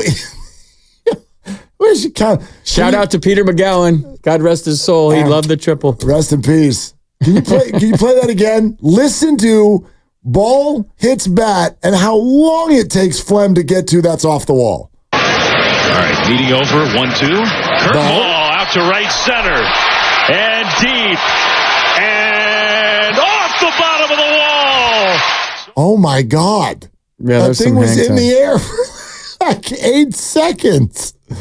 I don't know what to do about it, man. I don't know. You know, it was publicly... Last week, Greg Johnson sort of waved a free agency white flag for power hitters because of the ballpark. Do you know the story about Triples Alley, right? And I'm sure all Giants fans know that. I don't mean to insult anybody's intelligence. Share it. Peter McGowan grew up a New York Giants fan, and the Polo Grounds and all those ballparks, the triple was the most exciting play he thought in baseball. So in designing the new ballpark, he wanted to have a thing he called Triples Alley where the triple would be in play. That was his favorite play in baseball. He forgot that the bullpens. He forgot about the bullpens too, by the way. But Peter's the best, man. I miss him. He was so cool. Peter saved baseball. Yeah, he saved baseball. So you're never going to hear a bad word from me about Peter. But I will say, whoops. I mean, probably whoops. Yeah, but he didn't know the game was going to evolve into this Homer fest that it has. He didn't know that. It's not his fault. But yeah, like. I don't know, man. I don't know if there's anything that can be done about this now. I don't even know. You know, how far did the fence come in when it came in? Came in another, I don't know, 7 feet, 10 feet. I could be wrong. I think it's the shortest straightaway center field in baseball. Right, but it's the longest right center. Right. So. It's just, I don't know. What happened when I was back east and the archways were closed and the ball was flying? And everybody was saying it was because the archways, they plexiglass on the archways and the ball's flying. It was COVID. And then they took them off and now the wind's coming back through. I guess. Well, you could. Although homers are down everywhere. You could just brick up the archways, like just make them all brick and then grow some ivy. Look, San Francisco's never not going to be San Francisco. So we got damp, heavy air down there by the bay. And it's cold. It's cold. It's not fun to hit when it's cold. Yeah. The month of April is like, why the hell did I sign with the Giants? Exactly. I'm standing outside the field at Candlestick Park going, watching like the waterfall of fog come over the light standers. Like, what am I doing here? You like bend your knees getting ready for the ball and a plastic baggie hits you in the face. It's like, JT, Richie, how do you do this? Right. I don't want to play anymore. This sucks. And they're like, you'll get used to it. You'll layer up. You'll know how many greenies to take before the game. Exactly. You'll get used to it. Exactly. And then you do. And you figure it out. Marvin used to rub Vaseline on his body because it kept the cold air off his skin. So he would go Vaseline on his arms and then go no sleeves. Do what you got to do. Whatever. Yeah. My mom was buying blankets because 3 weren't enough just as a fan experience going to those games. Yeah, you get blankets and I mean, you just strategy. They sat in one time. They got tickets at Candlestick in section 13, upper box, not in lower bowl, upper box, section 13. This is right down the first base line. And I don't know what happened with the wind pattern, but they decided that's the spot. Yeah. We can see baseball games here. Never said anywhere else the rest of their lives. Like, we're buying tickets. Were they right? Right here. I didn't, I was a kid. I was like, I don't care where we sit. Yeah, same. You know what I mean? I'm going to the game. I don't care. You put me on top of the scoreboard. Put me in the scoreboard. Put me out in the bleach. I don't care. We're at the game. So I just don't even think about it that way. Talking about Marvin, we used to, JT, Richie, and Billy Miller and I used to put in $20 every night. And we'd pick an inning, what inning Marvin was going to do something. We were all like, what is he doing? Did he know about it? He does now. What do you mean? I fessed up to him. I fessed up something stupid. What qualifies as something stupid? Charging a line drive that goes over your head, getting picked off at first, swinging at a ball that's over your helmet, whatever it was. He did and we loved Marvin because he won us way more games than he ever screwed up. But he did something entertaining every night is the best way to put it. So I'd be like, I got the third. What didn't you? And Richie I got the fifth. JT be like, I got the first. That's when the coffee's going to be kicking in. And so we would do these little side bets every night. And then we fessed up to him like years later. And he's like, you guys suck. You're like, you're right. You're right. We but did. I made a lot of money off you. Yeah, thanks. Yeah. I hit the third inning trifecta last night. You got picked off. You swung one over your head, and you missed a cutoff man by 27 feet. There are certain people who just have that way about them where, like, when they're out there, the weird happens. I'd argue one of them is a former Giant who's visiting this weekend.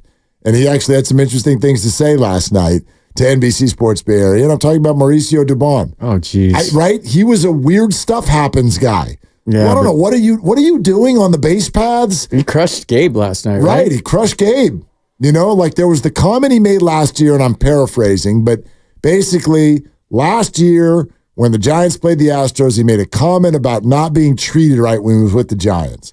But it was a broad statement. Nobody knew exactly what he was talking about. Yeah, I was on that trip in Houston when he said it. Okay. And then I think he had a walk-off against the Giants that night. He played well. He played well. And he has played well this year as well. You know, you could argue he kind of was the one that got away in all of this. The Farhan find that then you let get away. Maybe Connor Joe is that guy. I don't know. But Dubon has played good baseball. But weird stuff happens when he's out there playing. And then last night, he sort of was like, hey, when I said that last year that I was mistreated, I think it got kind of taken on by a lot of people in the organization. I was talking about one person and he's no longer there. So that was very clear that he was talking about Gabe Kapler. Manager Thirst Trap?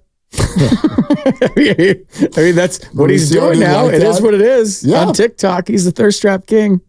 I mean, do you want to explain to people what a thirst trap is? Because there's a lot of people that are like, what the hell, what's a thirst trap? A thirst trap is when you just do something that's you're just trying to get people to slide into your DM. You're doing something sexy, whether it's you're wearing not too many clothes or you're just doing something that's, look at me, how sexy I am. Which is not normal assistant general manager behavior on TikTok. Or manager. Bob Melvin does not do thirst traps on his TikTok.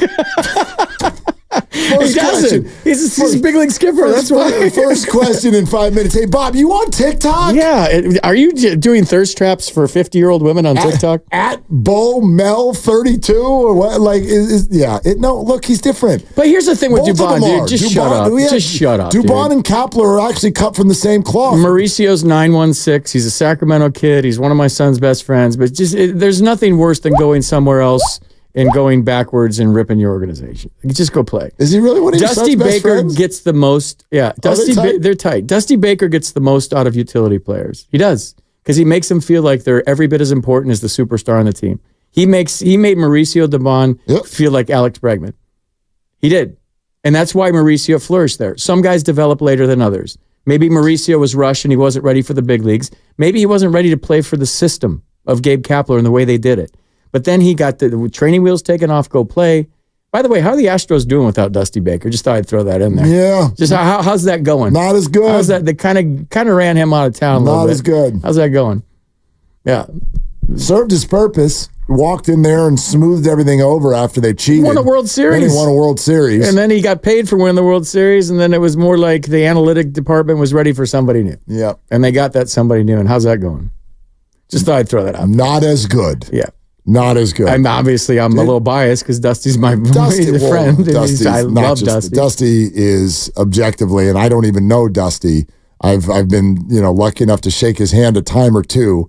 But Dusty, when you feel like you know someone even though you don't know someone because you know a bunch of people who know the person. Yeah. and you can feel the way they talk about that person. And I'm just like, well, he's obviously just one of the greatest people that ever lived. That's the way every single person who knows him talks about him. He's got that quality where if you meet him for 5 minutes, you feel like you've known him your whole life. And there's a million people around the world that think Dusty Baker's their best friend. We are sponsored by Fremont Bank, and it's Fremont Bank's 60th anniversary block party coming up Saturday, June 15th, this weekend. Music, food trucks, beer garden, games, and a raffle with 60 prizes in honor of Fremont Bank's 60 years and the grand opening of their new flagship branch on Fremont Boulevard in Fremont. And Dibs is going to be there as well. So check that out. Dibs is not here, though. FP is. And guess who else is about to be here with us next? Bob Melvin, skipper of the Giants, joins us next on Willard and Dibs. Want to save on some of the biggest names in streaming on the network made for streaming?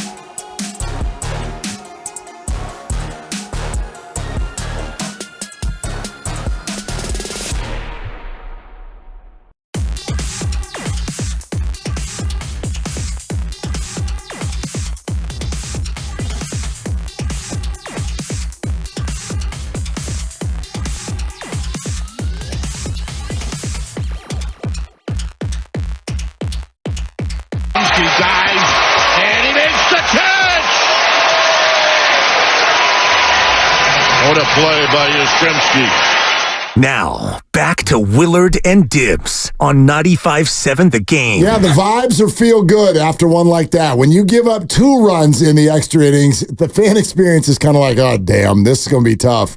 And then to come out and do what they did in the bottom of the 9th really gets the homestand off on the right foot for the Giants. And now we get to talk to the skipper, Bob Melvin, joining us. FP is in for Dibbs here on Willard and Dibbs. Hey, Bob, how you doing this afternoon? Good. How are you guys? Thanks for having me on. Yeah, thanks for doing it. Really, really appreciate it. Give us a little something on the arc of what you see right now in Kyle Harrison, because that last night was one of the best outings he's ever had. Yeah, no, I agree with you too. And we've been using our bullpen quite a bit here recently, and it kind of in need of some deeper starts.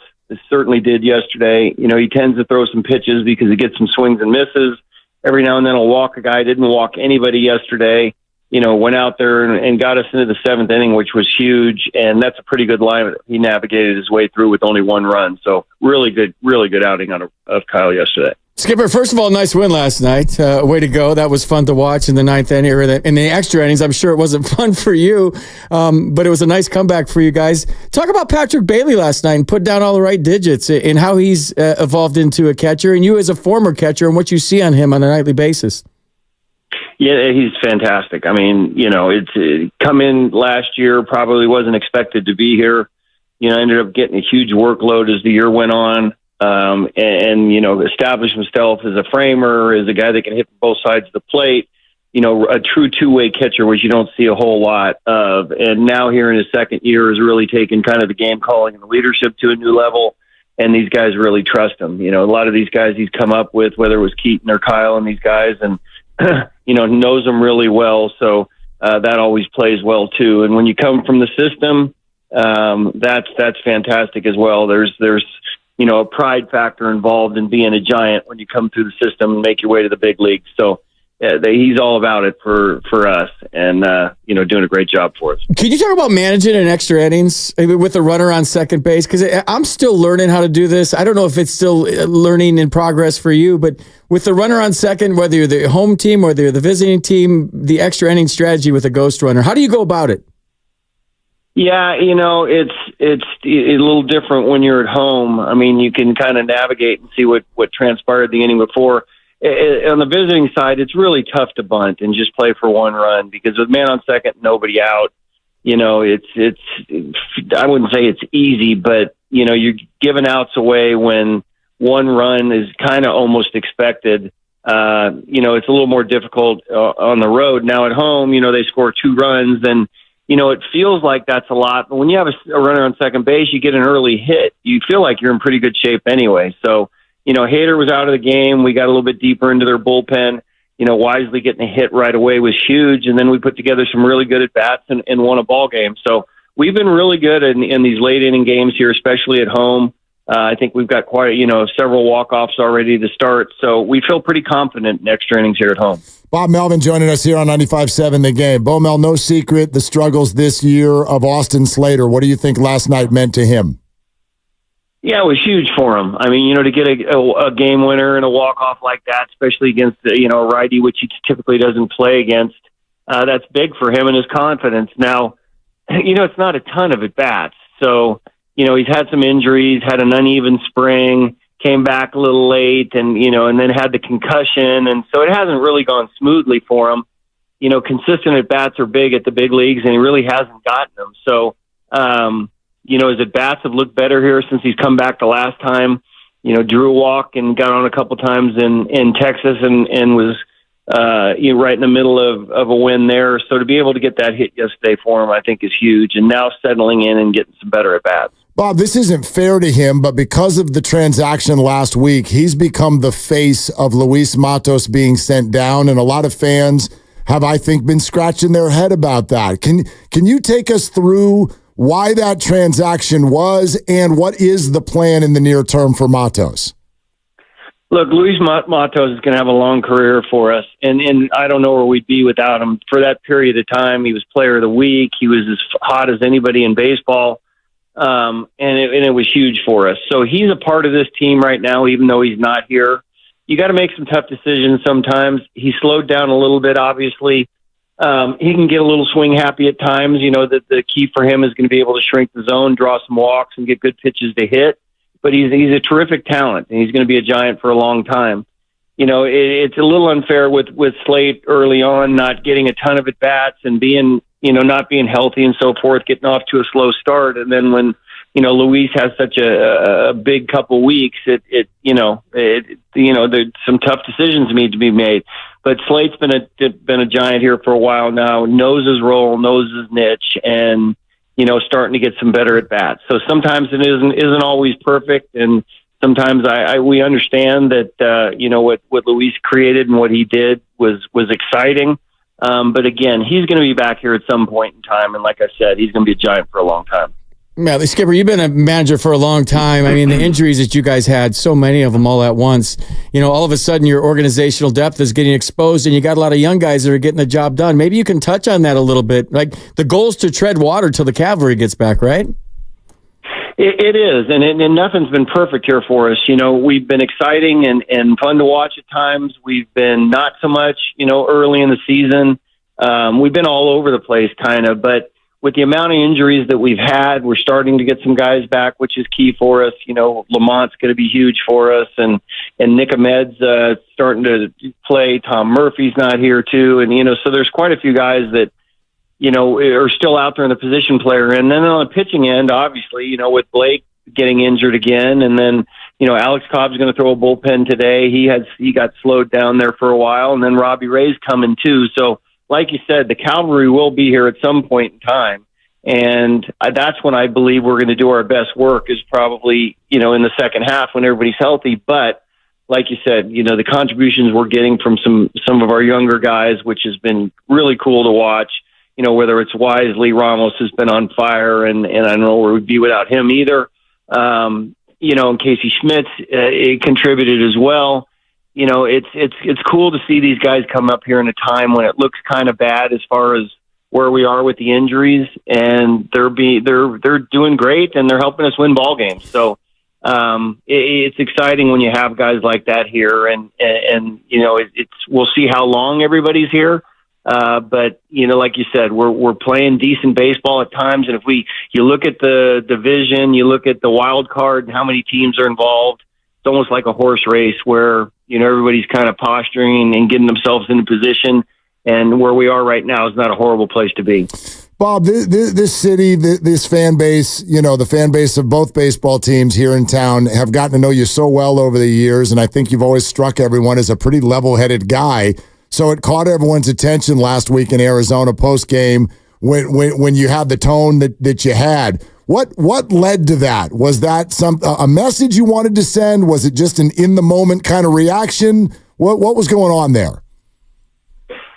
Well, you get to a point where you get frustrated and your emotions come out, and you know, sometimes the team needs to hear stuff. So, you know, it's happened a few times this year. I don't necessarily, you know, tell everybody what's going on behind closed doors all the time, but you know, it's just everybody gets emotional at times, and it has to come from a place that, you know, isn't choreographed, or, you know, it just has to come true emotion. And sometimes you get a little upset, and, you know, you see how your team reacts to it. So it's happened a few times this year, but we've had, you know, discussions as a group, I think, that are healthy. We have hitters meetings every day. We, you know, prepare for games with our pitching group too. So there are a lot of guys around here that have some leadership qualities, and our coaching staff is always at the forefront here. Davey Johnson used to tell me all the time that he'd have the team meetings the day before his ace pitched. that was his number one rule. But Bob, like, correct me if I'm wrong here. Like, it's the mental stuff that probably gets to you, right? Because I had the ass after that game too. I mean, it was just that there was so many little mistakes, the mental mistakes, the focus. Because those are the only things you can control on a daily basis, right? Is your attitude, your effort, and your focus. The physical things are going to happen, but I'm sure it was the mental things that were piling up for you. Exactly. And look, I don't like those things to come out. I mean, sometimes they do, but you know, it's just happens over the course of 162 games. If you did something like that every day, every time you have a bad game, no one would ever listen to you. So you have to kind of pick your spots and do it, like I said, when it's real emotion, and sometimes it works, sometimes it doesn't. I do agree. Sometimes when you have your best starter going the next day, it gives you a little bit of an edge, and you know that's in the back of your mind every now and then as well. Bob Melvin joining us here on 95.7 The Game. Bo Mel, we see that Matt Chapman is back in the lineup tonight. How's he doing, and how does that change things? Yeah, look, I mean, especially with a guy like with Jordan on the mound, that the ball's on the ground. Not the case. He hasn't done a good job over there, but we brought Matt in here because he's one of the elite defenders in all of baseball and has been for a long time. So, it's when you have these hamstring things, especially, with what happened with Conforto and with Lamont, you want to be careful. He felt like he could have played last night. I think it's always the prudent thing to do to give him one more day.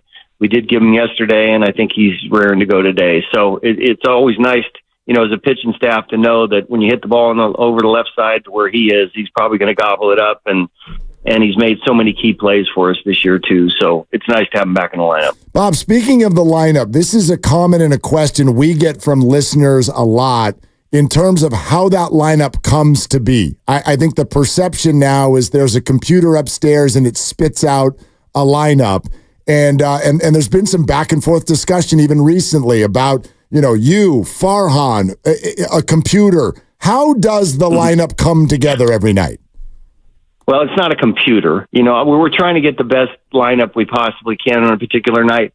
And earlier in the season, we had basically a set lineup almost every night. There was some changes for righties and lefties, and every team does that. It didn't work for a while, and we didn't play our best baseball when we weren't beat up, and we did have a fairly set lineup. So, now with the injuries, obviously it's going to look a little bit different from day to day. We had 4 guys, I think, yesterday that were from AAA, so that's going to look different. But you also want to play a hot hand, and sometimes you give some times at the top of the lineup for guys to iron some things out. Right now we're trying to get some guys up there that their on-base average is good, so the guys behind them, they're on base a lot, and the guys behind them can, hopefully knock them in. And so every day and, week to week, month to month, it's going to change some based on the way guys are performing. So there's always a balance in what is a set lineup and what you think the best particular lineup is on a certain day. Boma, we'll let you run, but real quick, can you give us a Blake Snell update? And also, how important is him turning this around? How important is that to your success later in the year? Yeah, it's going to be key. But if you look at his track record, he's always been a slow starter, and his second halves have been off the charts. So, and with no spring training and, then getting hurt and, it just hasn't, gone his way to this point in time.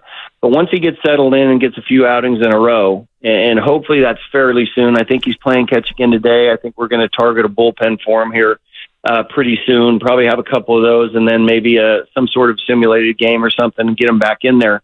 But in the second half, it is dominant. And even last year when he won the Cy Young, early on it wasn't great.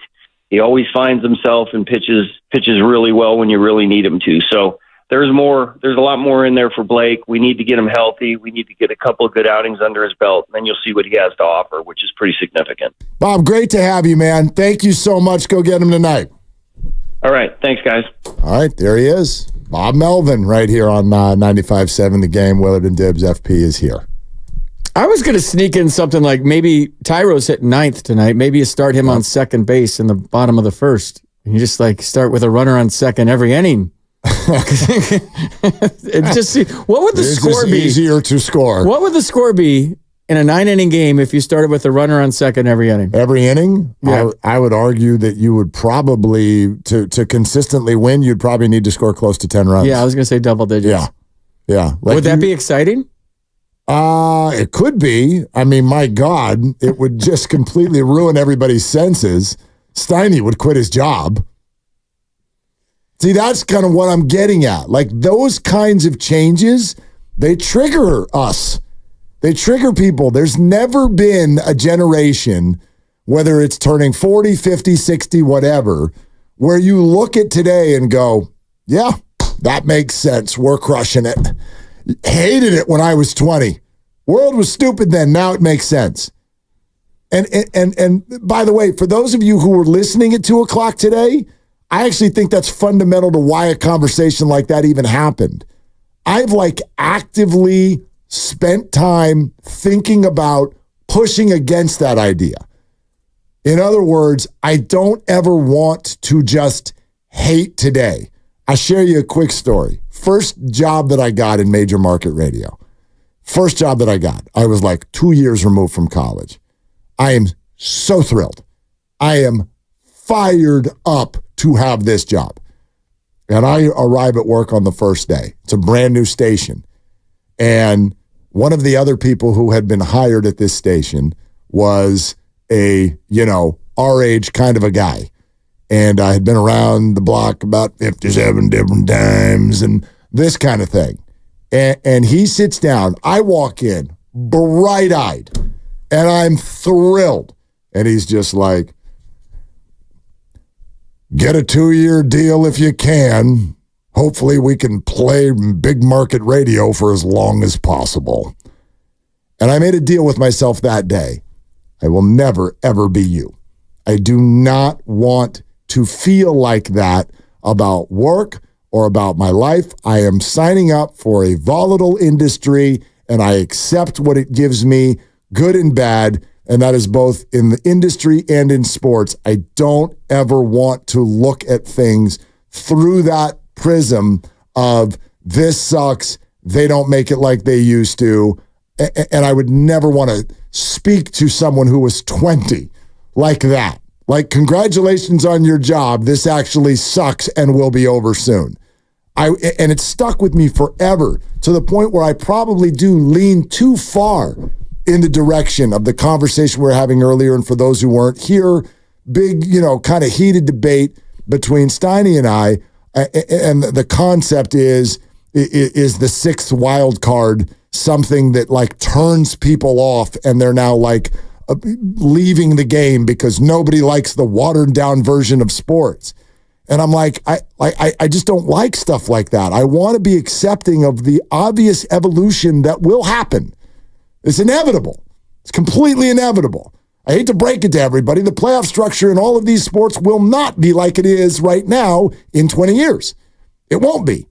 And if you're 35 and you think this is cool, you will hate it when you're 55 because you're like, that's not the way it's supposed to be.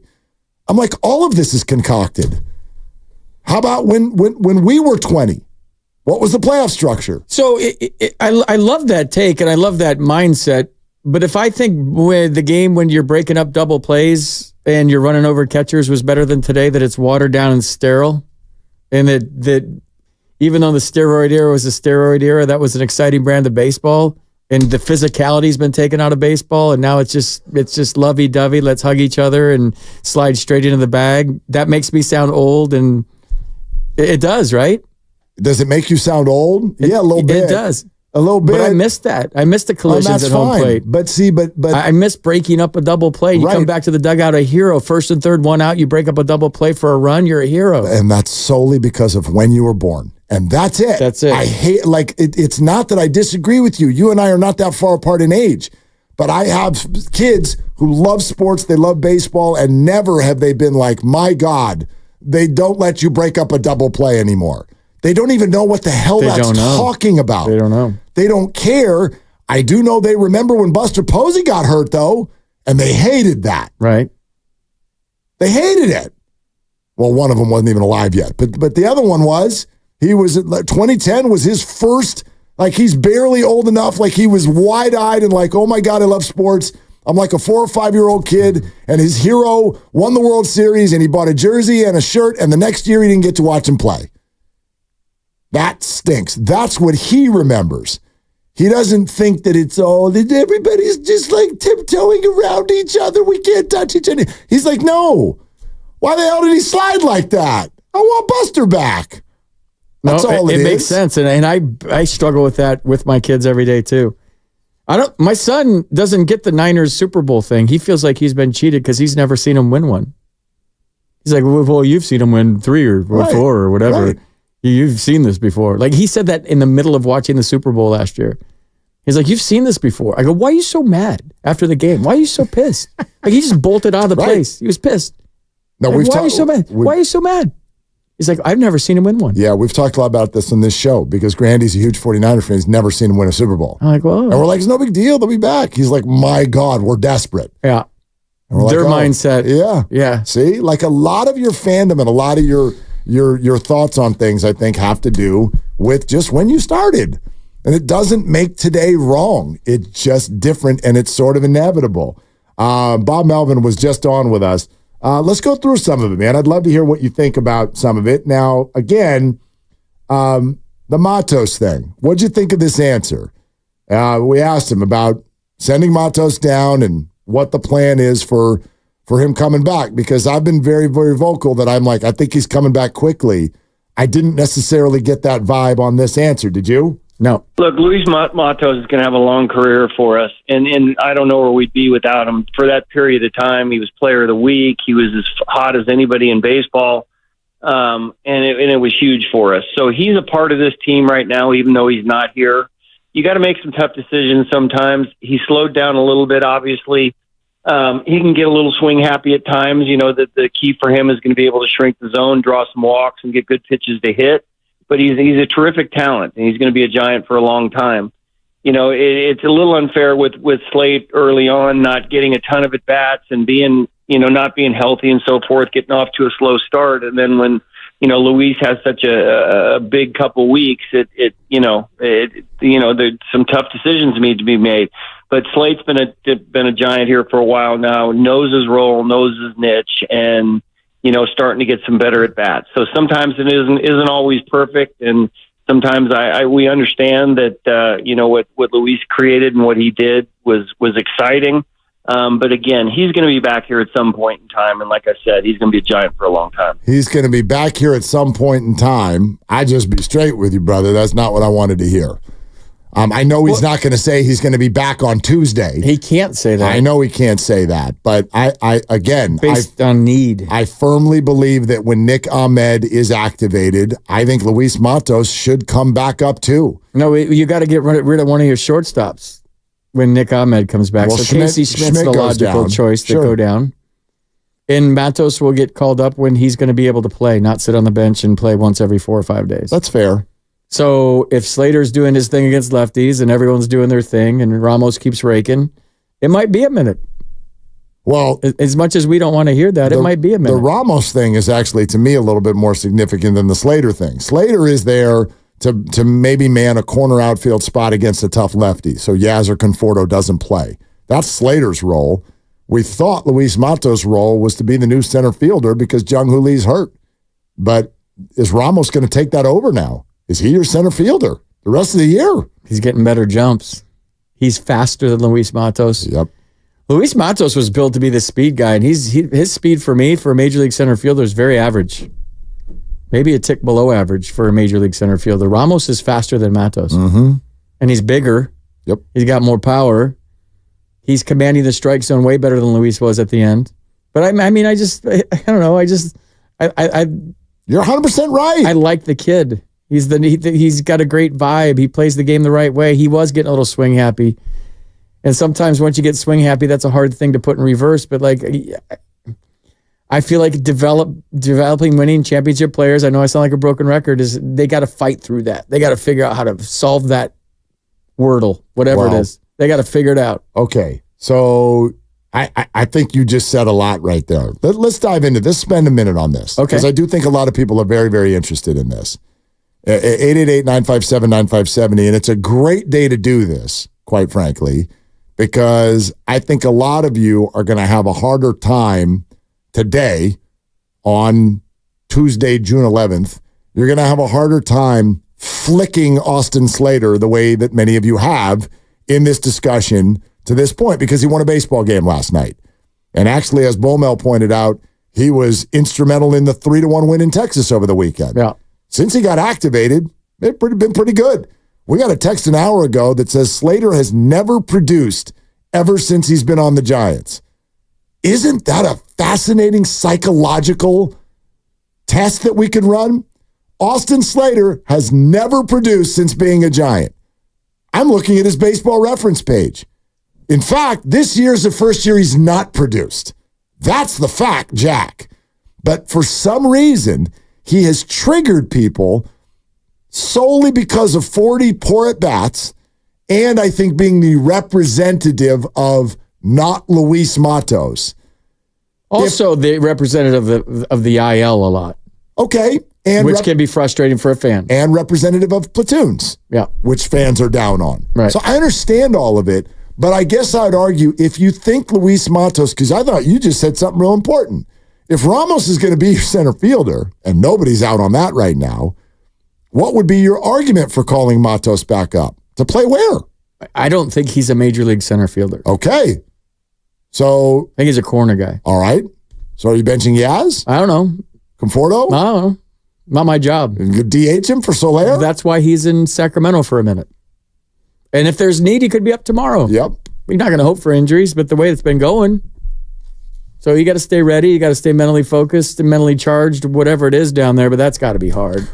Oh, no doubt, but I know you and most people I know were really against the idea of Matos being sent down. So, but then you just said if he's up, he's not going to play every day. He's got to play. Okay. That's part of the development is working through slumps to become a championship player.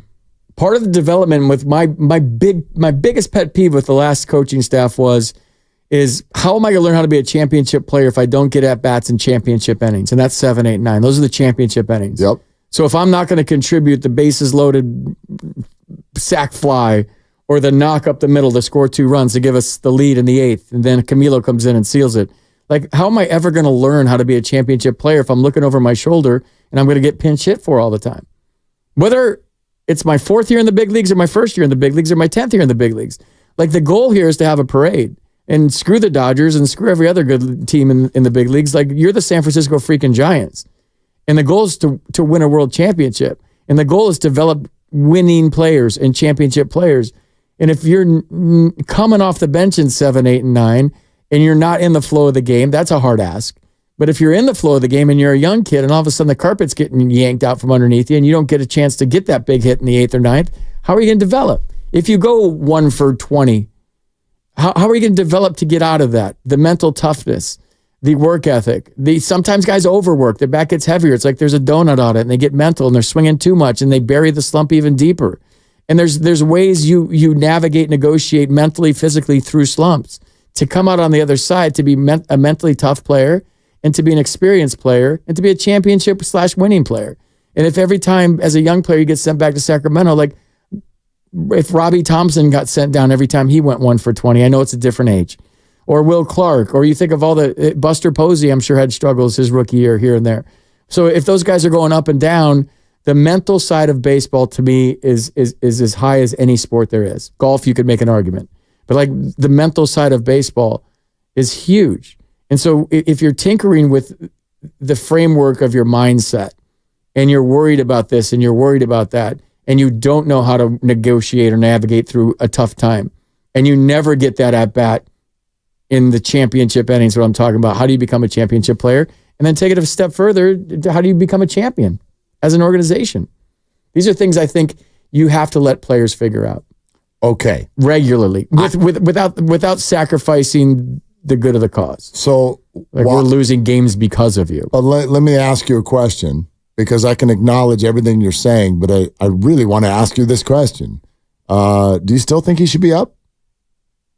If he's going to play center field or outfield every day and get his at-bats, yes. Do you think he should play center field every day right now? I think he has a lot to work on defensively in center field. As a former center fielder, yes. I mean, his jumps, his stance, his pre-pitch preparation, his routes, there's a lot that he needs to work on. Has 7 games of Elliott Ramos changed any of our minds suddenly on this idea that Luis Matos was wronged? Because it feels to me like a lot of people last week were like, this is BS. This is BS. You sent Matos down for Slater. Next thing you know, Ramos catches fire and shows that he can play center field. And now what I'm hearing is Luis can't play every day up here, and he's got a lot to work on as a fielder, so he should be in Sacramento. Where do you think he should be right now? I would have loved to have seen him have the opportunity to work through his struggles. Okay. I mean, there's no right or wrong answer. I'm just trying to get to the bottom of all of this. The Slater-Matos thing has sort of low-key become the Matos-Ramos thing, if they're going to play the same position. And I think there are a bunch of ways you can answer this. You could say he should be in sack working on defense. You could say he should be the right fielder. We're done with Yaz. You could say, hey, there's a corner outfield spot for him at least on most nights, certainly against left-handers. Hell, right now you could pitch me that he should be the DH and they should come up with a phantom injury for Soler. I mean, there's a lot of ways to answer this right now, but it does not feel the same as it did last week for two reasons. Ramos took over center field and looks like a star. And Slater contributed. And Austin Slater looks like Austin Slater again. I'll tell you what, that knock last night, it was big. It's going a long way for him. He took a deep breath. Dude. He finally feels like he's part of the team this year. Not that, I mean, I can't speak for him, but that's what you feel like as a player when you're struggling or you're on the IL, you don't feel like you're a part of it. Like, what have I done to help us win a game? And you just start beating yourself up. And I think Austin's tough on himself.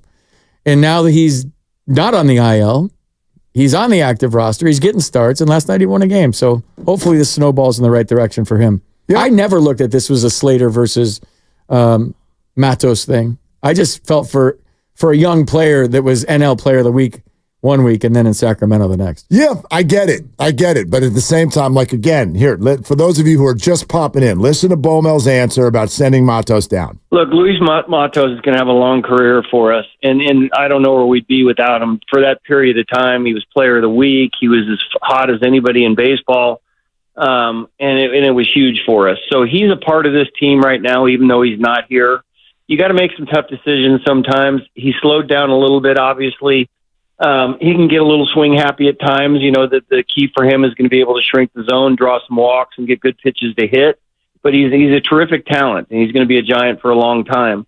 You know, it's a little unfair with Slate early on, not getting a ton of at bats and being, not being healthy and so forth, getting off to a slow start, and then when Luis has such a big couple weeks, there's some tough decisions need to be made.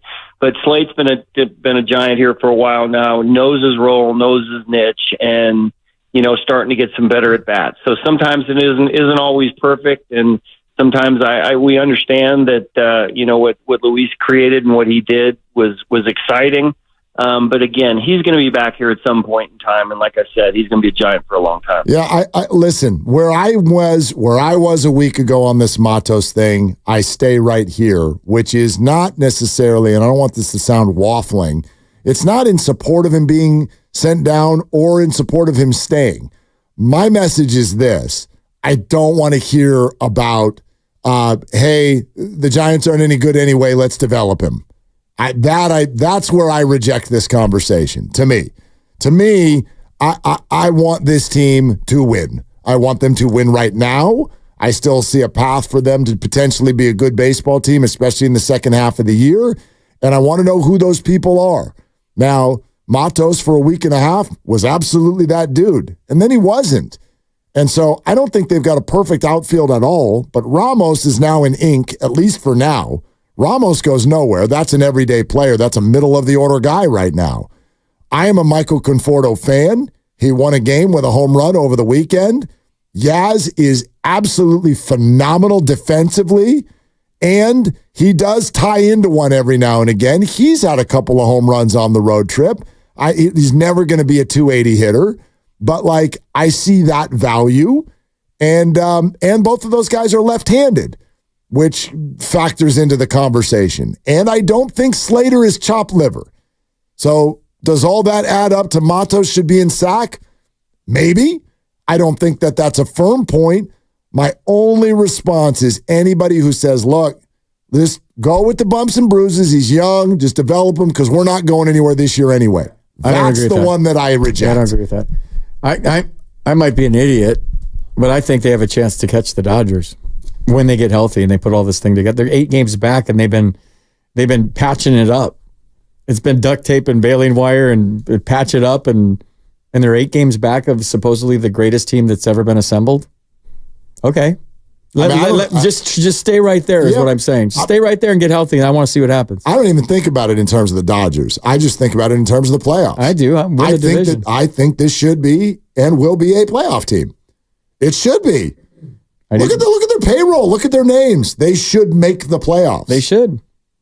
I think they think that too. That's more important. But I'd love to see them just all get healthy and see that lineup get some continuity and some rhythm. And the pitching staff get some rhythm. Where you got 5 starters. There's Robbie Ray and Alex Cobb and Logan Webb. The biggest story that we're not burying it because there's lots of topics today, is that Kyle Harrison pitched for the first time maybe in his short career last night. I thought it was fantastic. He pitched. Yep. Get me over Slurve. Put me away Slurve at the back knee. 2-1 changeups. 1-1 changeups. Fastball down in the zone with ride to it. I don't know if he dropped down a little bit, but it looked like his release point was a little bit lower to me than normal last night. But whatever he did, the guy evolved. I mean, you had some Altuve and Bregman and Alvarez. There's some good big league hitters in that lineup last night that he made look silly. So yeah, I mean that's the story for me. That's my takeaway from last night, is if he can build on that and keep pitching and be not so macho, which I love that part. But there's a nice balance there. You'll love who called in. Who? This is my very good buddy. He probably called you some too when you were doing night stuff around Giants games. Lauren Gold is on the phone. Do you know Lauren? Lauren, who's the keyboardist for both the Who and for Chicago? Yeah. Hey, buddy, what's going on? How are you guys doing? Fantastic, but better now. All right. What's cooking, bud? I came in late to the discussion. I was out golfing, as I do when I'm not playing music. Every day. Of course. What'd you shoot? I shot 83 with 2 doubles that I'm very upset about. Look at you. This guy. Look at you, man. Who's the real big leaguer here? Yeah. Yeah, that's right. I'm ready to play with you anytime. Keyboard has got good hands, so I mean, you're probably good around the greens. Your short game, I would imagine, that's where you score. That's it. I'm working. My short game's gotten better for sure. That's really where you start scoring. Lauren texted me last week about the Matos thing. You were pretty upset. What'd you think? Did you hear Bomel's answer to us today? I heard the replay, and I'm not buying it. He needs to be here. I mean, player of the week. He's, the whole team just is, lights up. We're on fire. That you see this youth in there. I mean, everyone's electrified. He struggles for 2 weeks and then they send him down. Like he wouldn't work through that. I don't understand. I mean, to me, it's like that has to mess with his head. It's like, what else do I have to do? Big time. What else do I have to do? I mean, I slumped for 2 weeks. You're going to send me back to effing AAA? No, there's no way. I brought life into this team along with everybody else. 2 weeks is not, it's got to mess with him. I'm sorry. So whose spot does he take, though, is my question. So here's a question for you guys, and I could be nuts here, but can he play right? Sure. Put Yaz and Slater on the bench. I'm sorry. Put Ramos in center, Conforto in left, and let Matos play right. I know that right field out there is, like nowhere else. But then you have them all out there. The guy can move. The weird thing to me is they had him leading off, and now he's batting second in Sacramento. Like, I don't think he's going to bat second when he comes back. And Probably if you're going to be a leadoff hitter, there's a certain, I guess there isn't an art to it anymore. You just go up and hack. It's not like the leadoff hitters back in the day, and I understand that, but. Yeah, he's hitting second in Sacramento. Let's chew on this. Lauren, we got a boogie, bud. Awesome to hear from you. Thank you for calling in, pal. Of course. All right, we'll talk to you soon. Let's chew on that a little bit. I didn't know so he says yes. Okay. I'm actually more intrigued by the DH idea right now. Should Matos be up here as the DH? You could DH anybody. He's got more RBIs than the current DH. I will say this: there's a certain art to it. I know the guy's struggling so far this year that does it, but there's a certain art to just walking up to the plate 4 times and not having any rhythm. It's just like being at a stop sign or coming out of a movie theater, being at a stop sign, and then you got to hit it. It's just weird. You get in the flow of a game defensively. We're presented by Fremont Bank, celebrating 60 years of full-service banking with no compromises. We also asked Bomel about him getting loose in Arizona, showing emotion after the game. We'll play that answer for you. We'll take your calls. Should Matos be up? And if so, whose spot does he take? 888-957-957 is the number. FP's in for Dibs on Willard and Dibs.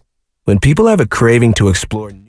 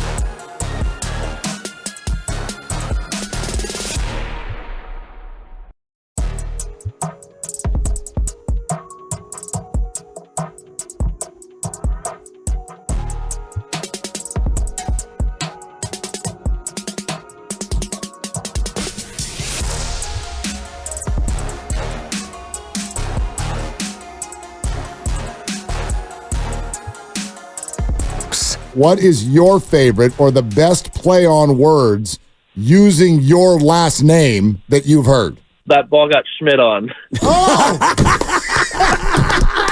On 95.7 The Game. Well, I would argue that not enough balls are getting Schmidt on right now. I know Casey had a couple homers against the Yankees. I did dig that. It was like, you know what I mean? There was a big arena, a lot of energy in the building, and Casey showed up for that series. And this is a little bit off, off topic of what we're talking about right now. But, yeah, for me, there's just, I mean, right out of the gate, first inning last night, there's just too many moments where I'm like, Casey's such a talented guy defensively. I don't know if he's now in his head. There's just too, and at the plate, it's just, I like the way you put it.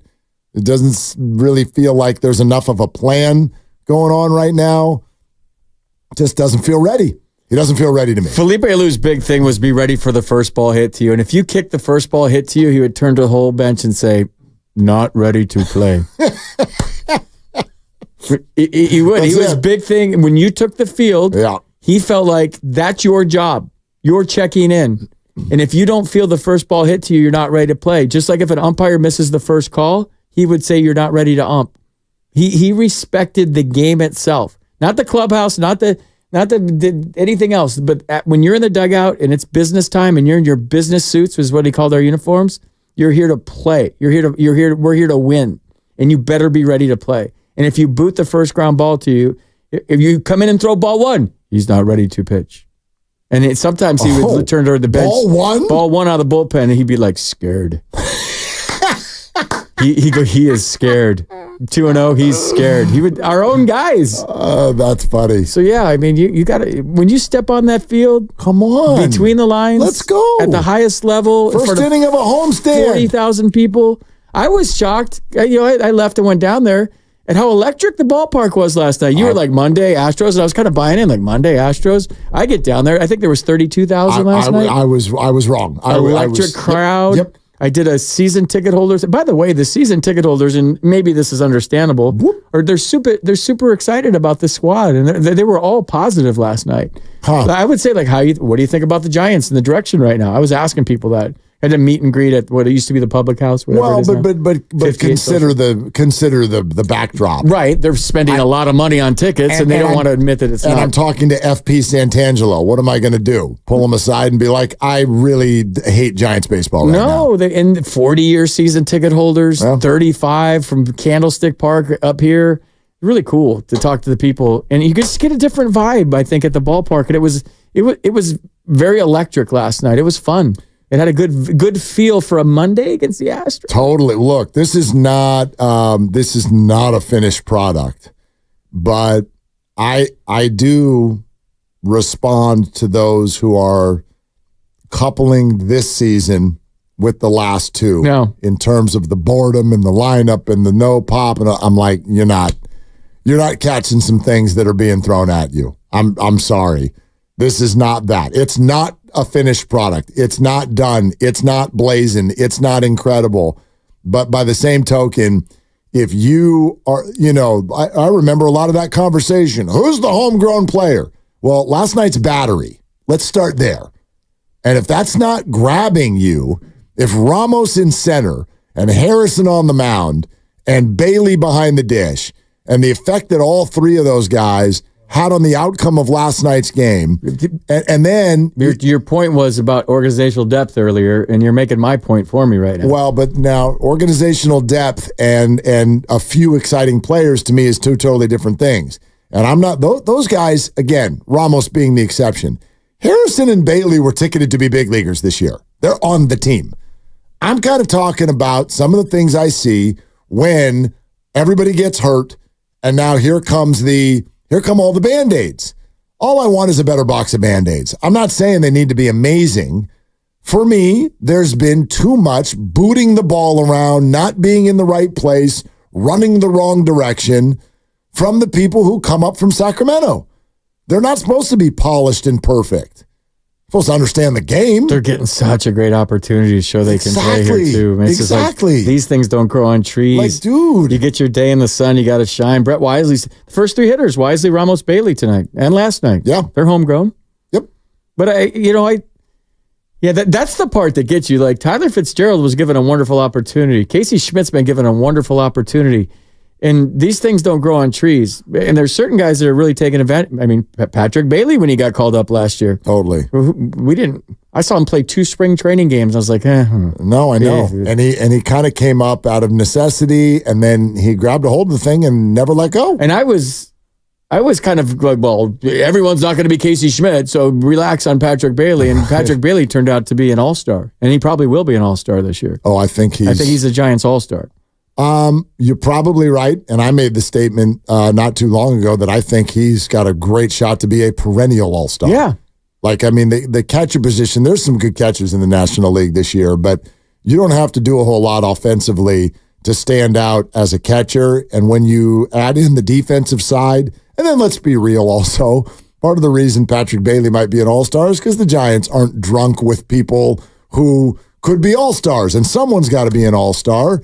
Bailey is definitely a possibility as early as this year. Go to MLB.com and vote for Patrick Bailey. There you go.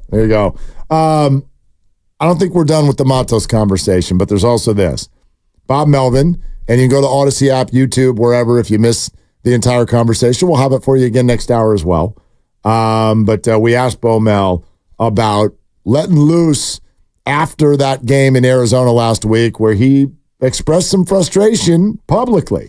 Well, you get to a point where you get frustrated and your emotions come out, and sometimes the team needs to hear stuff. So, it's happened a few times this year. I don't necessarily, tell everybody what's going on behind closed doors all the time, but it's just everybody gets emotional at times, and it has to come from a place that isn't choreographed, or it just has to come true emotion. And sometimes you get a little upset, and you see how your team reacts to it. So it's happened a few times this year, but we've had discussions as a group, I think, that are healthy. We have hitters meetings every day. We prepare for games with our pitching group too. So there are a lot of guys around here that have some leadership qualities, and our coaching staff is always at the forefront here. My favorite part of that response was, yeah, that's just the one that you saw. Yeah. That's not the only time that's happened this year. Yeah, there was another one. There's another one I know of this year. Yeah? Yeah, it was the last time he got mad with the media in his little press conference. How mad did he get? We called him out before this one. There was one other time this year on the road. He was really upset. Might have been in Miami or Tampa. Miami, I want to say. Okay. Where he lost it with the media saying that's unacceptable, blah, blah, blah. We can't do that. That's terrible. And I love the accountability. And where those go, and I have no insight on what happened in this one, but the way those things generally go when a manager's pissed, and I guarantee you, it wasn't the physical errors, because those are part of the game. It was the approach. It was the intensity. It's the attitude. It was the effort.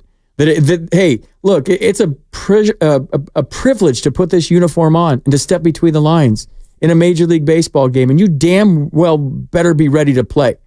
That's the only thing we control. They could kick our ass 10-0, but if you guys go out there and you play the game the right way and we lose, I got no problem with it. But what I saw tonight, guys not being at the right base, guys not being in the right position, guys swinging at pitches with no plan at all up there in big situations. And I got my pitcher out there who's 22 busting his ass and nobody's helping him at all. And he's on an island. And it's not about the physical things. It's about our approach tonight. It's about the mental side of it. Like, you have to be ready to play baseball. Back to the Felipe line that I say, we have to work for 2.5 hours a day. Do you know how many people out there watching this game tonight would kill to work for 2.5 hours, that sit in traffic, that dig ditches, that do things that matter in life, that single parents, whatever it is, and we get to play a game for 2.5 hours, and you guys can't show up and give me an effort for 2.5 hours? That's BS. You quit tonight. And that ain't going to happen. And if it happens, you're going to sit next to me. You turn around and leave. Drop the mic. But you can't have too many of those, because then it's just white noise. Sure. They didn't have enough of them the last 3 years. That ever happened? No. Ever? I think they burnt incense. Oh. Then had some hugs. Which is fine if that works. Whatever works. Mental health. Whatever works. Yeah. Whatever works. And it worked one year. It did. What the hell happened that year? A lot of bad things, apparently, based on the ramifications of everybody thinking they had the cheat codes from that year. Mm-hmm. I just had those years. I can't comment on it because I was talking about another team then and I didn't see. It's just all I know is my son was calling me every night and like, Dad, you won't believe this. They pulled another one out of their ass. Dad, they pulled another one out. They pulled another one out. Yeah, you were working with Washington. Every time they put a pinch hitter up there, he hits a home run. I don't know what's going on. Insane. It's unbelievable. Yeah. He was going nuts. The sun would go down and Lamont Wade would get a hit in the 9th inning every single night. Yeah. It was ridiculous. There was a game, I won't even remember which, who was the hero. There was a game in Oakland. They played the A's. And it was just if somebody can remember, fire us a text. Grandy, maybe you remember. I feel like late in the game, the Giants maybe are down by 3, and within a span of 4 batters in the 9th inning, boom, boom, boom. Wade and Solano maybe both rock 2-run homers or something. And it was also at a time in the season where you're like, this is going to happen every day. It's insane. Guess who else thought that? The guys in the dugout. Yeah. And when you get that belief and that feeling, that's magic. Yeah. What I would say, the counter to that is the game is evolving so quickly. How you played it in 2021 is not even close to how you play it in 2024. What do you mean by that? Rule changes. Okay. The game's evolving into defense and speed. The ground ball and the low line drive are back in vogue. The stolen base is back. In 2021, it was a shift, and you swing as hard as you can, hit over the fence. We got to hit it over the shift. And they did. And then you assemble a team that does that. Now, I think, if you want to win a World Series, in my humble opinion, you have to have athletes everywhere. You have to have guys covering ground in the outfield. You have to have guys covering ground in the infield. You have to have a catcher that can throw because the stolen base is in. And you still have to have pitchers that can pitch. You have to have pitchers that can hold runners on. Okay. And I think that's the thing I think the Giants need to work on the most right now. Talk to me about this, though, as we go back to Luis Matos. Because, again, if you're just joining us, we did ask Bo Mel about sending Matos down, and here's his answer. Look, Luis Matos is going to have a long career for us, and I don't know where we'd be without him. For that period of time, he was player of the week. He was as hot as anybody in baseball, and it was huge for us. So he's a part of this team right now, even though he's not here. You got to make some tough decisions sometimes. He slowed down a little bit, obviously. He can get a little swing happy at times. You know, that the key for him is going to be able to shrink the zone, draw some walks, and get good pitches to hit. But he's a terrific talent, and he's going to be a Giant for a long time.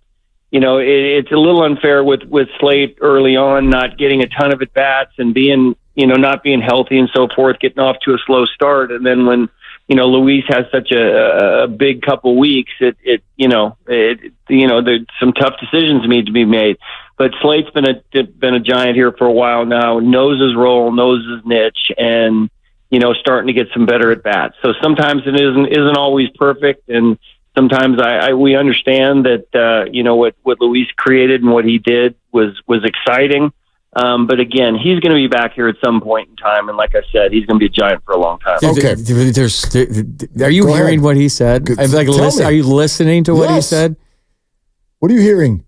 He said things that I haven't heard in 3 or 4 years. Such as? Slate's been a Giant for a long time. Okay. True. 7 years. Matos is going to be a Giant for a long time. Okay. What are you getting at? That he knows what it means to be a San Francisco freaking Giant because he was one, because Matt Williams was, because Pat Burrell was. And it's an honor to wear the orange and black. And he knows what it means to wear the orange and black. That he's referring to guys that have been Giants for a long time and are going to be Giants for a long time. You never heard that before. There was never any reference to being a Giant because you have a manager that was a Giant and he knows what it means to be a Giant. And in the past, you didn't. And I know Bruce Bochy was never a Giant, but he knew the history. He embraced the history of what had gone well here and what hadn't gone well here. And then he had a bunch of kids that he taught how to win that were Giants. But to hear the manager use the word Giant twice in a quote about a guy that has been here a long time and knows what it means to be a Giant and one that's going to be a Giant for a long time, to me, there's so much that he said there besides the obvious. I mean, look, what I also hear, though, is sort of like it's bucking something that I thought was going to happen, which was that I thought Matos' stay in Sacramento was going to be short. It doesn't sound like that here. He's going to be back, quote, at some point. That's not what I thought. And yes, there could be an injury. He could be here tomorrow. I couldn't heard as much last night at the ballpark that it might be a minute before he's back. Okay. So I know that we've been having sort of this conversation in a traditional way.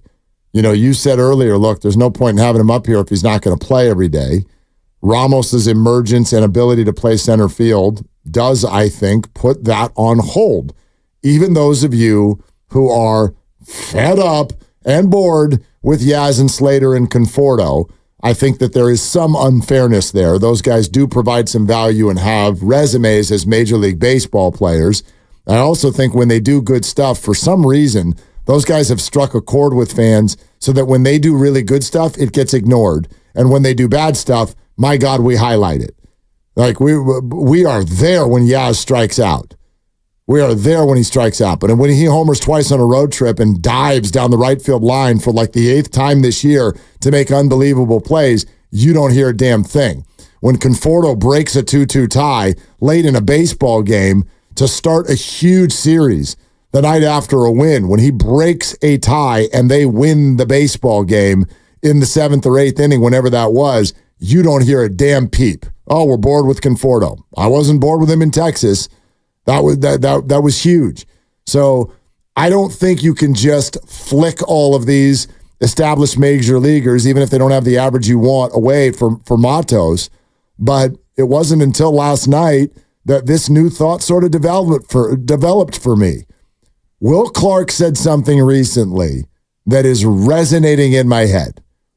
He said Luis Matos has some of the best hand-eye coordination I've seen in baseball in a while. He can be this generation's Pablo Sandoval, somebody who can hit a bad ball. I don't know what it is about Jorge Soler. That man comes up in important situations with runners on base all the time. And almost never does something good happen. And I don't want to sound that harsh on the guy. He does have some good at-bats. They always seem to come at the wrong time. But the bad at-bats come at the what's supposed to be the right time. And he does not put the ball in play when the ball needs to be put in play. So my idea right now is, and it's not tonight, I understand that, but my idea right now is that the Giants need to be a little bit more open-minded about their DH because Soler is not working out right now. No. Why no? Because you lose him for the whole season if you S-can him right now. I'm not. What does S-can him mean? You don't want him as your DH and you're sending him to the bench. Now you're never going to get anything out of him. Not every night. You have to give him at least until the end of July, August. Every day? Yeah. Why? Because if he gets hot, he can put the team on his back, and that's what Bo Mel's betting on. So as frustrating as to watch right now, 200 at-bats out of 600 is what? A third of the year. A third of the year. So he's got two-thirds of the year to figure it out. Has he figured it out yet?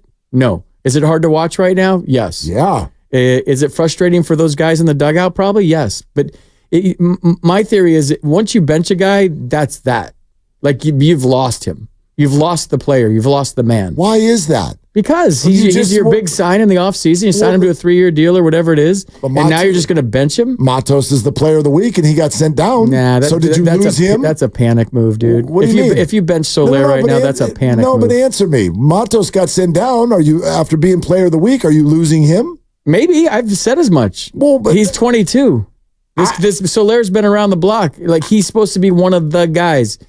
And if you just like forget about him now and bench him now, you ain't ever going to get anything from him. I'm trying to figure it out, like how we're supposed to balance a guy's sort of mental wellness in this conversation, because sort of based on what I'm hearing, it's like one guy you're spending a lot of money on, and he's an established guy. A medium. And the back of his baseball card, if he gets to the back of his baseball card, is why you paid him. You can't pull the carpet out from him right now. As hard as it is to watch, as frustrating as to watch, that's a fan move. And a baseball move is it's the long haul. It's 6 months. If you want that guy to be a big part of it, and he has to be a big part of it for you to do what you want to do. You can't just give up on him. But you wanted Matos to stay. I did. I'm trying to figure out who it is that's supposed to go to the bench. Because it feels to me sometimes like it works itself out through injuries. People want 11 players to start. And unruly fans. It works itself out. Well, but no. So, like, if you want Matos up and you want him to play, who sits? Well, it was... I mean, I don't know. I don't like to get into this and that and roster moves on the air. My whole take on Matos going to AAA was how it affects a young player in general. On how when you make that decision as an organization that a young player who's a prospect, not just a young player who's a 4A guy, not a Wade Meckler, but when you're talking about, Luis Matos, who was National League Player of the Week, and you're hoping you get National League Player of the Month and maybe National League Player of the Year someday out of him, and he becomes an all-star, that if you keep like tinkering with that fragile psyche that is a young baseball player, you could be affecting the big picture. I understand that. I guess I'm just trying to figure out exactly how the Giants, based on what has developed, were supposed to attack that. How, like the way that things have gone now, how were they supposed to keep him? Because based on what you're saying right now, if they keep him, that means Conforto goes to the bench. Do you lose him? Or Yaz goes to the bench. You lost Conforto last year. You lost him last year because you're pinch hitting for him in the fourth inning. Well, somebody's got to not play. Somebody has to not play. So it was a numbers game. And the way that I've looked at big league baseball with teams trying to make the playoffs is the guy who sits is the one who's not playing well. And right now, that's Soler. So, like, I'm not suggesting you just tuck him over there on the bench and never see him again. You know what I mean? But, like, dude. Well, they're not going to do what they want to do this year without him. So if you do bench him and you do lose him, then you're not going to achieve what you want to. Like, that's your home run guy. That's your guy that's supposed to hit 30. He's got 7 right now. I know. And it's hard to watch. But, like, veteran managers and guys that have been around the game, they gave Chapman a really long leash, and look what he's doing. They gave Yaz a really long leash where you're like, whoa, he looks underwater right now. His swing looks slow, and now he's hitting bombs. I can't argue with what you're saying. I guess you're right. My response would just be, well, then Matos was supposed to go down. If that's how we feel about all the big leaguers and we have to give them longer than a third of the year, then I would argue that the Giants did the right thing by sending Matos down. Yeah, and my take on that was I wish the kid would have had a chance to work through it. Yeah. And that's how you build championship players. We're sponsored by O'Reilly Auto Parts. We can keep going with this a little bit coming up next, too, with 888-957-9570. I do also want to ask you about money. I'd like to ask you about money. Based on the commentary of one of the wide receivers who has gotten his new fancy deal, he said something that's very relevant to Brandon Aiyuk. I want to share that with y'all coming up next. And did you hear what happened with Joey Chestnut? I did. That's a tease. Yeah, it's going to be different this year. FP's in for Dibs. It's Willard and Dibs. Now at O'Reilly, get 2 bottles of Lucas Fuel Treatment for $9.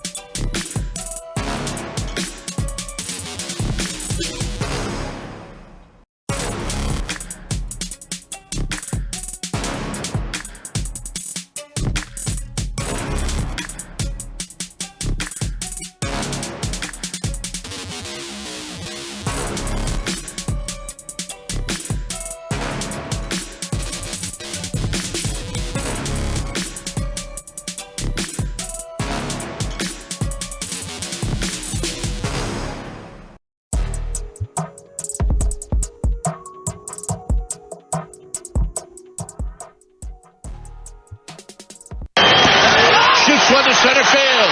He's got a base hit. And here's the throw. It's going to third. And Ramos will try to get back, and he did. This game is tied. Money hit for Patrick Bailey. Now, back to Willard and Dibs on 95.7 The Game. I always sort of, because of Ruben Rivera years ago. Oh, my gosh. I always want John Miller. I want John Miller's call when base running goes awry. Like when guys just start running, and it's like, where are you going? What's happening here? One of the best calls in the history of the game. And that's the worst base running in the history of the game. I think I saw him. Someone was interviewing him about it recently on NBC Sports Bay Area. I don't know if they were doing I don't think it was a documentary or anything, but they were doing some sort of a throwback thing. And they're interviewing John about his call of he said he felt bad, that he got so into it, that he felt bad at the end of it. Oh, God. Well, he sounded very, very put off. Well, we all were. And I'm John. He captured the emotion in the moment. You were right, John. Don't feel bad. What was he doing? Dude, I came off the field. This is story time with FB. Okay, I love story time with I came off the field. You know, we had the Yankee story time the other day. Yeah. Came off the field one day with the Yankees, and they're like, did you hear what happened? I'm like, what? They're like, Ruben Rivera stole Derek Jeter's glove. I'm like, what? Like he stole Jeter's glove out of his locker. Do you remember that? Yes, I completely remember I remember coming off the field and some guys grabbing me going, stole Jeet's glove. He just took it, stole it. And they found him. Jeet didn't know where his glove was, and Ruben had it in his car. In his car? It's so weird. Some rookie pitcher that year decided to take Roger Clemens' windshield wipers off, the rubber part. Yes. And so he was leaving camp. Some kid that never been in the big leagues thought it'd be funny to play a joke on Roger freaking Clemens. Oh, my God. So it rained that day, and he turned his wipers on. It scratched his windshield. Yeah, like ruined his windshield. You better be careful. So like there was drama every day there. Rivera stole Jeter's glove. What are people doing? Some rookie pitcher took Rocket's like windshield wipers off, and he scraped his windshield. You know what you're making me think of? This is so random, and I know you were there too. At Bottle Rock, like 3-4 weeks ago. Yeah. I walk in there, and there's a guy wearing a shirt. What does it say? It's out on the lawn. I think I saw this shirt. Music's playing. I think I saw this shirt. And his shirt says, I love music and maybe 3 people. And I was like, that is a great shirt. It was like the older you get, you're just like, you know what? All of you, what are you doing? The number of people I understand, the further we go, just shrinks. It's like, what? Oh, you got to fight that too. What is the? Oh, I do. I hate people. No, you don't. I do. Like, I mean, I like all you guys, but like when I'm just like on my scooter, in my car, or I'm waiting in line, I just hate people. I hate everybody. I hate everybody. If we're in our cars, we hate people. I'm in a restaurant. Because but if you're in your car, or on your scooter, I'd argue that's your time where you sort of allow more of your frustration to bubble up. That's why people start flipping others the bird from the car. It's why Dibley pulls people over and gets out and tries to fight. Really? Oh, he's a maniac. Oh. Absolute maniac. That would be the easiest win ever if he ever does that to me. That's just a... if Dibley's ever coming plus 3,000 if you want to bet on that. Wow, he's catching strays on a day off. Guy's driving back from Monterey, just getting crushed. Yeah, if Dibley ever comes at you, by the way, any of you driving in the Bay Area, if Dibs ever gets out of his car, just run. He will never, just go like, aren't you Dan Dibley? Because then he can't do anything after that. Pull out your phone. Dude, I was in Montreal. Almost like got an accident in an intersection in Montreal. I get out of my car and I start to yell at the guy and he goes, "Are you FB Centennial?" That just stopped it right there. You want a picture? Yeah, you want a picture? Yeah, Sorry, I want a picture. I got a little mad there. Are you Joey Chestnut? Did you see Joey Chestnut? Joey Chestnut. I love this. He's banned. He's been banned from the July 4th Nathan's hot dog thingamajig. And it's because he signed a deal with like Nathan's competitor or something. Is that it? With a vegan company? Yeah. There you go. Sadly, this is the decision that Nathan's and Major League Eating are making, and it will deprive the great fans of the holidays' usual joy and entertainment. To my fans, I love you and I appreciate you. Rest assured, that you'll see me eat again soon. Stay hungry, all caps. Okay. Joey Chestnut. Well, it's a sad day in America, ladies and gentlemen. Joey Chestnut will not be in Nathan's 4th of July hot dog eating contest. They'll work it out. Does that gross you out? It grosses me out a little bit. Totally grosses me out. You dunk the bun. I do not watch it. You dunk the bun in the red Solo cup. Yeah. You mush it in your mouth. Then you just jam the wiener down there, and then you just keep going back and forth as fast as you can. First of all, cut that. I mean, that's what it is. Now, if you just want to be heard on 95.7 The Game every single day, there was a different way to do it than that. All right. Because now Grandy's going to play that every single day. That's fine. That's what it is. I'm being accurate. You know who is super into Joey Chestnut and the Nathan's ridiculousness? You know who? Yeah. His name's Dan Dibley, who now joins us live. Right here on 95.7 The Game, because I knew it. I knew you were driving, and I knew you were going to be listening to the stray you just caught. Hey, don't ever pull over. Yeah. Don't ever pull me over, Dibley. Well, first of all, I'm not afraid of you, FP. Let's just get that on the record first and foremost. I'm not threatened by you, and you know what? Hearing you in my seat on the radio makes me even less threatened by you, knowing that I'm sailing back into the 2-chair tomorrow. I'm kind of mad at both of you, though, because finally, 2 topics that I care about. 1, the hatred of humanity, and 2, the hot dog eating contest, and I'm missing out on both of them. Dude, Joey Chestnut's not going to be there. This is a sad day for Americans. Banned. Yeah, I saw that. Actually, the tease was good. The tease was so good that I pulled over and I had to Google it because I wanted to find out the story. And yeah, it's a flap over a vegan hot dog sponsorship. I'm kind of with Mark. This feels to me like a publicity stunt at an 11th hour. Guess who is emerging in the wings? Because if you know one thing about the MLE, Major League Eating, and, that's probably the only major leagues that I could have ever made, quite frankly. But they love theatrics and they love drama, so I don't think that this story has completely been told just yet. Well, what a ridiculous thing in sport to say that if you have a deal with something that competes with a title sponsor, you're off the team. So in other words, like Rakuten is a shopping rewards program, and the word Rakuten is on the Warriors jerseys, right? Yeah. So if Steph Curry or Draymond Green or Klay Thompson does like a deal with Whole Foods and Amazon Prime, they're off the team? That's it? They've been banned from the NBA? I know I'm comparing sports and something that's not really sports, but there's no way that this thing's going to stick. There's no way. No way. I agree with you, and go ahead and keep hot dog eating out your mouth, unless you're going to speak the real, like FP, cramming wieners down his throat. But it is a sport. Dude, it takes hand-eye coordination. No, it doesn't. Yeah, it does. Muscle memory. Yeah, muscle memory. The physicality. Absolutely. To be able to accurately plunge that bun into a red cup. Yes. Hold on a second. Yeah. Hand-eye coordination. Have you tried to eat before with your hands and just missed? Is that what you're telling me? Like, whoops, I hit myself in the eye. Do you know the talent it takes to poop a small ham after he's done doing that? Because that is like hard. That I can't even imagine. That's after the game. That's a completely different talent. But that's why they pay him $200,000 a year for that appearance. I'm talking about the part that's on TV. That's all I'm saying. Hand-eye coordination, Dibs.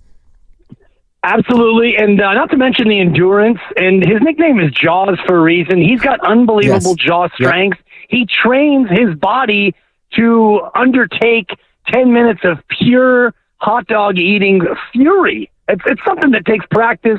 It takes musculature.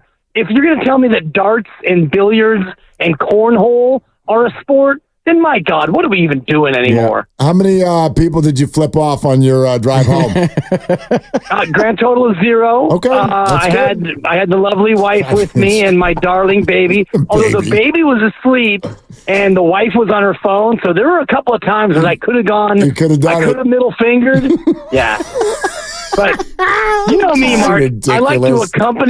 I like the middle finger to be accompanied by a long blaring of the horn, and usually a 4-letter word or 2 is possible. All right. Does your car have kind of a manly horn, or is it kind of a meep meep? Like what do you? Oh, it's a total meep meep. Yeah, like I've seen your car. I'm like, dude, if I were in that car, I'm not laying on the horn. That thing probably like spits out a sound like, "Hello, please." If you could see me for a moment, please move over. Like terrible horn. Yeah, it's like the Road Runner. It's not exactly threatening, nor am I. But I'll tell you, if we ever get into a road rage situation, just know that I've got weaponry and I'm not afraid to use it. Wow, there it is. Felonious behavior on the radio by Dan Dibley. Dude, we'll see you tomorrow. Yeah, absolutely. And apparently my spot there is safe, right, FP? Yeah, you're so safe, dude. Long live Joey Chestnut. You guys better get along because I'm taking Thursday off. So you better get along. Oh. Yeah. Oh boy. And Lord knows your seat's safe when I get over in the A chair. We know that, Mark. Hey guys, coming up next, we're going to talk about something. All right, see you tomorrow, buddy. All right, boys. I love you. Keep it up. Love you. There you go. 76 hot dogs in 2021. That's talent, baby. That's gross. I told you that story when Comcast Sportsnet Bay Area was just starting. They had the news, the Comcast update desk or whatever. Yeah. And Joey Chestnut was a guest. And I just started in TV and had no idea what he was doing. They put us all on stage, and Joey's got the table there with the red Solo cups of water and the buns and the hot dogs. And he's standing up and he's doing it right next to me. I'm taking collateral damage all over the face, like the gooey, soft bun water hitting me in the face as he's just shoving him down his throat. And then I go crazy primal on live TV. I'm like, get it in you, Joey! Get it in you! And I'm screaming at him on air. I got into it, man. I've never seen it. That takes talent, dude. I don't know how much he barfs a year, but he's got a barf. It's quite a skill. Yeah. It's just not one I enjoy watching. Barfing dogs. There's a lot of people who have skills that I don't really enjoy watching. Yeah. You know, all those people that are like double jointed, they're like, watch this. I'm like, that's gross. I'm not really interested in seeing it. But carnies are people too. Anyway, it'll work out. Total publicity stunt. But anyway, Bo Mel, if you missed his appearance with us here on Willard and Dibs with FPN. We'll have that for you coming up in about 20 minutes. Before we get even further completely off track. This is great, though. It's totally fine. But I wanted to run this by you because this is something that, in fact, me and my lovely Christy were talking about just the other day because she and I don't see this the same way. And it's about money. And I don't ever want to be someone who counts someone else's money. I'm just a sports radio host. I'm not I don't work in the world of professional sports athlete contracts. I don't make bajillions of dollars. So I think that the average sports fan out there sometimes looks at this, and I'll just use this as an example. Let's talk about Klay Thompson for 2 minutes. So here's someone who has made $250 million just on the court in his career. So some might say with this next contract, dude, who cares? I don't care if you make 30 or 20. I don't care. If I were you, I wouldn't care. I would only be saying to myself or asking myself, where do I want to play? Period. Now, I also know, just because I've been doing this long enough and we live in the Bay Area and I do know some people who have some dough, that people that have that kind of dough don't look at it that way. $1 million is always $1 million. And that's a lot of money. All right, now let's take that to negotiation and Brandon Aiyuk. Here's a quote from Devontae Smith of the Philadelphia Eagles, a very good receiver. Brandon, I'd say no. He's not Brandon, but he's right there in the next tier, and he has been a part of this wide receiver get paid party, and he got about 25 per year. All right, it's 25 a year, 30 a year. Some of our brains go, what the hell's the difference? I know there's ego involved and there's a lot of money. Here's the quote. You can't be counting the pockets of others. I'm where I want to be. This is where I wanted to be. At the end of the day, it was still life-changing for me. Those guys who have got their deals, they deserve it. Great players and great people. At the end of the day, we're all blessed. End quote. I love that. I do too. I want to apply it to Brandon Aiyuk and have a conversation here. Why do you love it? Because I think as athletes, you get caught up into, I'm better than that guy, should be paid more than that guy, when in reality, based on making decisions on money, every one I've ever made has been the wrong decision. Interesting. If you make a decision based solely on money, it's always been the wrong decision for me. So if you could tell these kids one thing, it's just, if you're happy where you're at, take fair. Yes. But the grass isn't always greener, because you'll be where you're at next and be like, well, when I was a Niner, we did it this, and this way. And it's like, it's ingrained in Brandon Aiyuk right now. He's got a chance to go to the Super Bowl every single year from now until the end of his contract. He could go somewhere, get paid more, but based on what you said, is 28 a lot more than 26 a year? Oh, yeah. But that's the way I look at it. Yeah, $2 million. By the way, my view on money is not the normal view on money. Interesting. I don't care about it. As long as I got enough to pay bills and go on a vacation every once in a while and eat at a decent restaurant every once in a while, I'm good. I don't need a helicopter. I don't need a fancy car. I don't need a yacht. I don't need any of that stuff. Did you ever get into this during your big league career? No. You didn't? Well, the one decision I did make was the Dodgers paid me more than everybody, and I went there and I was miserable. And you hated it. A lot more than the Tigers had on the table and the Brewers had on the table.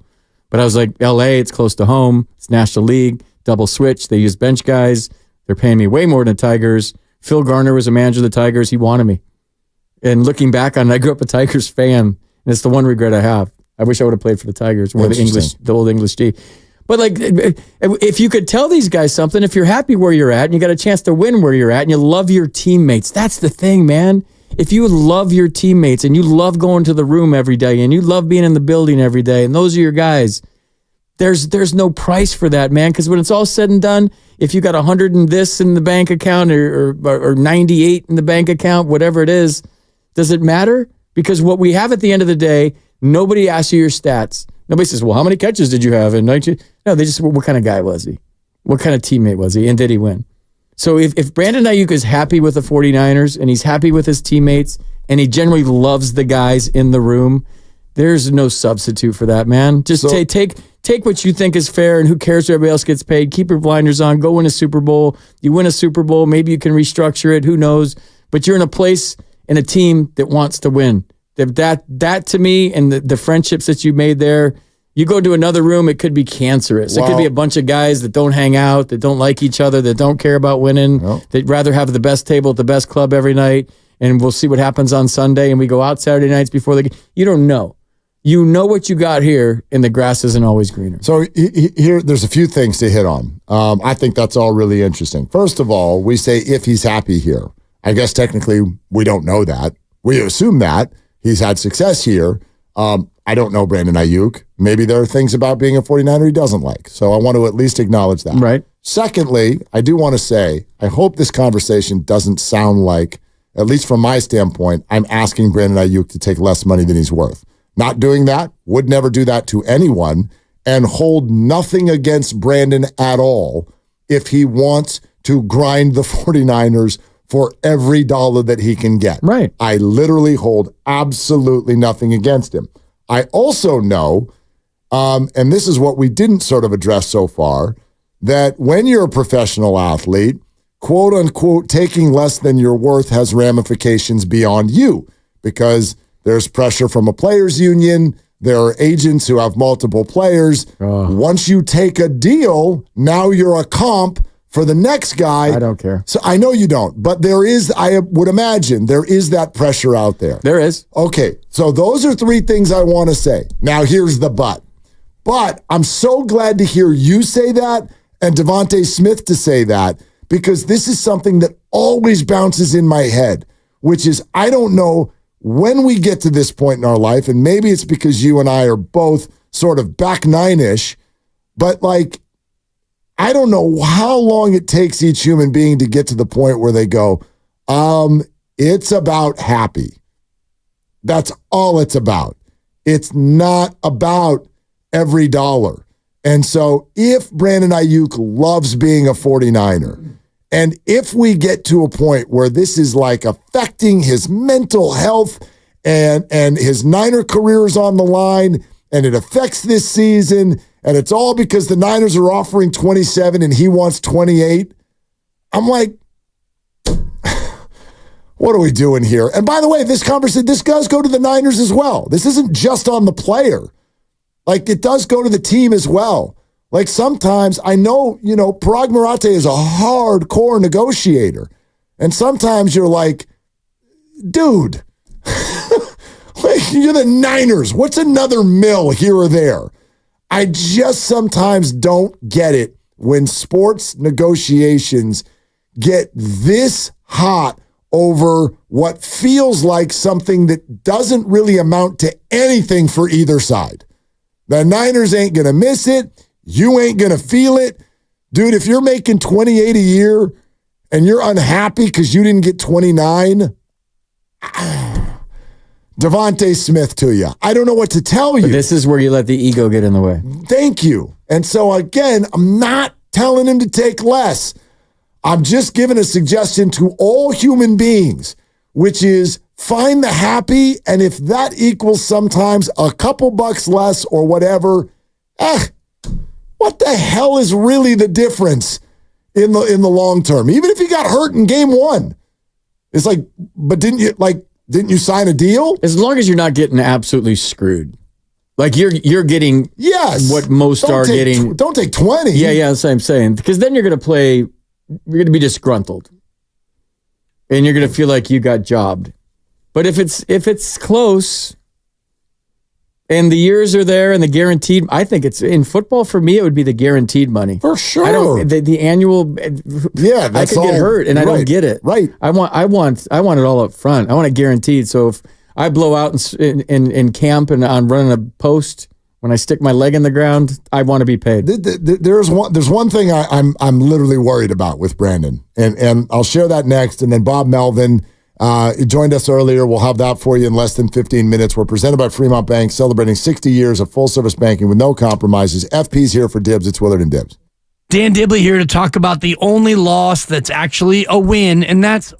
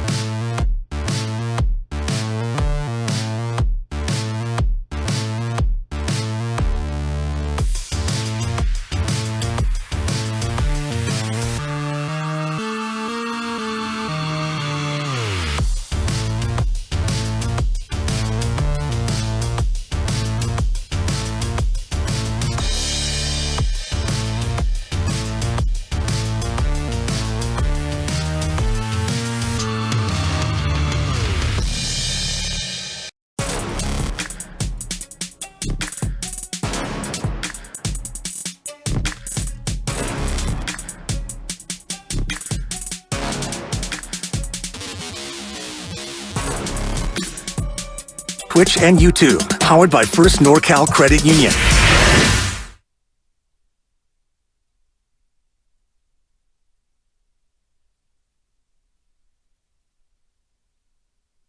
Now, back to Dillard and Wibbs on 95.7 The Game. We want to get back to Giants, and our conversation with Bob Melvin is coming up in just about 5 minutes, but put a little pretty bow on it. My concern with Brandon Aiyuk is that everybody plays real hardball, and he goes to play on that fifth-year option because he is going to need to play. Like, he's not going to just let a year of service go away and not make any money.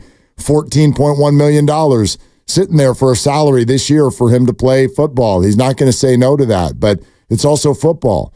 He gets forced to play on that. He decides, I'm playing hardball with the organization. I'm going to go ball out, and then something goes terribly wrong with his body this year while that's happening. And then then that's when you'd sit down with a guy and go, okay, was $29 million versus $27.5 worth it to you? Like, I just don't want everybody's ego to drive this bus. Both sides trying to win the negotiation, and then something bad happens and the whole thing goes kaput. That's my concern. I'm not worried a bit about this whole thing. I think they're going to get it done. The Niners always sign their guy. It's probably going to be like late July. I do too. Oh, I think into August. Maybe. I think into August. I do too. I'm just saying, I think this is on the table. Yeah, I don't think it's far-fetched, but like if I'm playing on a 1-year, $14 million, I'm not blocking downfield like I have before. Sorry. Because the next team isn't going to pay me for my blocking 30 yards downfield for Christian McCaffrey like he always does. They have a saying, no block, no rock. You don't block as a Niners receiver, you're not getting the football. But like... He'll get benched. He'll get benched. Yeah, he'll be fine. Kyle's done it before. The Niners aren't cheap. Like, they sign their guys. No. It just takes a minute sometimes. They just love to... Yeah. They love to win the negotiation. It usually takes a minute. I shouldn't say sometimes. They love to win the negotiation. Yeah. You gotta be clever enough to make it feel like everybody's won. Right. Whatever that number is, none of my business. I don't know. Sometimes I feel like winning the negotiation is getting the deal. And a couple bucks here or there is really, it's just not going to change a damn thing.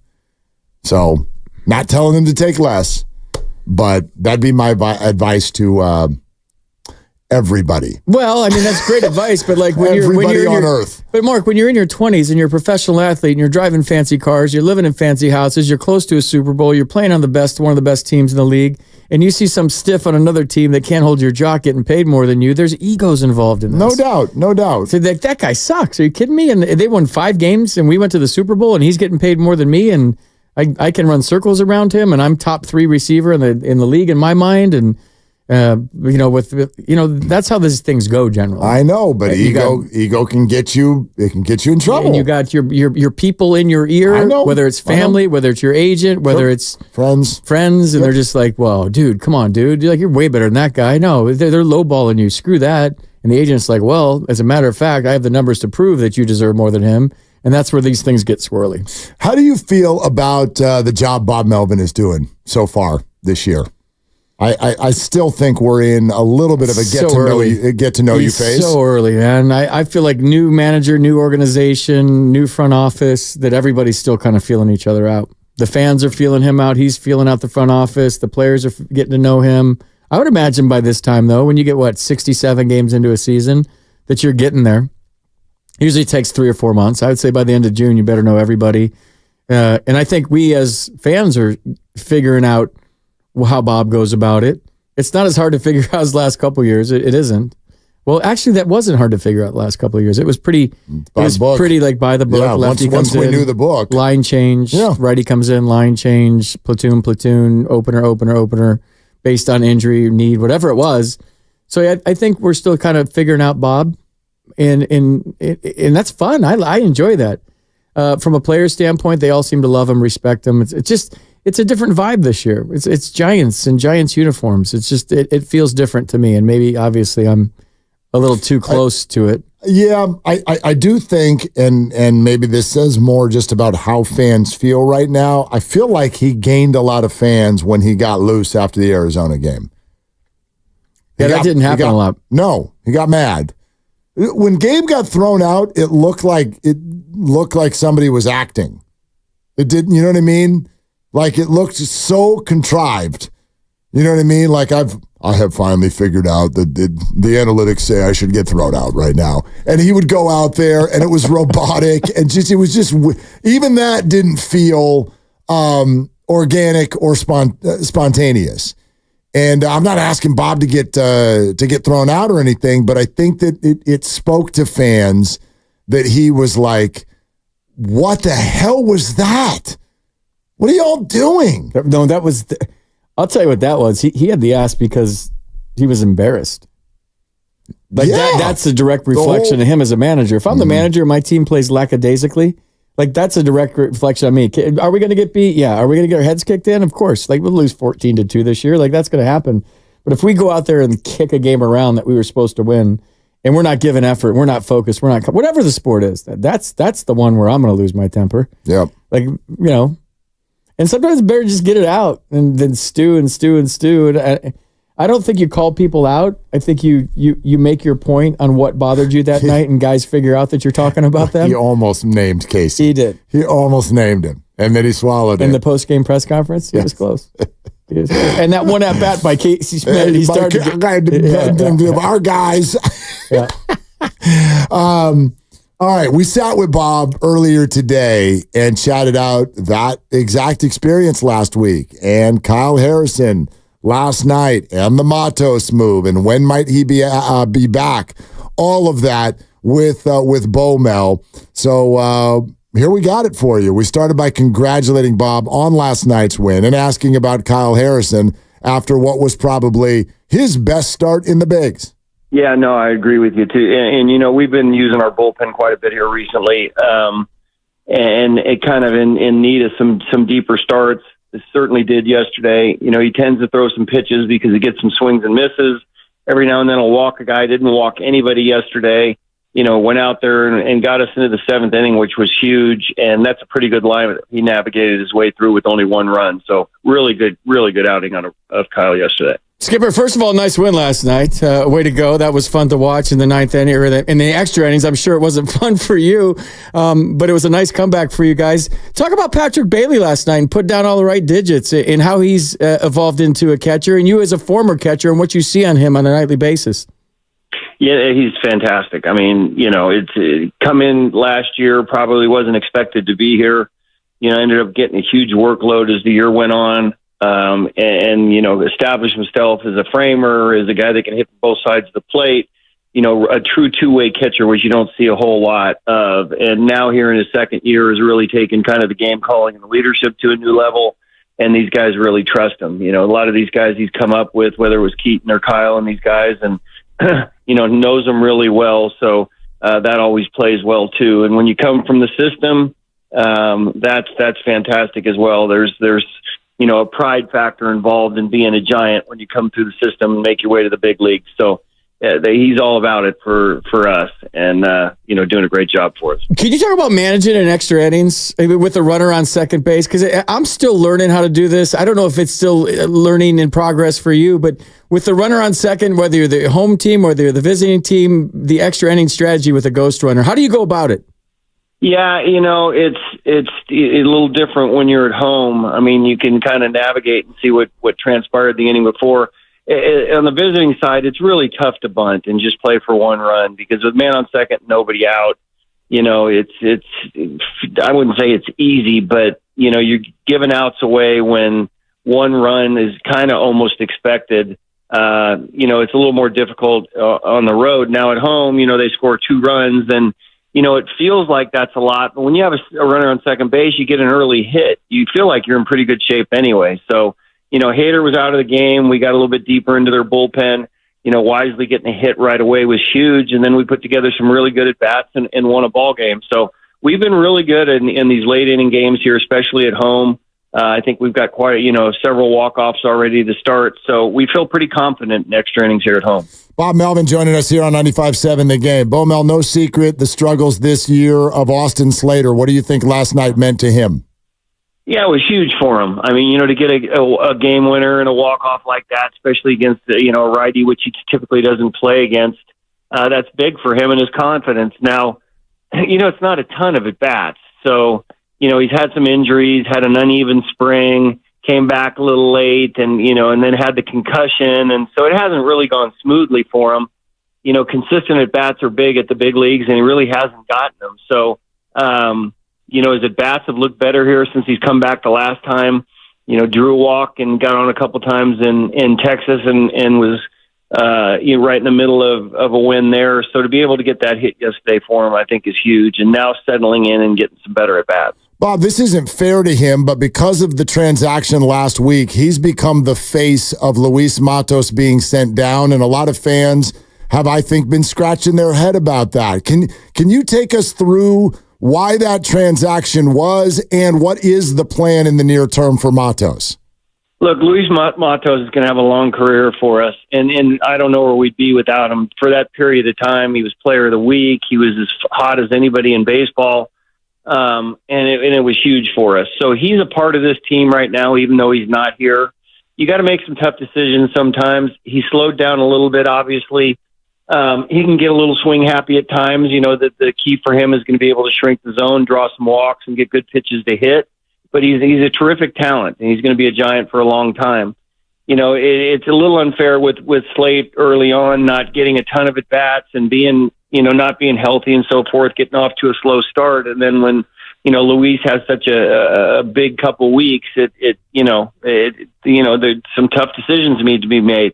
But Slate's been a giant here for a while now, knows his role, knows his niche, and starting to get some better at bats. So sometimes it isn't always perfect, and sometimes we understand that what Luis created and what he did was exciting. But again, he's going to be back here at some point in time, and like I said, he's going to be a giant for a long time. Yeah, Skipper, you've been a manager for a long time. I mean, the injuries that you guys had, so many of them all at once. All of a sudden your organizational depth is getting exposed, and you got a lot of young guys that are getting the job done. Maybe you can touch on that a little bit. Like, the goal is to tread water till the cavalry gets back, right? It is, and nothing's been perfect here for us. We've been exciting and fun to watch at times. We've been not so much, early in the season. We've been all over the place, kind of, but with the amount of injuries that we've had, we're starting to get some guys back, which is key for us. Lamont's going to be huge for us, and Nick Ahmed's starting to play. Tom Murphy's not here too, and so there's quite a few guys that are still out there in the position player. And then on the pitching end, obviously, with Blake getting injured again, and then Alex Cobb's going to throw a bullpen today. He got slowed down there for a while, and then Robbie Ray's coming too. So, like you said, the cavalry will be here at some point in time, and that's when I believe we're going to do our best work, is probably in the second half when everybody's healthy. But like you said, the contributions we're getting from some of our younger guys, which has been really cool to watch. Whether it's Wisely, Ramos has been on fire, and I don't know where we'd be without him either. And Casey Schmitz contributed as well. It's cool to see these guys come up here in a time when it looks kind of bad as far as where we are with the injuries, and they're doing great, and they're helping us win ball games. So it's exciting when you have guys like that here, and we'll see how long everybody's here. But like you said, we're playing decent baseball at times, and if you look at the division, you look at the wild card and how many teams are involved, it's almost like a horse race where everybody's kind of posturing and getting themselves into position, and where we are right now is not a horrible place to be. Bob, this city, this fan base, the fan base of both baseball teams here in town have gotten to know you so well over the years, and I think you've always struck everyone as a pretty level-headed guy. So it caught everyone's attention last week in Arizona post-game when you had the tone that you had. What led to that? Was that a message you wanted to send? Was it just an in-the-moment kind of reaction? What was going on there? Well, you get to a point where you get frustrated and your emotions come out, and sometimes the team needs to hear stuff. So, it's happened a few times this year. I don't necessarily, tell everybody what's going on behind closed doors all the time, but it's just everybody gets emotional at times, and it has to come from a place that isn't choreographed, or it just has to come true emotion. And sometimes you get a little upset, and you see how your team reacts to it. So it's happened a few times this year, but we've had, discussions as a group, I think, that are healthy. We have hitters meetings every day. We, prepare for games with our pitching group too. So there are a lot of guys around here that have some leadership qualities, and our coaching staff is always at the forefront here. Davey Johnson used to tell me all the time that he'd have the team meetings the day before his ace pitched. that was his number one rule. But Bob, correct me if I'm wrong here. It's the mental stuff that probably gets to you, right? Because I had the ass after that game too. I mean, it was just that there was so many little mistakes, the mental mistakes, the focus, because those are the only things you can control on a daily basis, right? Is your attitude, your effort, and your focus. The physical things are going to happen, but I'm sure it was the mental things that were piling up for you. Exactly. And look, I don't like those things to come out. I mean, sometimes they do, but it's just happens over the course of 162 games. If you did something like that every day, every time you have a bad game, no one would ever listen to you. So you have to kind of pick your spots and do it, like I said, when it's real emotion, and sometimes it works, sometimes it doesn't. I do agree. Sometimes when you have your best starter going the next day, it gives you a little bit of an edge, and that's in the back of your mind every now and then as well. Bob Melvin joining us here on 95.7 The Game. Bo Mel, we see that Matt Chapman is back in the lineup tonight. How's he doing, and how does that change things? Yeah, look, I mean, especially with a guy like with Jordan on the mound, that the ball's on the ground. Not the case, he hasn't done a good job over there, but we brought Matt in here because he's one of the elite defenders in all of baseball and has been for a long time. So, it's when you have these hamstring things, especially, with what happened with Conforto and with Lamont, you want to be careful. He felt like he could have played last night. I think it's always the prudent thing to do to give him one more day.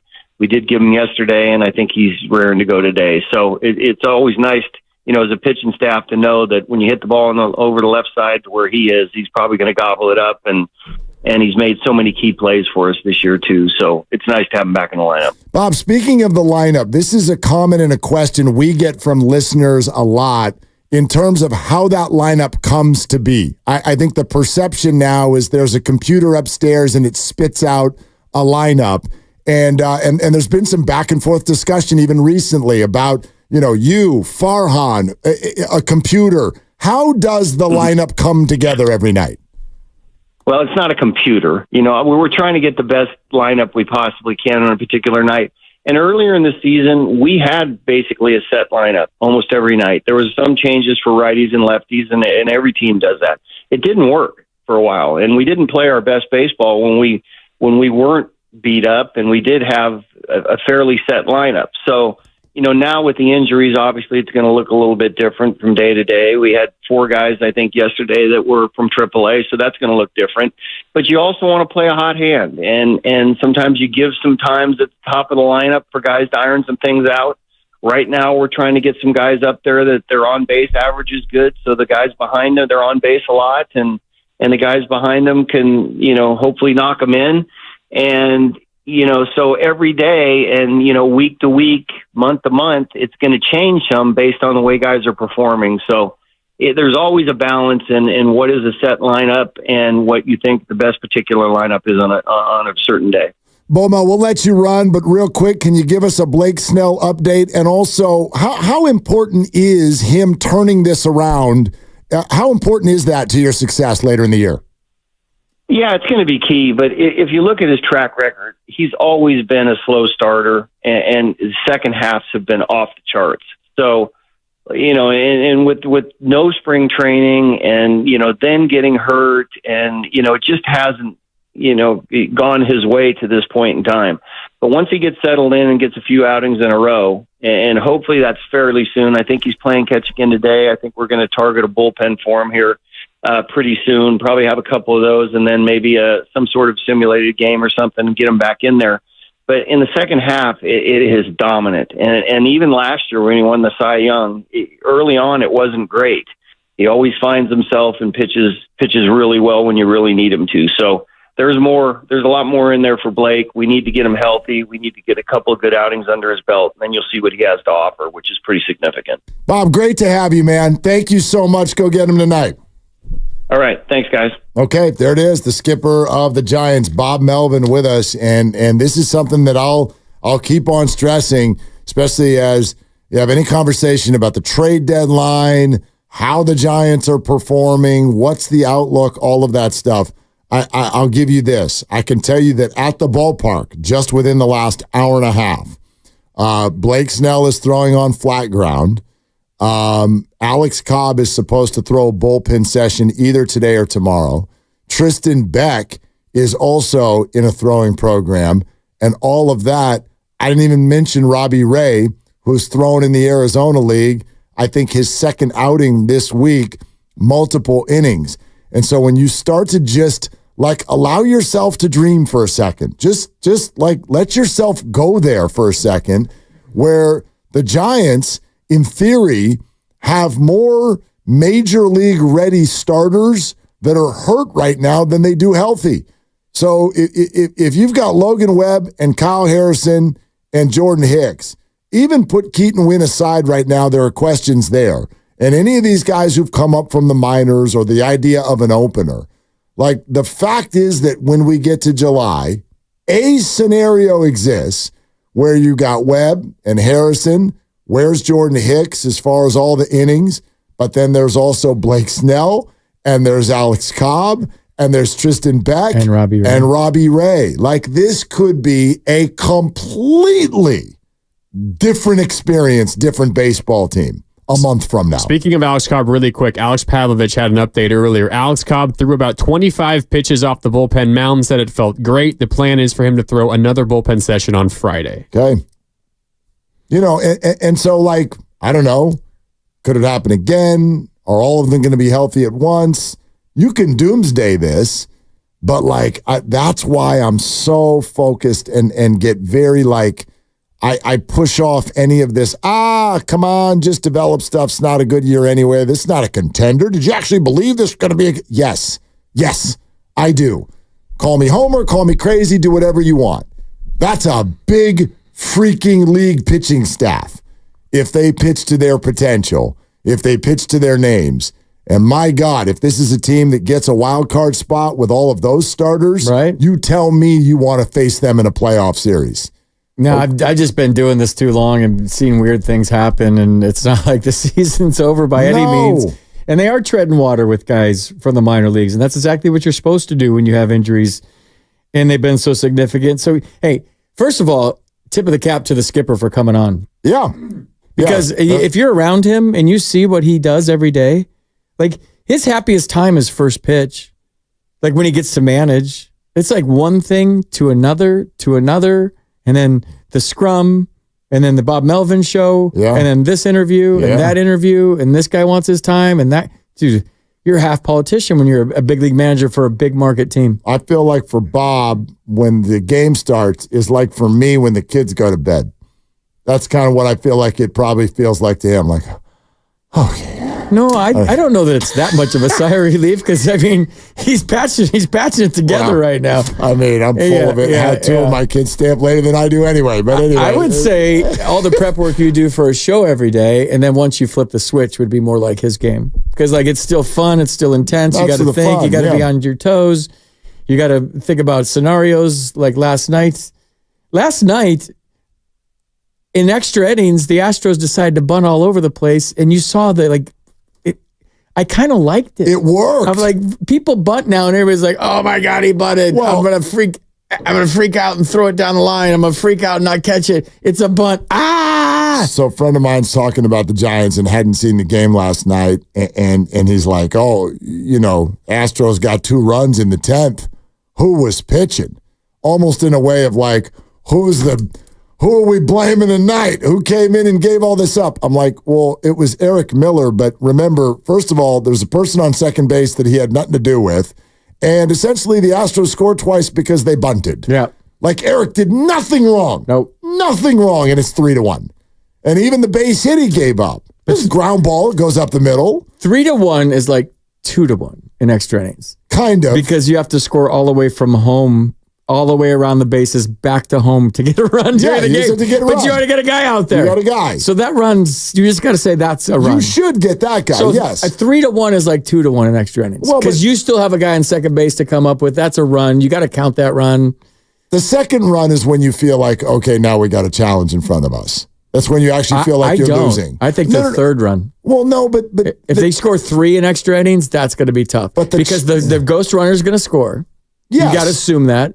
So then you just manufacture 1 run. So right, but you're down. Being down by a run going into the last inning is not a comfortable spot. No. Like if I'm down, if just the ghost runner scores, I love that we're calling it a ghost runner. I call it ghost runner. I call it ghost runner. But I mean, like if just that person scores, you actually feel like, no, we can go tie this thing up. Like easily. You tie this thing up. 1 base hit, one ground ball to the right side, followed by a fly ball. Depends on who's pitching and where you're at in your order. Yeah. If you're 3, 4, 5's coming up, yeah. If Mariano Rivera's on the mound and 7, 8, 9's coming up, that 1 run's a big 1 run. Yeah. So it just depends. But that was a character win. That was a ballsy win last night. I liked it. It was good. It was good. It a lot. They also got breaks in that inning. Yeah. We had 2 ground balls that didn't get fielded. Yeah. The Astros were terrible in that inning. They were terrible in that inning. Yeah, thank you. Wisely's hit was the only hard hit ball until Slater's. Those were the 2 hard hit balls. Bailey's was a blooper. Ramos was a grounder to the left side. And Conforto just basically hit a comebacker. But their glove work was terrible. So you take them anyway and get them. Maybe that banks up for that game in Arizona where they kind of threw it away, I guess, for lack of a better word on radio. So we'll see what happens tonight. Yeah. But no, I'm oddly relaxed about this team. And maybe it's just because I've seen so much and been around the block a few times and been doing this for a long time that I don't get caught up in wins and losses this time of year. I get caught up in the type of baseball the team is playing. Meaning, if they're playing good baseball, they could lose tonight, but they're playing good baseball, which means they're going to win tomorrow, win the next day, and maybe lose one. But if they're playing bad baseball, like we've seen over the past couple of years, there was times where I'm just like, this isn't the big leagues. Since I came back from the East Coast, I'm watching double plays that aren't being even the front end's not being completed. I'm like, this is the big leagues. That should be a double play 10 times out of 10. And it was frustrating. Now you're seeing better defense. You're seeing them play the game a better way. And I think that's going to lead to more wins and losses. A lot more wins and losses. I agree with you. I also think this, and this is, I will admit, the quirk, the flaw in the way my brain works. I have a very hard time removing the most optimistic, completed ending of something from my brain. That's just that's what I look at as, well, that's what we believe is going to happen. And it rarely does, right, when it comes to sports, because there will always be adversity and challenges and all of that. But I do, like, you heard what we just said about what the pitching staff could look like, right?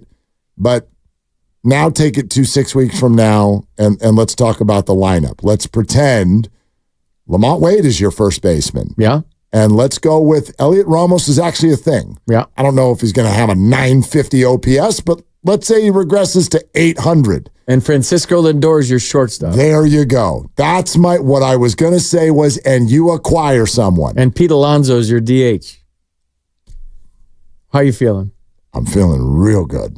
Now, I don't know if that's actually obviously going to happen, but I do think if this team even just hovers at 500, I think they can do better if you look at their schedule the next 3 weeks. But let's say they are 500 or a tick better a month from now, and Wade comes back, and Snell is pitching, and Cobb is back, and Beck is back, and Robbie Ray is ready to go, and you acquire a bat, and you tuck all that in with Patrick Bailey as your catcher and Elliott Ramos as your center fielder, and let's see who's handling the corner outfield spots. Is Conforto hitting like he was at the beginning of the season, or quite frankly, he has as a big leaguer in his career, is a very good player if you look at his history. So just tack all that together, and now how are you feeling? Is that overly optimistic? Maybe. It seems seems unlikely that everything is just going to fall into place, but sometimes it does. Sometimes you have a year where your injuries come at the right time.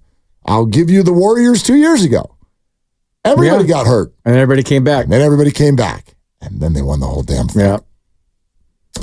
Yeah. So that's I look at this team, and there's plenty about it that bothers me right now. The outlook is not one of those things. I don't know where I'm getting this from or why I'm saying it, but I'm going to say it. Don't give up on Soler. I won't. We got no choice. Most power hitters are streaky.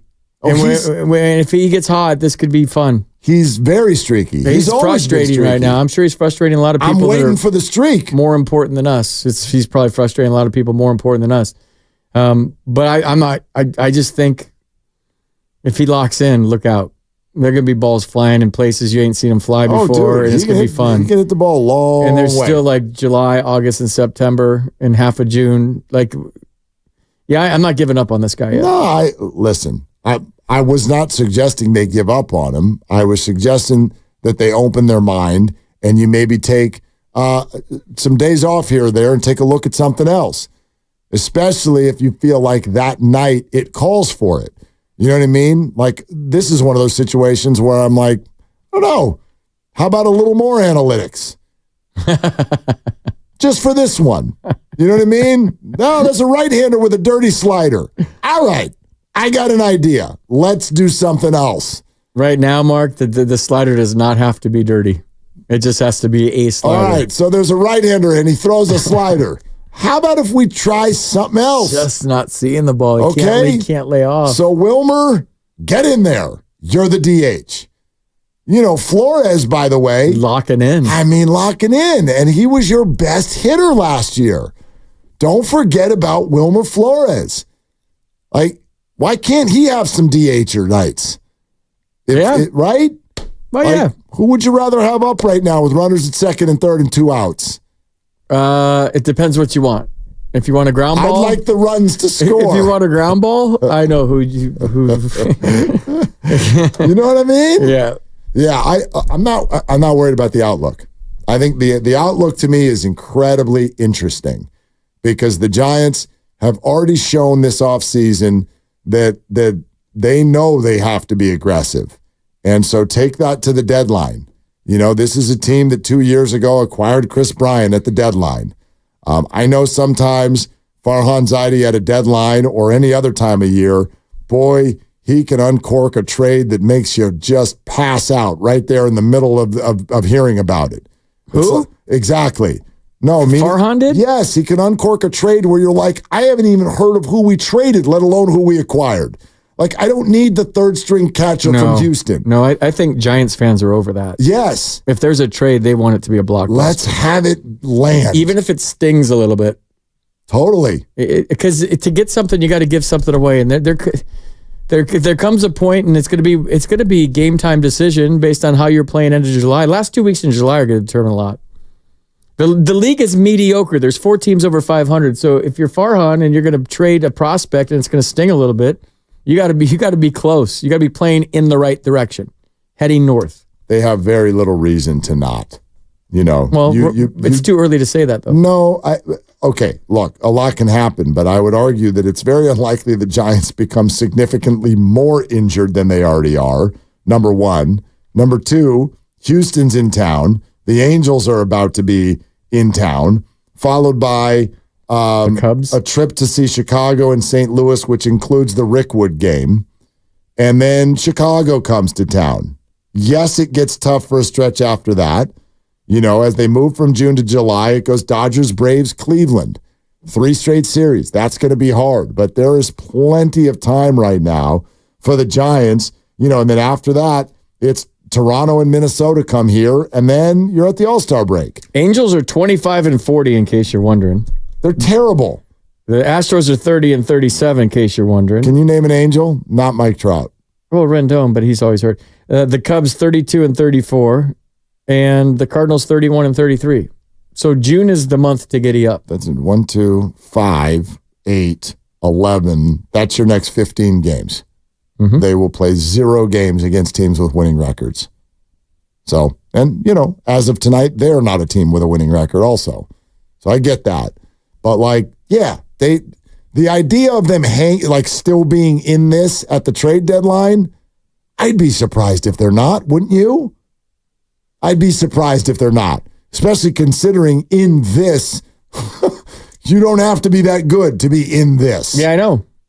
That's why I'm saying the things I'm saying today. It's not because I'm a homer, but I am a homer though. I am. So am I. That's fine. I'm a Giant. I also don't think we're saying stuff that's out of our butt. No. Like that I don't think that's happening right now. I didn't say anything neither did you, that's not reasoned. I said I think they're going to catch the Dodgers. That's a little hot. That's a little much. I do. Yeah, I'm sticking to that, by the way. Stick to it. You might be right, and then you'll get a parade. Believe me. Nobody will acknowledge it when you're right. They just crush you when you're wrong. No, believe me. It happens. I give Larry Krueger his Brock Purdy credit, for example. It happens. But I don't think that any of that is not reasoned. The Giants have a potential cavalry coming. They really do. Think about all the names we just mentioned. They have a cavalry coming. They have Lamont Wade, who was playing like an all-star. They have at least half of a starting rotation on its way. And I would argue you played just halfway decent baseball, you're going to get an acquisition, at least one. And then who knows about stuff that we don't even know about, whether from just a shortstop who will catch the ball, whatever. Or does Matos get called back up and perform? There's some unknown there. But the Giants have a lot of reinforcements on the way. They could just hang in there. They're hanging in there. And they're going to take advantage of the schedule right now, so we'll see. Like, I'm watching the Blue Jays out of the corner of my eye, and Bo Bichette's always been somebody I thought's a really good player. He's got a two-strike approach is why I like Bo Bichette. He spreads out and goes no stride with two strikes and puts the ball in play. Why are his numbers not that good this year? What's going on there? I haven't watched enough. I don't know. I'm going to sit here and pretend like I know. Negative WAR player this year. Really? Negative WAR. Perfect. All the more reason to get him here with a chip on his shoulder to prove that was a fluke. 236 batting average. Maybe he hates his coach. OPS 630, 4 home runs. Better than that. Canadian beer has more alcohol content. It's way better than that. This guy led the league in hits in back-to-back years in 21 and 22. I know. That's fine. Led the league in hits. I want him. And by the way, his lowest batting average in the big leagues in a 6-year career is 290. Okay. And this year's hitting 236. Perfect. Get him. Yes, I agree with you, but what's going on? I don't know. My buddy's a broadcaster for him. I'll call him. Whoop. He is. I'm a former teammate. I know. I have lots of Blue Jays knowledge at my fingertips. So let's You want me to text him right now? Yeah, text him. Say what's going on with Bo, and is he actually on the move? You guys know I was at the game last night. I watched Brett Wisely really closely. Yep, thank you. How closely? Pre-game or in-game? In-game. Oh, okay. Not pre-game. How close? Yeah, you checking out his tight pants? Where were you sitting? About 50 yards, I'd say. First baseline. All right. What's your deal? His hands are really nice. He's got a really smooth glove transfer, all of it. And he has a rocket across the diamond. Does he project as a shortstop at this level? He's getting the job done. It's a good question, Lucas. That's a good question. He's getting the job done. And he's a lot more solid than other guys they've tried there. And I say yes. Okay. But he's more of a second baseman. Okay, so we're not looking at a shortstop platoon. Check out his stance. Wisely and Ahmed. His stance is Corbin Carroll. He's emulating Corbin Carroll. He's got the bat up last high. Year's Corbin Carroll. Yeah, exactly. Last year's Corbin better Carroll. Than him. What's going on with that guy? Yeah, I don't know. Back to Wisely. Thank you. Yeah, I think it's a good question. I think he projects more as of a second baseman, but I like the way he's playing shortstop right now. He's made some tricky plays look easy. Yeah, he has. Wait until you hear what Steph Curry is doing. Oh, what is he doing? Something he's never done before. Is it bad? Steph's not bad. He's doing something. Gonna have to find out. Sponsored by Meineke Car Care Centers. That's next. FP's in for Dibs. Willard and Dibs. Brought to you by Meineke.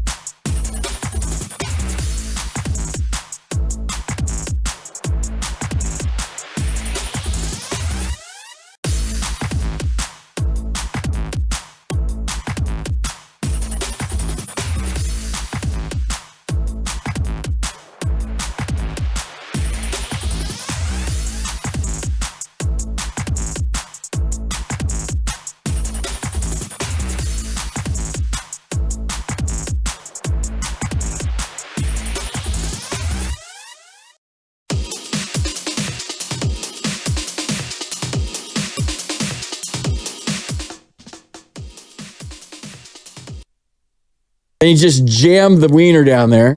Now, back to Willard and Dibs on 95.7 The Game. You're emblazoned. You're in. You will never, ever not be on 95.7 The Game for the rest of your life.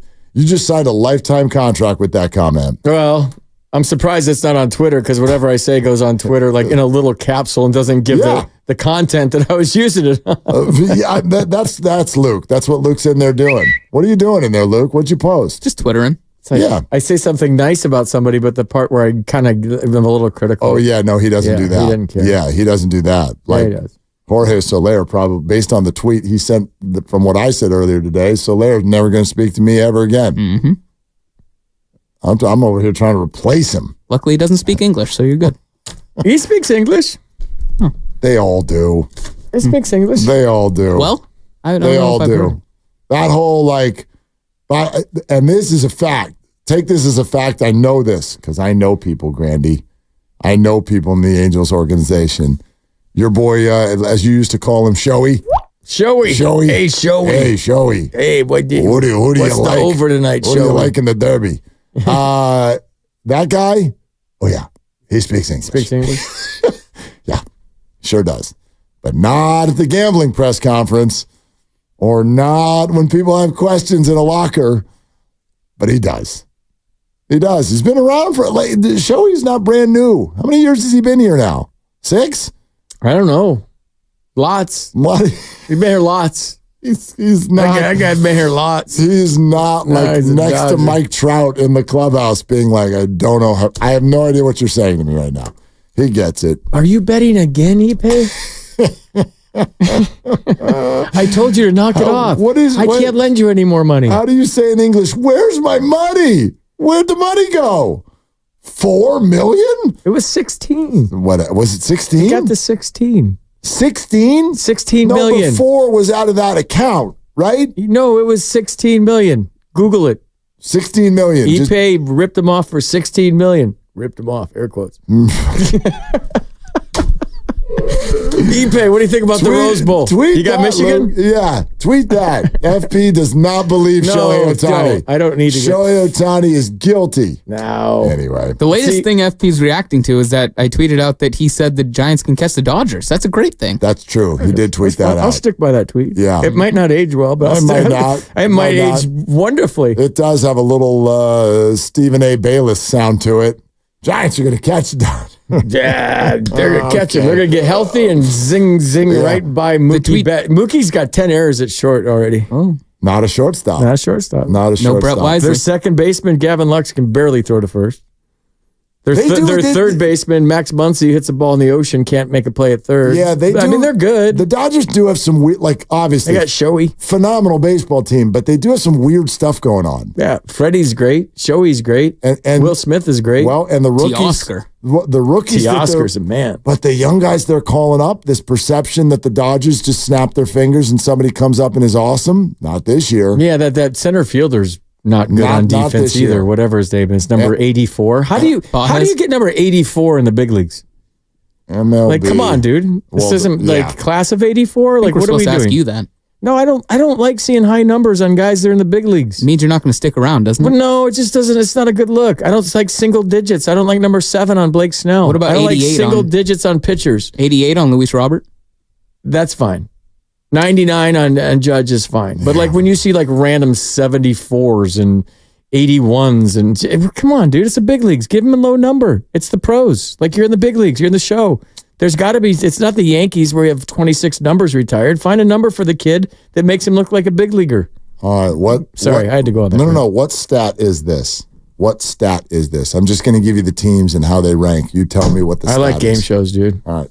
I like Wordle too, by the way. Wordle yesterday for you Wordle people was ridiculous. Are you still playing that? Yeah, it was terrible. It was manga. M-A-N-G-A. That's not a word. Yeah, it was. No, mango. It's M-A-N-G-A. And it's some Japanese. That's manja. I think Japanese cartoons or anime or something. Isn't manja what Italian people say to each other? M-A-N-G-A. And I guessed on the last guess because it was the only thing I had the M-A-N missing the letter A. So I put G in there, and I'm like, I don't know, maybe it means something. Click. I don't care. And I got it. Like, yeah. If you didn't get Wordle yesterday, Wordle should be suspended for a day. For yesterday's take a lap. Manga. I can't believe you're still playing Make Wordle. America not great again. I don't know what it meant. Like I have no idea. I had no idea. Okay, here's the rankings. Number 1 is the Yankees. Number 2 is the Phillies. Number 3 is the Orioles. Pitching. Number 4 is the Dodgers. Pitching. Number 5, the Red Sox. Number 6, the Guardians. The Giants are second to last. Pitching. In all of baseball. Team ERA. You're close, but that is not. Pitching. That is not. It's not pitching? I want to win both showcases, damn it. It's part of pitching. Can I guess? Yeah, Sure. guess. Innings pitched by starting pitchers? Nope. Part of pitching would be throwing the baseball from your hand. Wins by starting pitchers. Nope. Nope. Think about late in games. Bullpen. Bullpen ERA. All right. Bullpen ERA. And actually, I read this and I suddenly got excited because if the Giants are 33 and 34 with the second worst bullpen ERA in baseball, I'm telling you, that's going to even out. And the reason I looked it up is because we were talking about the Dodgers, and I traditionally, like, if anyone asks me, why do the Dodgers over the last decade and a half always win the division and never win the World Series? Bullpen. They're bullpen. Or the way it's managed. There you go. And why was Bruce Bochy? Why is he going to the Hall of Fame? And why were the Giants in 10, 12, and 14 always the underdog going into the World Series? And they won because their bullpen was insanity. The roles, everybody knew what they were. The way it was handled. And the way it was handled. Yes. And then when you get to a highly leveraged situation, let's go to Mad Bum. And he comes in and has the greatest performance in the history of ever. Do you know why the Dodgers, here's my theory, and take it for however you want to take it, don't win the postseason. A, they have tons of pressure because they have a great regular season, right? Sure. In baseball, in a microwave, in a 5-game series, who knows?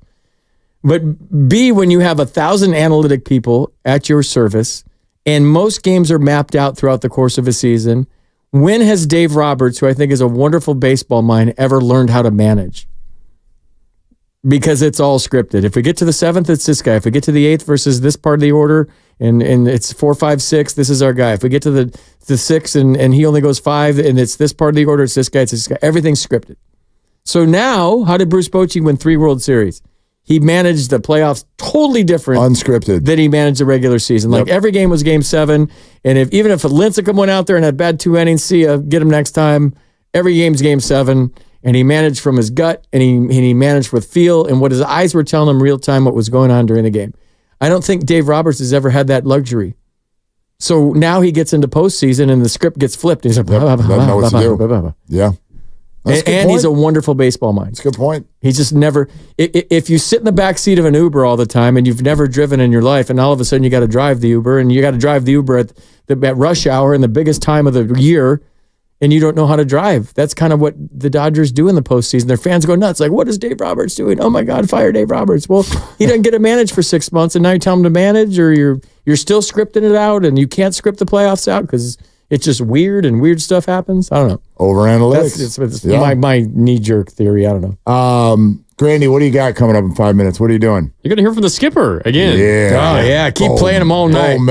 Bob Melvin next on repeat. 95.7 The Game. Bob Melvin next on 95.7 The Game. And guess what after that? Bob Melvin. You should ask what's after that. What is after that? Yeah, what's after that? Bob Melvin. The consistently the best 20+ minutes of the day on 95.7 The Game. Yeah. The crossover. Did not which features basically just 2 people today, but it was Sorry fun. about that. Sorry, FP. Oh, you're gonna play the crossover again? Yeah, see, that's why I laid out, dude. I'm like, this is best of. Oh, that's gonna ruin my drive home. I don't like listening to myself get. I don't want. You guys were so upset. I thought you were gonna fight and scratch each other's eyes out. I was ready for it. I shoved him in the shoulder when the whole thing was over. I know, over. you guys were He gets mad, and then I could tell afterwards. He was like, because I was like, just like, hey, buddy, good to have you back. See, now that was fun. And he was like, sheepish grin, like, damn it. damn it. No, I'm actually mad at you. But he was forced to smile and walk out. And then he turned down my cookies. And he said, I wish I knew how to quit you. And he just walked out the door. I promised the Steph thing. You want to know what Steph's doing? What's Steph doing? Podcast with his dad. Not with Draymond. With his dad. Oh, cool. I'd listen to that. Yeah. They're launching it in 2 days. And their first guest is Draymond and Jordan Poole. It is going to be called Heat Check. Ooh. Okay? With Dell and Steph Curry. And Steph's mom? Their marketing slogan. Why not? Their marketing slogan. You better be careful. You better be real careful because it actually says they're going to, quote, pull back the curtain on their family's journey. Oh, see, so Steph's mom is in it. Told through the lens of a father and a son. Okay. So mom's not going to be in it. She'll be in it. That'd be a big episode if Sonya comes on. I would love it. Then it also says while also talking about the biggest names throughout NBA history. Dude, I'm the president of the fan club. I'll watch that or listen to it. Yeah. Or you can watch it too, right? Maybe. I'm sure there's a video element to it. I would think. You know, like literally the nicest superstar on the planet. Right? Period. Yeah. End of story. Come at me with somebody you think is nicer than and bigger than Steph Curry. Dude, I love it when you're in here. Thanks, I had fun. Yeah, me too. I'm done. You're back. You're back on Thursday, but you're here for me. I'm Thursday with Dibley. Yes, that's less fun. I feel a cough coming up. Yeah. Not feeling so good right now. Dibley solo. Oh my God! Talk about a podcast I'd listen to. We're not feeling good. I think I got a little COVID. Oh my God! Here comes Grandy, brought to you by Fremont Bank, celebrating 60 years of full service banking with no compromises. For FP, for Grandy, for Lucas, I'm Mark. Shoot your shot. It's all you got.